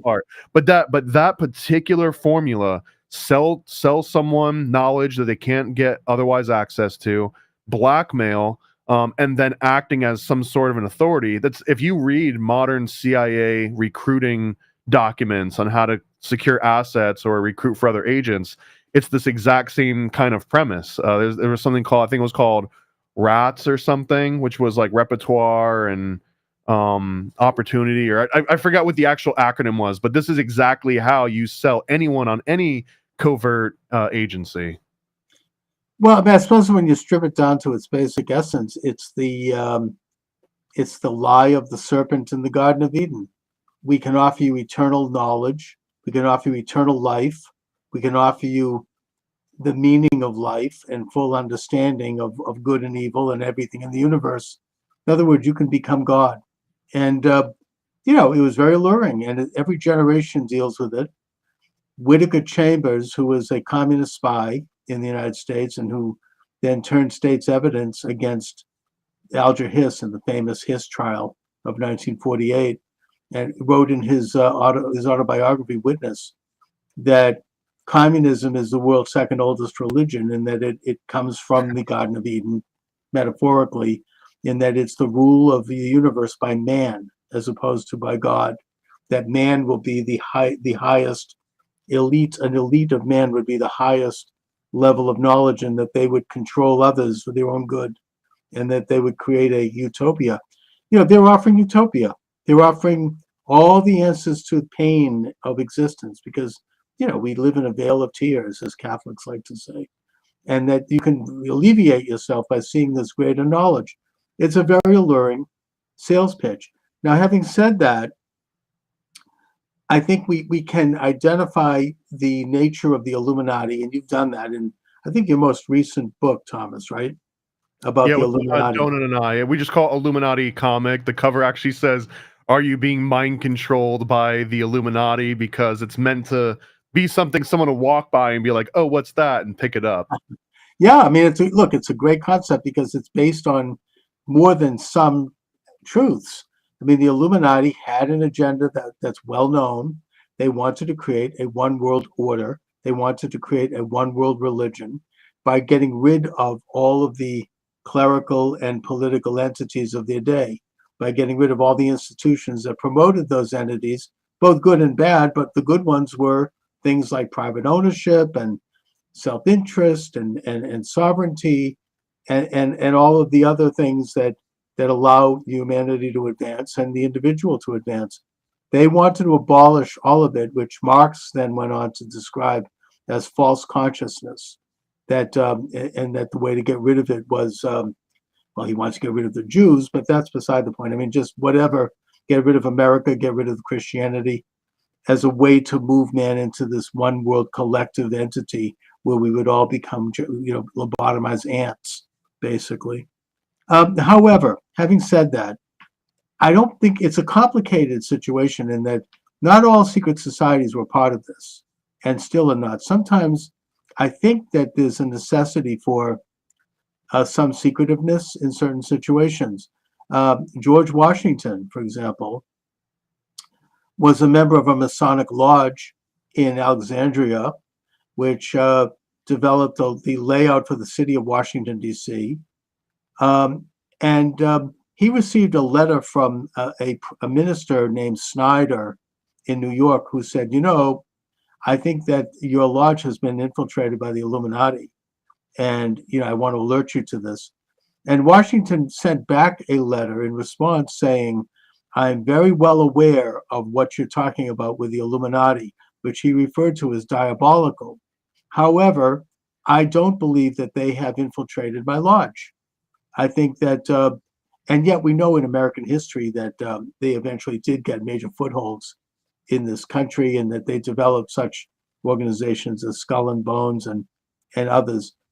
But I don't think it's quite, you can't throw the entire baby out with the bathwater. I know it's complicated, and we can't know the inner portico because we're not part of it. And we don't know, so it creates a natural and should create a natural distrust. But there have been, sometimes secretiveness is necessary. I mean, the Sons of Liberty, for example, in Boston, was developed on Masonic lines, and they affected the Boston Tea Party, which led to the American Revolution. They needed secrecy in order to operate, and in order to plan, and in order to figure out how to confront the tyranny of General Gage, who was the British general who was occupying Boston. And they did it. And I think that sometimes when you're in a situation where there's political oppression, people can organize in secret and make plans in terms of how to counter it. So it's not, ultimately when these things become established, they probably are infiltrated by the Illuminati. But, I think we have to be, we have to kind of look at this on a case by case. What do you think?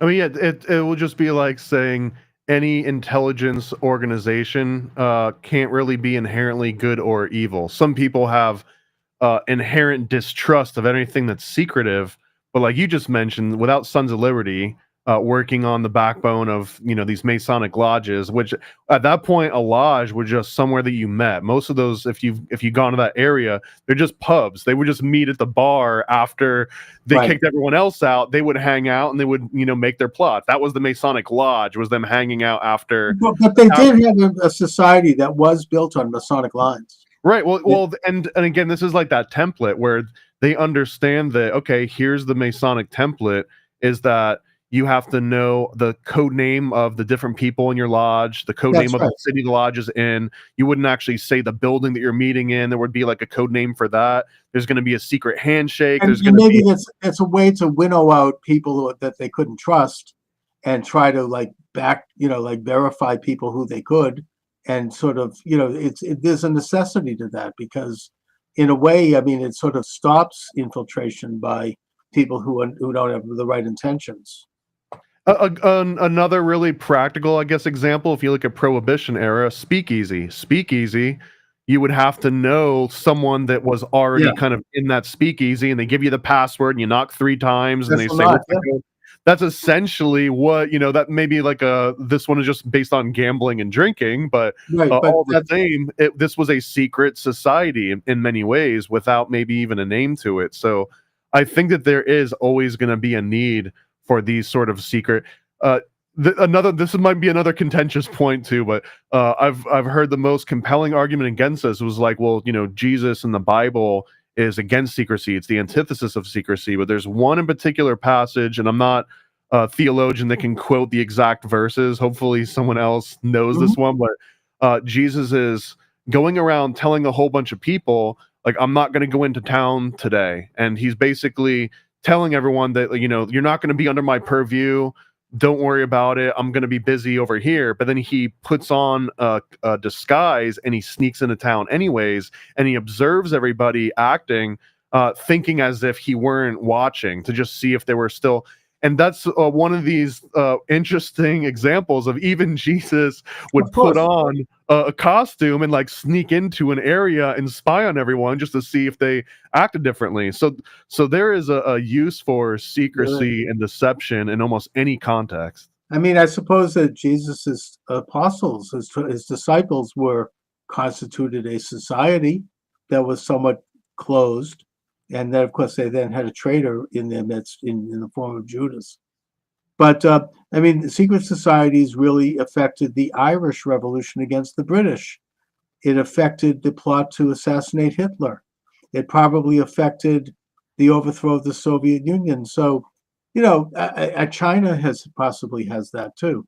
So I think that there are positive elements to it. The problem is that it also is prone to corruption because not only infiltration, but because it's often the illegitimate and deviant use of power, and that is corrupting, and that can have, especially when you have bad people get involved in it, which inevitably they do, because power, as Lord Acton said, power corrupts, and absolute power corrupts absolutely.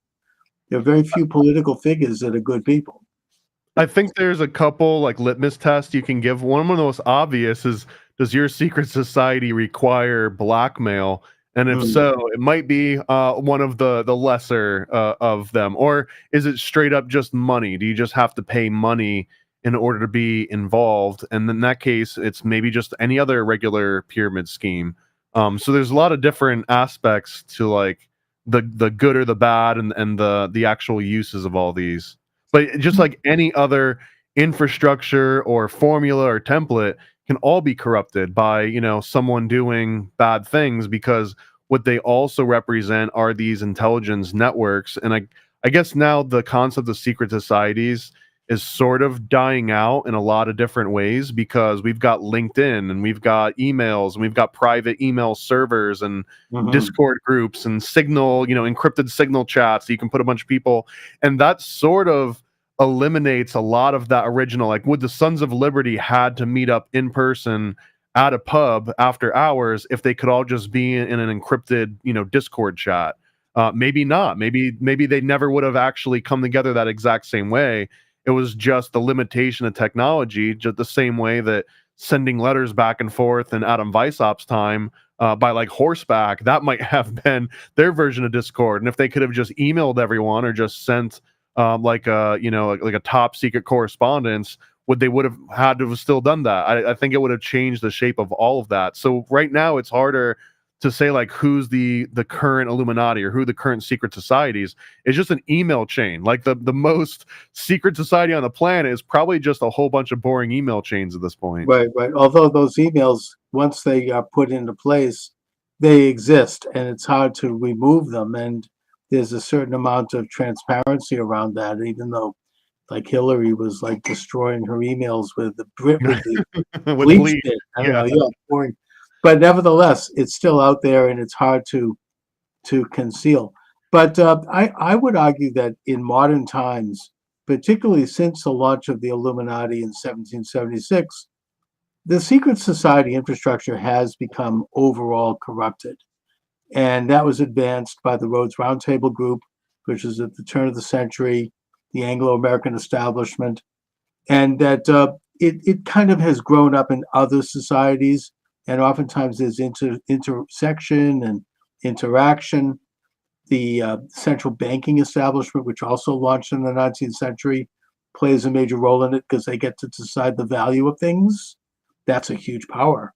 They decide how much your property is worth by how much currency they emit into the economy.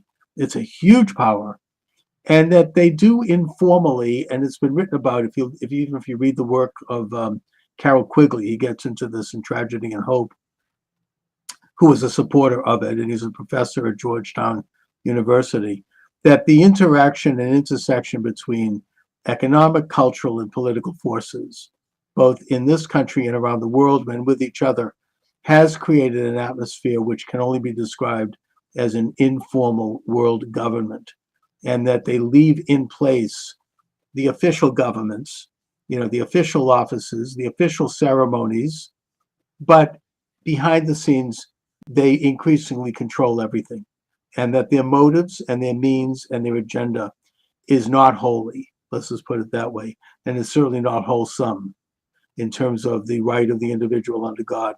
Anyway, Thomas, I got to run, and this is really an interesting conversation. We've just touched on the surface here. I could do that. We could talk for hours. Well, let me tag in really quick too, since you asked like the sexual Disney Yes. stuff. I just want to tag in here without going on a wild tangent on it, but an interesting dynamic that people seem to leave out, especially in the earlier Disney movies that they claim get very sexualized. But those artists, when they weren't drawing cartoons for Disney, were pretty much drawing pinup artwork. These are also the same artists that were literally would be working on a feature-length Disney animation, get sent off to war, see combat, see friends die, kill people themselves, return back to the States, and then finish out that Disney animation. So the amount of literal trauma that these people were going through, there's a lot baked into those early classic animations. There's so much more than just wanting like, hey, let's see if I can sneak a nipple in, this scene here. I think it's way deeper than that. Interesting. And you can kind of tell, but it definitely opens a door, or you might say a portal, to some insights into the Disney animation series. And it's something that I think we all sense. Anyways, Thomas, where can people get a hold of your excellent books? And I know you have a podcast that's up, The Paranoid American, that's available at Apple Podcasts and elsewhere. So let my viewers know where they can find out more about you. Yeah, if you search for just Paranoid American on any platform, you'll find something of mine, whether it's a podcast, a documentary series. You search it on Amazon, you'll find some of my books, but you'll find all of the stuff that I got at paranoidamerican.com, which includes things that I'll never be able to list on Amazon or elsewhere, like a Hillary Clinton adrenochrome playset, like things like this, a little severed head and like a blinking light. So yeah, I've got every kids books, adult books, stickers, toys, everything. I'm trying to really make conspiracy theory and occult research fun and approachable to everybody.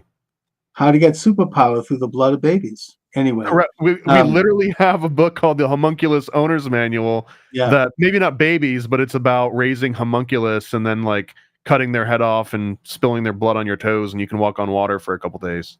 very important work and great imagination too.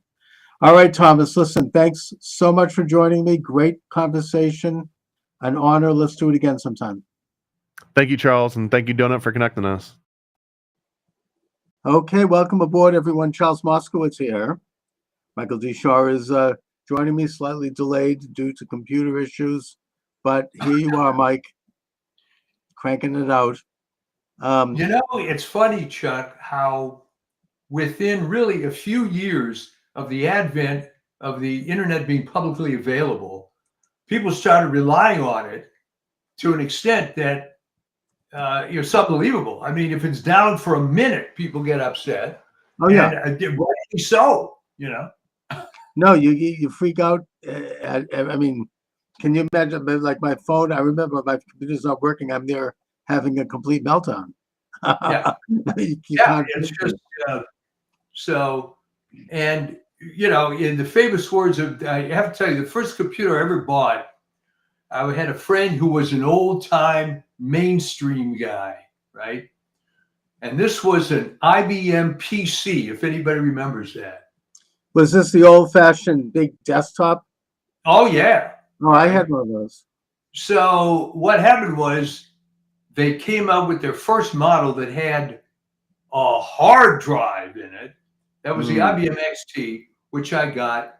And my friend Alice Stewart, and again, old mainframe guy, older than me, he opens it up and said, "It's a miracle this thing works at all," you know, because he was used to the huge IBM 360 mainframe, takes up a whole building. Oh yeah, and I remember you to go online. There was the handshake, and you hear like the clicking noise. And I mean, back then I was the head of a pretty big and successful business, so I had money back then. I spent a lot of money on this big, monitor and the keyboard and a printer and a column and memory and all the bells and whistles. Now, basically the laptop can do all of it you can get one for like $300 or $400 at Costco.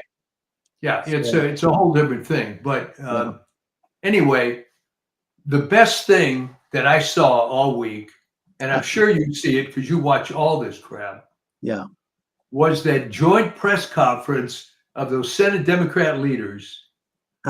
And you know what I know why you're laughing. With Schumer. And that was they were asked, okay, Schumer was the head of it.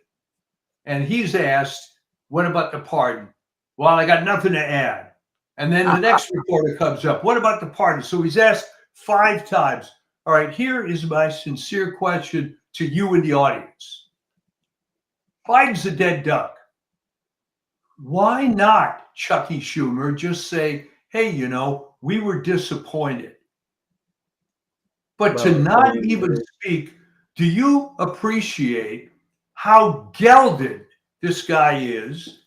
The Senate Majority Leader doesn't have the huevos to just give an honest statement. Hey, we were let down.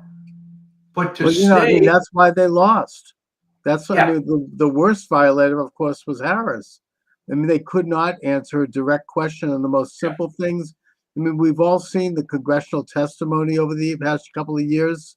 Josh Hawley and Ted Cruz and some of these other guys asking questions of people, and they just would spit out this kind of like shibboleth, this kind of pre-planned slogan, and they kept repeating it. Some of these judge appointees are the worst. Oh my God, they're just like little robots. And I think that really peeved a lot of people, and this is why they voted for Trump. Well, this stems from, and it's one of my great cliches, the Model UN mentality. Right. What do I mean by that? Because this probably predates some people. Back in the day, and you tell me if even in your era this was true, you get all the kiss-ass 7th and 8th graders Hmm. and they would be the Model UN. And I they remember would it. have this set of liberal beliefs that were drummed into their heads. And the problem is, most of these people never changed. Because Yeah. there's And people I knew. it's a finishing club for the future left wing Yes. activists. I know my daughter was briefly involved in it. She didn't like it, but she went to the convention in Boston for it, All right. and one of the main speakers was Noam Chomsky. Oh, there you go. And he's there rambling along, and all of a sudden he said something outrageous. He goes, "The United States got what it deserved on 9/11," or something typical. Yeah. And all of a sudden, my daughter's like, she's like, "What?" Her ears pricked up. Yeah. But yeah, it's Well, she was smart. I mean, she was actually smart, as opposed to just being a quote good student. So Right. the point is, and I think you'll agree, that the ones that weren't smart, like your daughter, there was it. They were just very spoon fed, and it's kind of how to act, how to walk, how to talk. Yeah. It's a finishing school for the left, and for the future, rulers of the world. and they never change. Then No, they don't. it's pathetic now, really, to watch it, because I knew people like this that had some intelligence, but despite all that's happened, they don't change. And No, they can't. They're locked in. I mean, as I've said, a classic example is Harris, who obviously is not the sharpest knife in the drawer, complete tool, but nevertheless, she just could not answer a question. I don't think she's capable of it. So programmed at probably such an early age, probably by her Marxist father, that it's like there's no one home. It's like a robot. It's a hologram. There's lights. It's made up of like pieces of particles of light that look a certain way, but that there's nothing really there. It's I know I use that analogy. Oh, I always use that. It's a hologram phenomenon. Smashing the Hologram. That's the subtitle of my new book. It's not out yet. I'm writing it. But look, there's a lot to be celebrate right now. I'm cautiously optimistic, but I think that there are some damn good things going on. I can't believe you're in a good mood. What's wrong? I know, I'm not used to it. I almost don't know what to say. It's like I'm used to this kind of, I don't know what to do with myself. I mean, it's one victory after the next. Even this most aggravating story that's just coming out, that Biden, after pardoning Hunter, which in the broad sense, I suppose I don't blame him.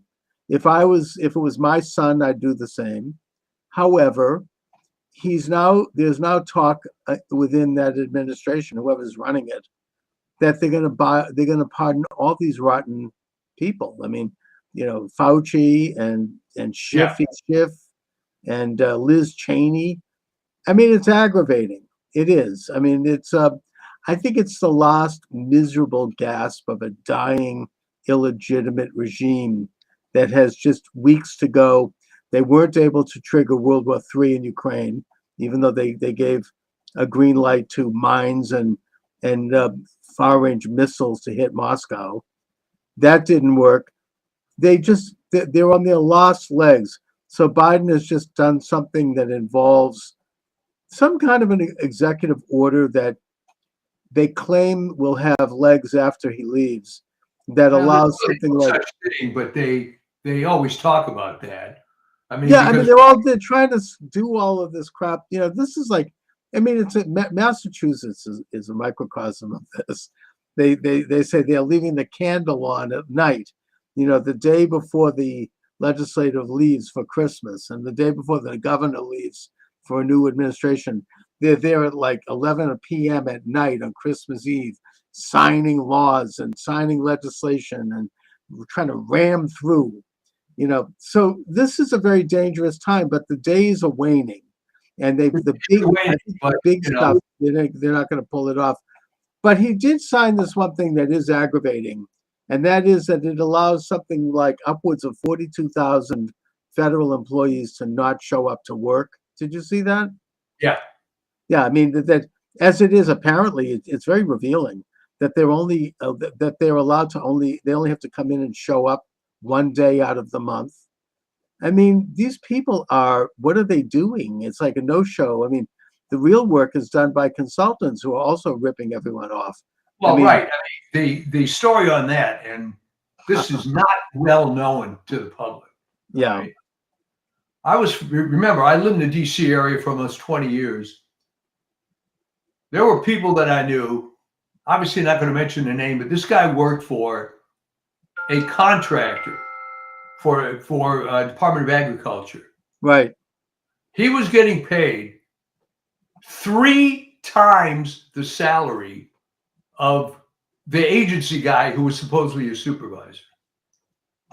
And that's not uncommon. And he was a subcontractor. He was because look at, I mean, Harris pissed through about over $1 billion of, no one knows where the money disappeared. Now they're 20 million in debt. And you know, it's been, I think there's some whistleblower has said that consulting firms and consultants became multimillionaires overnight. They just put the money in their pocket. They did nothing. And, you know, I mean, I could just give a personal anecdote here as well. This even happened to me. I mean, in my campaign, people got checks for doing nothing that I didn't know about. I had this one guy, you know, all of a sudden they all come out of the woodwork, you know. And he got a check as a consultant, and I ran into him at a Starbucks 2 years later. Oh. And he sheepishly said to me, he says, "I want you to know that I did nothing, you know, for that money." I'm like, look, I kind of suspected that, but I mean, that's the way this business is. I mean, you know, everybody's like getting these checks. And it's a situation which in Washington is so bad now that you have people who haven't shown up for years. And I think that the exciting news is that Vivek Ramaswamy and Elon Musk are fully aware of it, and they're going to clean out those rat's nests, every last one of them. And I don't think if Biden is signing some kind of an executive order to protect them, I don't think that's going to work. You know, No, I mean, it isn't going to work. And of course, the problem is for them that they're making it worse than it is. All right. If you have to decide an executive order to protect 40,000 people that are working, there's not going to be a whole lot of sympathy against government cuts.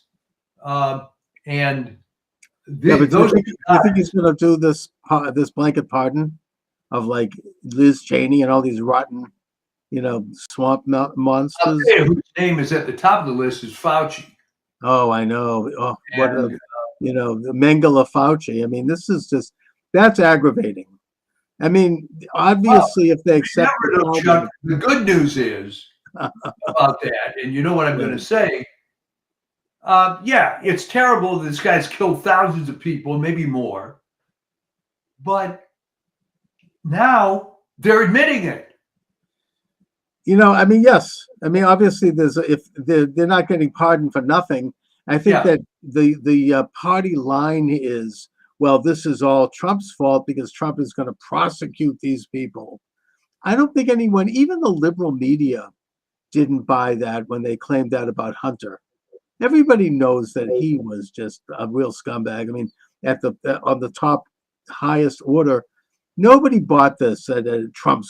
First of all, he's not even on the list of people that Trump is going to prosecute. I mean, and also, unlike them who make up crimes, like they'll take an alleged campaign misdemeanor, turn it into a felony, split it into 34 pieces, and get 34 convictions from a corrupt jury and a judge who's made $85 million in contributions to his daughter's firm. The Trump people aren't going to do that. They're not going to make up crimes. There's plenty to work with there. They're going to work, you just work within the law. I just had on earlier today this lawyer, Peter Tickton. He's been around a while. He's actually a longtime personal friend of Trump in Florida. He's in Florida. He's bringing a case in Florida regarding voter fraud. And he's calling for the decertification of a congressional race because the independent, so-called mail-in ballots, which come in at an average of like several 100 to 1,000 a day in a period leading up to an election. He discovered that there was on one day 185,000 of them came in, which is statistically impossible, and that someone had shut off a little computer machine run by the state, which requires that they prove that they have a driver's license and that there's one other proof of personhood. That was shut off by someone or automatically the day those came in. And he's got a lawsuit. It's happening next week. And it's going to open up a whole deal. He knows Pam Bondi, who's going to be the attorney general. He knows Trump. They're aware of this. And I think that if they open this thing up, because he says this is just the tip of the iceberg in terms of a national phenomena. Trump won anyway because he got such a huge vote, but they were doing this crap that we've been talking about for years with these fake votes. He says that they're almost like drone votes. They're phantom votes. They're not connected to a real person. I've heard about this before. I mean, this has been out there, but he now has the receipts for it. And he says that if this trial is on track and it really gets the kind of traction that it should get, it's going to open up a can of worms, because Trump actually, in Congress, the Republicans actually carried 40 or 50 more seats than they actually seem to have. And that this was more done on a local level than nationally. Probably Trump did get bigger amounts of votes, but for it was mainly a congressional thing. They couldn't take down Marco Rubio and Tim Scott because they're like Trump. They had a big vote that these kind of votes couldn't overcome, but they were able to take out several close elections for Congress. And if this thing is exposed, it would be beautiful. I mean, we'll there'll be a lot of new congressmen coming up. Well, there's three elements that are very entrenched that are going to be attacked. One is voter fraud, right, which is everywhere, and you just have to use your old friend inductive reasoning, right? How did California go from being at worst a purple state to be blue as hell? It's voter fraud. Yeah, but I think we have to differentiate. It's not so much voter fraud, like people engaging in fraud. Voting fraud. That's a felony, and that's something that it's out there, but it's not. There's no big change in that. That's been going on since the days of Washington. What has changed is what I would call election fraud, ballot fraud. Good. These are not real people. These are fake ballots. This is, Attorney Ticton talked about ballots that are made up of algorithms that are entered into the computer system, that somehow they appear and then they disappear. It's like a ghost. They show up in the system a few days before an election and then they vanish. And he says that it is something it's a national thing. It's an international thing, actually. And that he's on the tip of an iceberg on a huge story. One that I think that the leftist media is going to try to, ignore, but it's percolating. As I said, he has Trump's air, he has Bondi's air. They know about it, and it's going to be very, very interesting to watch. Yeah. Well, with as you call election fraud, there's also healthcare fraud. There's also defense industry fraud. And I think that's going to be the one that's hardest fought. All right. The reason they're after Hesgath is that he's the first actual war fighter, I think, in at least the last 100 years. Well, they never. This is a big war was, but in the research I've done, they've always been bureaucrats. Oh yeah, always desk. And also, the fraud in the Defense Department. They cannot pass an audit. They failed 7 straight audits. Yeah, and even my own Senator Ed Markey, before he went in the tank for the left completely, back when he was making his bones as a rep, He brought up, he was the one, he held up a toilet seat and said, this cost $2,000. You know, he's the one that kind of exposed that back in the early, I think it was in the late 80s. He's been around forever. Yeah. But now he's completely corrupt. He's a complete stooge of the leftist, you know, powers. But back when he started out, he was a fairly decent, you know, solid Boston Irish guy, you know, who knew how to go in and knock around some things. And he brought this up way back then. So this is nothing new. And yeah, Hegseth is somebody who could go after it. He's not part of it. And that's exactly why they're going right. after him. He's not part of it. And it really is interesting that the only argument they can use, forget about all this crap they're trying to dig up on him, but the generic argument that, well, this is unprecedented. Oh, yeah. You know, Yeah. let's look at Robert McNamara. Boy, he hit a home Oh, I run. know. You know, he was another typical industry guy.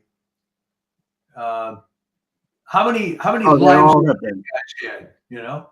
I mean, all these people, Schlesinger. I mean, we could look at all of these guys, and that you know, they're getting into like digging up someone's personal life, and I don't think it's going to work. I heard just yesterday, I don't know if this has been confirmed, but apparently all of the Republican senators are backing Hegseth, and that includes, you know, even the real rhinos like Murkowski and Collins. So this is a huge victory. This is a major step. I think they're backing him because now they know which way the wind is blowing. There seems to be this whole bulldozer going through the entire corrupt government structure. The big money is in defense, and the big money is in healthcare. And that's the thing that they have to fix, those rotten agencies. Isn't it funny that the guy from Stanford, Bhattacharya, I believe his name is, he was on their enemies list, and now he's going to be head of the whole NIH. Oh yeah, and Kennedy, that I don't think they can touch him. You know, they've demonized him. They've tried to go into, you know, his past, and they're digging up personal stuff. I don't think, you know, this is the same crap they've always pulled. I mean, if they can't find something, they'll make it up, and they'll basically bribe people and hire people to come forward. I mean, this goes back to Anita Hill. That was the first example. She was a mediocre mid-level executive working under Thomas, and he might have told a few dirty jokes. Fine, he never touched her. He asked her out, not appropriate, but you know, it's not like that has to come up in a Supreme Court hearing. I think that she was awarded. I think that she was groomed, and she got money. I think that apparently afterwards she was charging $10,000 to appear as a as a speaker at a college, and she got a big fat book deal. Then she got a tenured position at Brandeis, and she was rewarded. Yeah, where she heads the diversity and inclusion department. So, right, she does. So she was. Well, you know, I think that that's how that works. I think that she was given some plums. Well, you know, you're from that area, so you tell me, how does the destruction of Brandeis University reputation comport with the Brandeis family, if it's still even involved? I don't know if they ever were involved. I just think they named it after Brandeis because he was America's first Jewish Supreme Court justice. Right. It has nothing to do with Brandeis. It's just they wanted to come up with a good name to kind of give a brand. But even now, I mean, there's a woman making the rounds attacking Hegseth. For what? He was seen publicly drunk. You know, there's no one's ever charged him with anything. But I think she's getting an award. She's going to get a book deal. She's going to get her fat face on television. You know, how about that? If everything she says is true, it doesn't matter anyway. So what? She went in the guy's room. I mean, you know? these are like the worst kind of like attacks. I mean, and she's appealing to the cottage industry of Trump haters, which are people who do spend money on books. Trump's own niece made millions, you know, peddling her book. and she was a disgruntled family member. It wasn't even against Trump. She was angry because the family screwed over her father. Fine, but she's used that anger to, hook into the Trump derangement industry. I mean, and Well, as I said, such a large percentage of book sales are based on this vicarious sort of weird sensation. Okay, if you go to any fat person's house, you'll see 2 bookshelves full of how to lose weight books. Right. And if you go to any liberal's house, you're going to see, I mean, before Trump, you'll see whatever the flavor of the month, left-wing cause, all the books. oh yeah, And you walk into Brookline Booksmith here in Boston, near where I live, and it's all those books on the front of the house. I mean, that they're like in the windows, and along with the Black Lives Matter flag. Not to putting aside the fact that I think the head of Black Lives Matter endorsed Trump, but putting that aside, I mean, there's still, and they have what's called the apple pie and motherhood placards. We support science. We oppose hate. All these euphemisms that are saying that they hate Trump, basically. But I've always wondered, because as a marketing guy, I'm always a student of human behavior. All right, maybe you hate Trump or you're liberal, whatever you are. How does it make it any better? How does it hurt Trump by you sending money for a book describing how bad he is? How does that affect anything? They just wallow in this stuff. Yeah. I mean, look, I saw it at my Thanksgiving table. Oh, I was going to ask. Oh yeah, I mean, there are people, with due respect to her, my 91-year-old mother is one of them, that are going to spend the rest of their lives just stewing in hate and rage and anger and just absolute bitterness. I mean, I don't know how they sustain it. And it's so like they repeat, all of a sudden these people are experts on tariffs. They don't even know what a tariff is. They should have taken a little time to look it up in a dictionary. And they're like, all of a sudden they're like, anything that they can get. And it's, I mean, it's just, it's really like, and I think that cult is diminishing. I do. I think that I think you're right. Reality has hit too many of these people right between the eyes. I mean, you can be the most flagrant model UN type there is, but after a while, you're going to see, hey, you know what? My worldview that was pumped into my head when I was 12 maybe doesn't apply anymore. But then by the same token, you and I have met people who still talk that way. They do. And you just can't convince them otherwise. It's like Michael Savage says, it's a mental disorder. Yeah, it's a mental disease. And I said to them, I said, look, I certainly respect opposing Trump's political positions, or using reason. And I get the fact you may not like him personally, you don't like his style, fine. But really, I mean, this kind of hatred, this irrational hatred. Look, I didn't like Obama. I disagreed with his socialistic agenda. I didn't like him as a person particularly. I found there was something about him that I didn't like his character. But when he did something that I thought was good, I praised it. Right. I wanted what's best for the country. I mean, I was glad that he wasn't worse. I wasn't like, stewing. And same thing with Clinton, who was even more of a loathsome individual. But still, I mean, I never was, there's something really wrong with them. I mean, yeah. And I said, look, Trump has won. He won a substantial mandate. Get over it. You don't have to like him, and you can criticize, but it's like the campaign is over. You lost. Get over it. It's like, it's really, no. Because, although I will tell you, I haven't seen any. I mean, after John Kerry lost in Massachusetts, you still saw those signs up on the lawn a year later. Yeah. I haven't seen that with Harris. Those are gone. Nobody's. She's bad. I mean, she's like, just as I said, it's going to be like Dukakis. People don't want to ever think about her again. Well, no one voted for Harris. And by the way, you're right. I think her husband is leaving her, from what I understand. It was pretty clear to me, Yeah. having been around, the Hollywood situation, but that was just an arranged marriage. Right.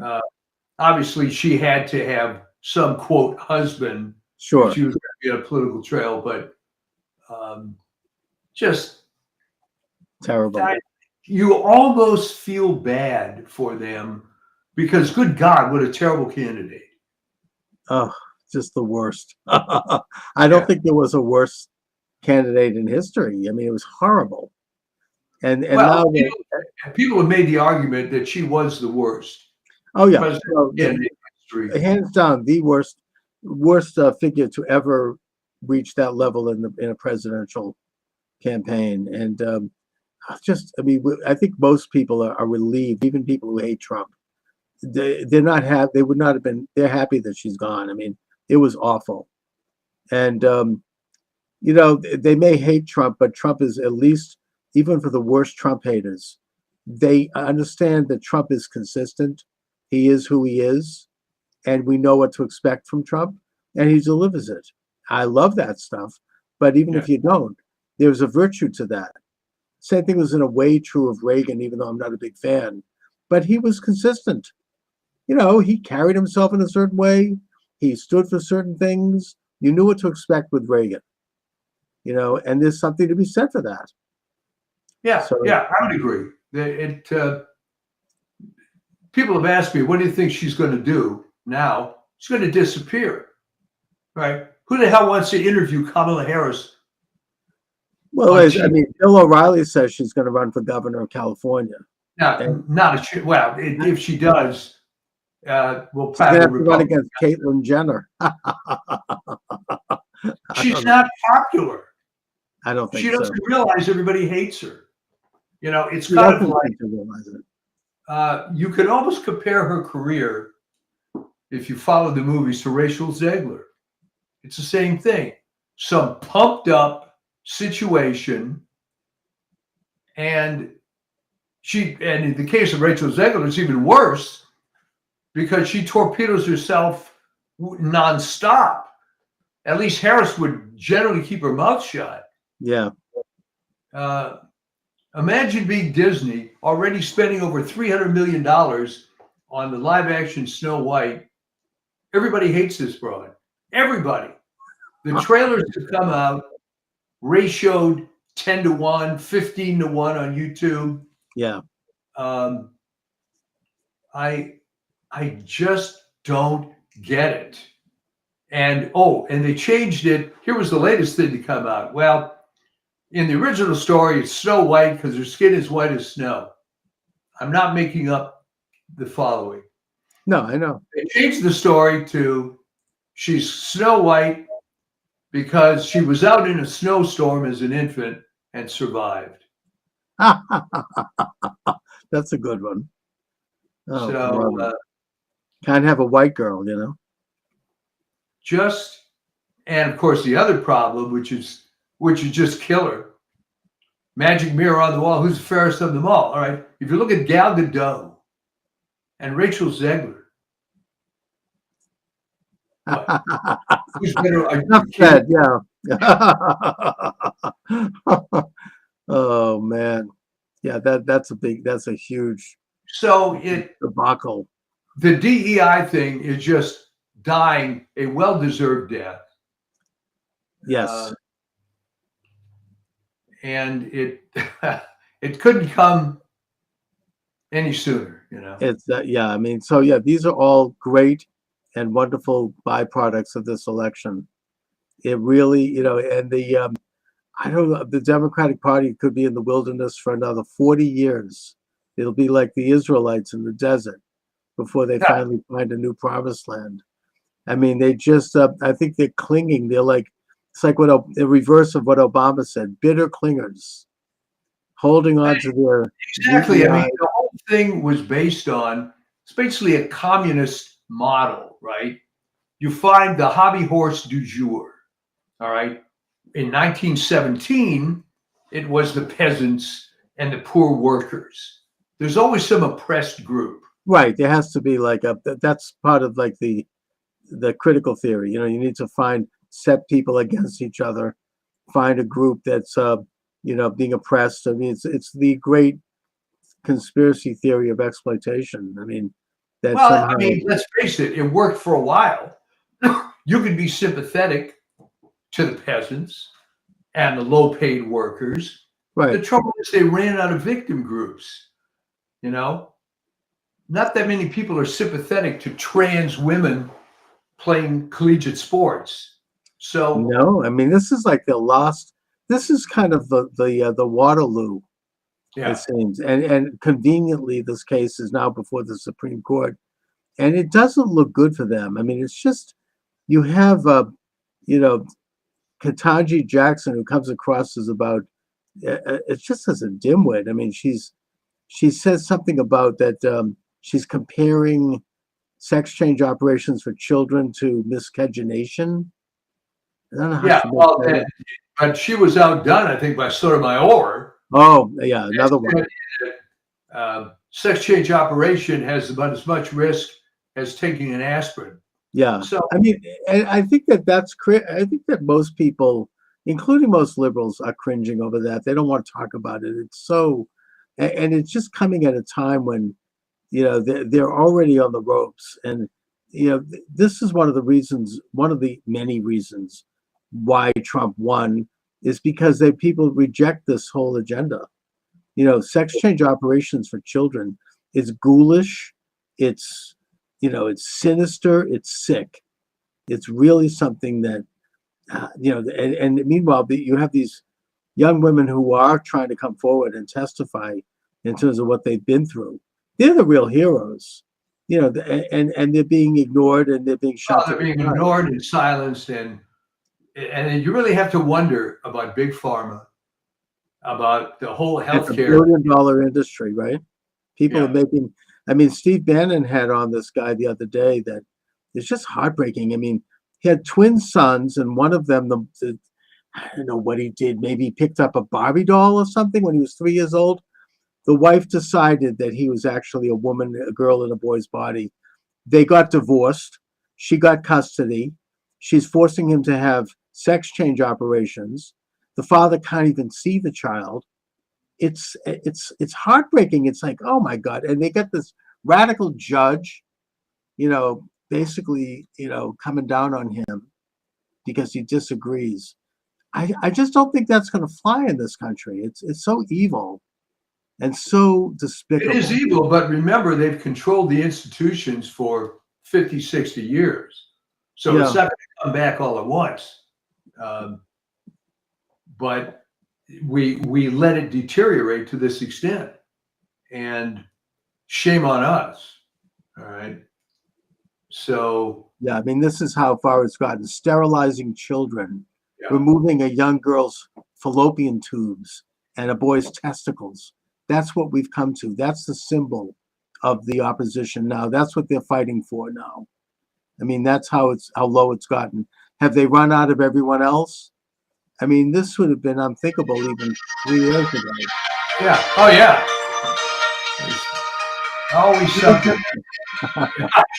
No, they want to call in the show. Okay, tell them to come on.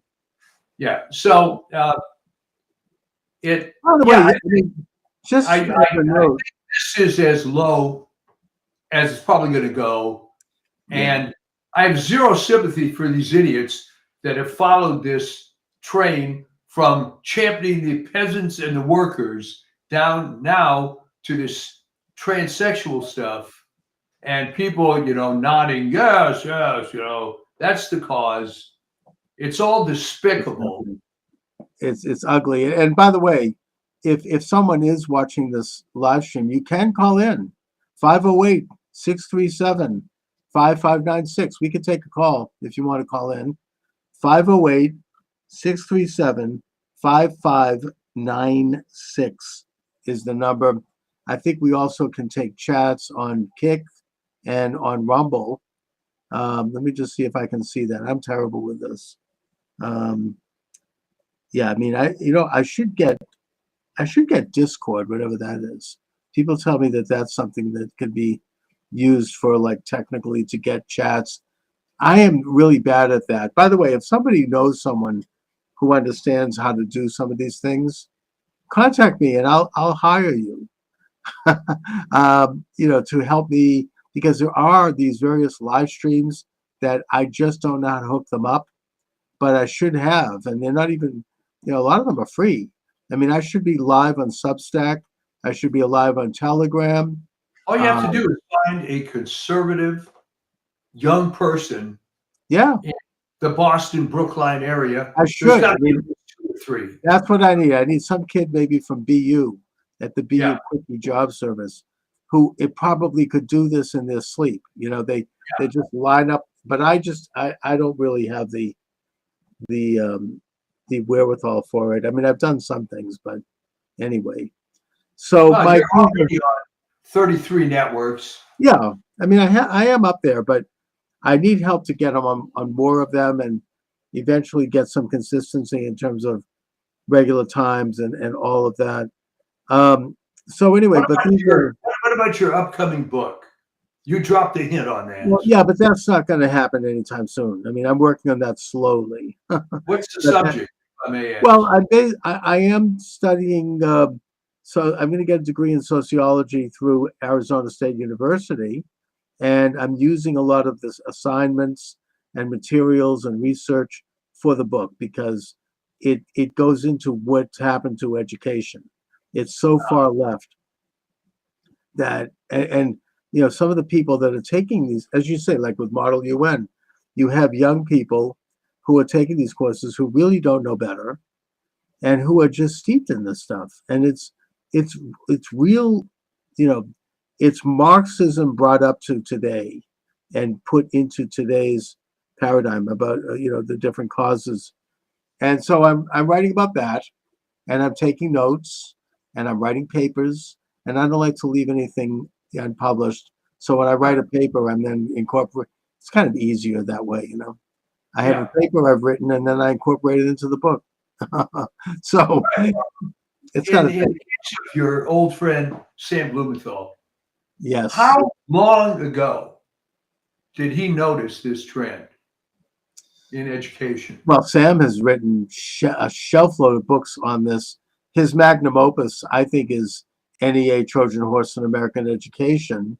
Yeah, where that was the first book that really launched him, and very influential, where he goes into the history of how this kind of behavioristic leftist modality took over public education and how it originally was not that.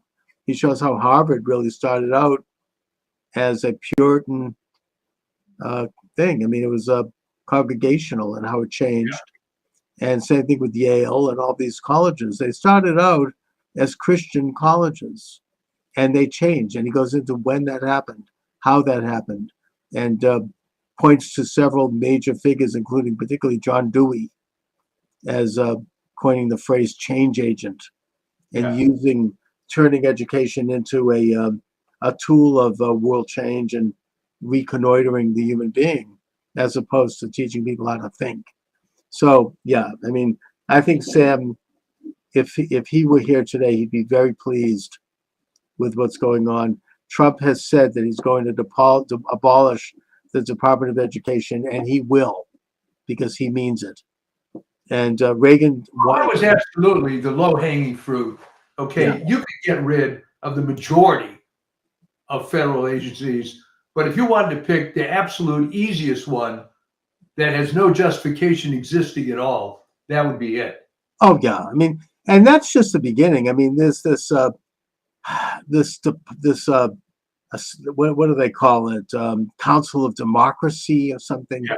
It was started actually by Jesse Helms, and it was started as in a sense, it was good in the beginning, but now it's run by Victoria Nuland and her husband, who basically wrote a column in the New York Times calling for Trump's assassination, and who is instigating color revolutions.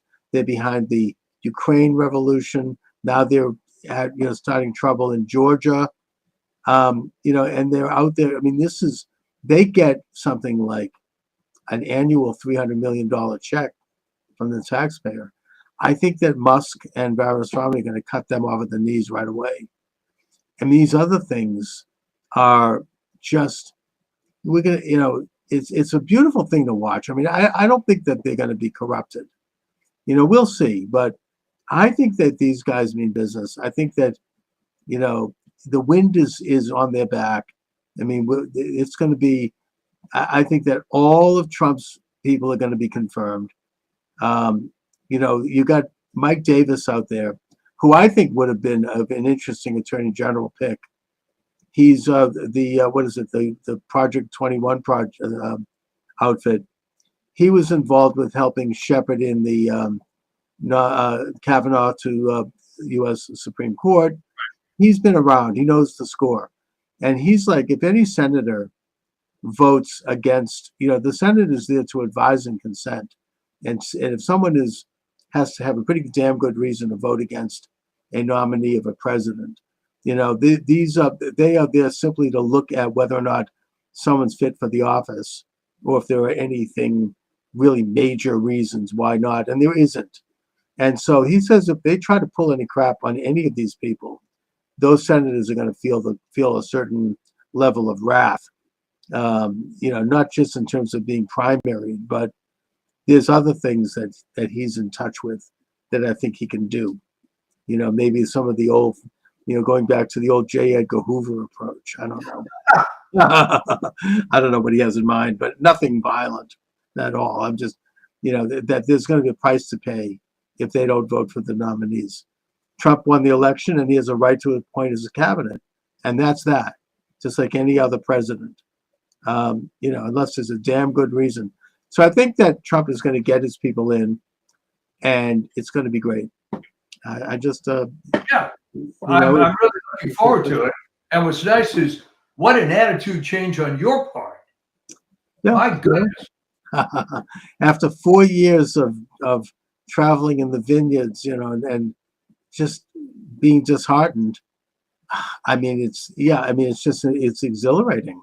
Yeah. It's a beautiful thing to have seen. And it doesn't mean we dropped the ball, because, as I said earlier today, I had on this attorney, Peter Tickton, who is bringing a case in Florida of voter fraud or election fraud. We have to stay on that. They still have that apparatus. It's still in place, and they will use it again. And they have used it around the edges. You still have Mark Elias, who almost got, stole the election in Pennsylvania, right? The Casey. They meant business. I followed him on Twitter. They were trying to get him in. And the only reason people are going after him now. On his Twitter feed was full of lawyers that claimed they knew the guy, that said he's got a serious, not making this up, BO problem. And they were arguing with him in the Supreme Court, couldn't stand within 10 feet of the guy. Oh, he's obnoxious. I don't doubt that. He looks like a hound. But the only reason that stopped is because even Shapiro in Pennsylvania finally stood up and said it's over. Forget it. Yeah. So, I think that they're still out there. They still have this machine in place, and we still have to stay on it. We still have to interview people. We still have to examine it. There still has to be challenges to it. It has to be pulled out root and branch. It's like weeding a garden. These are deadly, weeds. They are, they're invasive species, that need to be. It's like in Florida, that snake that's destroying the Everglades. Yeah. They've hired bounty hunters to go in, and they're paying them big money for every snake they get, and they get more money for every egg that is in the snake. I saw a video about this. These guys went in and this huge thing. Then they slid it open the stomach, and something like 30 eggs came out. We're going to be able to build a house on this. This is like, and they deserve to. That's what you do. You have to get rid of these things, or else they're going to strangle the entire Everglades. It's an invasive species that was put in there by who knows who. And that's what these people, this is what this voter fraud thing is. It's an invasive species that it has a grip like a snake on our system, where every man, one vote, with the sacred system of elections. And I just think that, you knock them back, but they're still there, and they can grow, and they can grow again. It's like the kudzu plant. You can burn it, but it's going to come back. So we have to stay on this, and I will stay on it. Well, that's great. But it's good to see you in a positive mood. Yes. And, can't wait for what happens. I can just see Trump on January 20th walking off the podium, and immediately everything happens, It's going to be, I heard Steve Miller talk about this, and he said, look, the world is going to change on that day. And I believe that. Yeah. It's going to be, it's already affecting the world. Romania just elected a conservative guy who's stopping the trafficking of tens of thousands of Romanian children, apparently. Yeah. Germany, the liberal government's collapsing. France, the liberal government is collapsing. England, I think that Harwell, whatever his name is really unpopular, and he's probably going by the way of the glue factory. Ireland, I think, just elected a relatively conservative prime minister. It's happening, and it's all because of Trump. It's a boomerang effect all over the world. I don't really understand what's going on in South Korea, but maybe there's something with that. I don't know. But God bless. Yeah. It's a worldwide phenomena where people are waking up and they're taking back. That's great. Yes. People are reasserting or asserting for the first time their sovereign rights as citizens under God.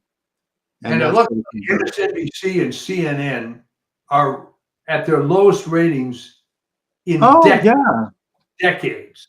They have become, Rachel Maddow was literally crying on the air. They had to cut away.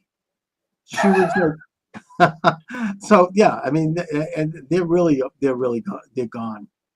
And I don't know, rumor, I suppose.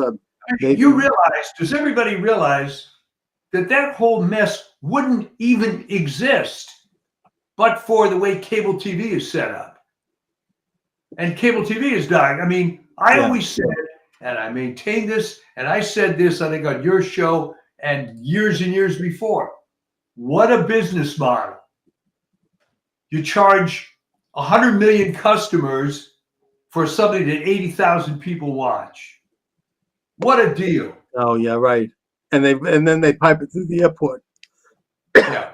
But I think that Elon Musk might buy MSNBC probably at a cheap price, and maybe he'll replace Rachel Maddow with Laura Loomer. Anyway, so Mike, what do you have coming up on the Substack?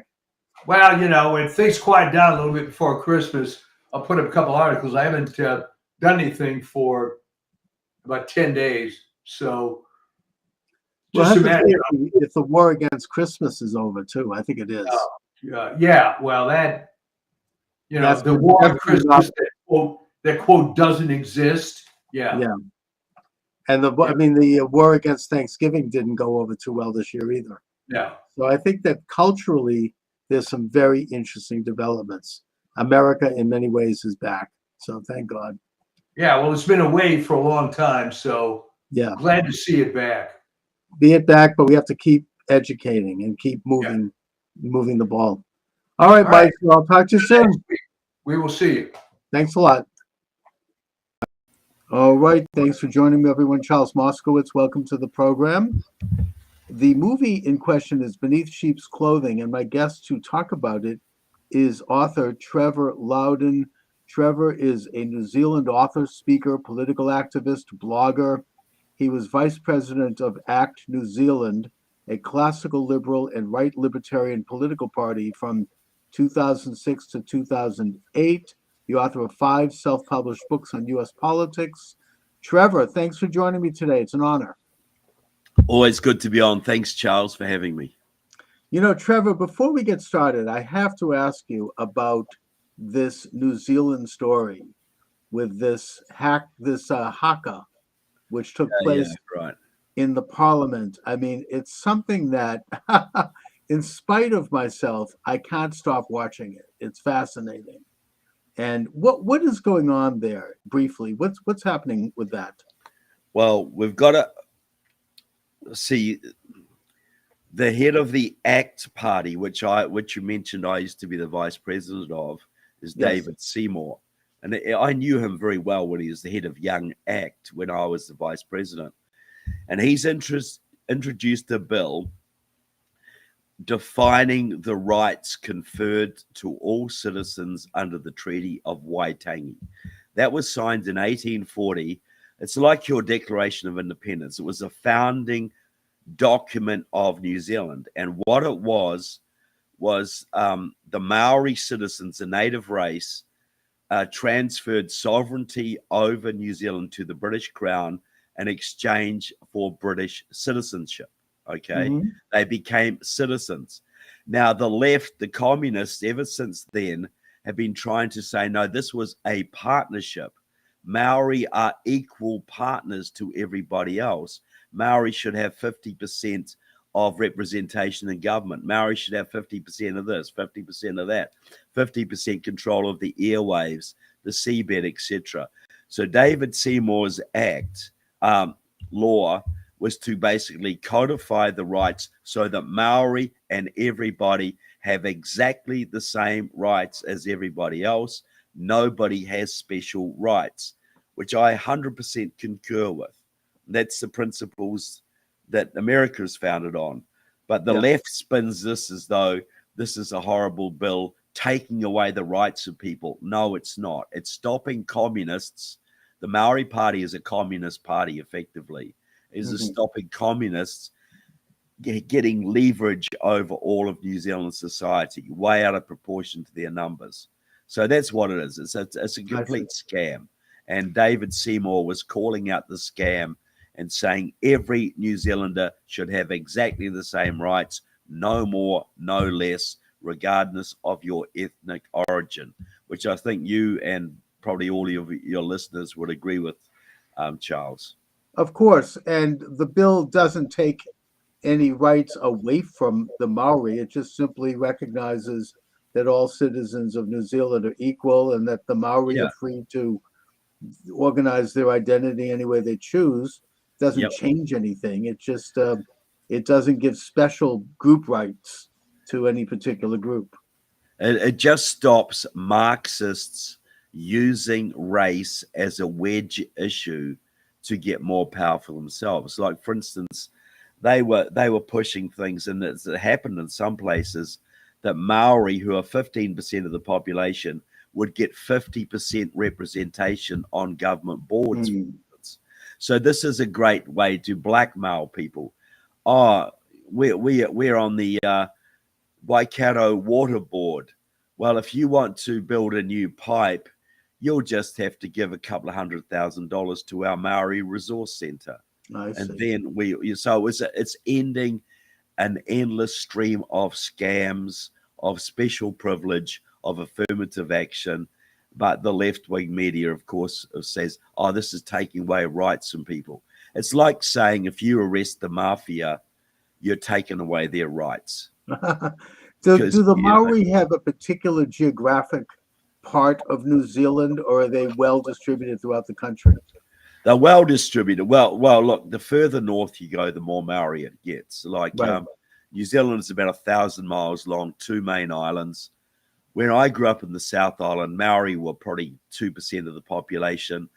If in the far north are probably more like 40% of the population. I see. The further north you go, the more Maori citizens you find.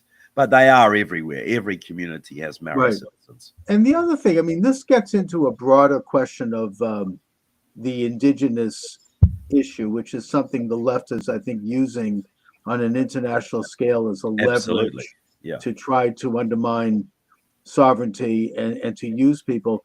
And just to go to that briefly, my understanding is that historically, the Maori people and the British arrived in New Zealand roughly around the same time.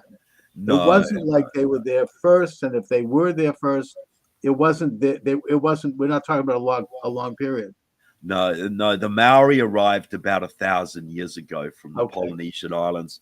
So they were well established by the time the British came. The British established formal sovereignty in 1840, but there'd been British communities there for about 60 years before that. A lot of Massachusetts whalers were there, by the way.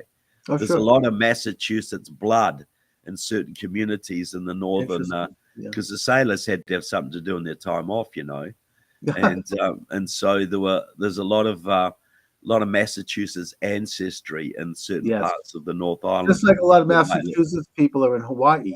They Well, settled here. Exactly, because of the whaling industry and that's Whaling industry and also missionaries. yeah, Puritan exactly. missionaries. Well, that's exactly the same pattern in New Zealand, and the Maori are basically the same Polynesian race as the Hawaiians. They're the southern reach of the Polynesian diaspora, which went to Hawaii, Tahiti, and many islands in the South Pacific. But look, you're right about this being used internationally. The communists call this the nationalities question. It was devised by Stalin.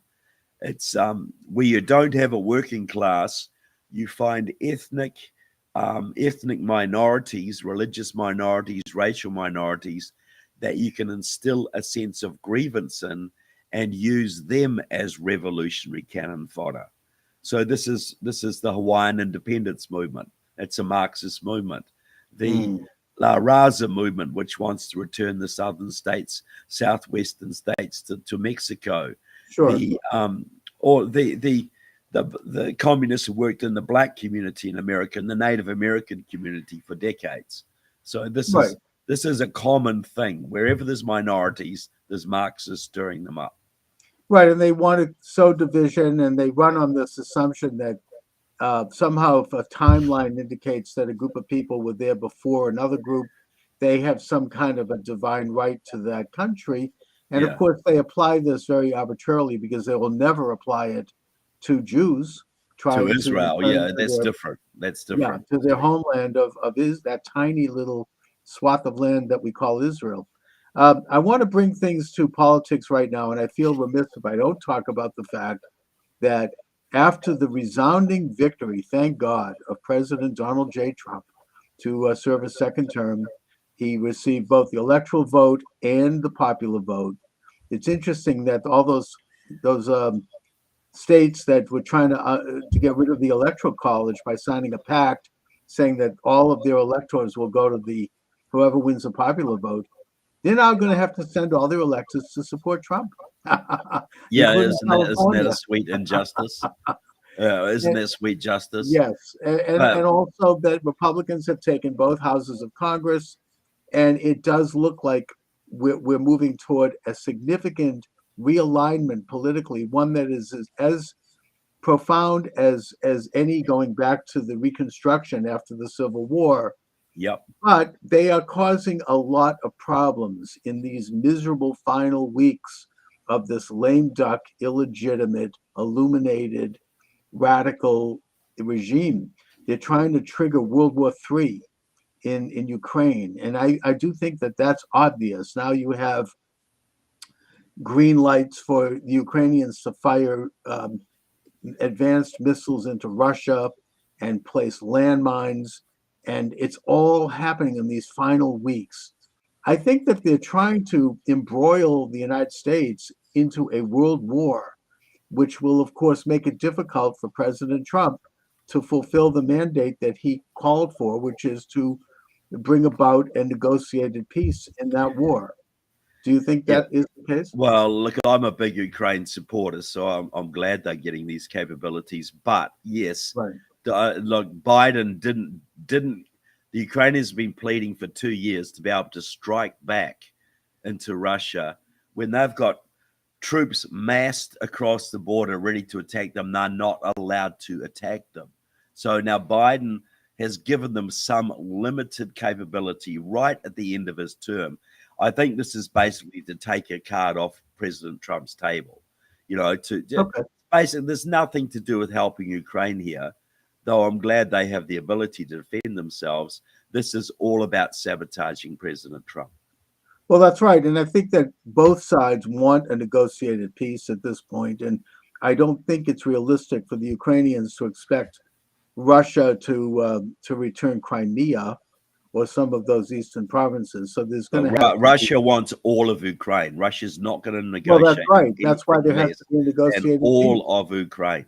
So Of course. there is no negotiated peace. Okay. You know, really, in my opinion, because All right. Russia said quite plainly, we want all of Ukraine, not just the parts we occupy, all of it. Right, but they're not going to get all of Ukraine because Well, there's they're a not going to stalemate. negotiate till they do. Well, that's just it. There has to be painful concessions.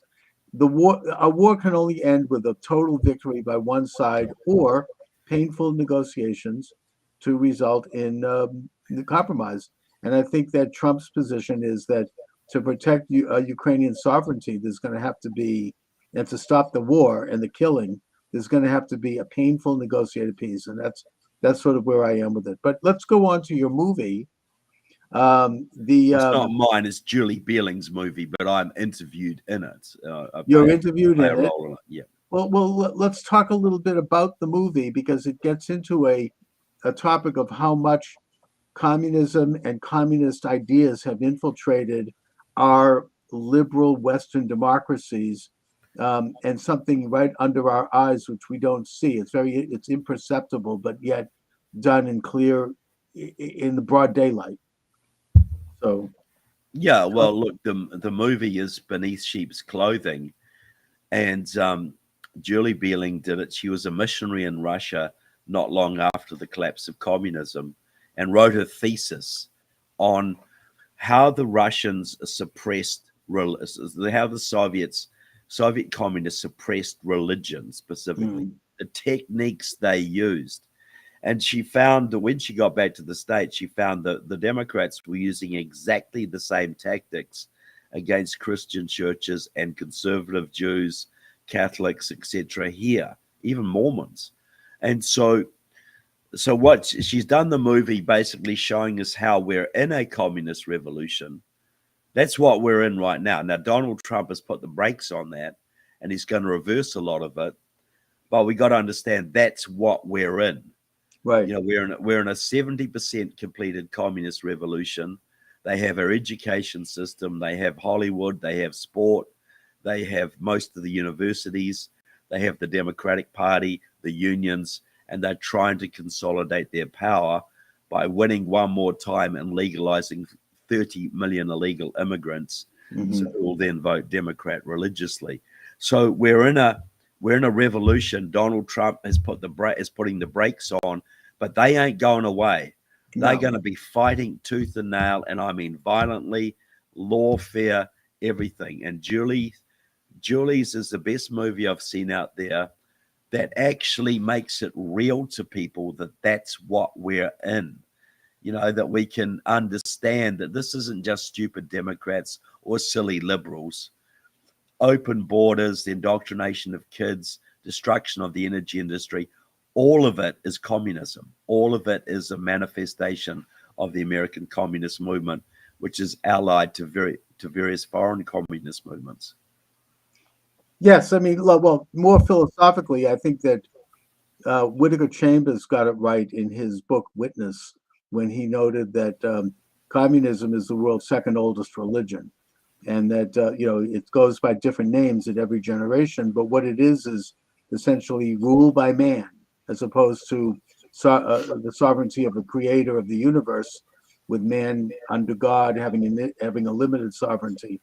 And that every generation has had to grapple with this idea. It really, in the modern times, was launched with the French Revolution. In the United States, it was launched, I think, or got the successful foothold with the election of Wilson in 1912, and the transfer of sovereign powers to unelected bureaucracies like the Federal Reserve and the Council on Foreign Relations and all these other groups that are shadowy and unelected and don't represent the people.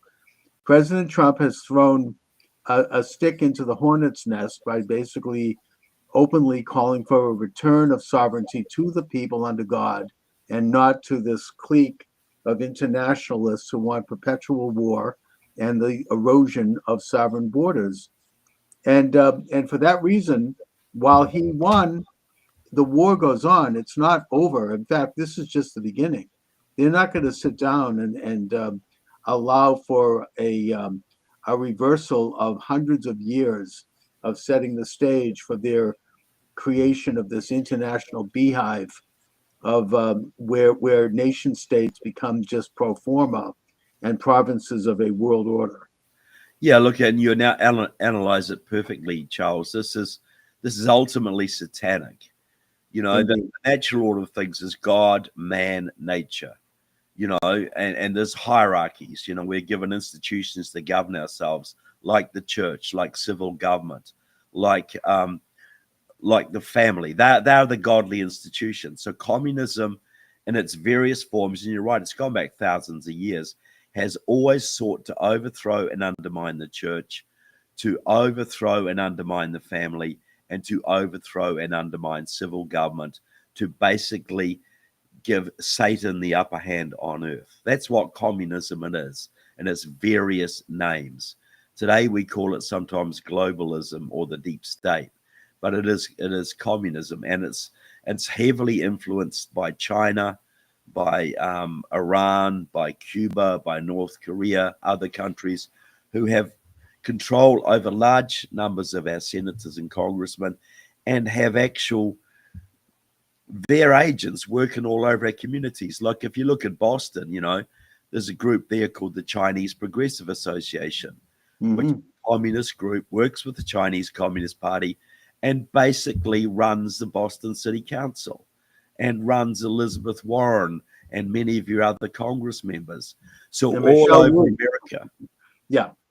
I mean, yeah, Massachusetts is behaving in a very strange way. I think particularly since Maura Healey and Michelle Wu were elected. Yeah. And you have this phenomena, I think, manifested in this spending, maxing out the state budget to pay for bringing illegal aliens in and putting them up in nice hotels, giving them 3 meals a day. There's no sense to it. There's no logic to it, and the state's going broke over it. Unless it's part of a revolution. It Yeah, and doesn't now they're make covering any up sense. a pedophile scandal that involves these people. I'm not going to go into details about it because it's a story that's just emerging. But in normal times, this would be enough to force them all out of government, but it won't happen here. They just control the levers. I mean, the Boston Globe is a huge power in this state, has been for many, many decades, and they kind of call the shots in terms of what is permissible and what isn't in the public sphere. And I'm sure Massachusetts is just a microcosm for a lot of other states, not all.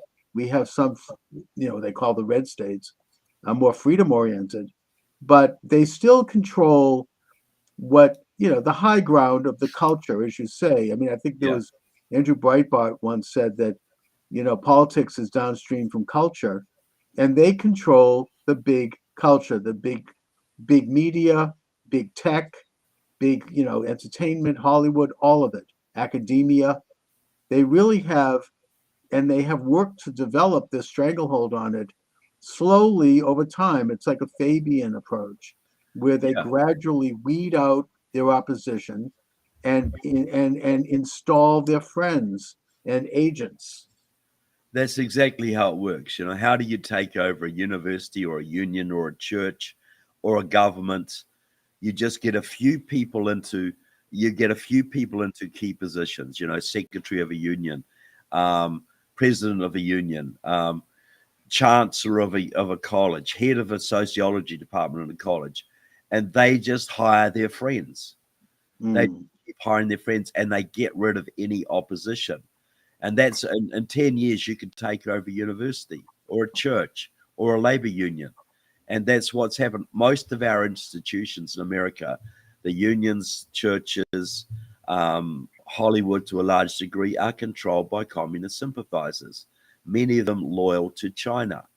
And one way it exhibited, if you look at all the states that had the harshest lockdowns during COVID, Massachusetts being one of them, Minnesota being another, headed by Tim Waltz, the Chinese communist aficionado. Indeed, yes. California, Hawaii, Oregon, all of the states that had the worst lockdowns were all the states with the most Chinese influence. Because it was designed not for public health, it was all about wrecking our economy. Because and nothing to do. That's a huge scandal, and they were able to shut down small, as you say, mom and pop businesses, and while leaving the big box stores open, shut down the churches, shut down the schools. Children had to get education through Zoom, which, by the way, actually turned out to backfire on them because we got to see. Yes, I agree. Yeah, exactly. And eventually the regime had a major setback. Thank God for the Canadian truckers who stood up and said, we're not going to go for the forced vaccines of the jab, which of course is questionable. And the whole regime collapsed here in Boston. Michelle Wu, our new mayor, talk about maybe communist associations. Oh, absolutely. She is. Yeah, I mean, very heavily tied into the communist movement. You couldn't go into a store or a restaurant unless you showed your card proving you'd had the vaccine. And that happened right when the truckers struck, and there was fear that the trucker strike would spread to the United States. So they backed down, and she backed down. Yeah. And so they had a setback, but they're going to try something else. I mean, this is it's only a matter of time. I think that they've had another setback with the election of Trump. Yeah. And the team that he's putting together is tremendous. They're going after every one of them. They have people who they're planting a strategy, from what I understand, where they're going to sue everybody. Every move he makes is going to be lawsuits, attempts to impeach him. And I think that Trump has become sophisticated enough, and the people around him, that they're going to respond by countersuing. There's going to be, they'll tie them up. I mean, they'll bleed them out. This is a tough group. And I just was censored on TikTok. I guess I said something that PO'd the TikTokers, so I've been suspended for a week. Sorry about that. So anyway, that's the agenda. Look, I mean, it's happening in real time here. They still. Well, it's wonder because we were talking about Chinese influence in the. Yes, I think that was the key, mentioning Chinese influence. Yeah, I think you're absolutely right, which is profound. China has, basically established a censorship regime in the United States with scores of, they got the EKG thing. I mean, they got rid of that to an extent, where if you don't rate well in 3 areas: economy, environment, governance, and social consciousness, you get a lower score and you can't function as well. I mean, that's open in China, but in this country, it's a little more subtle.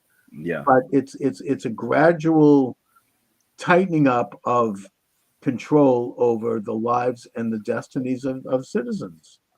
Well, that's right. And what people see these things, they see the open borders, they see the ESG, they see this transgender education, they see the lockdowns, they see the destruction of the US energy industry, all of these things. What they don't see is that these are all arms of the communist octopus. All of these can be linked back to China. The COVID, obviously, Black Lives Matter was a Chinese operation. Right. The election, every state has major Chinese-backed election, voter registration organizations. The Chinese Progressive Association does that for you in Chinatown. They run Boston through doing that. So if people understood the actual depth of Chinese penetration of every level of our society, from Congress and the Senate to Hollywood to the unions, whatever, they would be shocked beyond measure. But this is why they had to get rid of Trump with the COVID and the Black Lives Matter and the election shenanigans. And now they're freaking out because they've overplayed their hand, and Trump is a lot smarter this time and a lot better people around him. So we're going to see a battle royal coming up over the next few years. But as the point being, don't go to sleep. It ain't over. Too many people went to sleep the first time Trump got elected, And they came back and they won the election and they rubbed our noses in it like little puppies in the carpet, you know? Right. And we got to understand this is Trump's a leader, but we got to all be involved in taking our country back, all of us. Yes, indeed. And we, you know, as we said, the battle is just beginning. I mean, it's a great victory. We should bask in it and enjoy it as we enter into the festive season. But they're setting all kinds of booby traps for Trump. And I mean, even Obama did this when he set up the Steele dossier, and he put people that they call it burrowing. They burrow people into the civil service and into administrations and positions that you can't remove them. I mean, right now, in the final miserable days of this administration, Elizabeth Warren and a couple of other senators are trying to shove radical judges into place. And by the way, shame on Ted Cruz and J.D. Vance for not going into the Senate and working to stop this. You know, they're sitting on their laurels. It's these are positions that are going to be with us for decades. And look, their own literature, I read the left literature, they're talking about the job is to entrench, their word, entrench as many justices in the system as we can to hold up the Trump agenda. Entrench, their word. So this is a very organized, very disciplined, very focused revolutionary program that we're dealing with. Indeed, it is a color revolution. In fact, recently one of the congressmen, I forget his name, he openly stated that they're setting up a quote shadow government. They want Shifty Schiff, who basically lied for years about having proof that Putin colluded with Trump to steal the 2016 election. He's going to be set up as a shadow attorney general, and they're going to everything that whatever Trump does or any of his cabinet members, they're going to counter it. So, I mean, this is like, it's subversion at its worst. And they point to the British system as an example. Well, guess what? We kicked out that system in 1776. I mean, we don't want to go back to that. No, we don't. We got a constitutional republic, which has set the country free and made the most prosperous and great country in the world. But he just mentioned Schiff. All the time he was going on about Russian collusion, he was working closely with the Committee of 100, Communist China's main influence operation in America. So he was going on about Russia, Russia, Russia, and nobody called him for his China, China, China. Deeply in bed with the Chinese Communist Party all through that time, and nobody called him on it. And that's why I write my books exposing this kind of stuff. But Adam Schiff is hardcore, and he's connected to the Committee of 100, which, as I keep saying, is Communist China's main influence operation in America. But this is the thing, you know, Elizabeth Warren is deeply tied into the Chinese Progressive Association, Communist China's main influence group in Massachusetts. So is Ed Markey. So are several of your congressmen. So is Michelle Wu. So are several other people on the city council. China controls Boston. You know, China controls San Francisco, LA, Boston, I believe Portland, Oregon, certainly Honolulu, and many other cities around the country, the Twin Cities as well. And so we got to understand how deep this is and the battle that Trump's got on his hands, and that we have to play a role in this.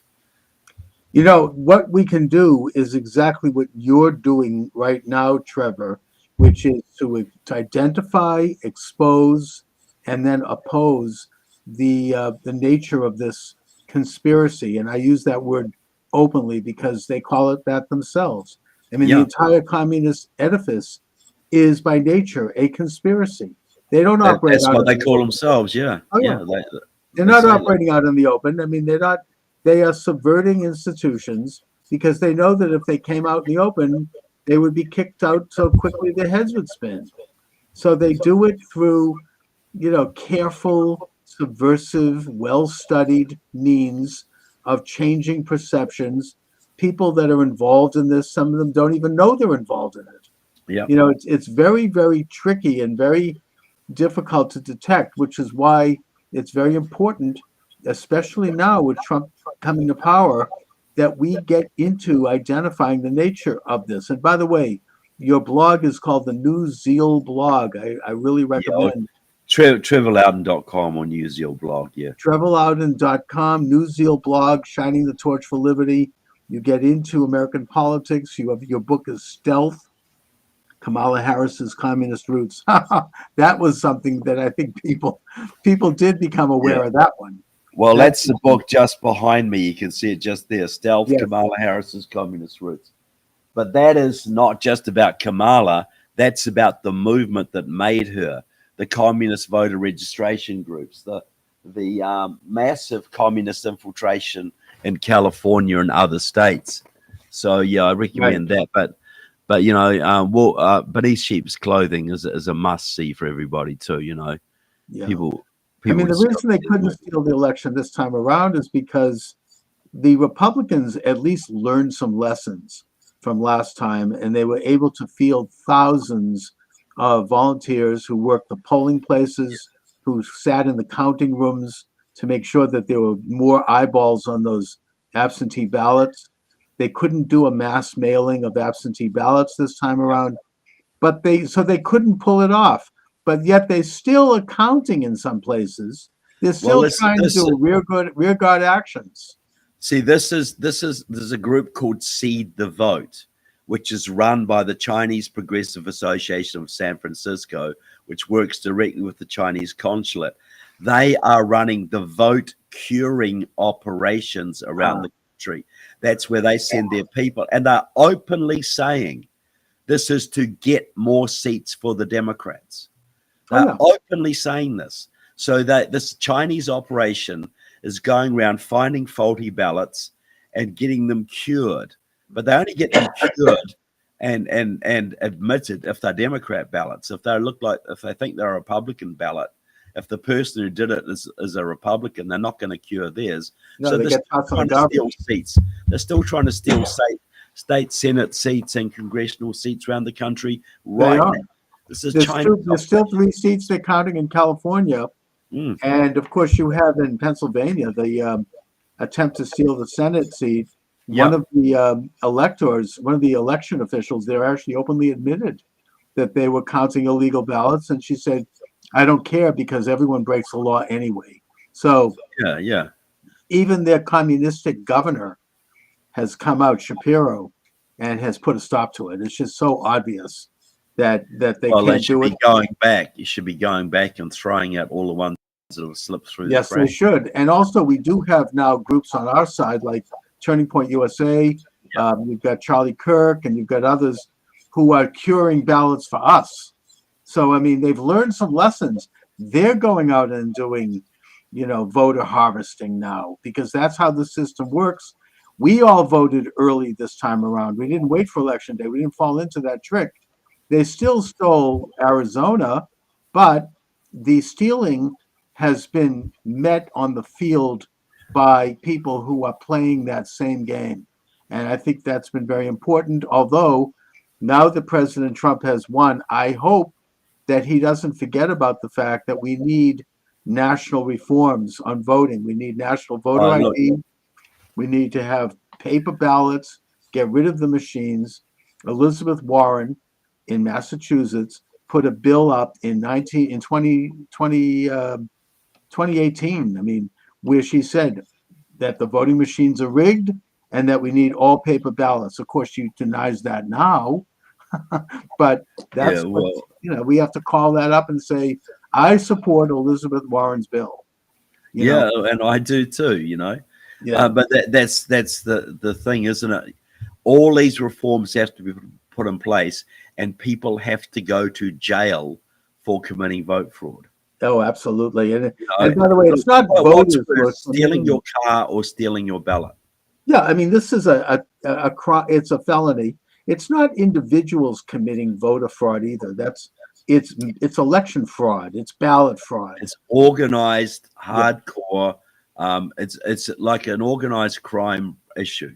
And I want President Trump to set up an organized crime unit, federal government, that goes and does RICO lawsuits against the organized ballot crime operations in Boston, in New York, in Los Angeles, in Chicago, and you start finding the low level people, and you say, we've got you for vote fraud. You get 2 years in jail, but you can go free if you rat on who paid you, and you go up the chain and you find the people at the top and you put them in jail. And if you do that, vote fraud will be gone. It'll be over. I think that's an excellent program. I mean, those rotten big city machines have been in power by these means for several decades now. That goes back to the 1960s. At least, you know, Oh, yeah. and we're not going to fix the country unless we fix that problem. Oh, I totally agree with you. That's the first priority, returning the voting system to one man, one vote.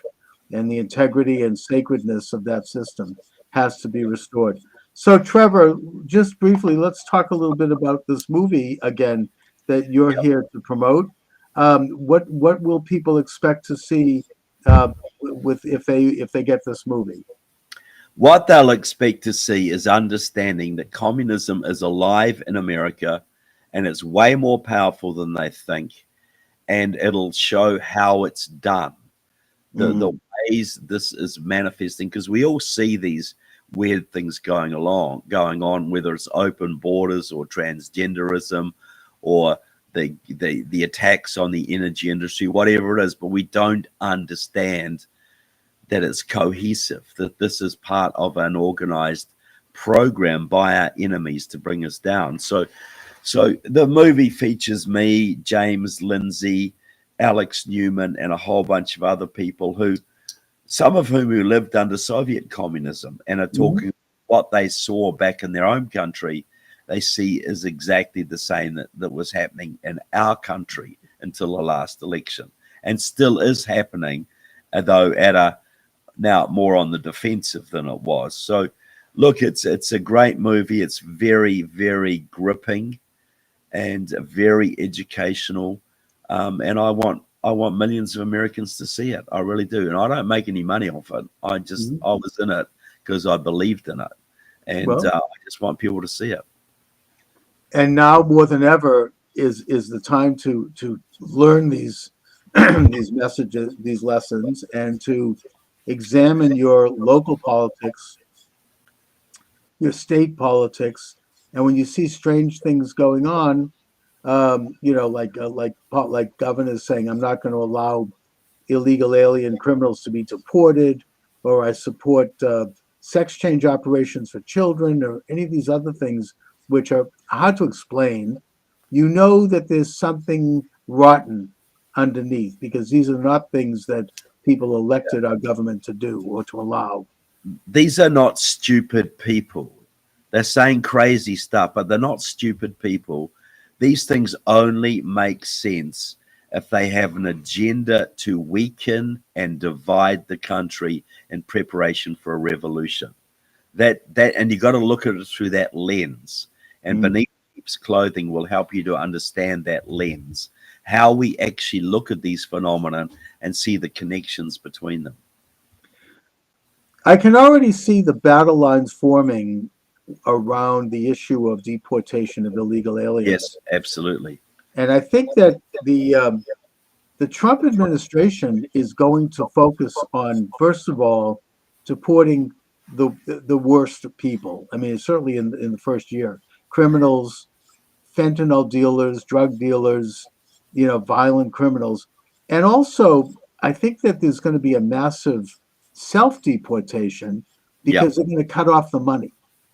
They're going to cut off the fancy hotels and the dinners and the credit cards. Even Mayor Adams in New York is already starting to do this, which is why I think he's under attack.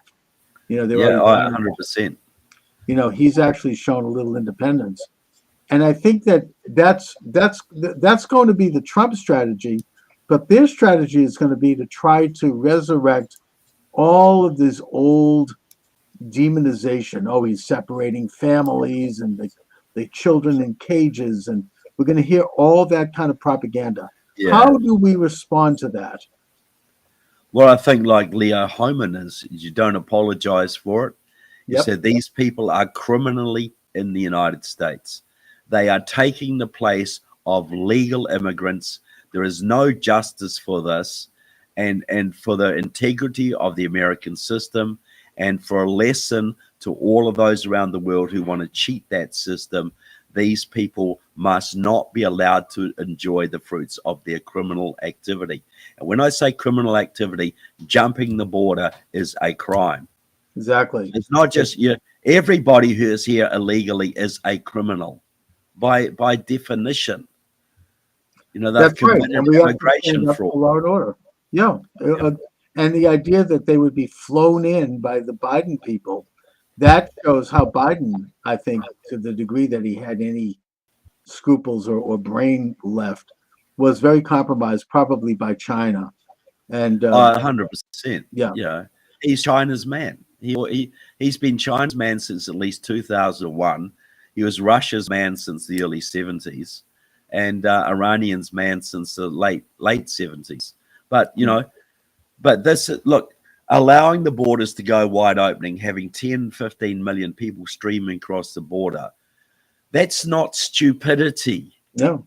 That is a deliberate program to alter the United States on a permanent basis, to swamp the conservative voting base, to cripple the hospitals, cripple the education system, and economically destroy us. That only makes sense if it's malicious. These people are not that stupid. Oh, no, it's quite deliberate. It is absolutely deliberate. The goal is the social transformation of America on a permanent basis towards socialism. You imagine, had Kamala Harris got in and she legalized 30 million illegal immigrants who then voted 90% Democrat, that was their goal, to have a one-party state that could never be thrown out, ever. You'll never get rid getting it. Once you have a communistic government in place, it's very difficult to get rid of it. I mean, look at Venezuela. We could look at the Soviet Union. It took almost 100 years to get rid of that. I mean, they immediately assume control of all of the levers of power, all of the nexus of influence in a country, and there's just no defeating them. So people used to say to me when I campaigned against communism in the 80s, they'd say, "Oh, Trevor, if the people in Russia didn't like communism, they'd just organize a revolution and throw it off." And I'd say, look, to do that, you need a few people, right? So you got a room, you got 25 people in it, you're going to organize a revolution. 5 of those people are KGB informants, but you don't know who they are. And if they tell the KGB what you're doing, you're going to get executed. So are you really going to try and organize this counter-revolution?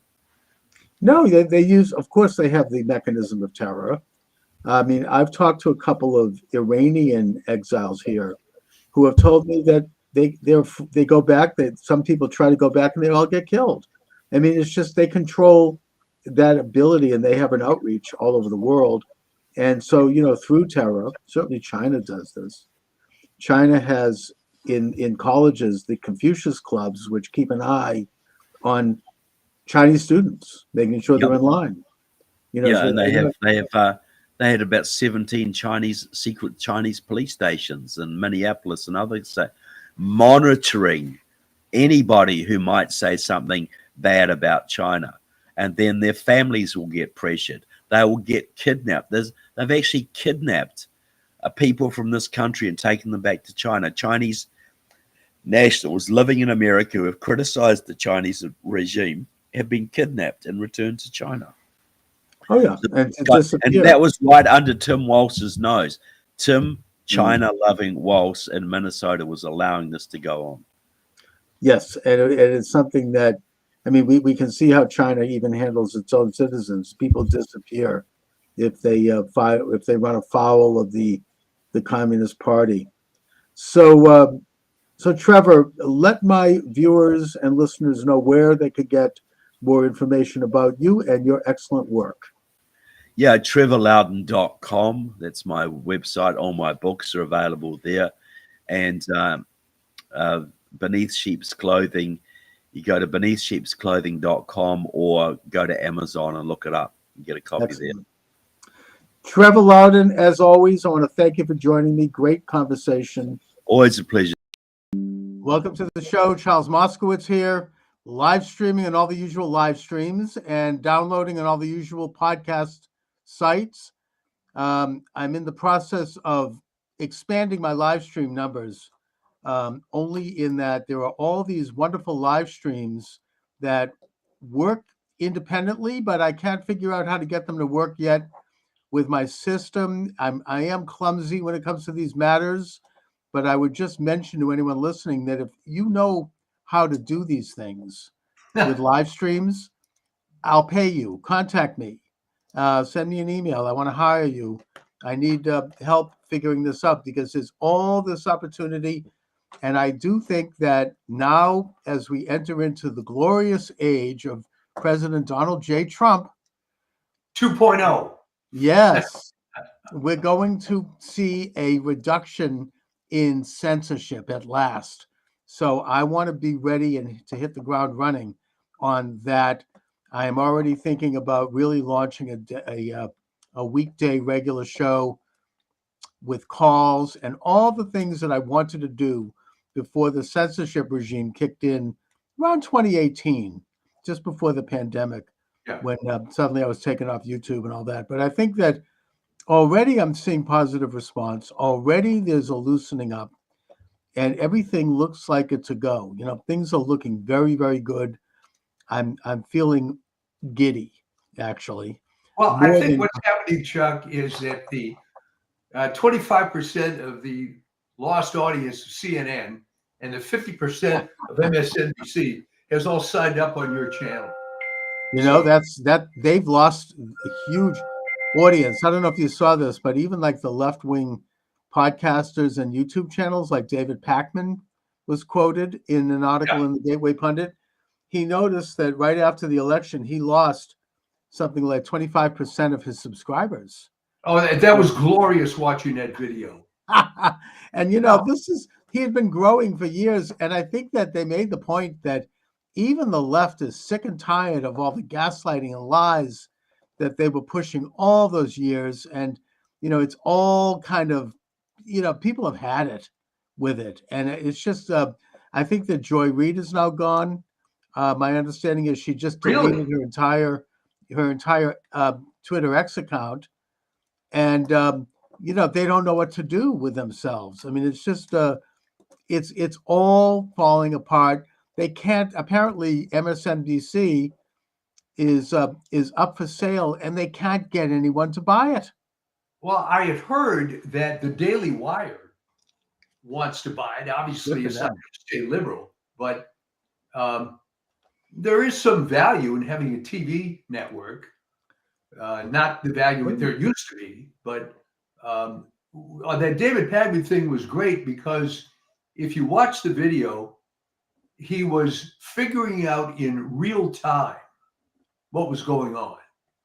First, he said, you know, maybe it's just a tech glitch, or maybe a couple of people subscribe. But then toward the end of it, he was beginning to see that if you keep lying to people and telling them all this dire crap and it doesn't come true, then it's going to fall apart. And what's going to happen after that, remember, this is just news media. But the people that were really lying to you, where it really affected your life, unfortunately, was public health. Oh, yes. And, you know, I've heard rumors that RFK is going to be the head of the EPA.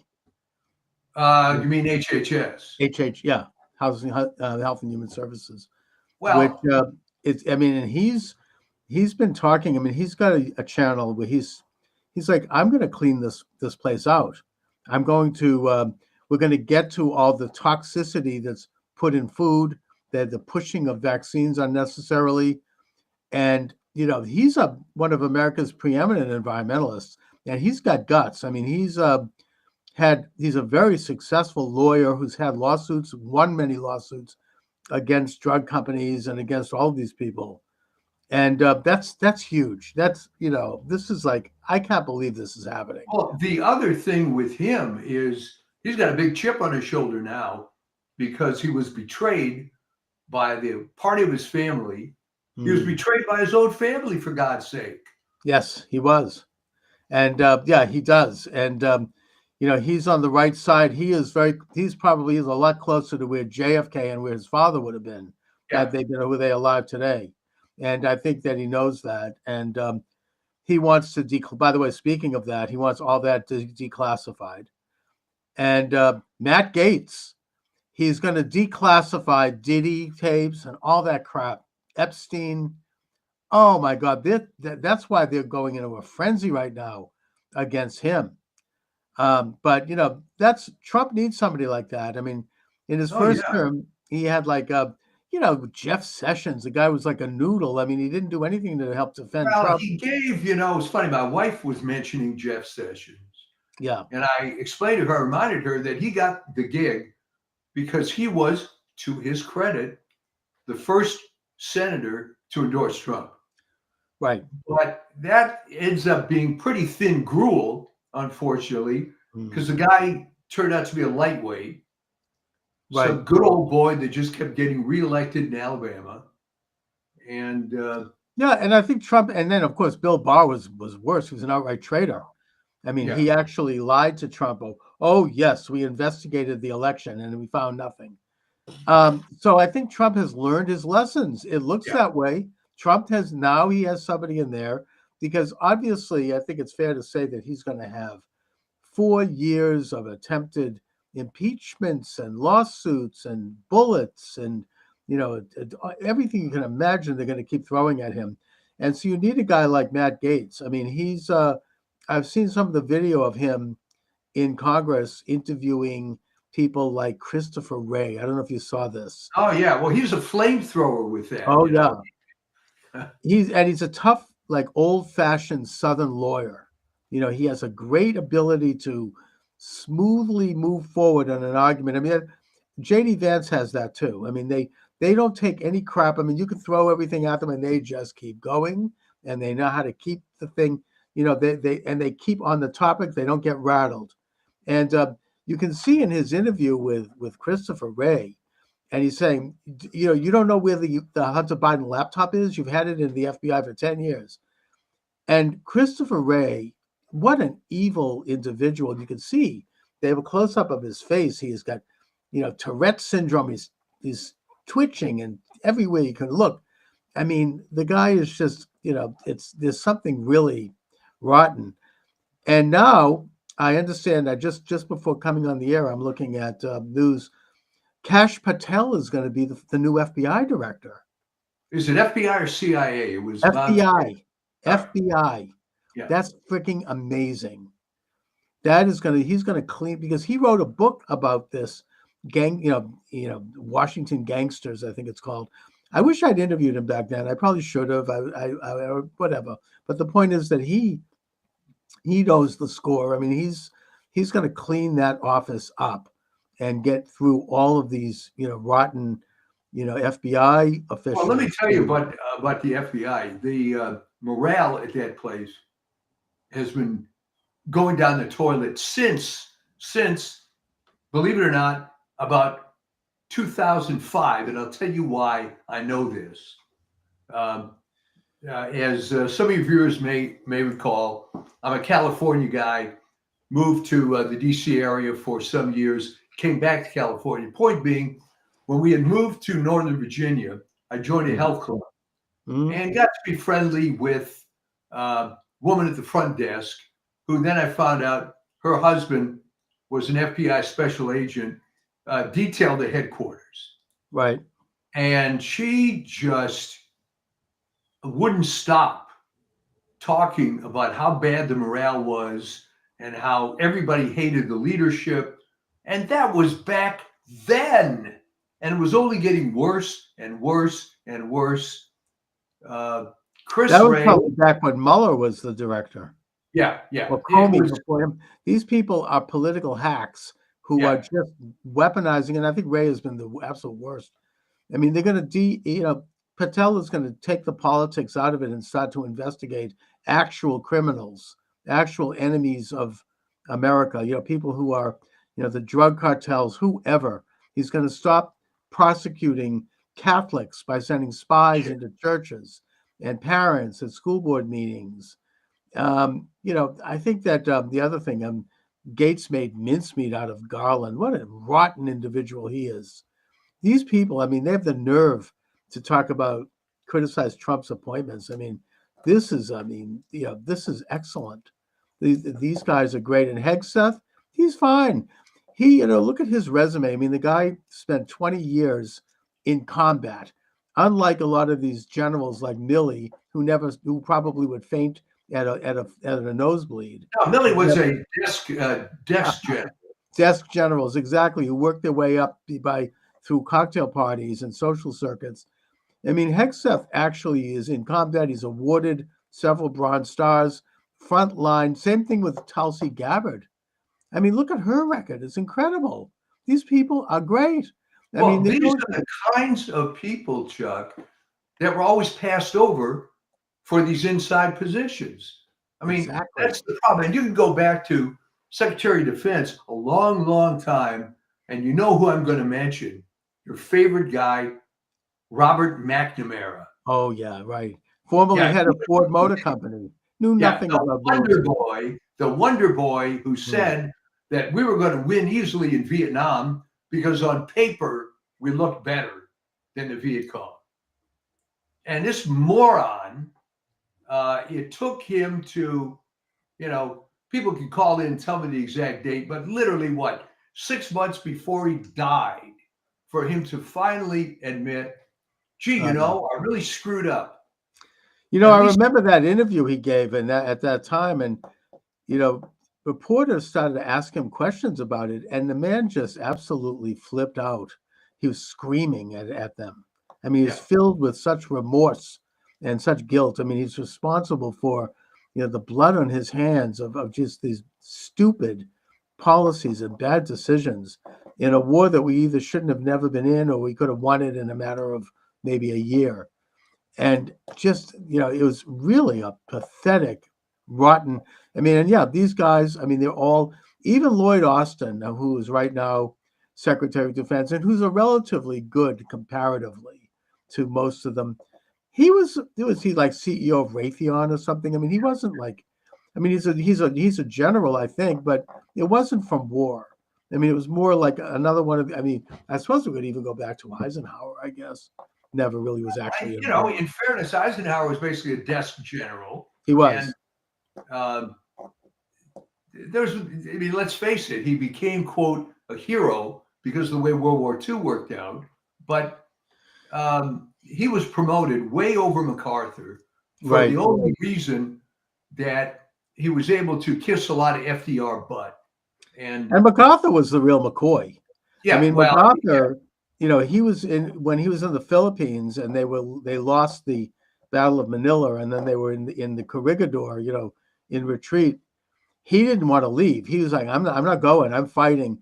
Eventually, FDR had to personally call him in the Philippines and order him to leave. Yeah. That's like, that's tough. He was a tough guy. Yeah. And of course, my late friend, Vin Lewis, always, what he referred to when Harry Truman fired MacArthur, he referred to it as the original Revenge of the Nerds. Right. Although Truman was correct in firing MacArthur. It was in retrospect, because we have a civilian government, and you cannot have a military figure defy and contradict and be insubordinate to that government. But what was great, and Vin was always very intelligent about this. It literally was true to the movie Revenge of the Nerds, because the nerds had legitimate complaints about the jocks, right? Right. So there was stuff that MacArthur was doing that was wrong, no question about it. But if you looked at Truman, yes. Well, MacArthur actually was right, but the problem is he was contradicting Washington. He wanted to invade China. you know, and keep them out of North. He had completely taken North Korea by force, and he wanted to strengthen that border and eventually do some forays into China. And you know, Truman put a block to it, and then of course China invaded. So it was a disaster. Well, I mean, that was the really a bleak period because this whole Marshall Plan type idea for the world and so on was a terrible failure. And you're right, MacArthur was right. He was right, but unfortunately, it was insubordination because Truman was president. So I get that. I mean, that's like what Milley did. I mean, he was insubordinate to Trump. So, and in fact, now Milley has said, and I hope he's right, that he's afraid that once Trump is in office, he's going to be called back into service so he can be court-martialed. I hope they nail him. I hope he is. What a horrible person. Yeah, it was just terrible. And here was a guy didn't really have anything on his resume other than playing the game and being one of these desk generals. And when I lived in the D.C. area, there were hundreds of these kind of guys. They're all. I mean, he didn't even go to West Point. I mean, he went to Princeton. He didn't have any military. I don't know if he had any background in military. You know, it's just. I hope that Trump revokes all of the security clearances of all those people, those intelligence agents who signed the Hunter Biden laptop letter, and maybe even have them investigated. That's Trump wants revenge. Fine, good. I mean, it's not so much revenge; it's justice. You know, the left has for years. I've been hearing them gaslight. You know, no one is above the law. Really? Well, now they're gonna eat that now. Hopefully, yeah, because no one is above the law, and those people. I mean, they need to be brought before tribunals and interviewed. And if they're guilty, you know, let the process take its course, of course. But you know, if they're so worried about it, what are they hiding? Well, call it revenge if you want, but I would prefer to look at it as straightening out and reforming the system. If these scumbags can exist in such a bad system like this, then it's got to be looked at heavily. Okay. And an article came out some weeks ago, I think in Epic Times, asking sort of rhetorical question, exactly what was wrong with the spoils system? It seemed to work pretty well. It's sensible. I mean, this horrible civil service thing, which now your new Department of Government Efficiency is going to look into. And by the way, great article in the LA Times, clueless thing on the front page of the LA Times today. It's unclear how this new department is going to find out anything. I mean, I think it's going to get pretty clear pretty quickly. I mean, Elon Musk. I mean, how can you get better than that? Yeah. I mean, he's the richest man in the world, and Vivek Ramaswamy is no slouch either. I mean, to have them go in forensically looking at every government agency, I can't believe it. I mean, I've been talking about this for decades. In Massachusetts, they should do this. I hope when they're done, they have a Doge in each of the states, and they clean up Massachusetts and the Massachusetts, the MBTA for starters. I mean, it's like 40,000 people on payrolls and their pension plans and their hacks. Meanwhile, the train is running last year with their train with no engineer running over the Neponset River. I mean, it's a disaster. And you know, so yeah, I mean, that's huge for them to go in like that. I mean, no wonder they're nervous. Well, here's a little speculation. You think, despite the fact that we suffered from 2020 through 2024, is it not better that he won in 2024 because now he's more pissed off? The mandate is clear, and you know, we had to kind of wait, didn't we? But yeah, I think it's better this way. Oh, it is. I mean, you know, it's almost providential. I mean, Trump has had a chance to learn from his mistakes. The country has had a chance to see what a disaster an illegitimate leftist regime is going to rot. And now he's come back with an ability to bring that new wisdom and this new team. I mean, there's a whole political realignment I think it was Stephen Miller, another great guy, Yeah. who said that this is the biggest political realignment in American culture and politics since the Reconstruction. Left and right no longer apply here. This is the people versus the uniparty oligarchs who are Yeah, corrupt that's and exactly who are right. out of touch. And that's why they're going berserk, especially over Matt Gaetz. I've never seen such a meltdown. Oh my God, they're like absolutely, spinning like crazy The because they funniest know. Matt Gaetz that I saw was Lisa Murkowski tweets yeah. out, he's not really a serious candidate, blah, blah, blah. Well, that's really big talk from that broad, right? She was Frank Murkowski, who was the governor of Alaska's daughter, Yeah. and he appointed her just as some young woman that from out of nowhere to become a senator. And Yeah, talk about legacy. I mean, I don't even think it's going to matter because there's 3 extra Republicans senators. I think it's 53. They're trying to take McCormick out in Pennsylvania. That's not going to work. They got Mark Elias doing like a rear guard election steal over there. He wants what a scumbag Bob Casey turns out to be. Oh my God. And he wants to recount ballots that already the state court twice or 3 times has said are not valid. We're talking about ballots of people that aren't even residents of the state. Right. So yeah, that's not going to work. But they're trying to do something. I mean, so they've got 3 senators. They probably have at least a half a dozen senators who are going to be up for re-election in 2 years, who are probably not going to be so quick to oppose the Republicans, and who are going to go along. It's not good that Thune became the Senate majority guy. I mean, that's the way it goes. But I think that he has gone on record as saying that he supports President Trump's request for recess appointments and for recess so that they can appoint people and not have to wait a year to get someone in office. My hope is that Thune is not going to be as bad as everybody thinks. Yeah. I believe that he's had a bit of a transformation. Maybe he got in there because McConnell was able to force this secret ballot nonsense. But I think if he wants to make a name for himself and not go down as another one of these crummy South Dakota senators, right, that he had a chance to do something right. Well, Thune started out when he went in as his whole calling card was that he was an evangelical devout Christian, which is good. Yeah. Then he kind of lost his bearings, I think, after 3 terms. They get corrupt. Pretty soon he's become another one of the good old boys. He's like garnering favors, and he just sort of lost his soul a little bit.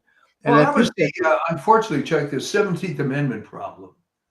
That the worst part of direct election of senators is that you get Joe Biden and John Thune type guys because it's always dominated by the small states, right? South Dakota has 300 people in the whole state.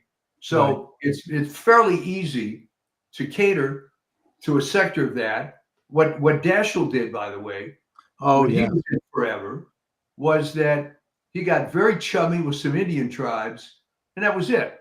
All right. Biden's success was a couple of unions, the credit card guys in Wilmington, and he was in forever. Mike Vance, it becomes a corrupt borough, basically. It's like a rubber stamp. I don't know that the people that thought direct election of senators was a good idea even considered this horrible small state phenomenon, but there you go. All right. Yeah, I mean, look, it was a terrible idea. Basically, it took power away from the states, and the senators, rather than representing the states and the legislators, they represent the federal government. I mean, it's become like Trump has put revolutionary proposals in place. Term limits, Senate, no more than 2 terms, maybe House, maybe 3 or 4 terms, fine. Right. Moving some of these enormous bureaucracies out of Washington, that'd be great. Maybe you should put, the the Health and Human Services into Juneau, Alaska, or something. Like move them around the country so that they're not part of this rotten culture and they have to like hire real people in real places and become like much more efficient. And he's also talking, and this is a miracle, getting rid of the Department of Education. Reagan said he'd do it, and he never did. Instead, he put in Bennett, who turned out to be bad. Yeah. And that would getting rid of the Department of Education and just putting in a couple of national standards for school boards to follow in exchange for federal dollars. Well, you're right. I mean, it's never been explained to me. Just because you have a list of standards that schools have to maintain to get federal aid, why you need a department with 34,000 employees. Oh, it's a gift to the teachers unions. They've been pushing for that for over 100 years. I can just hear the late, great Dr. Samuel L. Blumenfeld, my mentor, in his grave talking, smiling. I mean, he wrote a whole shelf of books on this topic. I mean, it's just a rotten, it was put in place by Jimmy Carter because they wanted to help elect Carter, and it was a political favor. And it has corrupted the system ever since. It is all about DEI and gay rights and nothing else. Yeah. It's nothing Jimmy to do with Carter was the gift that keeps on giving. I mean, it's. Oh man, if they get rid of that, we're going to see finally a return of education to the school boards where you have parents who are elected. I mean, the reason here in Boston that Mayor Michelle Wu is not allowing for the direct election of the school committee. It was taken away during busing because there was so much contention. It was because she doesn't want people like, I don't know, me running for school committee. People who've had a child graduate Boston Public Schools like I have, who actually can go in there and take a look at the curriculum, take a look at the budget. Doesn't want that. But the point is that they still are elected, and there are parents on those school committee boards, and they will make the decision about the curriculum, not some rotten, corrupt Washington agency that is, living off of the taxpayers and foundation money from the Ford and Rockefeller Foundation and pushing a leftist agenda. Now, if they want to be leftist, fine. If like Cambridge, right, or Somerville or Provincetown, they want to elect communists to their school board, good, let them, if that's what they want for their children. But the point is you'll have choice. You can do this through, there's a little concept that the left likes to talk about called democracy, right? There are democratic principles. And it's what Trump is doing is, it's just, he really is on a roll. I mean, this is downright revolutionary.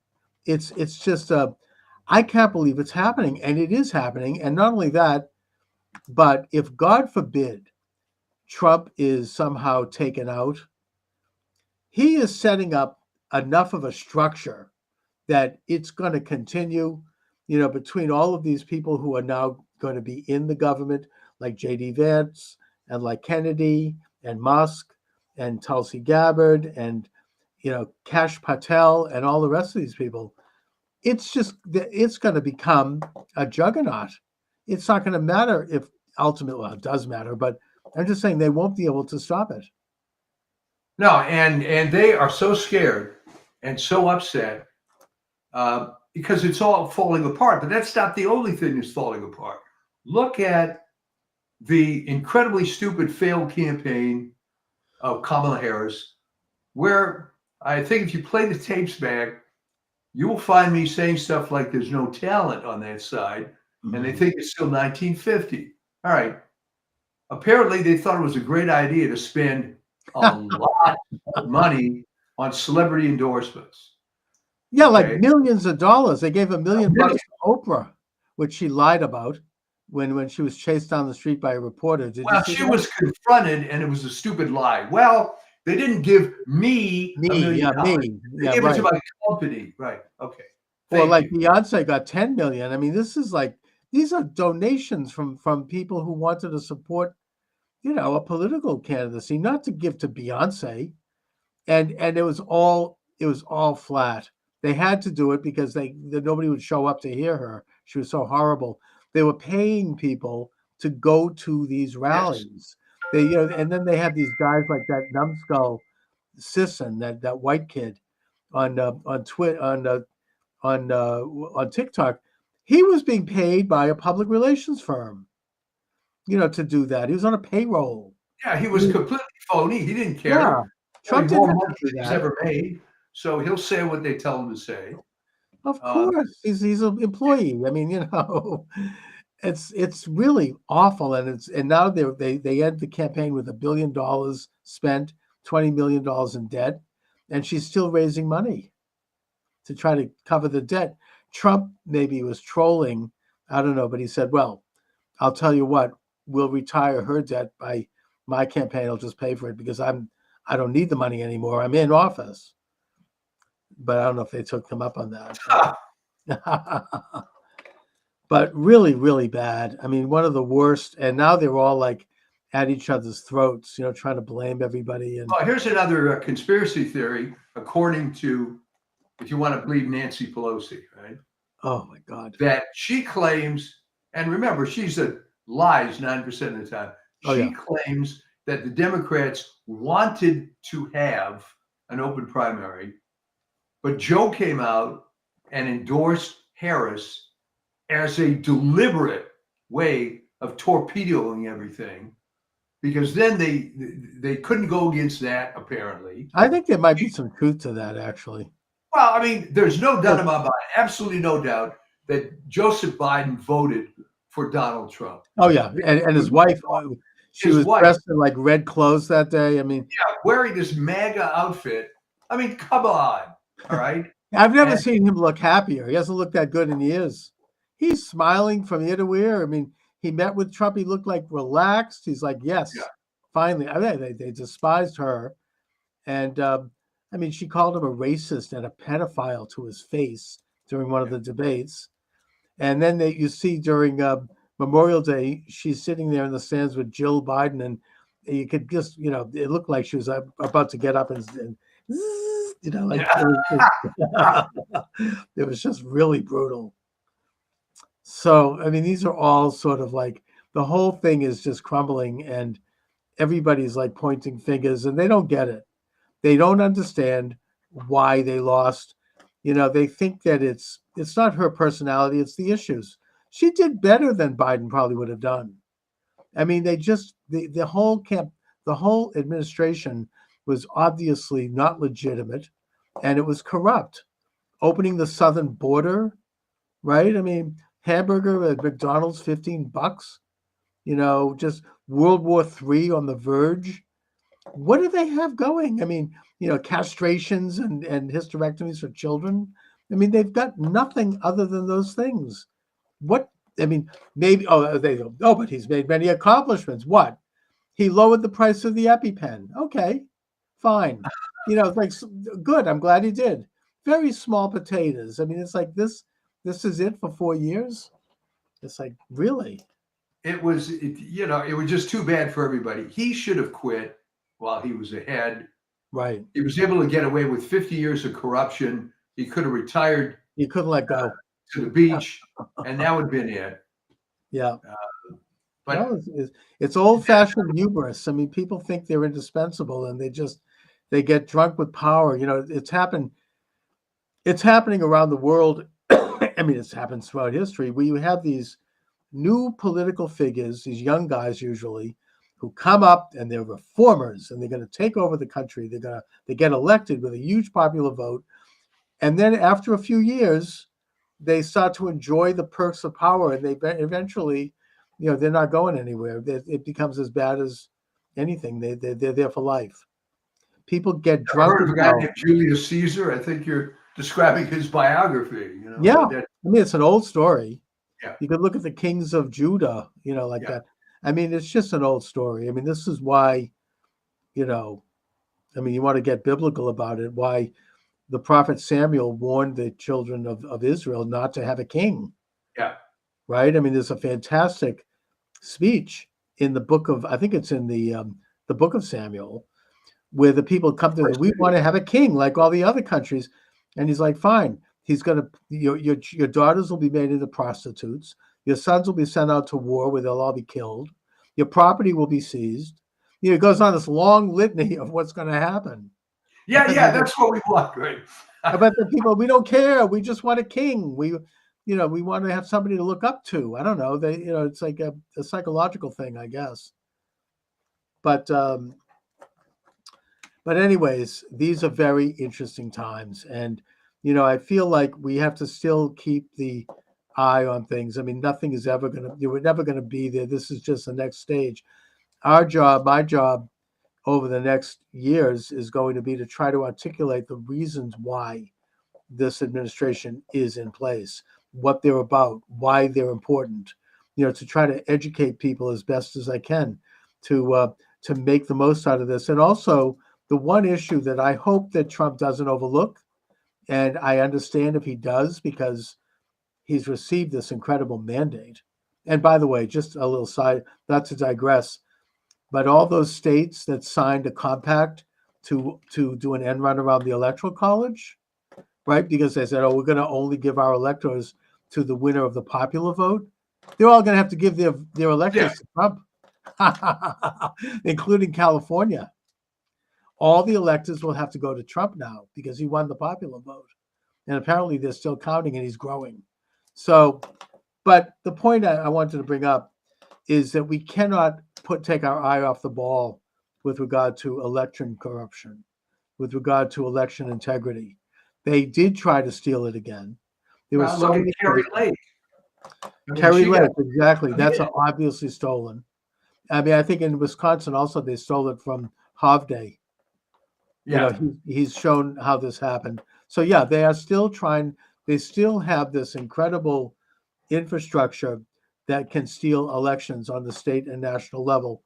And they did. The reason, frankly, why Trump won is because he learned the lessons of 2020, and he saw the example of Glenn Youngkin in Virginia. Glenn Youngkin was able to and he went up against the real left establishment. I think it was, what's his name? He was a McAuliffe, right? Clinton guy. I mean, these are entrenched powers. And he came up, he had never held office before. He's a wealthy guy, I think he's a Wall Street guy. He got thousands of volunteers to work the voting booths, to stay in the counting rooms, to watch the counting of absentee ballots, to do all of the tabulation checking. And he also had a team of hundreds of lawyers on call. So if someone saw something funny going on, whether it be just observing a corrupt election official or whether the Democratic Party was trying to pull some bullshit about, we're going to keep counting, his lawyers were ready to hit the ground immediately and get it, and he won because of that. It was the cleanest election that Virginia probably has had since Jefferson. And even that wasn't so clean. But the point is that Trump did this nationally. The RNC did this. Thanks to Lara Trump and Watley and a couple of other people, they fielded thousands, I think it was something like 275,000 volunteers across the country, not just in the battleground states either, even in some of the red states like Texas. And they worked the counting rooms, they worked the polls, and he had lawyers on staff. And whenever they came up with some bull crap about, well, we need to, we're going to count, illegal votes, and we're going to do this. They had lawyers in court within a minute, within hours, stopping it. Pennsylvania is a good example. I mean, there was several lawsuits brought up and decided within hours, where you had corrupt Pennsylvania county officials and DAs. They stopped it, and they did it because they knew they had everything well heeled, well coordinated, and they were able to fight these things. Michigan, they stopped that crap. I mean, they were going to start in again with the white vans.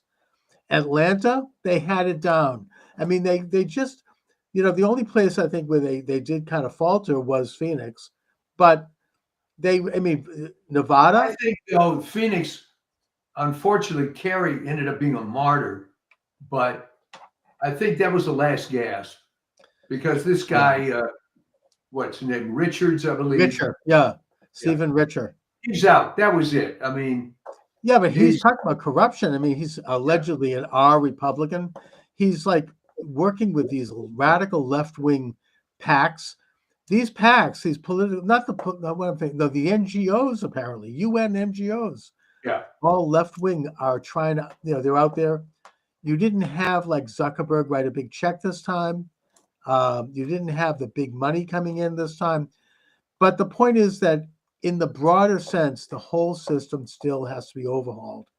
It's been brought up that the states that Trump won were states that had voter ID, and the states where he did not win are states that don't have voter ID.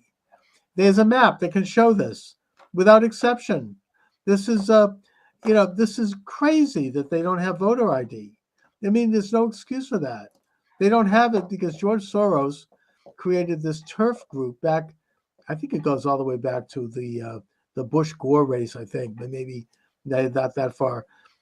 Called the Brennan Center, that basically decided that the way we're going to fight voter ID is that we're going to claim that it's racist, which is absurd.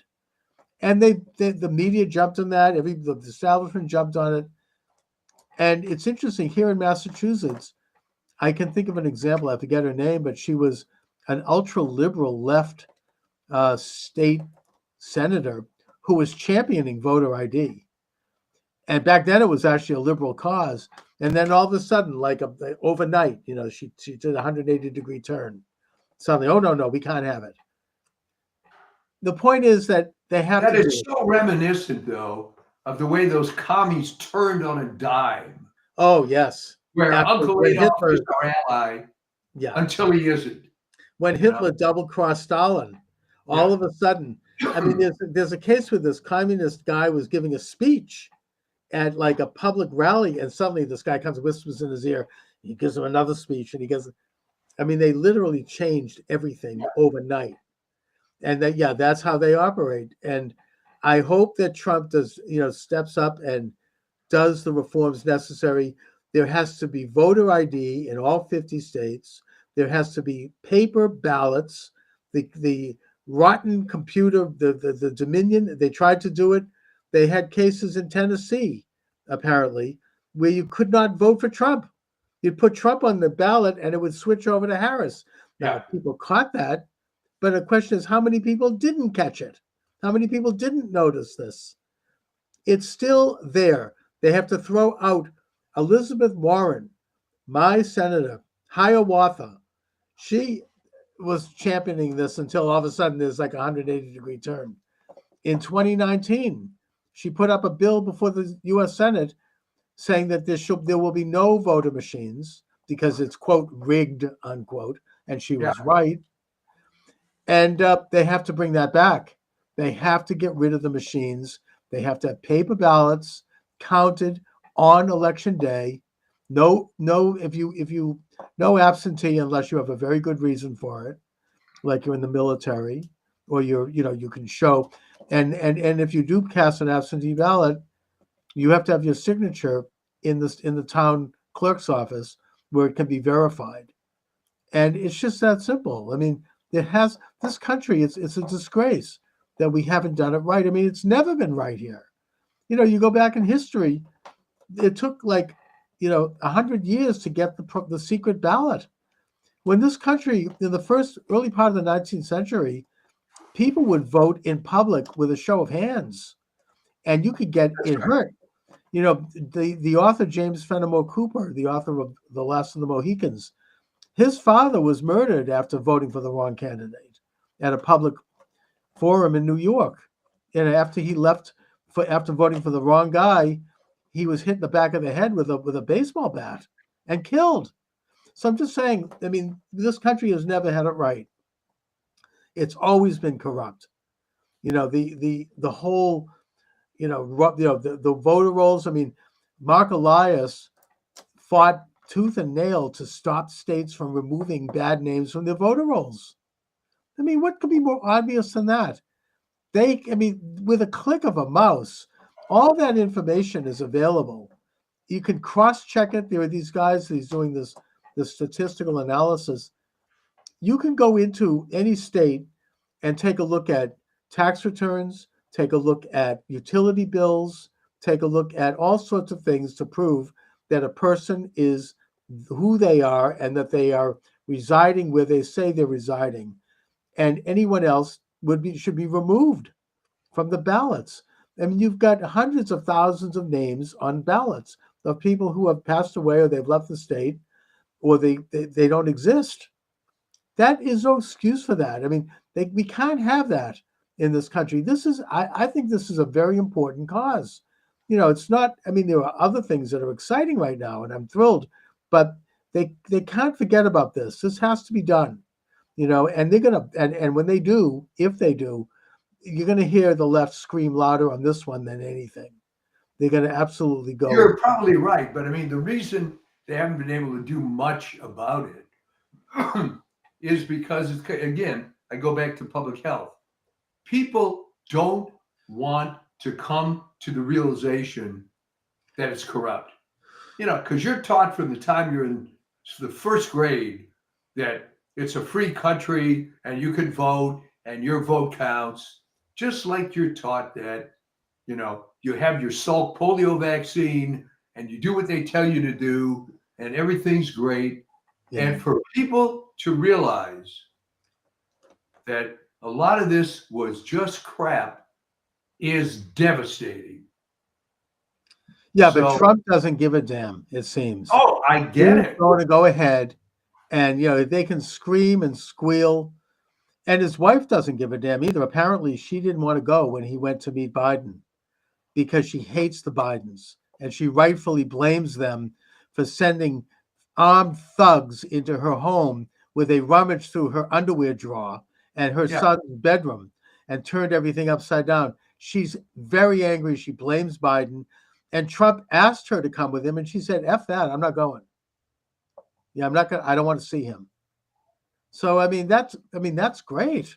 That's who you want. I mean, both of them, I like that. They're like, they don't seem to care. They're very, and now that they've had this mandate, you know, the left says, oh, he's not going to have the guardrails, they say. I mean, listen, Bill Maher, the guardrails are gone. Yeah, you're damn right they're gone. The guardrails. The guardrails are gone. He seems to be going right in and doing what he needs to do. And, you know, it's an incredible thing to see. And I just am very excited. I mean, for the first time, I feel your mood is so much better than it was a few weeks ago. Oh my God. I'm still not 100% well. I had such a nervous breakdown. Those few days leading up to that election, I didn't know I was going to be that affected.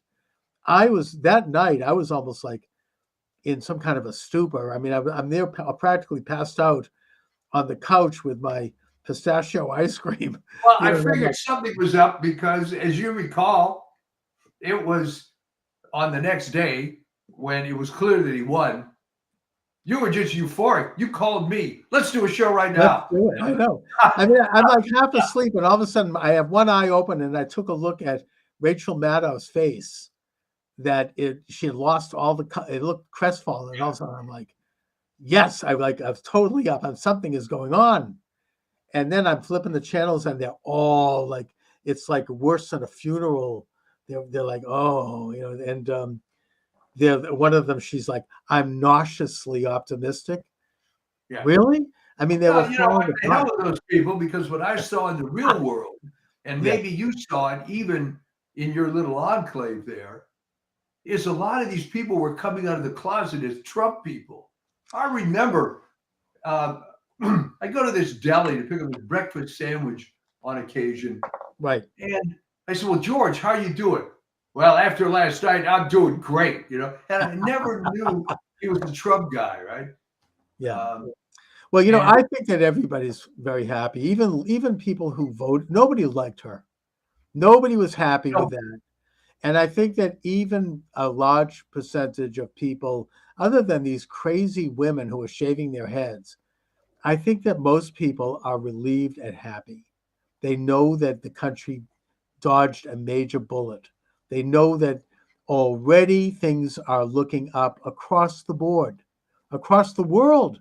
The rest of the world is celebrating. I mean, it's Israel is going to annex the West Bank, okay? I mean, it's amazing. Let them do it. Get it over with. You know, it's like these are major positive developments in the world. Well, here, I'm going to put you on the spot now because it came out and the numbers were higher than 80%, and in some cases over 90.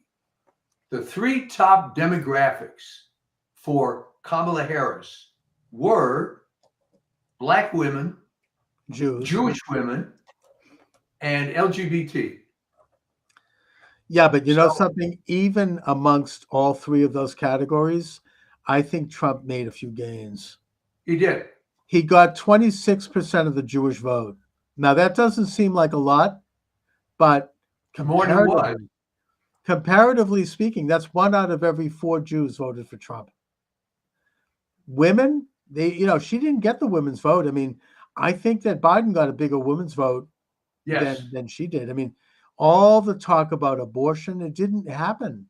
I think Trump, I don't know if he won the women's vote, but it was pretty even. It didn't work for her. Maybe black women, I don't know, but it didn't fly. Gays, I think Trump did better. I was driving around doing my driving, and I noticed in the town of Sharon, which is a very ultra liberal town, this gigantic rainbow flag, gays for Trump, flying on the front of the house. I mean, they weren't making any secret about it. I think that Trump did better among all categories. Why do you think that the brain trust of the Democrats, or at least her campaign, thought that abortion was a winning issue? I never understood. No, but I think that most people saw through it, which is, first of all, if people do believe in, and they are pro-choice, Biden and Harris didn't do a damn thing other than a lot of hot air on that issue. Yeah. I mean, they did diddly squat. I mean, it's not a federal issue any longer. It's a state issue. And if they cared about it, they might want to work with states to try to just maybe tighten up the laws a little bit to help protect the life of the mother, which, by the way, we talked about this and you made the point, and now it's been kind of more proven that isn't happening. Women aren't dying because they can't get an abortion. No, and the other dirty little secret is that after Roe v. Wade was overturned, abortions went up. Yeah, and in some states like Massachusetts, they actually liberalized it, like to the point where now you can do it after the baby's born. Yeah. It's horrible, but look, that's what it is now. It's up to the states. Well, that's my point, democratic. Chuck. So why did anyone think this was an important issue? It wasn't. And I think people saw that. It was not on the ballot. It was not a federal issue. If they don't like abortion or they want to change abortion policy, it's a state issue. And there was some people they thought they could get revenge against Trump because he appointed conservative judges. I don't think that worked. You didn't get anyone outside of a hardcore base of people who bought into that. People just, and the other thing on this, on everything is there hasn't been any rioting. There hasn't been any violence. There hasn't been any, Right. pussy hat, stuff. I mean, none of it. It's people are happy. They're relieved. None of that. And I don't think it's going to happen at inaugural either. I mean, they just don't have the energy for it. And if they do, if like Antifa comes out, that's not going to help them. The other thing that Trump, and now it's sort of, there were 2 rumors going around. The first one, as I say, it was dropped by Mike Huckabee, the new ambassador to Israel. That Boy, was that a great choice. excellent, brilliant. I think he's tremendous. I think that Israel's going to annex the Judea and Samaria. The other one is that Trump is going to pardon all of the J6 prisoners. J6, yeah. 2 federal judges have now stopped all hearings. The rotten, Garland office is still trying to, arrest people and raid people. I mean, and they're not. It's not happening. The time is ticking away. They only have a few more weeks Well, here's a little speculation thing for you. What happens to Garland next year? What does he do? He goes around the talk circuit. Well, I tried. I was an old warrior. I did all this. What happens to guys like that? I think that we'll never hear from him again because I think that the far left hates him because they don't think he did enough. Yeah. He didn't jail Trump. He didn't do, why? I mean, I'm listening to Jim Browdy and Marjorie Egan on NPR here in Boston. I mean, they're like, why doesn't he, go in? I mean, he should have been put into Rikers Island because he defied that corrupt judge in New York. He defied the gag order. He should be put in chains. No, I mean, he didn't do that. So he's hated by all sides. And he's like I mean, that's just an old, rotten, that's the past. I don't think anything. He'll go to the same place Kamala goes. Nobody will want to hear from these people ever again. Well, it's interesting because unlike Mike Dukakis, that ended up having an academic career and being sort of a somewhat respected guy, those two, you're right. Everybody hates him. What I predict is going to happen with her is at some convenient point the next year or so, Dougie and her are going to divorce. Because what the hell does he need her for now? Sure. And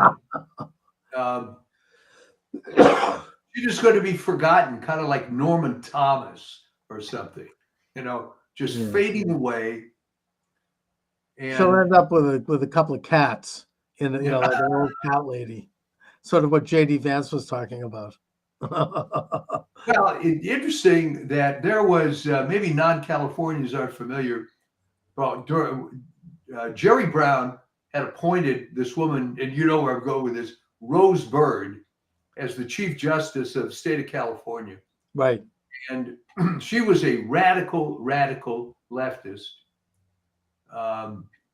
who it was a joke. I mean, there were some large number, dozens of death penalty cases came in front of her, and it didn't matter how egregious the circumstances were, she voted no every single time. Right. Let them loose. Yep. She ends up as the former Chief Justice of California, unable to get a job with any law firm.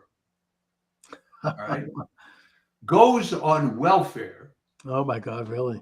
No, well, she developed cancer, which I think took care of some of the money, and she just died in obscurity.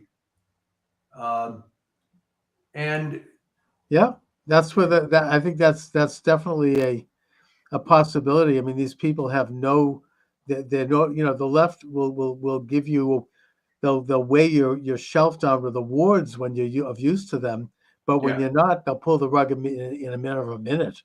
You're just gone. Yeah, absolutely. I mean, these people, I mean, who the hell wants to go? What's going to happen to Rachel Levine? I mean, who the hell wants to hear from any? I mean, but with Harris, I mean, she is so dreadful. I mean, you can't stand listening to her. Nobody liked it. She was the left-wing media people that put her on for softball interviews and who were paid, we now know, to do so, and who did the softest interview you can imagine. They looked like they were ready to slit their throats listening to her talk. It was depressing.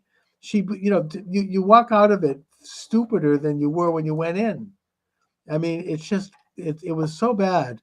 Well, that's having a boomerang effect. Also on, for example, CNN. The only reason people even watch it anymore is Scott Jennings is on. Yeah, exactly. He's a conservative guy, but he's always on with this Abby Phillips, who's an attractive black woman, not very smart, because he'll raise these points, and she looks like deer in the headlights, and then she's listening to whatever someone's saying in her earphone, and then comes up with some comment. I mean, it's all done, and people are going to reflect. This is what's going to happen. They're going to reflect, wait a minute. Why was Harris even elected to anything? Oh, well, everybody knows. She worked her way up through the casting couch. Yeah. And then she was like she played the race card, and she just was very manipulative. She knew how to get favors. I understand that Jennings might be the press secretary, which would be great. He's very good. Yeah. So, yeah, I mean, Trump. It's really exciting times. Yes. It's very exciting. I'm sorry. To watch some of these people crash and burn. It's a beautiful thing. It's going to be very, as I hear, who is it? As Steve Bannon says, it's time to break out the popcorn and just watch, and Well, watch you can it see all come down. CNN is getting rid of these overpriced hosts. Your friend Chris Wallace is Oh, gone. he's horrible. Yeah, he's been gone for a long time. Well, he went, but the thing with him was his father was terrible, but that was the era of CBS with all the leftists. Mike Wallace was nothing more than a left-wing bully. Chris Wallace was nothing more than a nepo baby who Well, at just least Mike Wallace would occasionally chase someone down the street with a mic, yeah.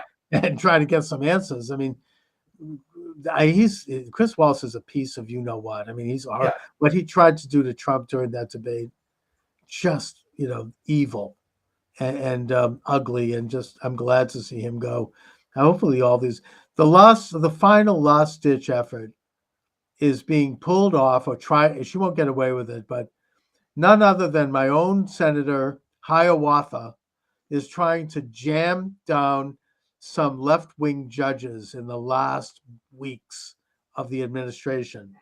She's trying to shove down, finish the Biden judges, and it's not going to happen. Yeah. Mike Davis, who is really a powerful, one of these tough Irish lawyers, he's great. I mean, he's on all the times with Bannon, who, by the way, is just absolutely soaring, and who's brilliant. Check it out on War Room. I don't miss one of those podcasts. It's beautiful to listen to that. But Mike Davis is a regular guest of his, and he's a brilliant lawyer, and he's not going to let her do it. He's got people there in Washington. He's well connected. They're going to pull the plug on that. She's trying to shove down the throat leftist judges at the last minute. I don't think she's going to get away with it. They tried to get Sotomayor to step down, with the rumor being that Biden would then appoint Harris, which I don't think he would have done anyway. No, there's no chance.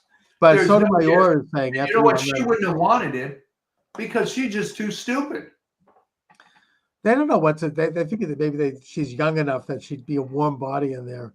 But Sotomayor has said she's not going anywhere, and that means that Trump is going to get more federal, judicial appointments at some point, because apparently she's not in good health. I mean, I guess she's got like an advanced diabetes or something. She has a medical assistant with her at all times, and it's going to be like Ruth Bader Ginsburg. People are begging her to leave, and she's like, "I'm not going anywhere." So Trump will get probably 2 or 3 more appointments, and it's just amazing. It's going to be amazing. We're going to get tired of winning, right? I know. It's the whole, I mean, this country, I that's why I was so sick, because there's such a difference in terms of the course for the future, the way things could go. And I just am so thrilled and pleased. People were just always overwhelmed. I mean, I called a friend of mine, a retired cop, conservative guy. This is about a week after the election. I said, Neil, I haven't heard from you. He said, I'm still basking in it. I'm still enjoying the glow, I know. I don't even know what to do with myself. It's a beautiful time. I mean, you almost feel like you don't want to get too giddy, because bad stuff is off. And by the way, all these meltdowns that you see on TikTok, this is all crap. And it is, because what human is going to say, well, wait, I'm going to have a nervous breakdown, but let me first log in to my TikTok account. And that's not how humans work. This is all crap. It's all theater. Oh, I know. There's this one woman who's doing all the screaming in the car. Yeah. This musician, I don't know if you've heard this on TikTok. He's turned it into like a rap concert thing with drum beats and music. It's hilarious. And then there's the Lysistrata group, following in the example of South Korea. Apparently, women, no sex, no men, no relationships. But it's like a parody on itself, because all the women that post these are ugly. Well, I like the comment made by Natalie Winters, who's Bannon's co-host, and who did a brilliant job of filling in for him while they had him in prison. she's like, well, you know, they're not, as President Trump would say, they're not sending their best. Yeah. Oh man. Anyway, Oh, so there's my been all kinds of parodies on it. One of them comes up and said, look, what do I have to do to make myself unattractive to MAGA guys? And Paul Joseph Watson said, just keep doing what you're doing. Perfect. oh yes, I know it's just not flying. Good for them. Anyway, so Mike, what do you have coming up on the? Well, I was going to do but I think I've just done it on this show. I was going to do a piece called "Dead Wrong," and maybe we'll still talk about how. I mean, it's getting old even for me. How there's just no talent. They're going back to 1950s. Oh, just wait till we have the media. That'll convince them. Yeah. What I'm waiting for is the owner of the LA Times. I don't know if you heard this, because why would you? Said that he's firing the editorial board and is going to replace it with all conservatives. Wow. And I guess if I'm going to get it, I mean, the LA Times has been liberal since the mid-'60s, but it's at least a real newspaper in the sense that there's some content and so on. And I'm hoping maybe they'll go a little more conservative, because the thing I get delivered to my house now, and USA Today Network has a bunch of these things, these local papers where the national news is 3 days old. I'm not kidding. 3 days old. And yeah, you're pretty up to date on the high school football scores in the local area and stuff, but right. It's a joke. My wife says, well, and she reads the paper in the morning, well, that took me 7 minutes, you know, so. I know there's no content to it anymore. The Globe is like that too. And I don't think the Globe is going to change. No. You know, that's not happening. Although there's a lot of rumors about Mayor Wu having some serious opposition here in Boston, including from the son of Bob Kraft. We'll see. It's interesting. And he's more conservative. Well, I never understood, other than historically, how Boston, which to me, a large part of Boston, is hard scrabble working class, how they didn't get all red pilled as much as I would have thought that they should have. It's a good question. I don't know. I mean, they go just so far. I mean, they elected Marty Walsh over a very left-wing candidate. Yeah. And he captured all the rich, well-to-do leftist neighborhoods like the Back Bay and Beacon Hill, yeah. Whereas Walsh got all the more blue-collar areas. So, you know, there is at least some shift there. But you never see, you know, a real, you know, MAGA type in Boston. At least not yet. We shall see. All right. Well, all right, Mike. I'm glad you're doing so much better. As is everybody. All right, I'll talk to you next week. Thanks a lot.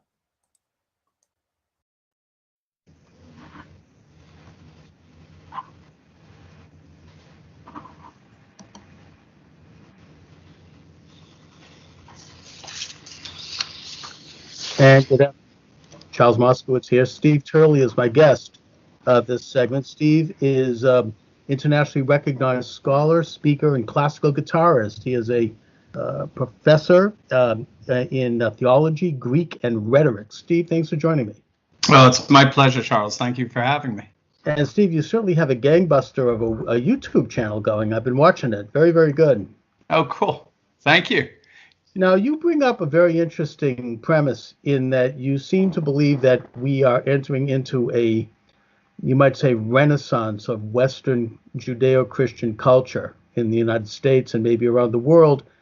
And I think you peg that to the, not to the pandemic itself, but that the pandemic is an opportunity to advance such culture. So talk a little bit, if you will, about your premise there. Yeah, thanks for that, Charles. Yeah, so what I saw prior to the pandemic were a number of dynamics that scholars tend to call post-security politics. It's a very interesting term. The nation state that's got structured, not to get too nerdy, but the nation state that got structured around the 17th century, that really in many respects, like Yoram Hazony, the Israeli scholar, argues, was more or less modeled after sort of a biblical cartography, you know, so the Israelites, the Hittites, the Canaanites, the Egyptians, Well, prior to the 17th century, in many respects, the world was kind of run by empires and imperial structures. And after sort of the fall of the Holy Roman Empire, we started breaking up into what we now know as the nation state. And there were three advantages to the nation state. We had a sense of border security, so we could stay safe from marauders, We had a sense of economic security, so we can find jobs and provide for our families. And we had a sense of cultural security, so that our religions, our customs, our traditions could be celebrated and revered and give our lives a sense of meaning so we can flourish as human beings. What globalism has done over, say, the last 4 decades or so, what scholars have noticed is it's smashed those three securities. It's opened up our borders into basically a borderless world. It's instituted what's known as an economic global division of labor, where manufacturing and industry has been shipped away from first world nations to so-called third world nations, China being the primary beneficiary of it. So we've lost all our manufacturing, and it tends to replace our customs, cultures, traditions with lifestyle values. Increasingly, proponents of globalism see our cultures, customs, traditions as hateful, as bigoted, as discriminatory, and the like. So, in the face of all that, there's been a massive backlash, and that backlash is going on all over the world, where populations are increasingly re-embracing their borders, their economic manufacturing base, and their cultures, customs, and traditions as mechanisms of resistance against globalization. And in many respects, this pandemic is only, well, in frankness, it's hastening both dynamics. It's hastening the craziness that we see with globalists and their autocratic tendencies, but it's also hastening and intensifying the blowback against that. Everybody now is closing their borders. Everybody wants to bring manufacturing back home and the like. It seems to me that the portrayal of the idea of the nation state and national sovereignty involves a major case of psychological projection on the part of those who advocate globalism, because the nation state is a very progressive institution. It's one that evolved over thousands of years, and it's one that, as you say, it protects a culture, it protects property, it's natural to a nation to protect the life and the safety of its citizens and their futures. I mean, it goes back to the Bible, really, and when they began to develop national borders after mankind tried to overthrow God in heaven at the Tower of Babel. You developed different languages, different cultures, different nations, and then the Bible, the Torah, goes on to give very specific borders for the nations and for all of the individual tribes of Israel. So the whole concept emerged. It's not new, and it's something that has advanced, and I think the greatest advancement in the great progression of the nation state was the development of the United States. Yeah. In that we have, we are the first nation to really embrace the biblical idea that rights come from God and not from the state, that we're created in the image of God, we're not God, and that as such we have a limited sovereignty that we derive from God, and then we give a state certain powers that protect and defend those rights. It's not, the state isn't the supreme, which is of course a biblical idea, but it's a radical idea, and it's an idea that was patented by the founding fathers of this republic. So, I think that the pandemic brings to fore the necessity for things like property, and now we're protecting our own private properties more from this dread disease that is banging at the door. Nation. Exactly. And the nation is protecting itself by limiting people coming into the country because they might have the disease. And I think that even the European Union, which is very globalist, as you say, they've begun to protect their borders because that's what you do naturally. I mean, the animal kingdom understands this. A bird understands this. Try to interfere with the bird's nest and see what happens. Dogs understand it. Go too close to a dog and see what happens. The idea of the nation state or the idea of the individual property is a natural thing. It's kind of hardwired into us, and this movement to erase it and to try to claim that it's anachronistic or something is actually an unnatural development. In many respects, what we're seeing now is simply a deference to the very nationalist, populist, America First policies that Trump had been implementing for the past 3 years. If I told you, say 6 months ago, that a North American leader, leader of a North American nation, whose last name starts with TRU, has closed all his borders, has instituted a travel ban from Europe, China, you name it, in an effort to seal those borders, you would be shocked that I told you that one would be a fellow by the name of Trudeau. But it's exactly what's happened. Even globalists are behaving like Pat Buchanan right now. Even globalists are adopting this nationalist populism. And the whole idea of the supply chain, of farming out our manufacturing for pharmaceuticals to China, that's dead. That ain't coming back anytime soon, that's for sure. Right. You have Macron in France talking about bringing back industry to France. Japan has done the same thing as well, as starting to bring back their industry away from China. They start to see it as all economic nationalists do. They see the economy as a national security issue. We are a nation with an economy. We're not an economy that happens to be a nation that bows to it all the time. That's the very globalistic structure. And it's stunning. They did a study even before the pandemic. Breitbart talked about it, and they found that over 70% of the American public, when you polled them and asked them pointed questions that were reflective of an America First nationalist populist agenda, 70% of Americans agreed with it. The biggest, the single most